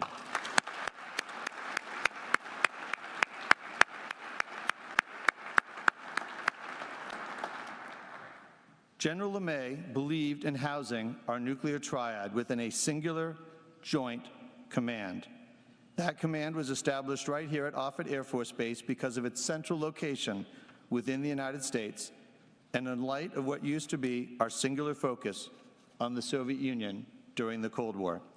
The remnants of that legacy include the command's previous headquarters building, the epicenter of our nation's nuclear force for 60 years. The LeMay Command and Control Facility represents a $1.3 billion investment in the future of your mission, to include the strategic planning and warfighting challenges of the next 60 years and beyond. It is also a show of commitment to the Offutt community, which remains the home of this mission now and into the future. This facility will support the modernization of our strategic assets, the nuclear triad, and the nuclear command, control, and communications architecture. And as the new home for over 3,000 personnel, it is a living, breathing weapon system designed to change and grow as threats and capabilities evolve.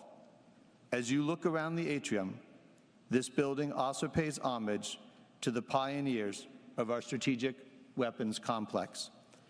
General Bernard Schriever led the development of the Air Force's ballistic missiles, including the Minuteman ICBM that is in service today.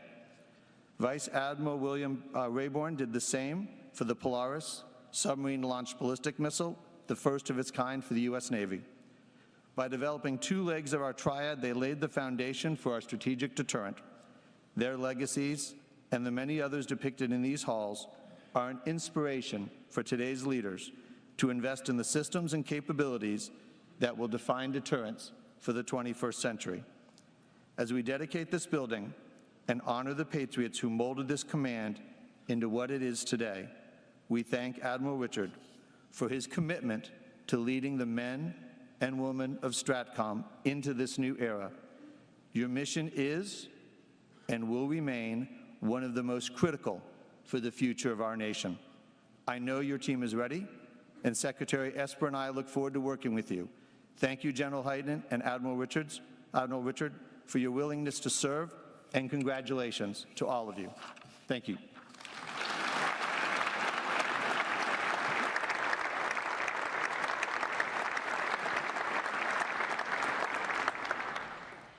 Thank you, Deputy Secretary Norquist. The United States Strategic Command's new headquarters, the Command and Control Facility, is the most advanced and comprehensive weapons system ever constructed in military history. The Command and Control Facility builds on our nation's strategic deterrence capabilities and continues the legacy of our nation's dedication to its strategic forces. Throughout the facility, the Command celebrates and pays tribute to our history and the many visionaries that built the foundation for our strategic deterrent weapon systems.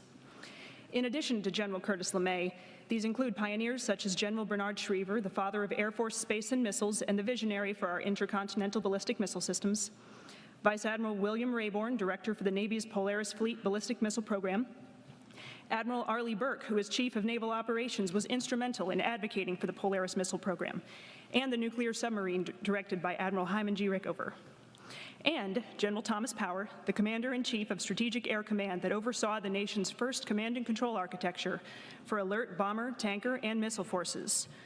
All of these prominent figures are incorporated into preserving our legacy. The Command and Control Facility exemplifies the Department of Defense's effort to modernize nuclear command and control infrastructure in support of strategic deterrence.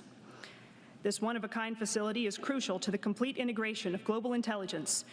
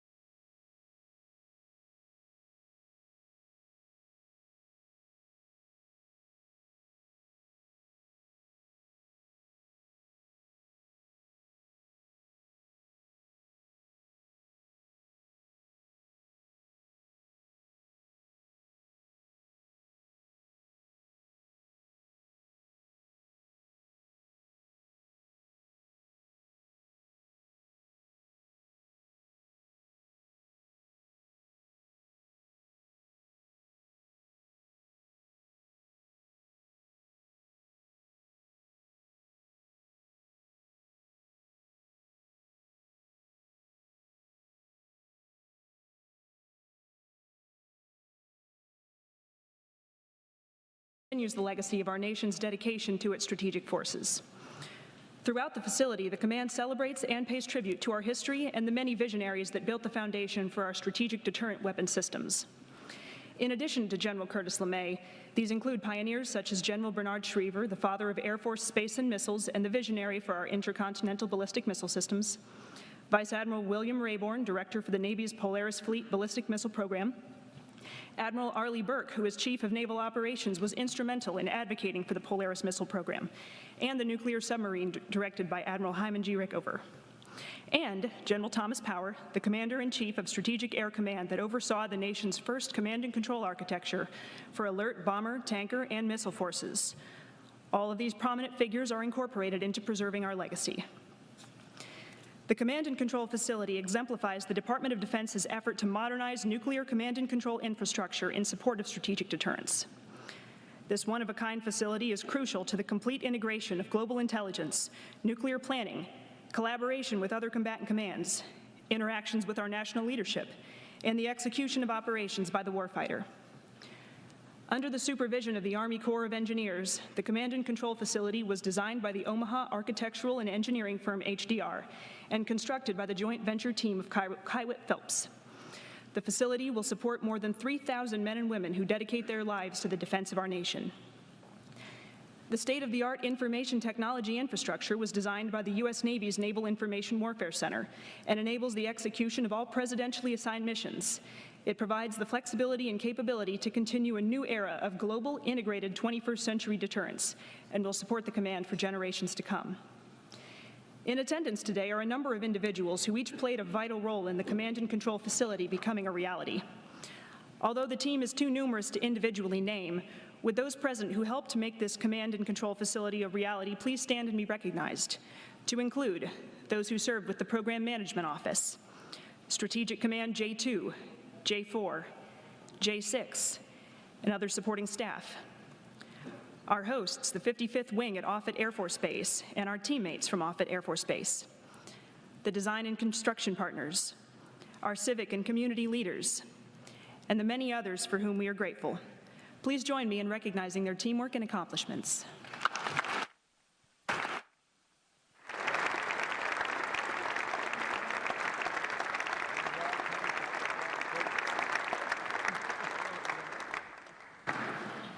At this time, we invite the Deputy Secretary of Defense, the Honorable David L. Norquist, the Chairman of the Joint Chiefs of Staff, General Mark A. Milley, General John Hyten, Admiral Chaz Richard, Mr. Charles Lodge, his wife, Monica Prasnik Lodge, and daughter Abigail Prasnik Lodge to come forward to dedicate the Command and Control Facility in honor of General Curtis E. LeMay.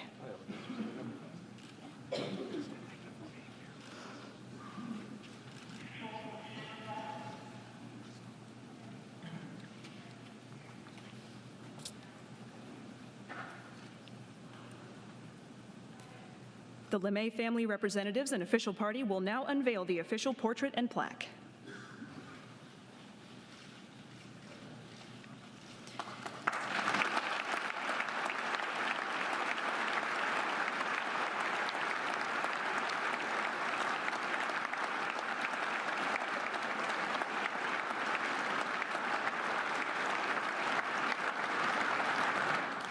Ladies and gentlemen, henceforth the United States Strategic Command Command and Control Facility will be known as the General Curtis E. LeMay Building. The plaque reads, General Curtis E. LeMay, Commander-in-Chief, Strategic Air Command, or SAC. General LeMay is considered the father of SAC, serving as Commander-in-Chief from 1948 to 1957. His early vision of a single unified commander in charge of all the nation's strategic forces was finally realized in June 1992 with the formation of U.S. Strategic Command. General LeMay capped his exceptional career as Air Force Chief of Staff, directing the world's most powerful Air Force and breaking new ground in the development of programs improving the quality of life for men and women in uniform. In addition to this portrait and plaque being hung on the 3rd floor of the North Bar for all to see, bronze plaques with General LeMay's image and these same words will be at each entrance to the General Curtis E. LeMay facility. Thank you, Mr. and Mrs. Lodge and Abigail.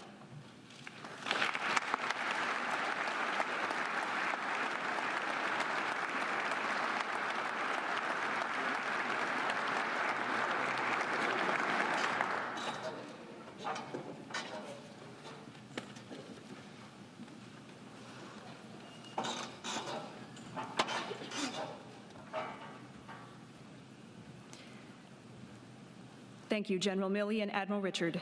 General Hyten, will you please join the Deputy Secretary of Defense at center stage?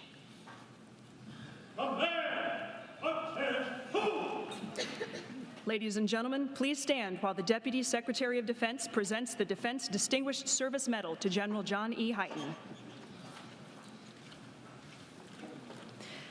Attention to orders. Citation to accompany the award of the Defense Distinguished Service Medal.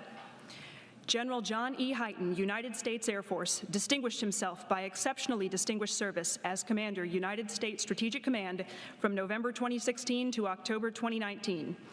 During this period, General Hyten's leadership and strategic vision enabled United States Strategic Command to excel in its role as a global warfighting command. General Hyten's vision contributed to the transformation for a nuclear-centric functional combatant command into a global warfighting combatant command, focused on integrating operations across the Department of Defense. As part of this focus, General Hyten directed the reorganization of the command from 18 subordinate units to 4 joint force components, realigning the command structure to mirror other combatant commands, and empowering component commanders with clear and concise mission-type orders, thus improving efficiency and effectiveness throughout the command. The distinctive accomplishments of General Hyten reflect great credit upon himself, the United States Air Force, and the Department of Defense.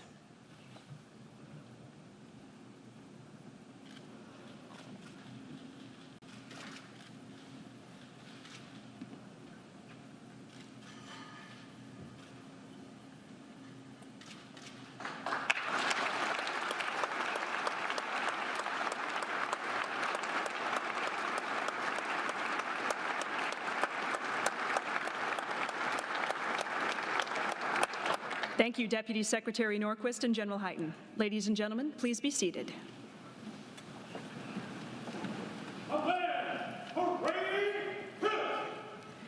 Ladies and gentlemen, the Chairman of the Joint Chiefs of Staff, General Mark A. Milley, United States Army.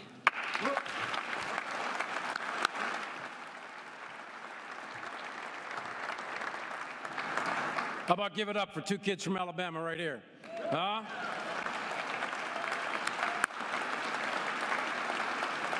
And we have almost all of Huntsville right over here. Look at them. Who would have thought? I mean, seriously, look at them. They both got faces for radio. So, hey, look at, I'm really humbled to be here. I'm an Army infantry guy, and here I am at STRATCOM. And I'm looking at Minuteman III, Trident IIs, Polaris. I'm looking at subs and planes and bombers and all this stuff. And I got to tell you, I don't even know what I'm looking at.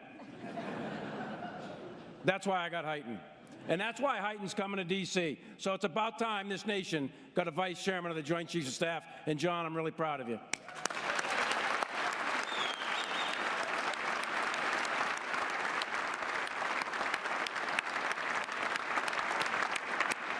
And I also want to thank the members of Congress that are here. We've got senators and representatives here, and come Thursday, they're going to get our nation a budget. Yes, you are. You with me now, right? That stuff ain't cheap, brother. Thursday. Today's Monday, Thursday. We don't want to peak too early. This is Nebraska. We don't want to peak too early, right? But I thank you for that. Governor, get them in line, please. Thank you for being here. I appreciate that. Hey, Randy Taylor, thank you, Major General Taylor. And, you know, ceremonies like this don't happen by accident. They happen because a lot of great people do a lot of hard work to make this happen. Everything from the senior enlisted advisor here at STRATCOM and Randy Taylor and the entire team, protocol team, the band, those who sang the national anthem, those that are providing escorts, all kinds of folks put this together. So how about a big round of applause for all of them?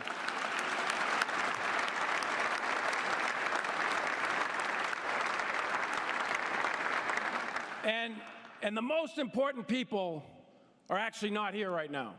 It's the 150,000 soldiers, sailors, airmen, Marines in STRATCOM that are spread around the world in different locations, some under the ground, some under the sea, and some flying in the air right now that are protecting our nation. So how about a round of applause for all of them?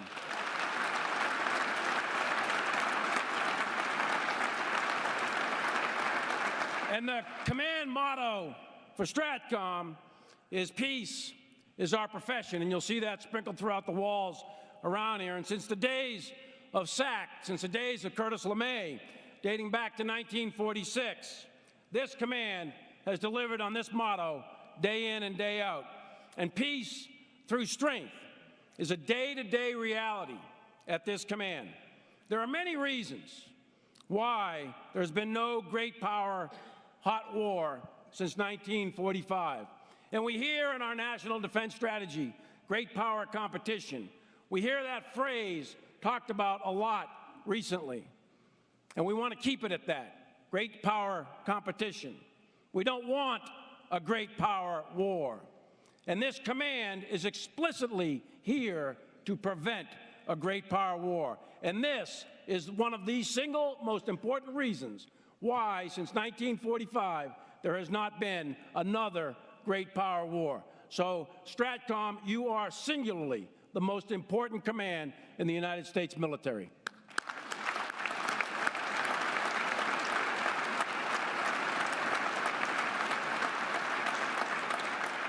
And I know that here at Offutt I'm preaching to the choir when I say that our nation's deterrent is the backbone of U.S. national security. And I testified in Congress during my confirmation hearing shortly ago that nuclear deterrence is a joint forces' most important mission.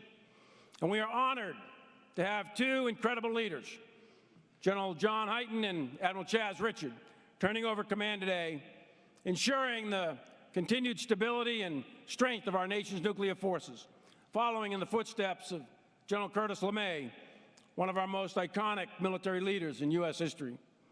Now, General Hyten and Admiral Richard both hail from the great state of Alabama. Roll Tide. And while Admiral Richard remains loyal to the Crimson Tide, Hyten switched his loyalties and went to Boston, the Holy Land, and he pledged allegiance to the Harvard Crimson. A second-rate school, by the way. Hey, John, I'm looking forward. There you go. I'm looking forward to having you in the Vice Chairman's office and helping me properly represent the Holy Land of Boston in the Pentagon. And I appreciate that, John, but I know that your heart and soul remains in Alabama. And when John assumed command in 2016, the global strategic environment was rapidly shifting, with significant implications for our development and use of nuclear, space, and cyber capabilities.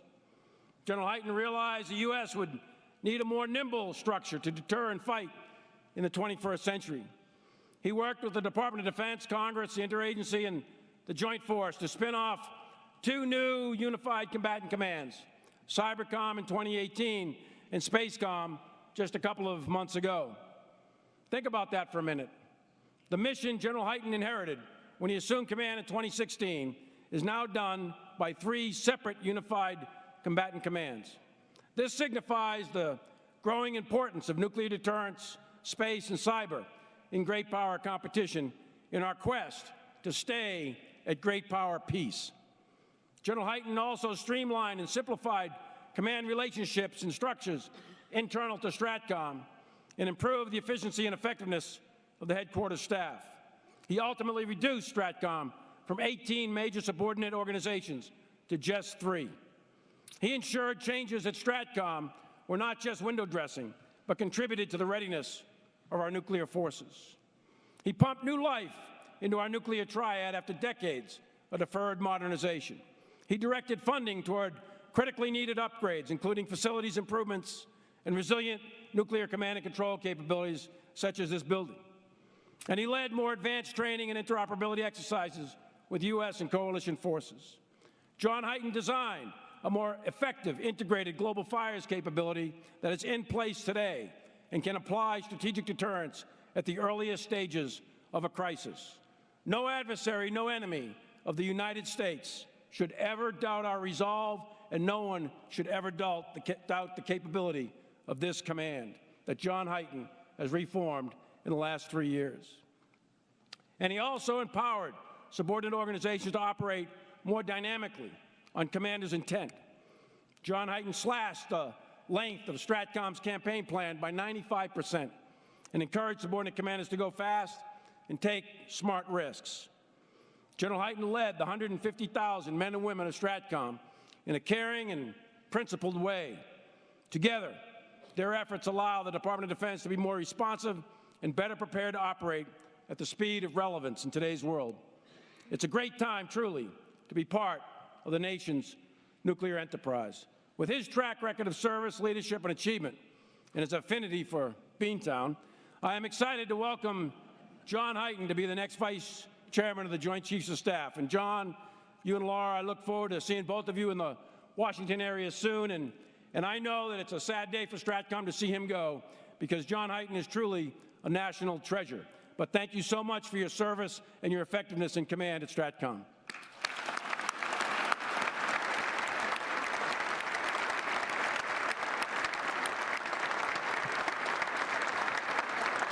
And Chaz, Admiral Richard, welcome back to the STRATCOM family.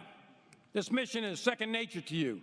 You've commanded 2 nuclear subs and served aboard 3 others, and you safely navigated them under the water with no windows. Very impressive. You've served on submarine squadron staffs and commanded a submarine group. In your previous assignment, you were the commander of U.S. Navy submarine forces, affectionately called the Underlord by your peers. And this title is appropriate, even as you return to STRATCOM after serving as deputy several years ago. You clearly see the gaps and seams and understand the opportunities to improve our nuclear enterprise, and there's no doubt in my mind that you will take this command to the next level. As STRATCOM's 7th commander, you will have the privilege of leading some of the best men and women in the Joint Force in a vitally important mission for our nation. And you will get to operate this state-of-the-art command and control facility as your own weapon system. This command is literally on the front lines of freedom, 24/7. You can never let your guard down if you're part of STRATCOM. The safe, secure, reliable, and effective nuclear deterrent you now lead is a crucial tool in safeguarding our nation and our way of life. Chaz, I look forward to working with you in the years to come. Your superb competence, character, and agility make you the right officer at the right time to lead United States Strategic Command. Lisa, Allie, Emily, and Chase, your unwavering support for your husband and your father today and throughout his career is why he is able to serve in this vital role for our nation. Thank you for your commitment and your service to our country. Organizations touched by the Richard family have always excelled, and we know there are great things in the years ahead for STRATCOM under your leadership. Thanks to each of you. God bless STRATCOM, God bless the United States military, and God bless America.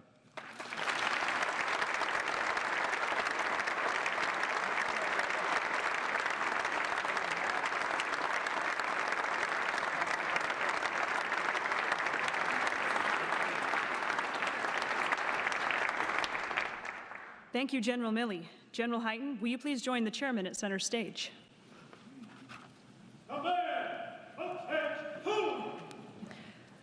Ladies and gentlemen, please stand while General Milley presents the Joint Meritorious Unit Award to United States Strategic Command. Attention to orders. Headquarters, United States Strategic Command and its components distinguished themselves by exceptionally meritorious service from 4 November 2016 to 31 July 2019. During this period, the command reorganized its component structure, significantly improving coordination and integration at all levels. The command worked to ensure the $1.3 billion command and control facility meets the requirements of a lethal, resilient, and rapidly adapting warfighting command.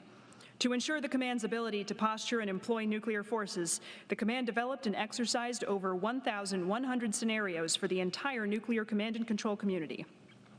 The command led planning and execution actions through 6 Tier 1 Global Thunder and Global Lightning exercises, executing its nuclear, space, and globally integrated fires mission.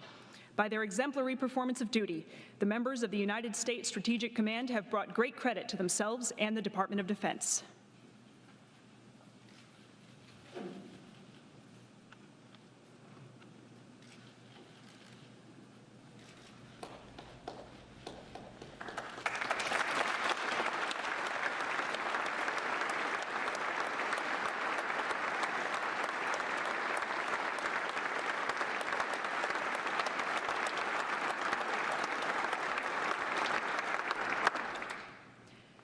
Thank you, General Milley. Ladies and gentlemen, please be seated.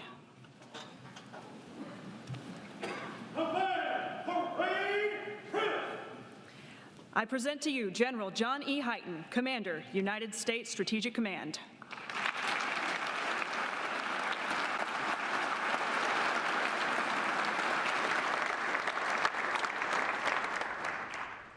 Thank you and good morning, everybody.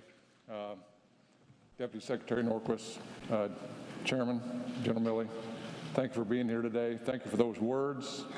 Thank you for everything that you do for our country. Welcome to Nebraska. Welcome to the heartland. Governor Ricketts, Senator Sass, Senator Nelson, Representative Fortenberry, Representative Bacon, man, you guys really do care about this place. You care about it not because of your presence today, but because of what you do each and every day to represent this community, this command, our nation in the world.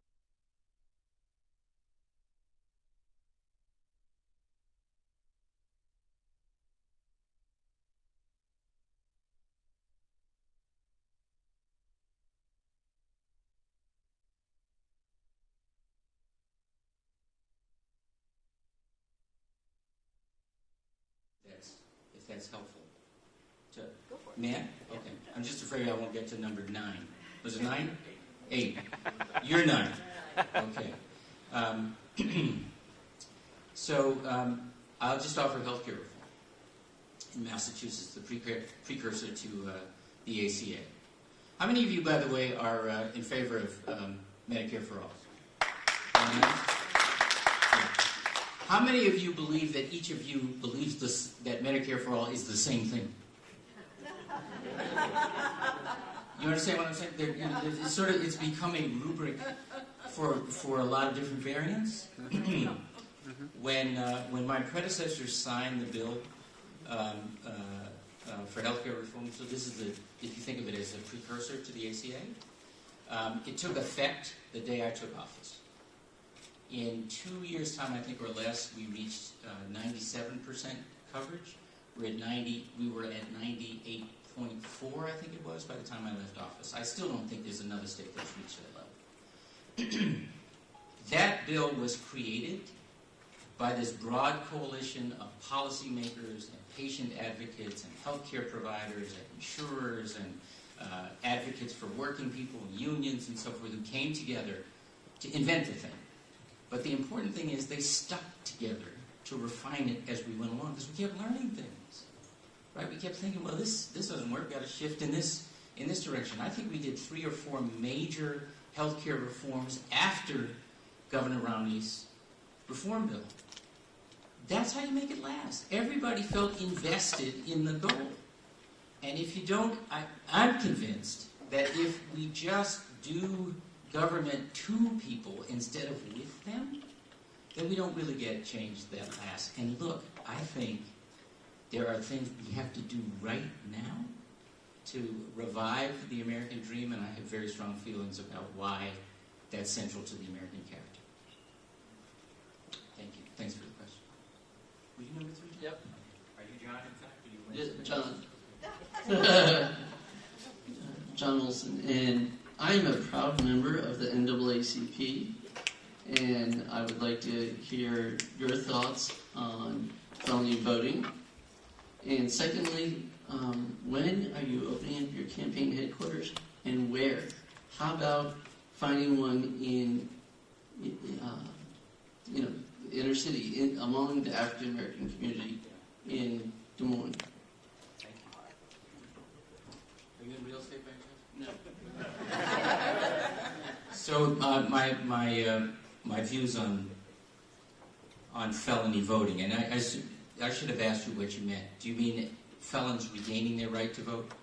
That to me is a no-brainer. I was very active in the Florida ballot initiative. I helped raise for that and support that. I'm sure you've been following that. Yep. You probably followed the games that have happened since. The legislature's been trying to constrain that. This notion and it extends beyond voting. We've been using the criminal justice system to take minor things and turn them into life sentences. We used to have an understanding that you did your time, you did your crime, you do your time, and then you are. Our collective interest was in returning people to mainstream American life. But we do things, and voting is one of them. But the limitations on access to housing, the cloud that's over you for getting access to a job, all these things that enable you to come back into mainstream life, we've bit by bit taken them back and made it harder over time. We, all of us, we were one of the first states to ban the box. Do you know this strategy? We were one of the first to do that. We did something called Corey reform, which is the reform of our criminal justice record-keeping system, and that was an element of it. It was something I kept hearing about on the campaign trail, and since to the point of being out. I thought we had this set of agendas, and you learn things by being out and paying attention. And we finally got this bill through, and I have to tell you this story, if I may.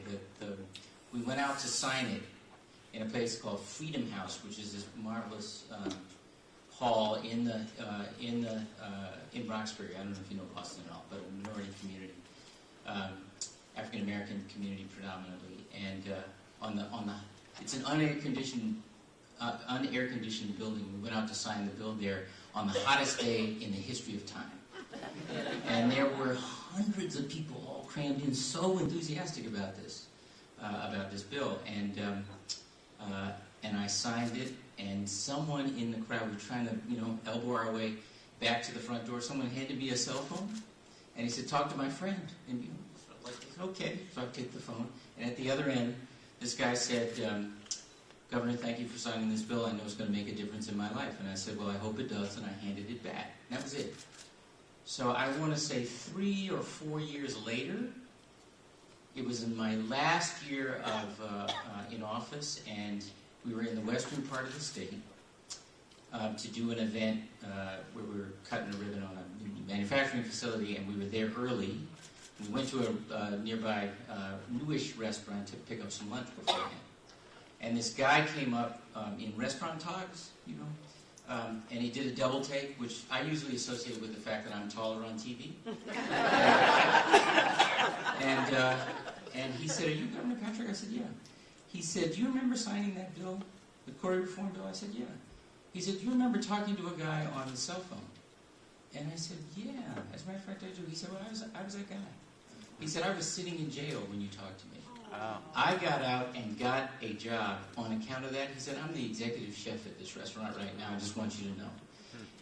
It's amazing how these things, for me, because of the way I tried to govern and stay close to people, how they're just these little ways that you find out that where and how policy actually touches people, which is how it matters. That's how it interests me. It's not the abstract policy. I'm not that interested in that. What actually makes a difference in someone's life? That was profound. And so would be assuring that all of your civic rights are restored when you've done your time. I don't know if you know that Iowa is one of the last 2 states that felons are basically barred for life from voting. So, well, and you know that I'm sorry I'm taking so long with John, but you're not sorry, I hope, but maybe others are. To me, it's a part of the sort of sordid underbelly of mass incarceration. You know, we have permitted the permanent marginalization of people for a long time. That's got to end, and if I'm president, it will.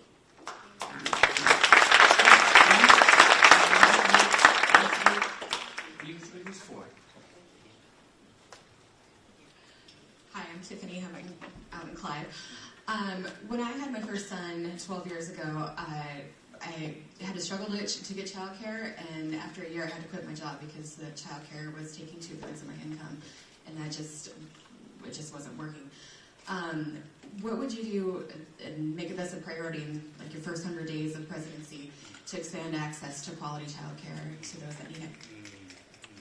Yeah, I mean, as a practical matter, Tiffany, you're right.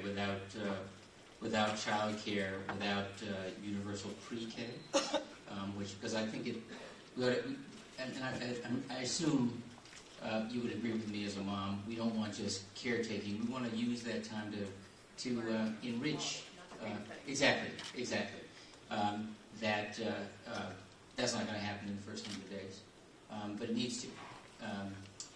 It has to be a part of a growth agenda if we are, in fact, about enabling everybody to participate in an economy that is going out, right, to the middle and the marginalized and not just up to the well-connected. We're going to be rolling out over the course of the next several weeks what that agenda framework is, because I do think we tend to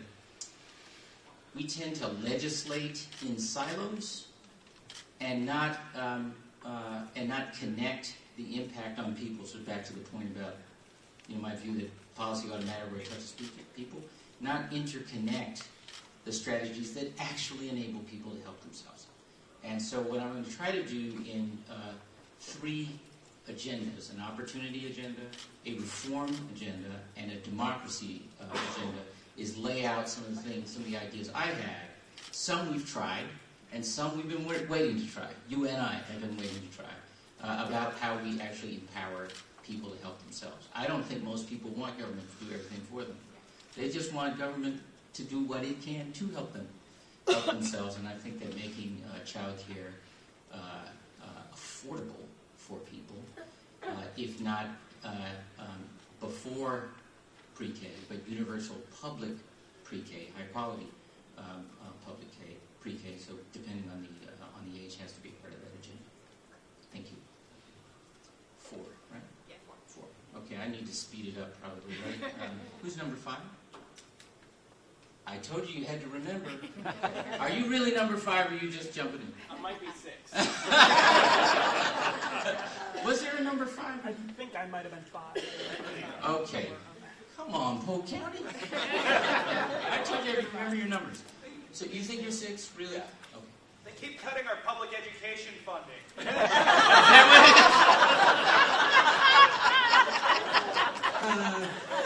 Man, it runs deep. Governor, you said you were from Chicago. I'm originally from Hickory Hills, so about 30 minutes south of Chicago. As I'm sure everyone in this room knows, and pretty much everyone in the country, Chicago's always portrayed as just essentially Mad Max. In terms of crime and violence, I'm sure you heard about the little girl who was shot and was in critical condition on Halloween while she was out trick-or-treating with her family. What can we really do to help prevent this kind of violence in not just our cities, but everywhere in the country? Andrew? Yeah. Thanks for the question, Andrew. Maybe back to, I'll start out with a point I was making in response to Tiffany's question. I don't think it's one thing. I really do, for example, believe that community policing works, meaning enough police who are on the streets, building bonds with the neighbors. That was a strategy tried successfully in the Clinton administration. It depended on federal contributions to state budgets, and when those contributions went away, it went away. But it works because most successful policing depends on bonds of trust with the community. That's one of the reasons why I believed asking the police to cooperate with ICE is a mistake. Because you need bonds of trust with the community, including in immigrant communities, if you're actually going to respond responsibly to crime. So I think that's part of it. I also think, and this is building a little bit on the comment about school funding. We used to, how I described the community I grew up in? We ask schools to do what communities used to do, but we don't give them the resources. At least that was my experience in Massachusetts. Is what I see all around the country. We have school buildings that are unutilized in the afternoon. They could be. They don't have to be. Doesn't in every case have to be longer school day. Which, by the way, when you mention in the company of students, is dangerous. But it could also be a longer school day, and that sometimes work, or help with homework, or enrichment, or sports, arts, and so forth. We have been disinvesting in that as well, and giving young people other alternatives. I also believe very strongly in strong gun control. And I think if you look at the Massachusetts framework, we're one of the most tightly controlled in the country, but you can't do this on a state-by-state basis. Because you can buy guns in bulk in a neighboring state and walk right across the line into Massachusetts, and we are just as exposed. So I think there are a number of these kinds of measures and others. Having said that, I just want to say something on behalf of Chicago and the image. This sort of goes back to my point about the cartoon. How we make a caricature of people and places. Sometimes when I hear or read my bio, it makes it sound like my life began at 14 when I got my break to go to Milton Academy. I had amazing teachers in those overcrowded classrooms who worked their behinds off and made us all of us feel loved.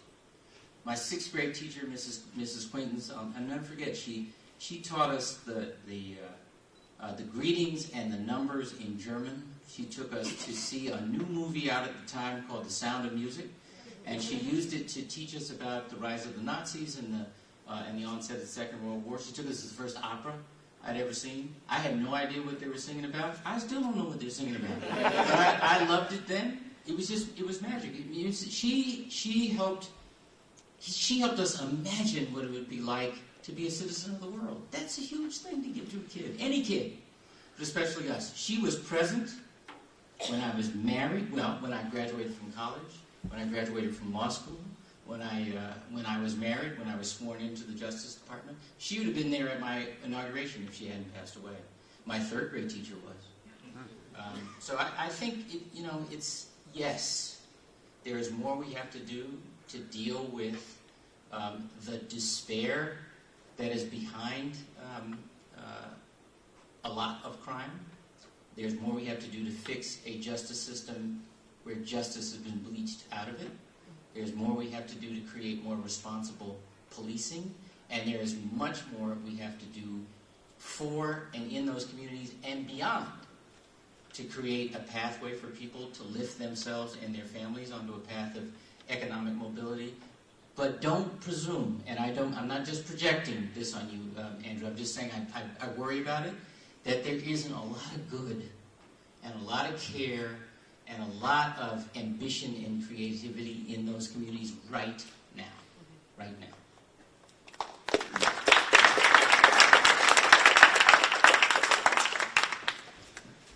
I just want to say thank you, Governor, for coming, and thank you all for asking questions about your local communities. I guess mine's a little different. I feel like I should have a chair to stand on. I can sit. So I see our current president cozying up to people that I would consider to be strongmen and authoritarians. Should you become president or another one of your many choices to be president, what would you do in restoring trust with our allies and actually leading with like American values and liberal values, and what would be your game plan for kind of getting us back on track for what I believe that America stands for? Thank you for the question, Scott. It's funny, you don't hear that question often enough, I think, on the trail. I mean, before I was on it, I didn't hear it very much. This president's done enormous damage to our standing in the world and our ability to lead. And I think that's because he doesn't fully appreciate that our greatness depends on our goodness. It really goes to our values. It's our willingness to be a refuge for people in need of refuge. It's our commitment at home. Not that we have always kept the commitment to equality, opportunity, fair play as fundamental and deep founding principles. I think we have to be about that, and we have to have a foreign policy that is built on that. And we have to go show respect to our friends. But we also have to be willing to make new friends. I'm not talking about the strongmen and the tyrants. But you know, there are struggling democracies in Latin and Central America, in Africa, or that could be in the Middle East, certainly in Northern Africa, that we have to go out and make friends. You know, so it's about, in part, restoring and refreshing our traditional allegiances, but we have to make new friends too. You know, I'm gonna tread on dangerous ground. Maybe I shouldn't. Yeah. Be presidential. Okay. Thank you. All right then. What's happening, man? How you doing? All right. You're also the right height, if I can just say.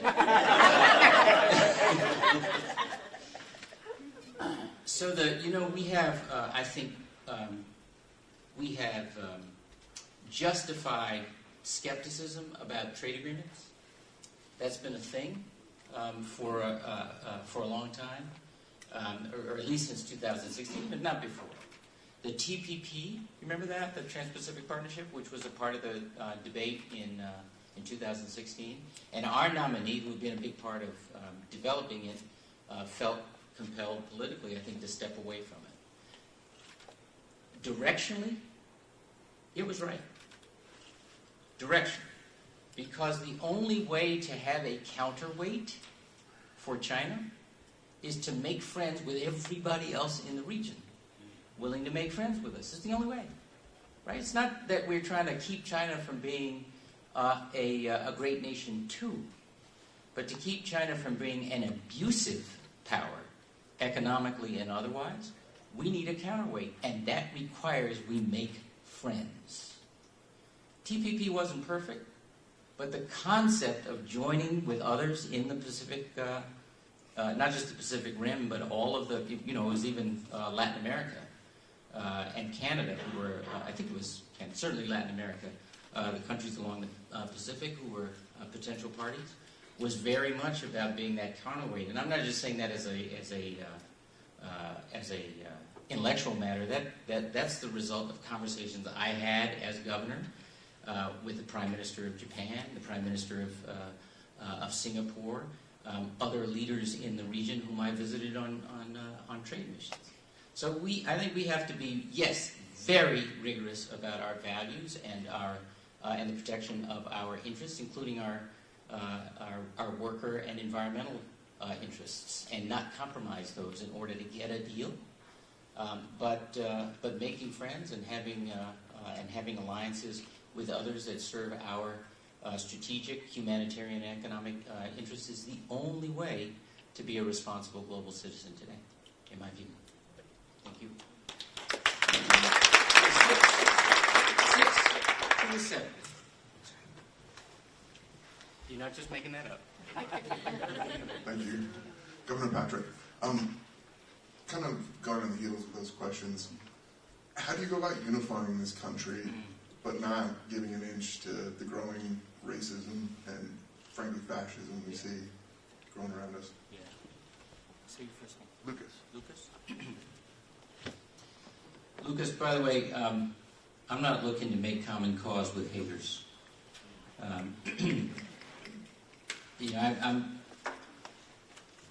more than a little tired of that, and I'm sorry. I'm tired of being made to feel afraid and othered. It didn't start with the current president. Right? This has been around a long time.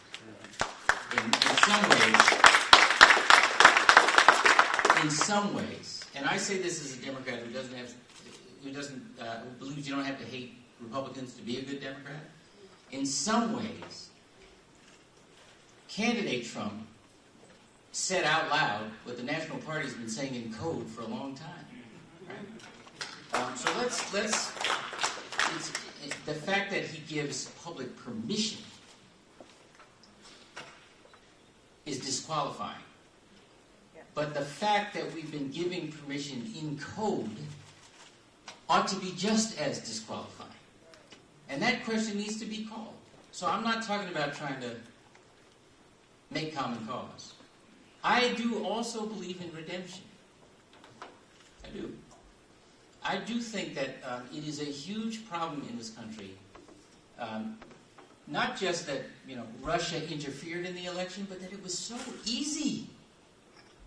It was so easy to turn us on each other. We don't know each other. It's one of the reasons why I'm very enthusiastic about this idea of national service. That we make available to everybody, meaning people get paid so they can come in. It doesn't just have to be the kids of folks whose parents can confront it. An opportunity to come and work alongside people who are different from you, from a different region, on something that is outside you and in the national interest. Maybe it builds on, I'm not just talking about in the military, but on the civilian side as well. You build out Teach for America, you build out, maybe there's a way to bring that core to help with some of the child care issues with the right training. I'm not babysitting, not babysitting. But I think we need to learn each other. Again, it is so easy today for all of us. We do this. You get this, hot button word, and you fill in all the blanks because we're too busy to wait a beat or two. And you must feel it here too, right? I mean, people come and they say, well, you're from Iowa, and therefore you must fill in. I'm not going to tell you what gets filled in the blank. But I remember my college roommate in freshman year was from Sioux City. And my family, by the way, my father's family is from the Quad Cities. So we from East Moline is where he grew up, and we have cousins in Davenport, and so forth. So this terrain is not unfamiliar to me, although somebody told me really everybody who comes to campaign here talks about their cousins somewhere in Iowa. So now I've gotten that out of the way.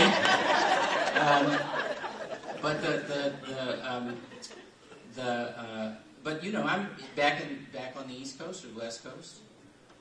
You hear all the time, folks. It's not necessarily disparaging; it's just confining, right?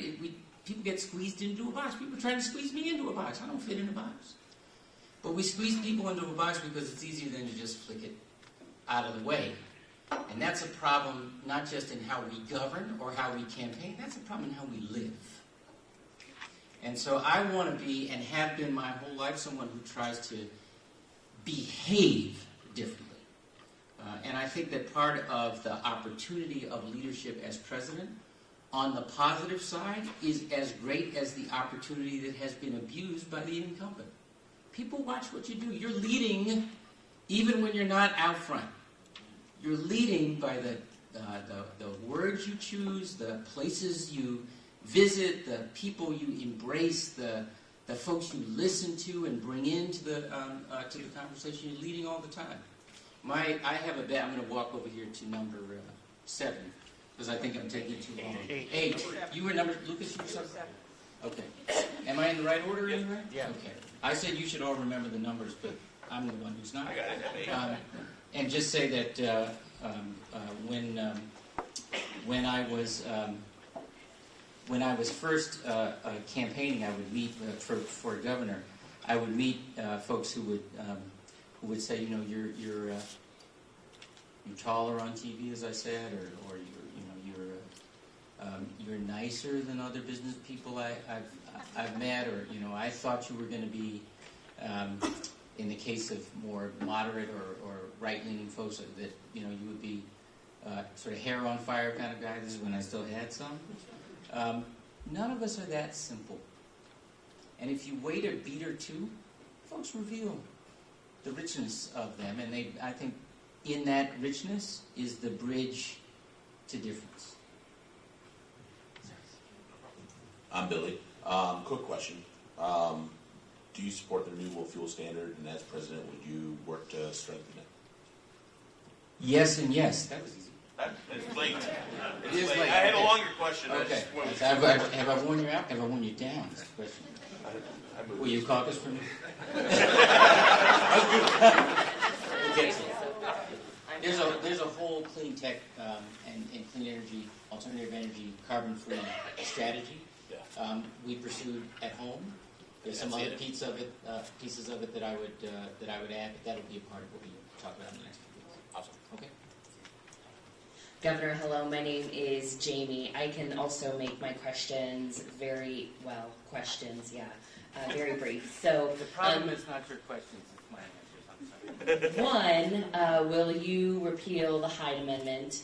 2, will you restore federal funds for family planning and birth control to abortion providers? Also, yes and yes.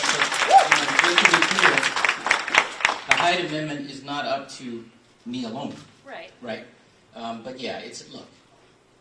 This notion that you know, if you think about the other side's agenda for a long time, they as my former Congressman Barney Frank used to say, that they're all for children until they're born, but after that they're on their own, right?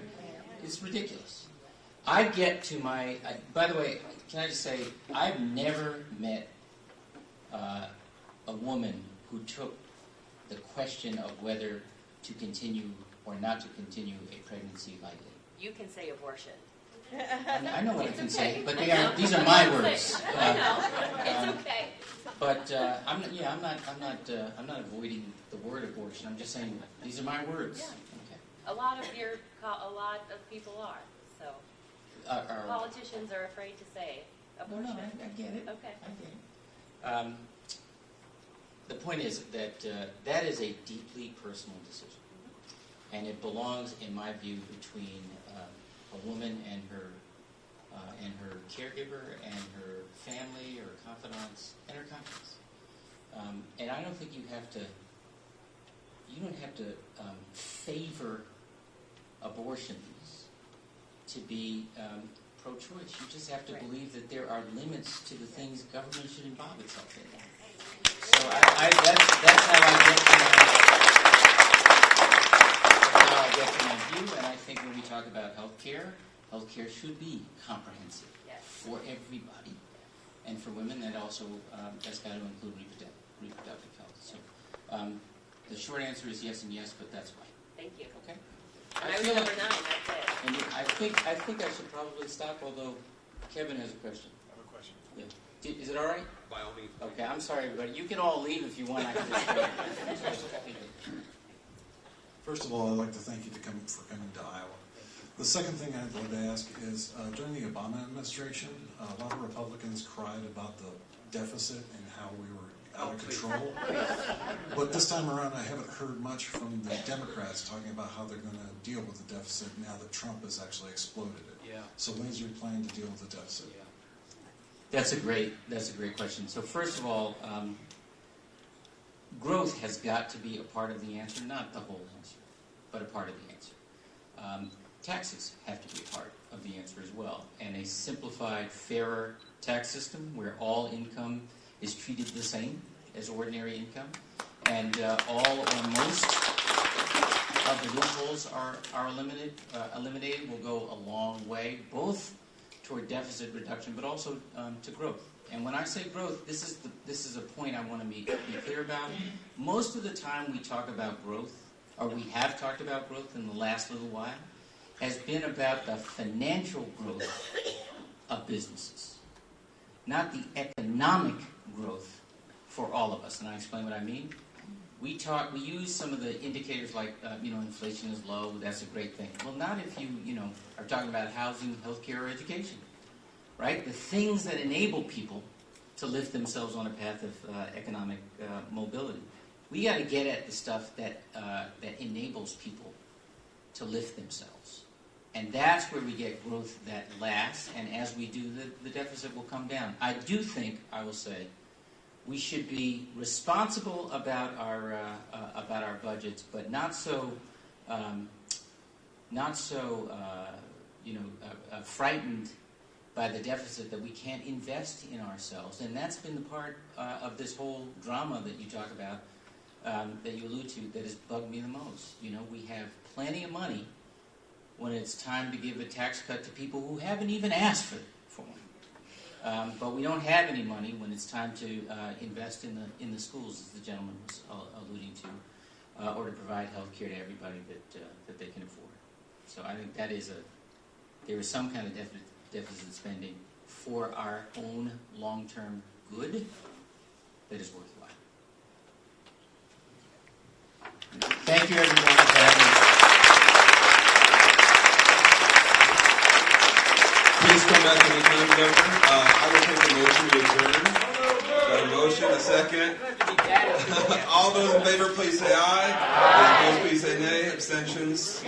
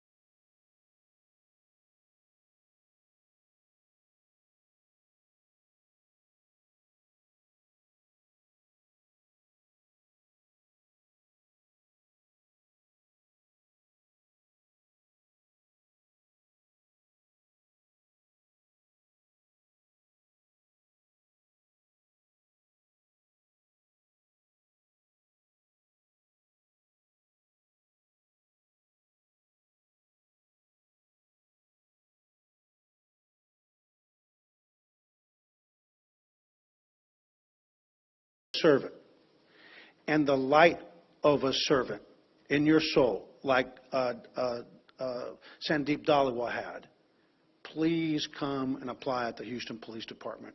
Our policy is intact. It is open. I actually signed it officially back in October, and today our message is clear.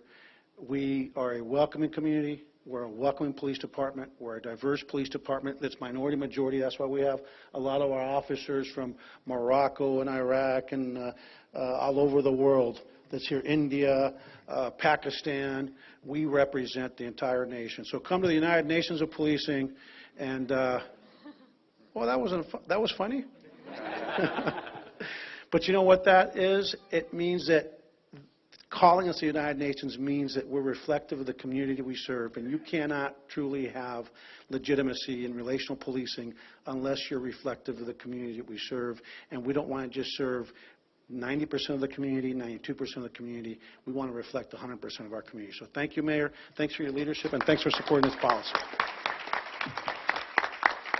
Thank you, Chief. I also want to recognize Sanjay Ram with the Houston Metro Board. Sanjay, thank you for being president here as well.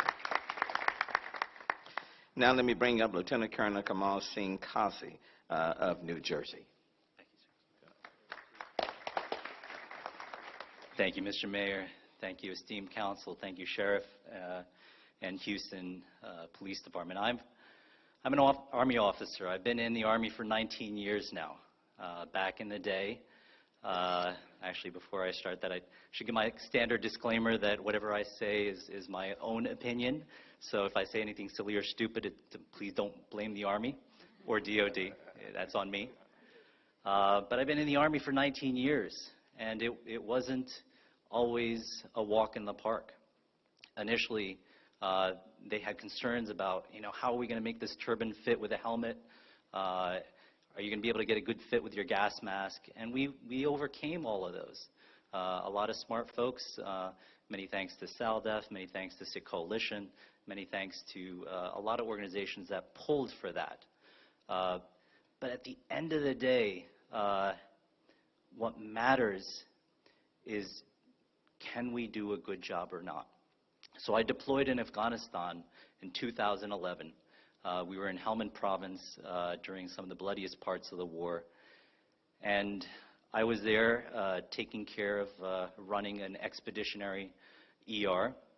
Expeditionary is really just a sexy way of saying tent.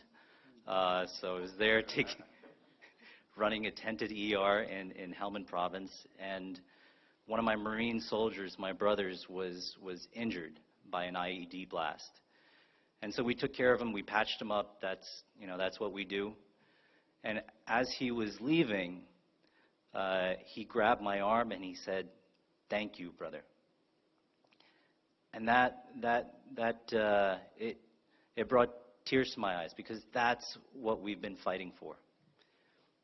Yes, this policy change here today is a vote, is a step towards diversity, step towards equality. But what it really means to people like me is, we love you, we respect you, and your turban is a part of the fabric of this nation. So we really thank you. I'm honored to be here. Really, really appreciate everything you guys have done. Thank you, sir.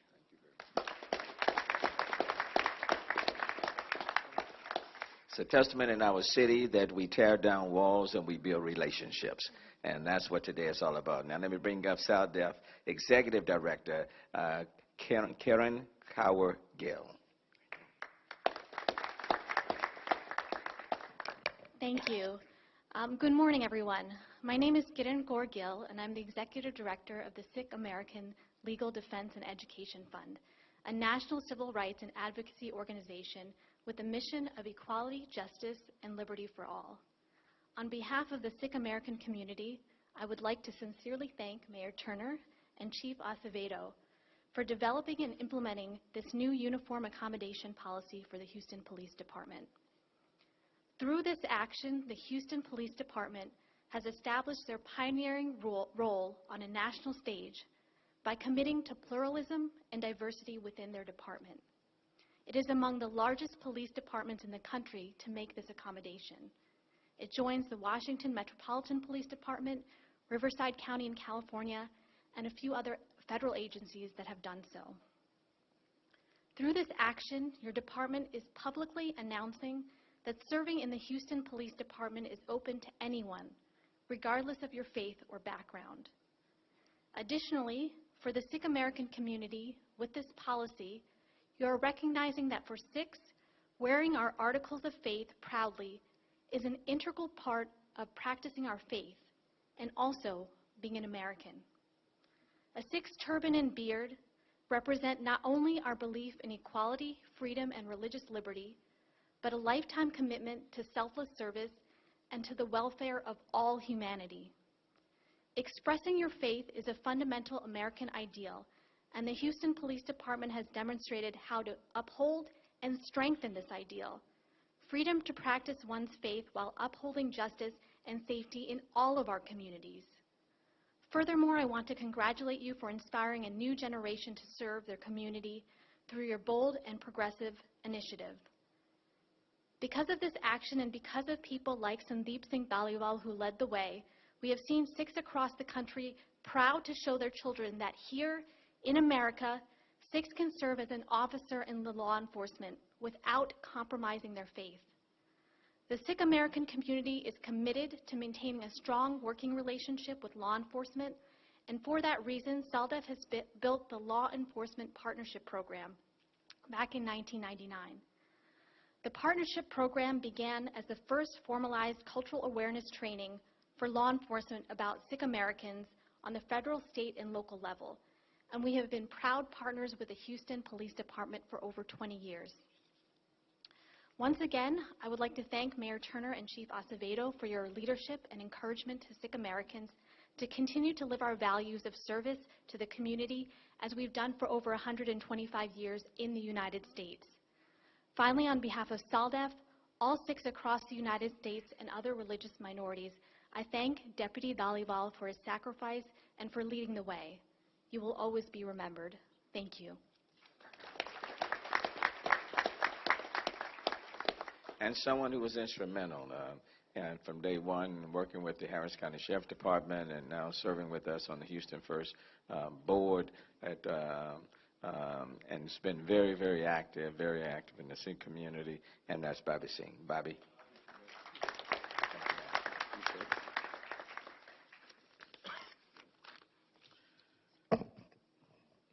Honorable Mayor Turner, Sheriff Gonzalez, Chief Acevedo, elected officials, command staff, honored guests, and friends.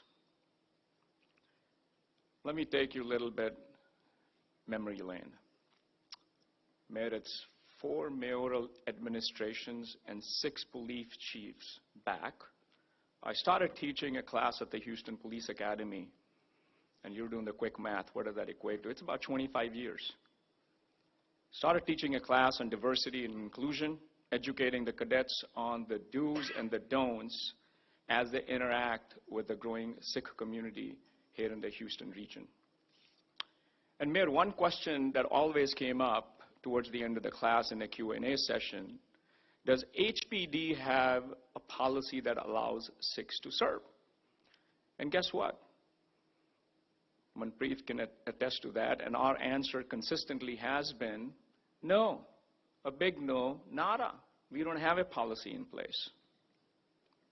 So I'm proud to stand with Mayor Turner and Chief Acevedo today, who've made this day possible, so we can now answer with a resounding yes to the next cadet class of 243, yes we can. Right, Manpreet? You can't be sitting there, come right here. You have been a key contributor to this effort and co-leading this effort. Thank you for what you have done. With today's announcement, Houston Police Department, along with the Harris County Sheriff's Office, you have 2 largest law enforcement agencies in the state of Texas that put a stake in the ground and said what? We believe in inclusion. Deputy Sandeep Dhaliwal may not be with us today, but his legacy Mic check, check, and check. today's gift We are having some board of accommodation issues. will benefit generations to come. For the last 1 week, the Sikh community worldwide has been celebrating 550th birthday of our Guru Nanak, the founder of Sikh faith, whose central message of oneness, equality, and love is the fabric of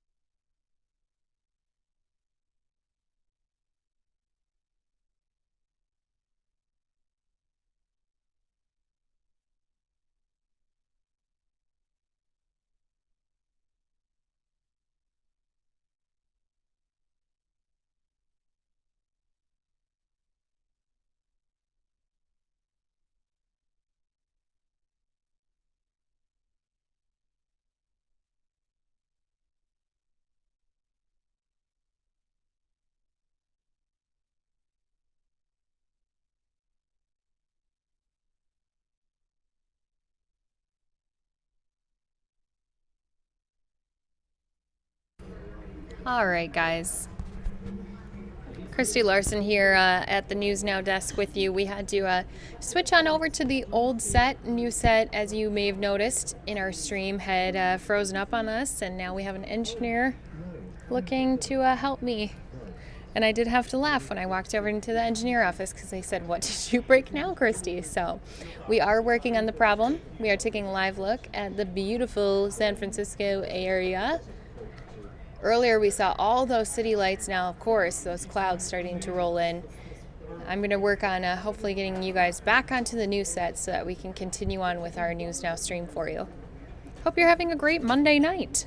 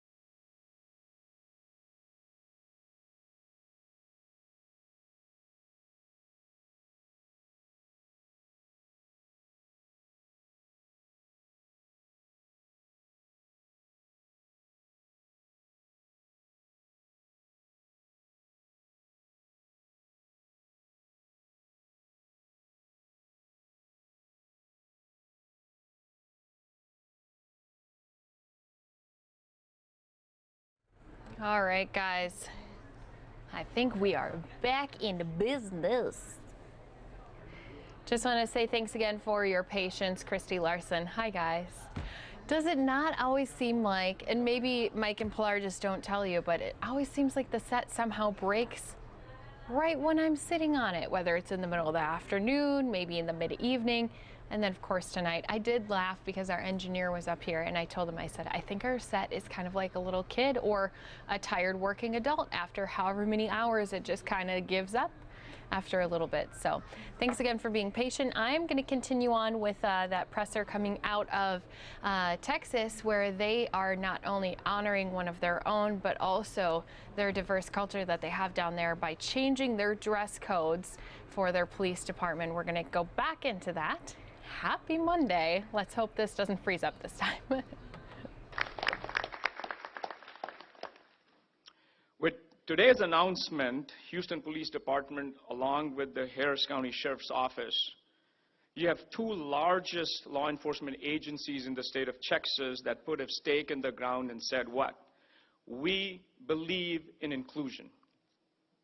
Deputy Sandeep Dhariwal may not be with us today, but his legacy and today's gift of accommodation will benefit generations to come. For the last 1 week, the Sikh community worldwide has been celebrating 550th birthday of our Guru Nanak, the founder of Sikh faith, whose central message of oneness, equality, and love is the fabric of what this accommodation policy is all about. This is not only about the Sikh community, it's about us. Proud Houstonians with proud leadership in place. Steady leadership in place. Progressive leadership in place. I want to take a personal privilege for a moment and recognize a few friends and entities, and I think they were before. In the Sikh greater Houston area, they have several worship centers, and there are several leadership folks representing the Sikh Center, the Sikh National Center, Gurdwara of Southwest, Nanaksar. So if I may ask all of you who are representing Sikh Gurdwaras, worship centers, would you please stand and be recognized? Please stand.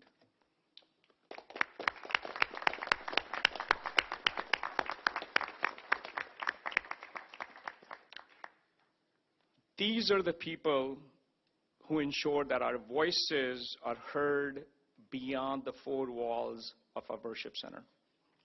So thank you. I saw my friend Jagdeep from the chamber. Thank you for all what you do. Appreciate your support. And I remember you were standing next to us many years back when then Sheriff Adrian Garcia announced a similar policy many years back. I also want to have a special shout out for my South Asian HPD officers right here, a mosaic of what HPD is all about, led by Commander Bashir. Where are you, Commander? There you are. Okay. I also want to acknowledge the leadership, the command staff, Chief Slenkard and Chief Fenner. Where are you? Yeah, let's take a moment to recognize all law enforcement of a phenomenal job they do for the great city and this region.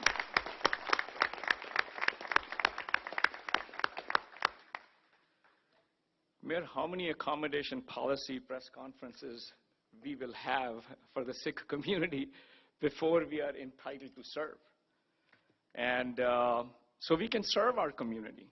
I'm certain with today's victory, we've moved one major step closer from accommodation to entitlement.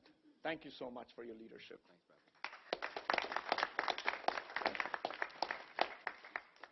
And the doors will open first with the Sheriff Department, Harris County Sheriff Department. And here representing the Harris County Sheriff Department is none other than the Sheriff himself, and that's Sheriff Ed Gonzalez. Thank you, Mayor. And on behalf of the men and women of the Harris County Sheriff's Office, it truly is an honor to be with you. And Mayor Turner and Chief Acevedo, let me say very clearly and very loudly that this does not happen without the right leadership at the table. Okay? This does not happen without the right leadership at the table. So thank you, Mayor, very much. Our hearts are broken because we lost a good man, our fallen brother, a hero. We lost a friend, and we'll never be the same. And I'm so proud of my native agency, the Houston Police Department, to be taking this very positive move. We miss Sandeep Dhaliwal, but in his own unique way, he taught us so much, like only he could do. He did more in his short years of life than some people do in an entire lifetime. He did more serving 10 years in the Harris County Sheriff's Office that some will do their entire careers. And he continues to leave a legacy that will be felt for many, many years. He touched folks not only in this room, but throughout the nation and around the world, because we still get messages from others that were impacted by the life that he lived. And I think that truly is a testament to your upbringing, to the father, to the family, and that's something that we always want to aspire to do. When we first joined the ranks of any police agency, our lives change overnight. We're a very noticeable profession because we drive marked police cars, we wear uniforms, we carry shiny badges, and we wear guns. And you definitely understand that when you first don the police uniform for the first time. But for Sandeep, it was that added level of also externally showing his articles of faith, the turban and the beard. But beyond just the faith, he was an ambassador for our profession, showing us each and every day the way to do it, the right way to do it. And again, in his own unique way, he showed us what was right and what was just, and truly exemplified public service. And he helped take our profession at the time, not necessarily where it wanted to go, but where it needed to go, what was just and what was right. And I commend my predecessor for taking that first step, maybe when it wasn't easy, but for doing what was right, enacting this policy, and then for me it was easy to then continue it. And it's the right thing to do.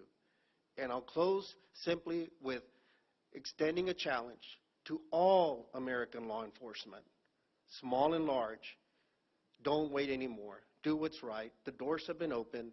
Do what's right, just, of any profession, both the military and law enforcement agencies, and fire service as well, should show tolerance, inclusion, and give everyone the ability to serve and do it openly without leaving their articles of faith or their beliefs behind, because that truly is a type of modern-day police professional that we should all want to have within our ranks.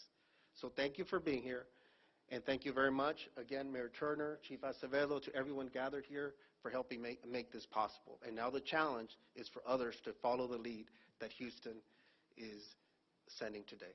Thank you. Okay. And representing Interfaith Ministries, Martin Kaminsky. Martin? Oh, there you are.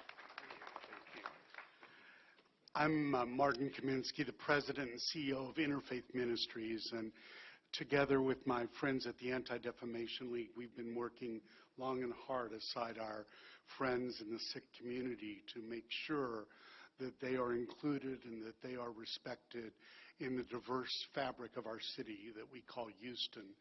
It's particularly wonderful when we can say we're the most diverse community in the nation.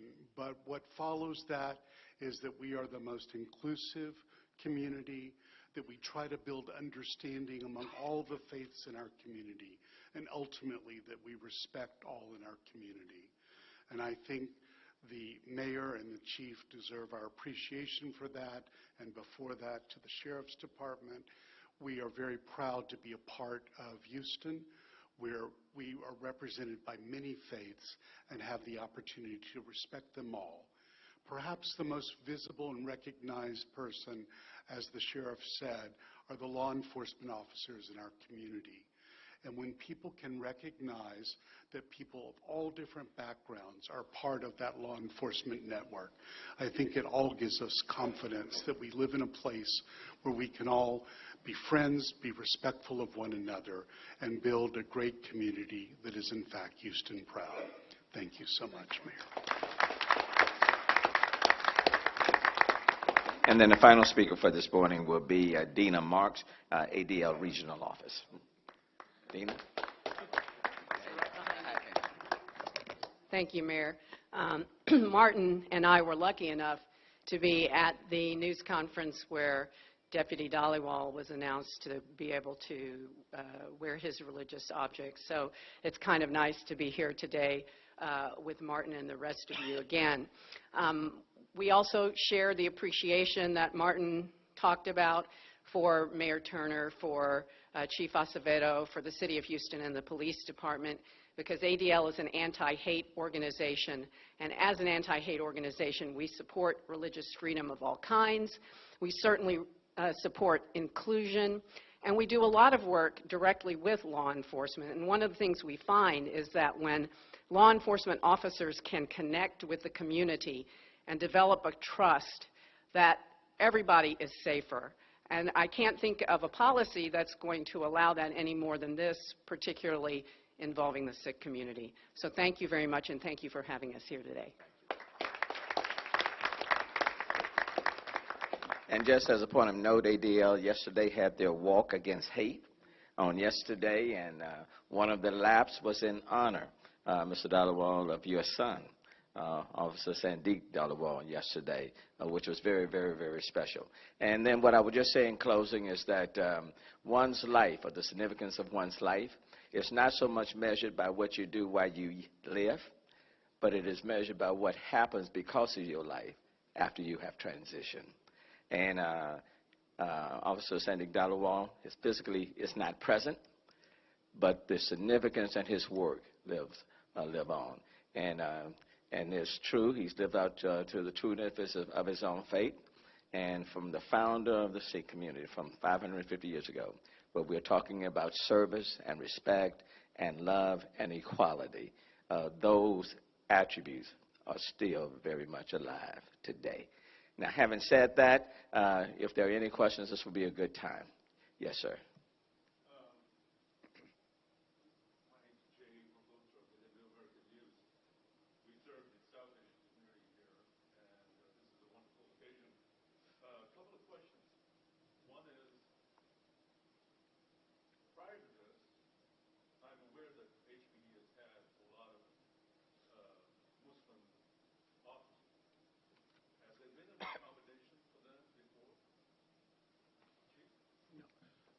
I'm not aware of any requests for accommodation in the 3 years I've been here for accommodation, but this policy actually goes across the spectrum for all religious accommodations. I haven't had any requests for them, but it's something, obviously, as they come up, we look at them, we assess them, and when we can do it, we do provide accommodations. I can tell you that, actually, I'm going to take that back. Last year, I got an email, I don't remember where it came from, might have been from you, Commander, where there was a request for an accommodation in terms of prayer. I think it was during Ramadan, and also because of the fasting. So I'm going to let the commander come up and speak to how he asked for that accommodation on behalf of the Muslim community and how the department, i.e. the police chief, responded to provide that accommodation. Why don't you come up? Thank you. Thank you for the tag, Chief. I wasn't prepared to speak, but I just want to say the chief has been more than accommodating. So if there's, oh, sorry. My name is Yasser Bashir. I'm a commander with Houston Police Department. And just to let you know, 18 years ago, Bobby was at the academy teaching us about cultural diversity. Bobby was there. Bobby was there, yes. 25 years or more. But going back to the question about, yes, this policy does open up other people's faith. But I've been here with 18 years. The department has been more than accommodating our needs. We do have prayer rooms at 1200 Travis. People can go in and pray. That has not been an issue. In addition to that, this year I sent an email to the chief because during some officers are working at nighttime or during evening time, and they're fasting and need to take a break and eat. We have been more than accommodating at that as well. So we are aware of officers when they're fasting. We are monitoring their health, well-being as well, to make sure that that it's safe for them to do their job, and if there anything else we need to help them as well. But this goes beyond officers. It's department-wide, right? Oh, absolutely, yes, department-wide, yeah. Women in hijabs at the police department? There's one I can think of right now. I think she's a civilian. I've seen her at Governor Travis. So that's far as I can answer that question. Let me because I start to remember. I think that one of the requests this year was we don't get to take our lunch breaks within the first 2 hours of shift. Well, when you're fasting all day and then the sun goes down and you're going to break fast. If it's within the first 2 hours of shift, you're not allowed to eat. Well, when you've been fasting all day, that's a problem because your blood sugar can go down and everything else. And so I was actually asked via email, can we have that accommodation? And I thought it was you, Commander, but it might have been somebody else. I can actually find the email. I immediately turned around and sent an email to the entire department, the entire command staff, that our Muslim brothers and sisters that needed the accommodation of taking their lunch break within the first 2 hours during the period of fasting during Ramadan shall be adhered to. And so we're a department where policy is, it's a living document. We're constantly evolving. And I will just take one exception with what Bobby Singh said. This is not a gift. This is a duty. And this is a commitment.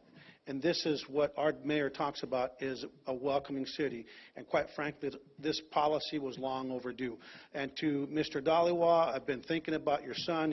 He's always in my heart, and I think all of our hearts. Our religious accommodation section of the policy and the uniform and grooming standards policy, we're actually going to name it after your son. So he will live in the word and in spirit and in our minds and in our hearts. And that's in honor of your son. Any other questions? Yes, ma'am.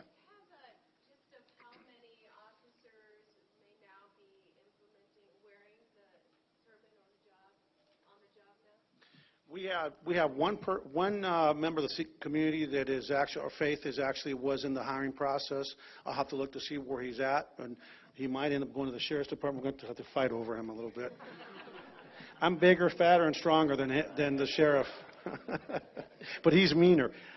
So we don't know. I know we had one Sikh community member, but that's now we're going to put it on you, to the Sikh community. Now it's time for you to go out and encourage your sons and your daughters and everyone that has the heart of a servant there's no impediment other than now the content of your character and your background. That is it. And one thing I know about the Sikh community, by the way, Sikhs when it comes to warriors, they're great warriors, but we don't want just... Yeah, it's in effect. Yes, it is. Yeah.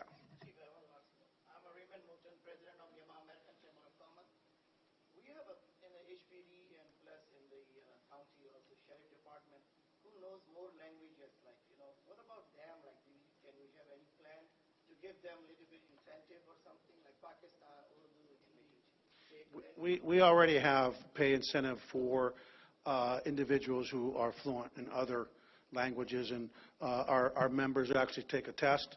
The mayor's actually paying me bilingual pay. I'm kidding. I hope I'm getting it. So yeah, we do have it, and we also have translation services that are available 24/7 in the event we don't have The other thing we have that we started under this administration is we have volunteer translators on patrol that I brought from Austin here. So we have community members that are actually volunteering after going through some training with us. They go out into the community because when you are a victim or a witness of a crime, there's nothing more comforting than be able sometimes to speak in your own native tongue and language where we can get more. We're ready. Okay. There's one there, Mayor. One last question, Jack. I just want to commend the mayor and the leadership, not just as a Sikh, though I am a Sikh, but as a member of the minority community, for all of you not just giving us a voice, but a seat at the table. I really want to thank you. Thank you all. And thank you all for being here. If you will, I think we're going to take a few pictures, so if you'll stay in place. And thank you all. And I will add, one of the reasons for this press conference is to let people know that there are opportunities within HPD. So hopefully many, many people will seek to become a part of the HPD. Okay.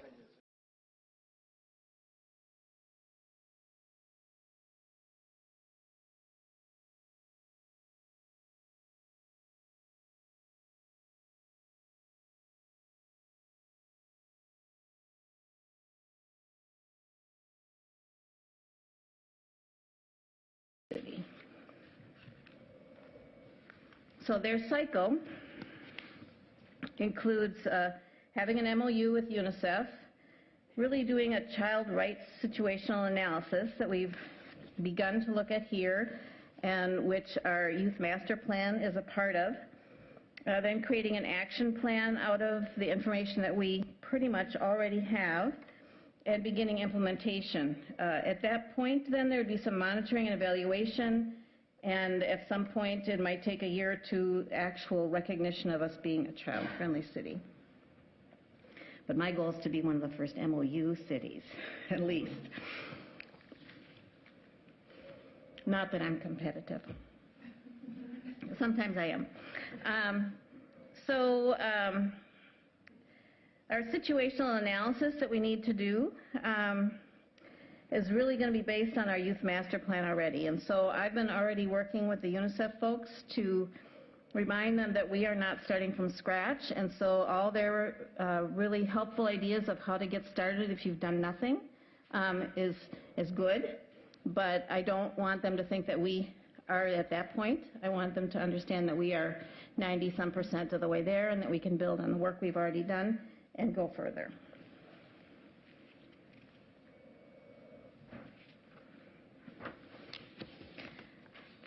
So then we will need to develop an action plan, and so that'll be a result of looking at our youth master plan, some of the data that's been collected from young people, building a community around child rights awareness. Now that's an area I don't think we are as familiar with as you would find across the globe. People are not as familiar with the rights kind of focus looking at young people, and so there's room for that. We've had already conversations with some of the instructors in the Minneapolis Public Schools. There's interest in expanding the work that they're doing, and so we have potential. Child-friendly governance, certainly we are in the process, the Youth Coordinating Board is in the process of creating a children's budget, and we look to their leadership to help with that. And finally, we have a lot of strength with our Youth Congress, but the Child-Friendly City Initiative also wants us to be more engaged with younger children, and so I think there's a potential for working with neighborhoods or schools or daycares to begin to think about what kind of voices haven't we heard yet from younger children. So, as I said, November 20th marks the 30th anniversary of the UN Convention of the Rights of the Child and is also World Children's Day, and so we're just 2 days away from that. In the 1990s, we believe, and I'm going to say it that way because we haven't seen the document, but we've seen it written about, that Minneapolis Mayor Fraser formally supported the Convention on the Rights of the Child, perhaps with a proclamation. And we believe that Minneapolis is well poised to become one of the first U.S. child-friendly cities. And so I believe that Councilmember Cunningham, Mr. Chair, you have a resolution that will move us in that direction. Great, thank you. And is that the end of your presentation? Mm-hmm. Great, thank you so much for that presentation. And I just want to welcome Council Member Gordon, and also just let it be known that I am competitive, so I want to be the first city. All right, well, I will actually read out the resolution so that my colleagues know, and then we will go ahead and take action on the 2 items underneath this presentation. So, oh, and actually, I just want to check. The United States has not ratified the Convention on the Rights of the Children's Rights of the Child. Correct. So, and it's been 30 years. We supported it under the Clinton administration in 1995. but we have not ratified it. And it's largely due to our criminal justice system, because kids under 18 are able to be jailed or imprisoned without parole, and also be confined to solitary confinement. So our criminal justice system actually is the reason why we have not yet ratified it. So I just wanted to make sure that that was still the case. So thank you for that additional information. Yes, Councilmember Cunningham. I believe the U.S. and Somalia are the only two countries that have not ratified. That is correct. That's what I saw too. South Sudan also hadn't, but then they did when they got their government back in order. Thank you for that. All right, so the resolution pursuing a child-friendly city designation in accordance with the 5 overall goals enshrined in the UN Convention on the Rights of the Child. Whereas the Child-Friendly Cities Initiative was launched in 1996 to respond to the challenges of realizing the rights of children in an increasingly urbanized and decentralized world. And whereas the Child-Friendly Cities Initiative works by bringing together local stakeholders and the United Nations International Children's Emergency Fund, UNICEF, to create inclusive and child-responsive cities and communities. And whereas the importance of cities in policymaking that directly affects children has increased, and whereas local governments and mayors have a role to play in supporting and advocating for the most vulnerable in their municipalities, including children and young people, and whereas the Child-Friendly Cities Initiative has been instrumental in encouraging local governments and other stakeholders to pay greater attention to meeting the rights and needs of their youngest citizens and ensuring their participation in local decision making. And whereas children have the right to be valued, respected, and treated fairly, and whereas children have the right to be heard, and whereas children have the right to social services, and whereas children have the right to be safe, and whereas children have the right to family life, play, and leisure. And whereas November 20th marks the 30th anniversary of the UN Convention on the Rights of the Child, now therefore let it be resolved by the City Council of the City of Minneapolis that the Minneapolis City Council affirms Mayor Frazier's support of the Convention of the Rights of the Child and pursue a child-friendly designation through UNICEF USA, and let it be further resolved that the Minneapolis City Council directs staff to implement necessary steps to become one of the first child-friendly cities in the U.S. Thank you for that. Do any of my colleagues have any questions or comments? Council Vice President Jenkins.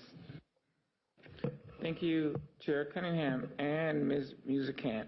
And equally as competitive, and would love to see us be the first city to protect young people. And as you noted in your opening remarks, that we will be taking yet another step to protect young people in our community later this afternoon. But I'm just wondering, what role does the elimination of poverty play in this conversation? And if there isn't necessarily language around that at the UN, is it possible we could name that in our memorandum of understanding? Yeah, eliminating poverty, not yes, promoting poverty. Yeah. But, yeah. Councilmember Jenkins, the rights of the child, I think, has like 39 items in it. So I'd have to look to make sure how poverty has been addressed specifically in there. But I think the notion of poverty underpins part of the rationale for the whole convention, which is to say that young people need the kinds of infrastructure and support, meaning food and clothing and schooling and shelter, in order to thrive. And so it's, I think, very reasonable to expect that poverty is embedded there, and also reasonable, I think, to pull it out and raise it up and name it as part of our action. Thank you, Council Vice President. Are there any other questions or comments from my colleagues? All right, seeing none, thank you so much, Commissioner. I'm excited about this work and really grateful to be able to be partnering with you to be able to carry it forward. So with that, I will move approval of receiving and filing the presentation on Child-Friendly Cities Initiative, as well as approving the passage of the resolution affirming the city's support of the Convention on the Rights of the Child, and to pursue this designation through UNICEF USA, and to direct staff to implement necessary steps to become one of the first child-friendly cities in the United States. All those in favor, please signify by saying aye. Aye. Aye. Those opposed say nay. The ayes have it, and that item carries. Thank you, Commissioner. Thank you. All right, and now we will be moving to our public hearings. We have 3 public hearings today. The first is going to be on a conversion therapy ordinance. Item number 2 is the Green to Go ordinance, and item number 3 is carry-out bags in retail establishments. So we'll go ahead and kick off our presentation. Welcome, TRAC, and the floor is yours. Thank you. Oh, that was odd. Chair Cunningham, Council Vice President Jenkins, and committee members. My name is Track Trachtenberg. I use they, them pronouns, and I'm the Trans Equity Project Coordinator in the Division of Race and Equity.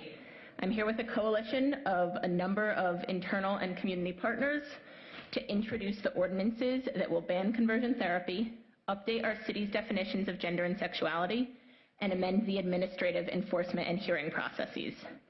Many, but certainly not all, of our enterprise and external partners are listed on this slide, and we want to extend a major thank you to everyone who has contributed their expertise to this process.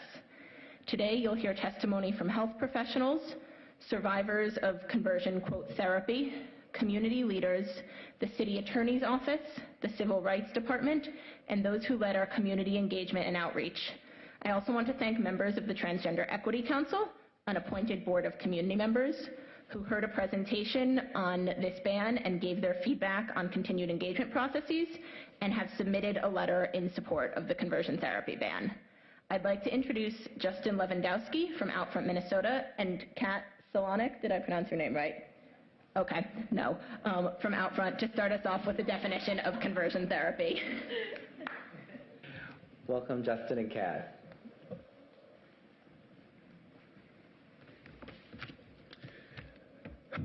Good afternoon. My name is Justin Lewandowski. I use he, him, his pronouns, and I'm a policy and community organizer with Outfront, Minnesota.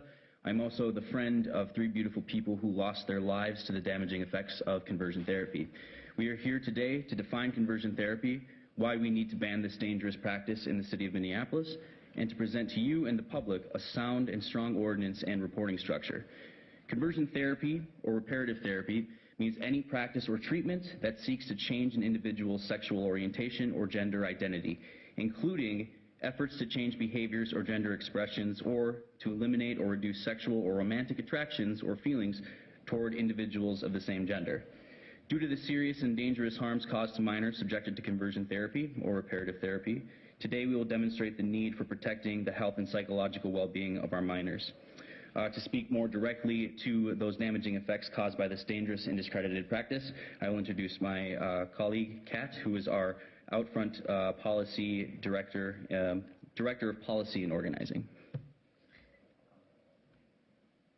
So, conversion therapy is not an accepted medical treatment. Over and over again, as we've done community engagements, both with medical doctors, mental health providers, faith leaders, we see over and over again that conversion therapy, sometimes called reparative therapy or sexual orientation change efforts, is defended by proponents because of their belief that same-sex romantic orientation is a mental illness or developmental disability that could be cured. To put it simply, we know that's a bunch of hooey. Scientific evidence, on contrast, has found same-sex attraction and gender nonconformity are healthy, thriving aspects of human diversity. Sexual orientation effort practitioners base their treatments on unscientific and inaccurate understandings of sexual orientation, gender identity, and gender expression. At best, people are trying to help kids. And at worst, these kids are ending up dead. I am grateful for all of the supporters who've come forward to speak out against this torture and for the City Council considering its ban here in our city. And I will pass it on to Sarah Shealy, who's from the Minneapolis Department of Health. Welcome, Sarah.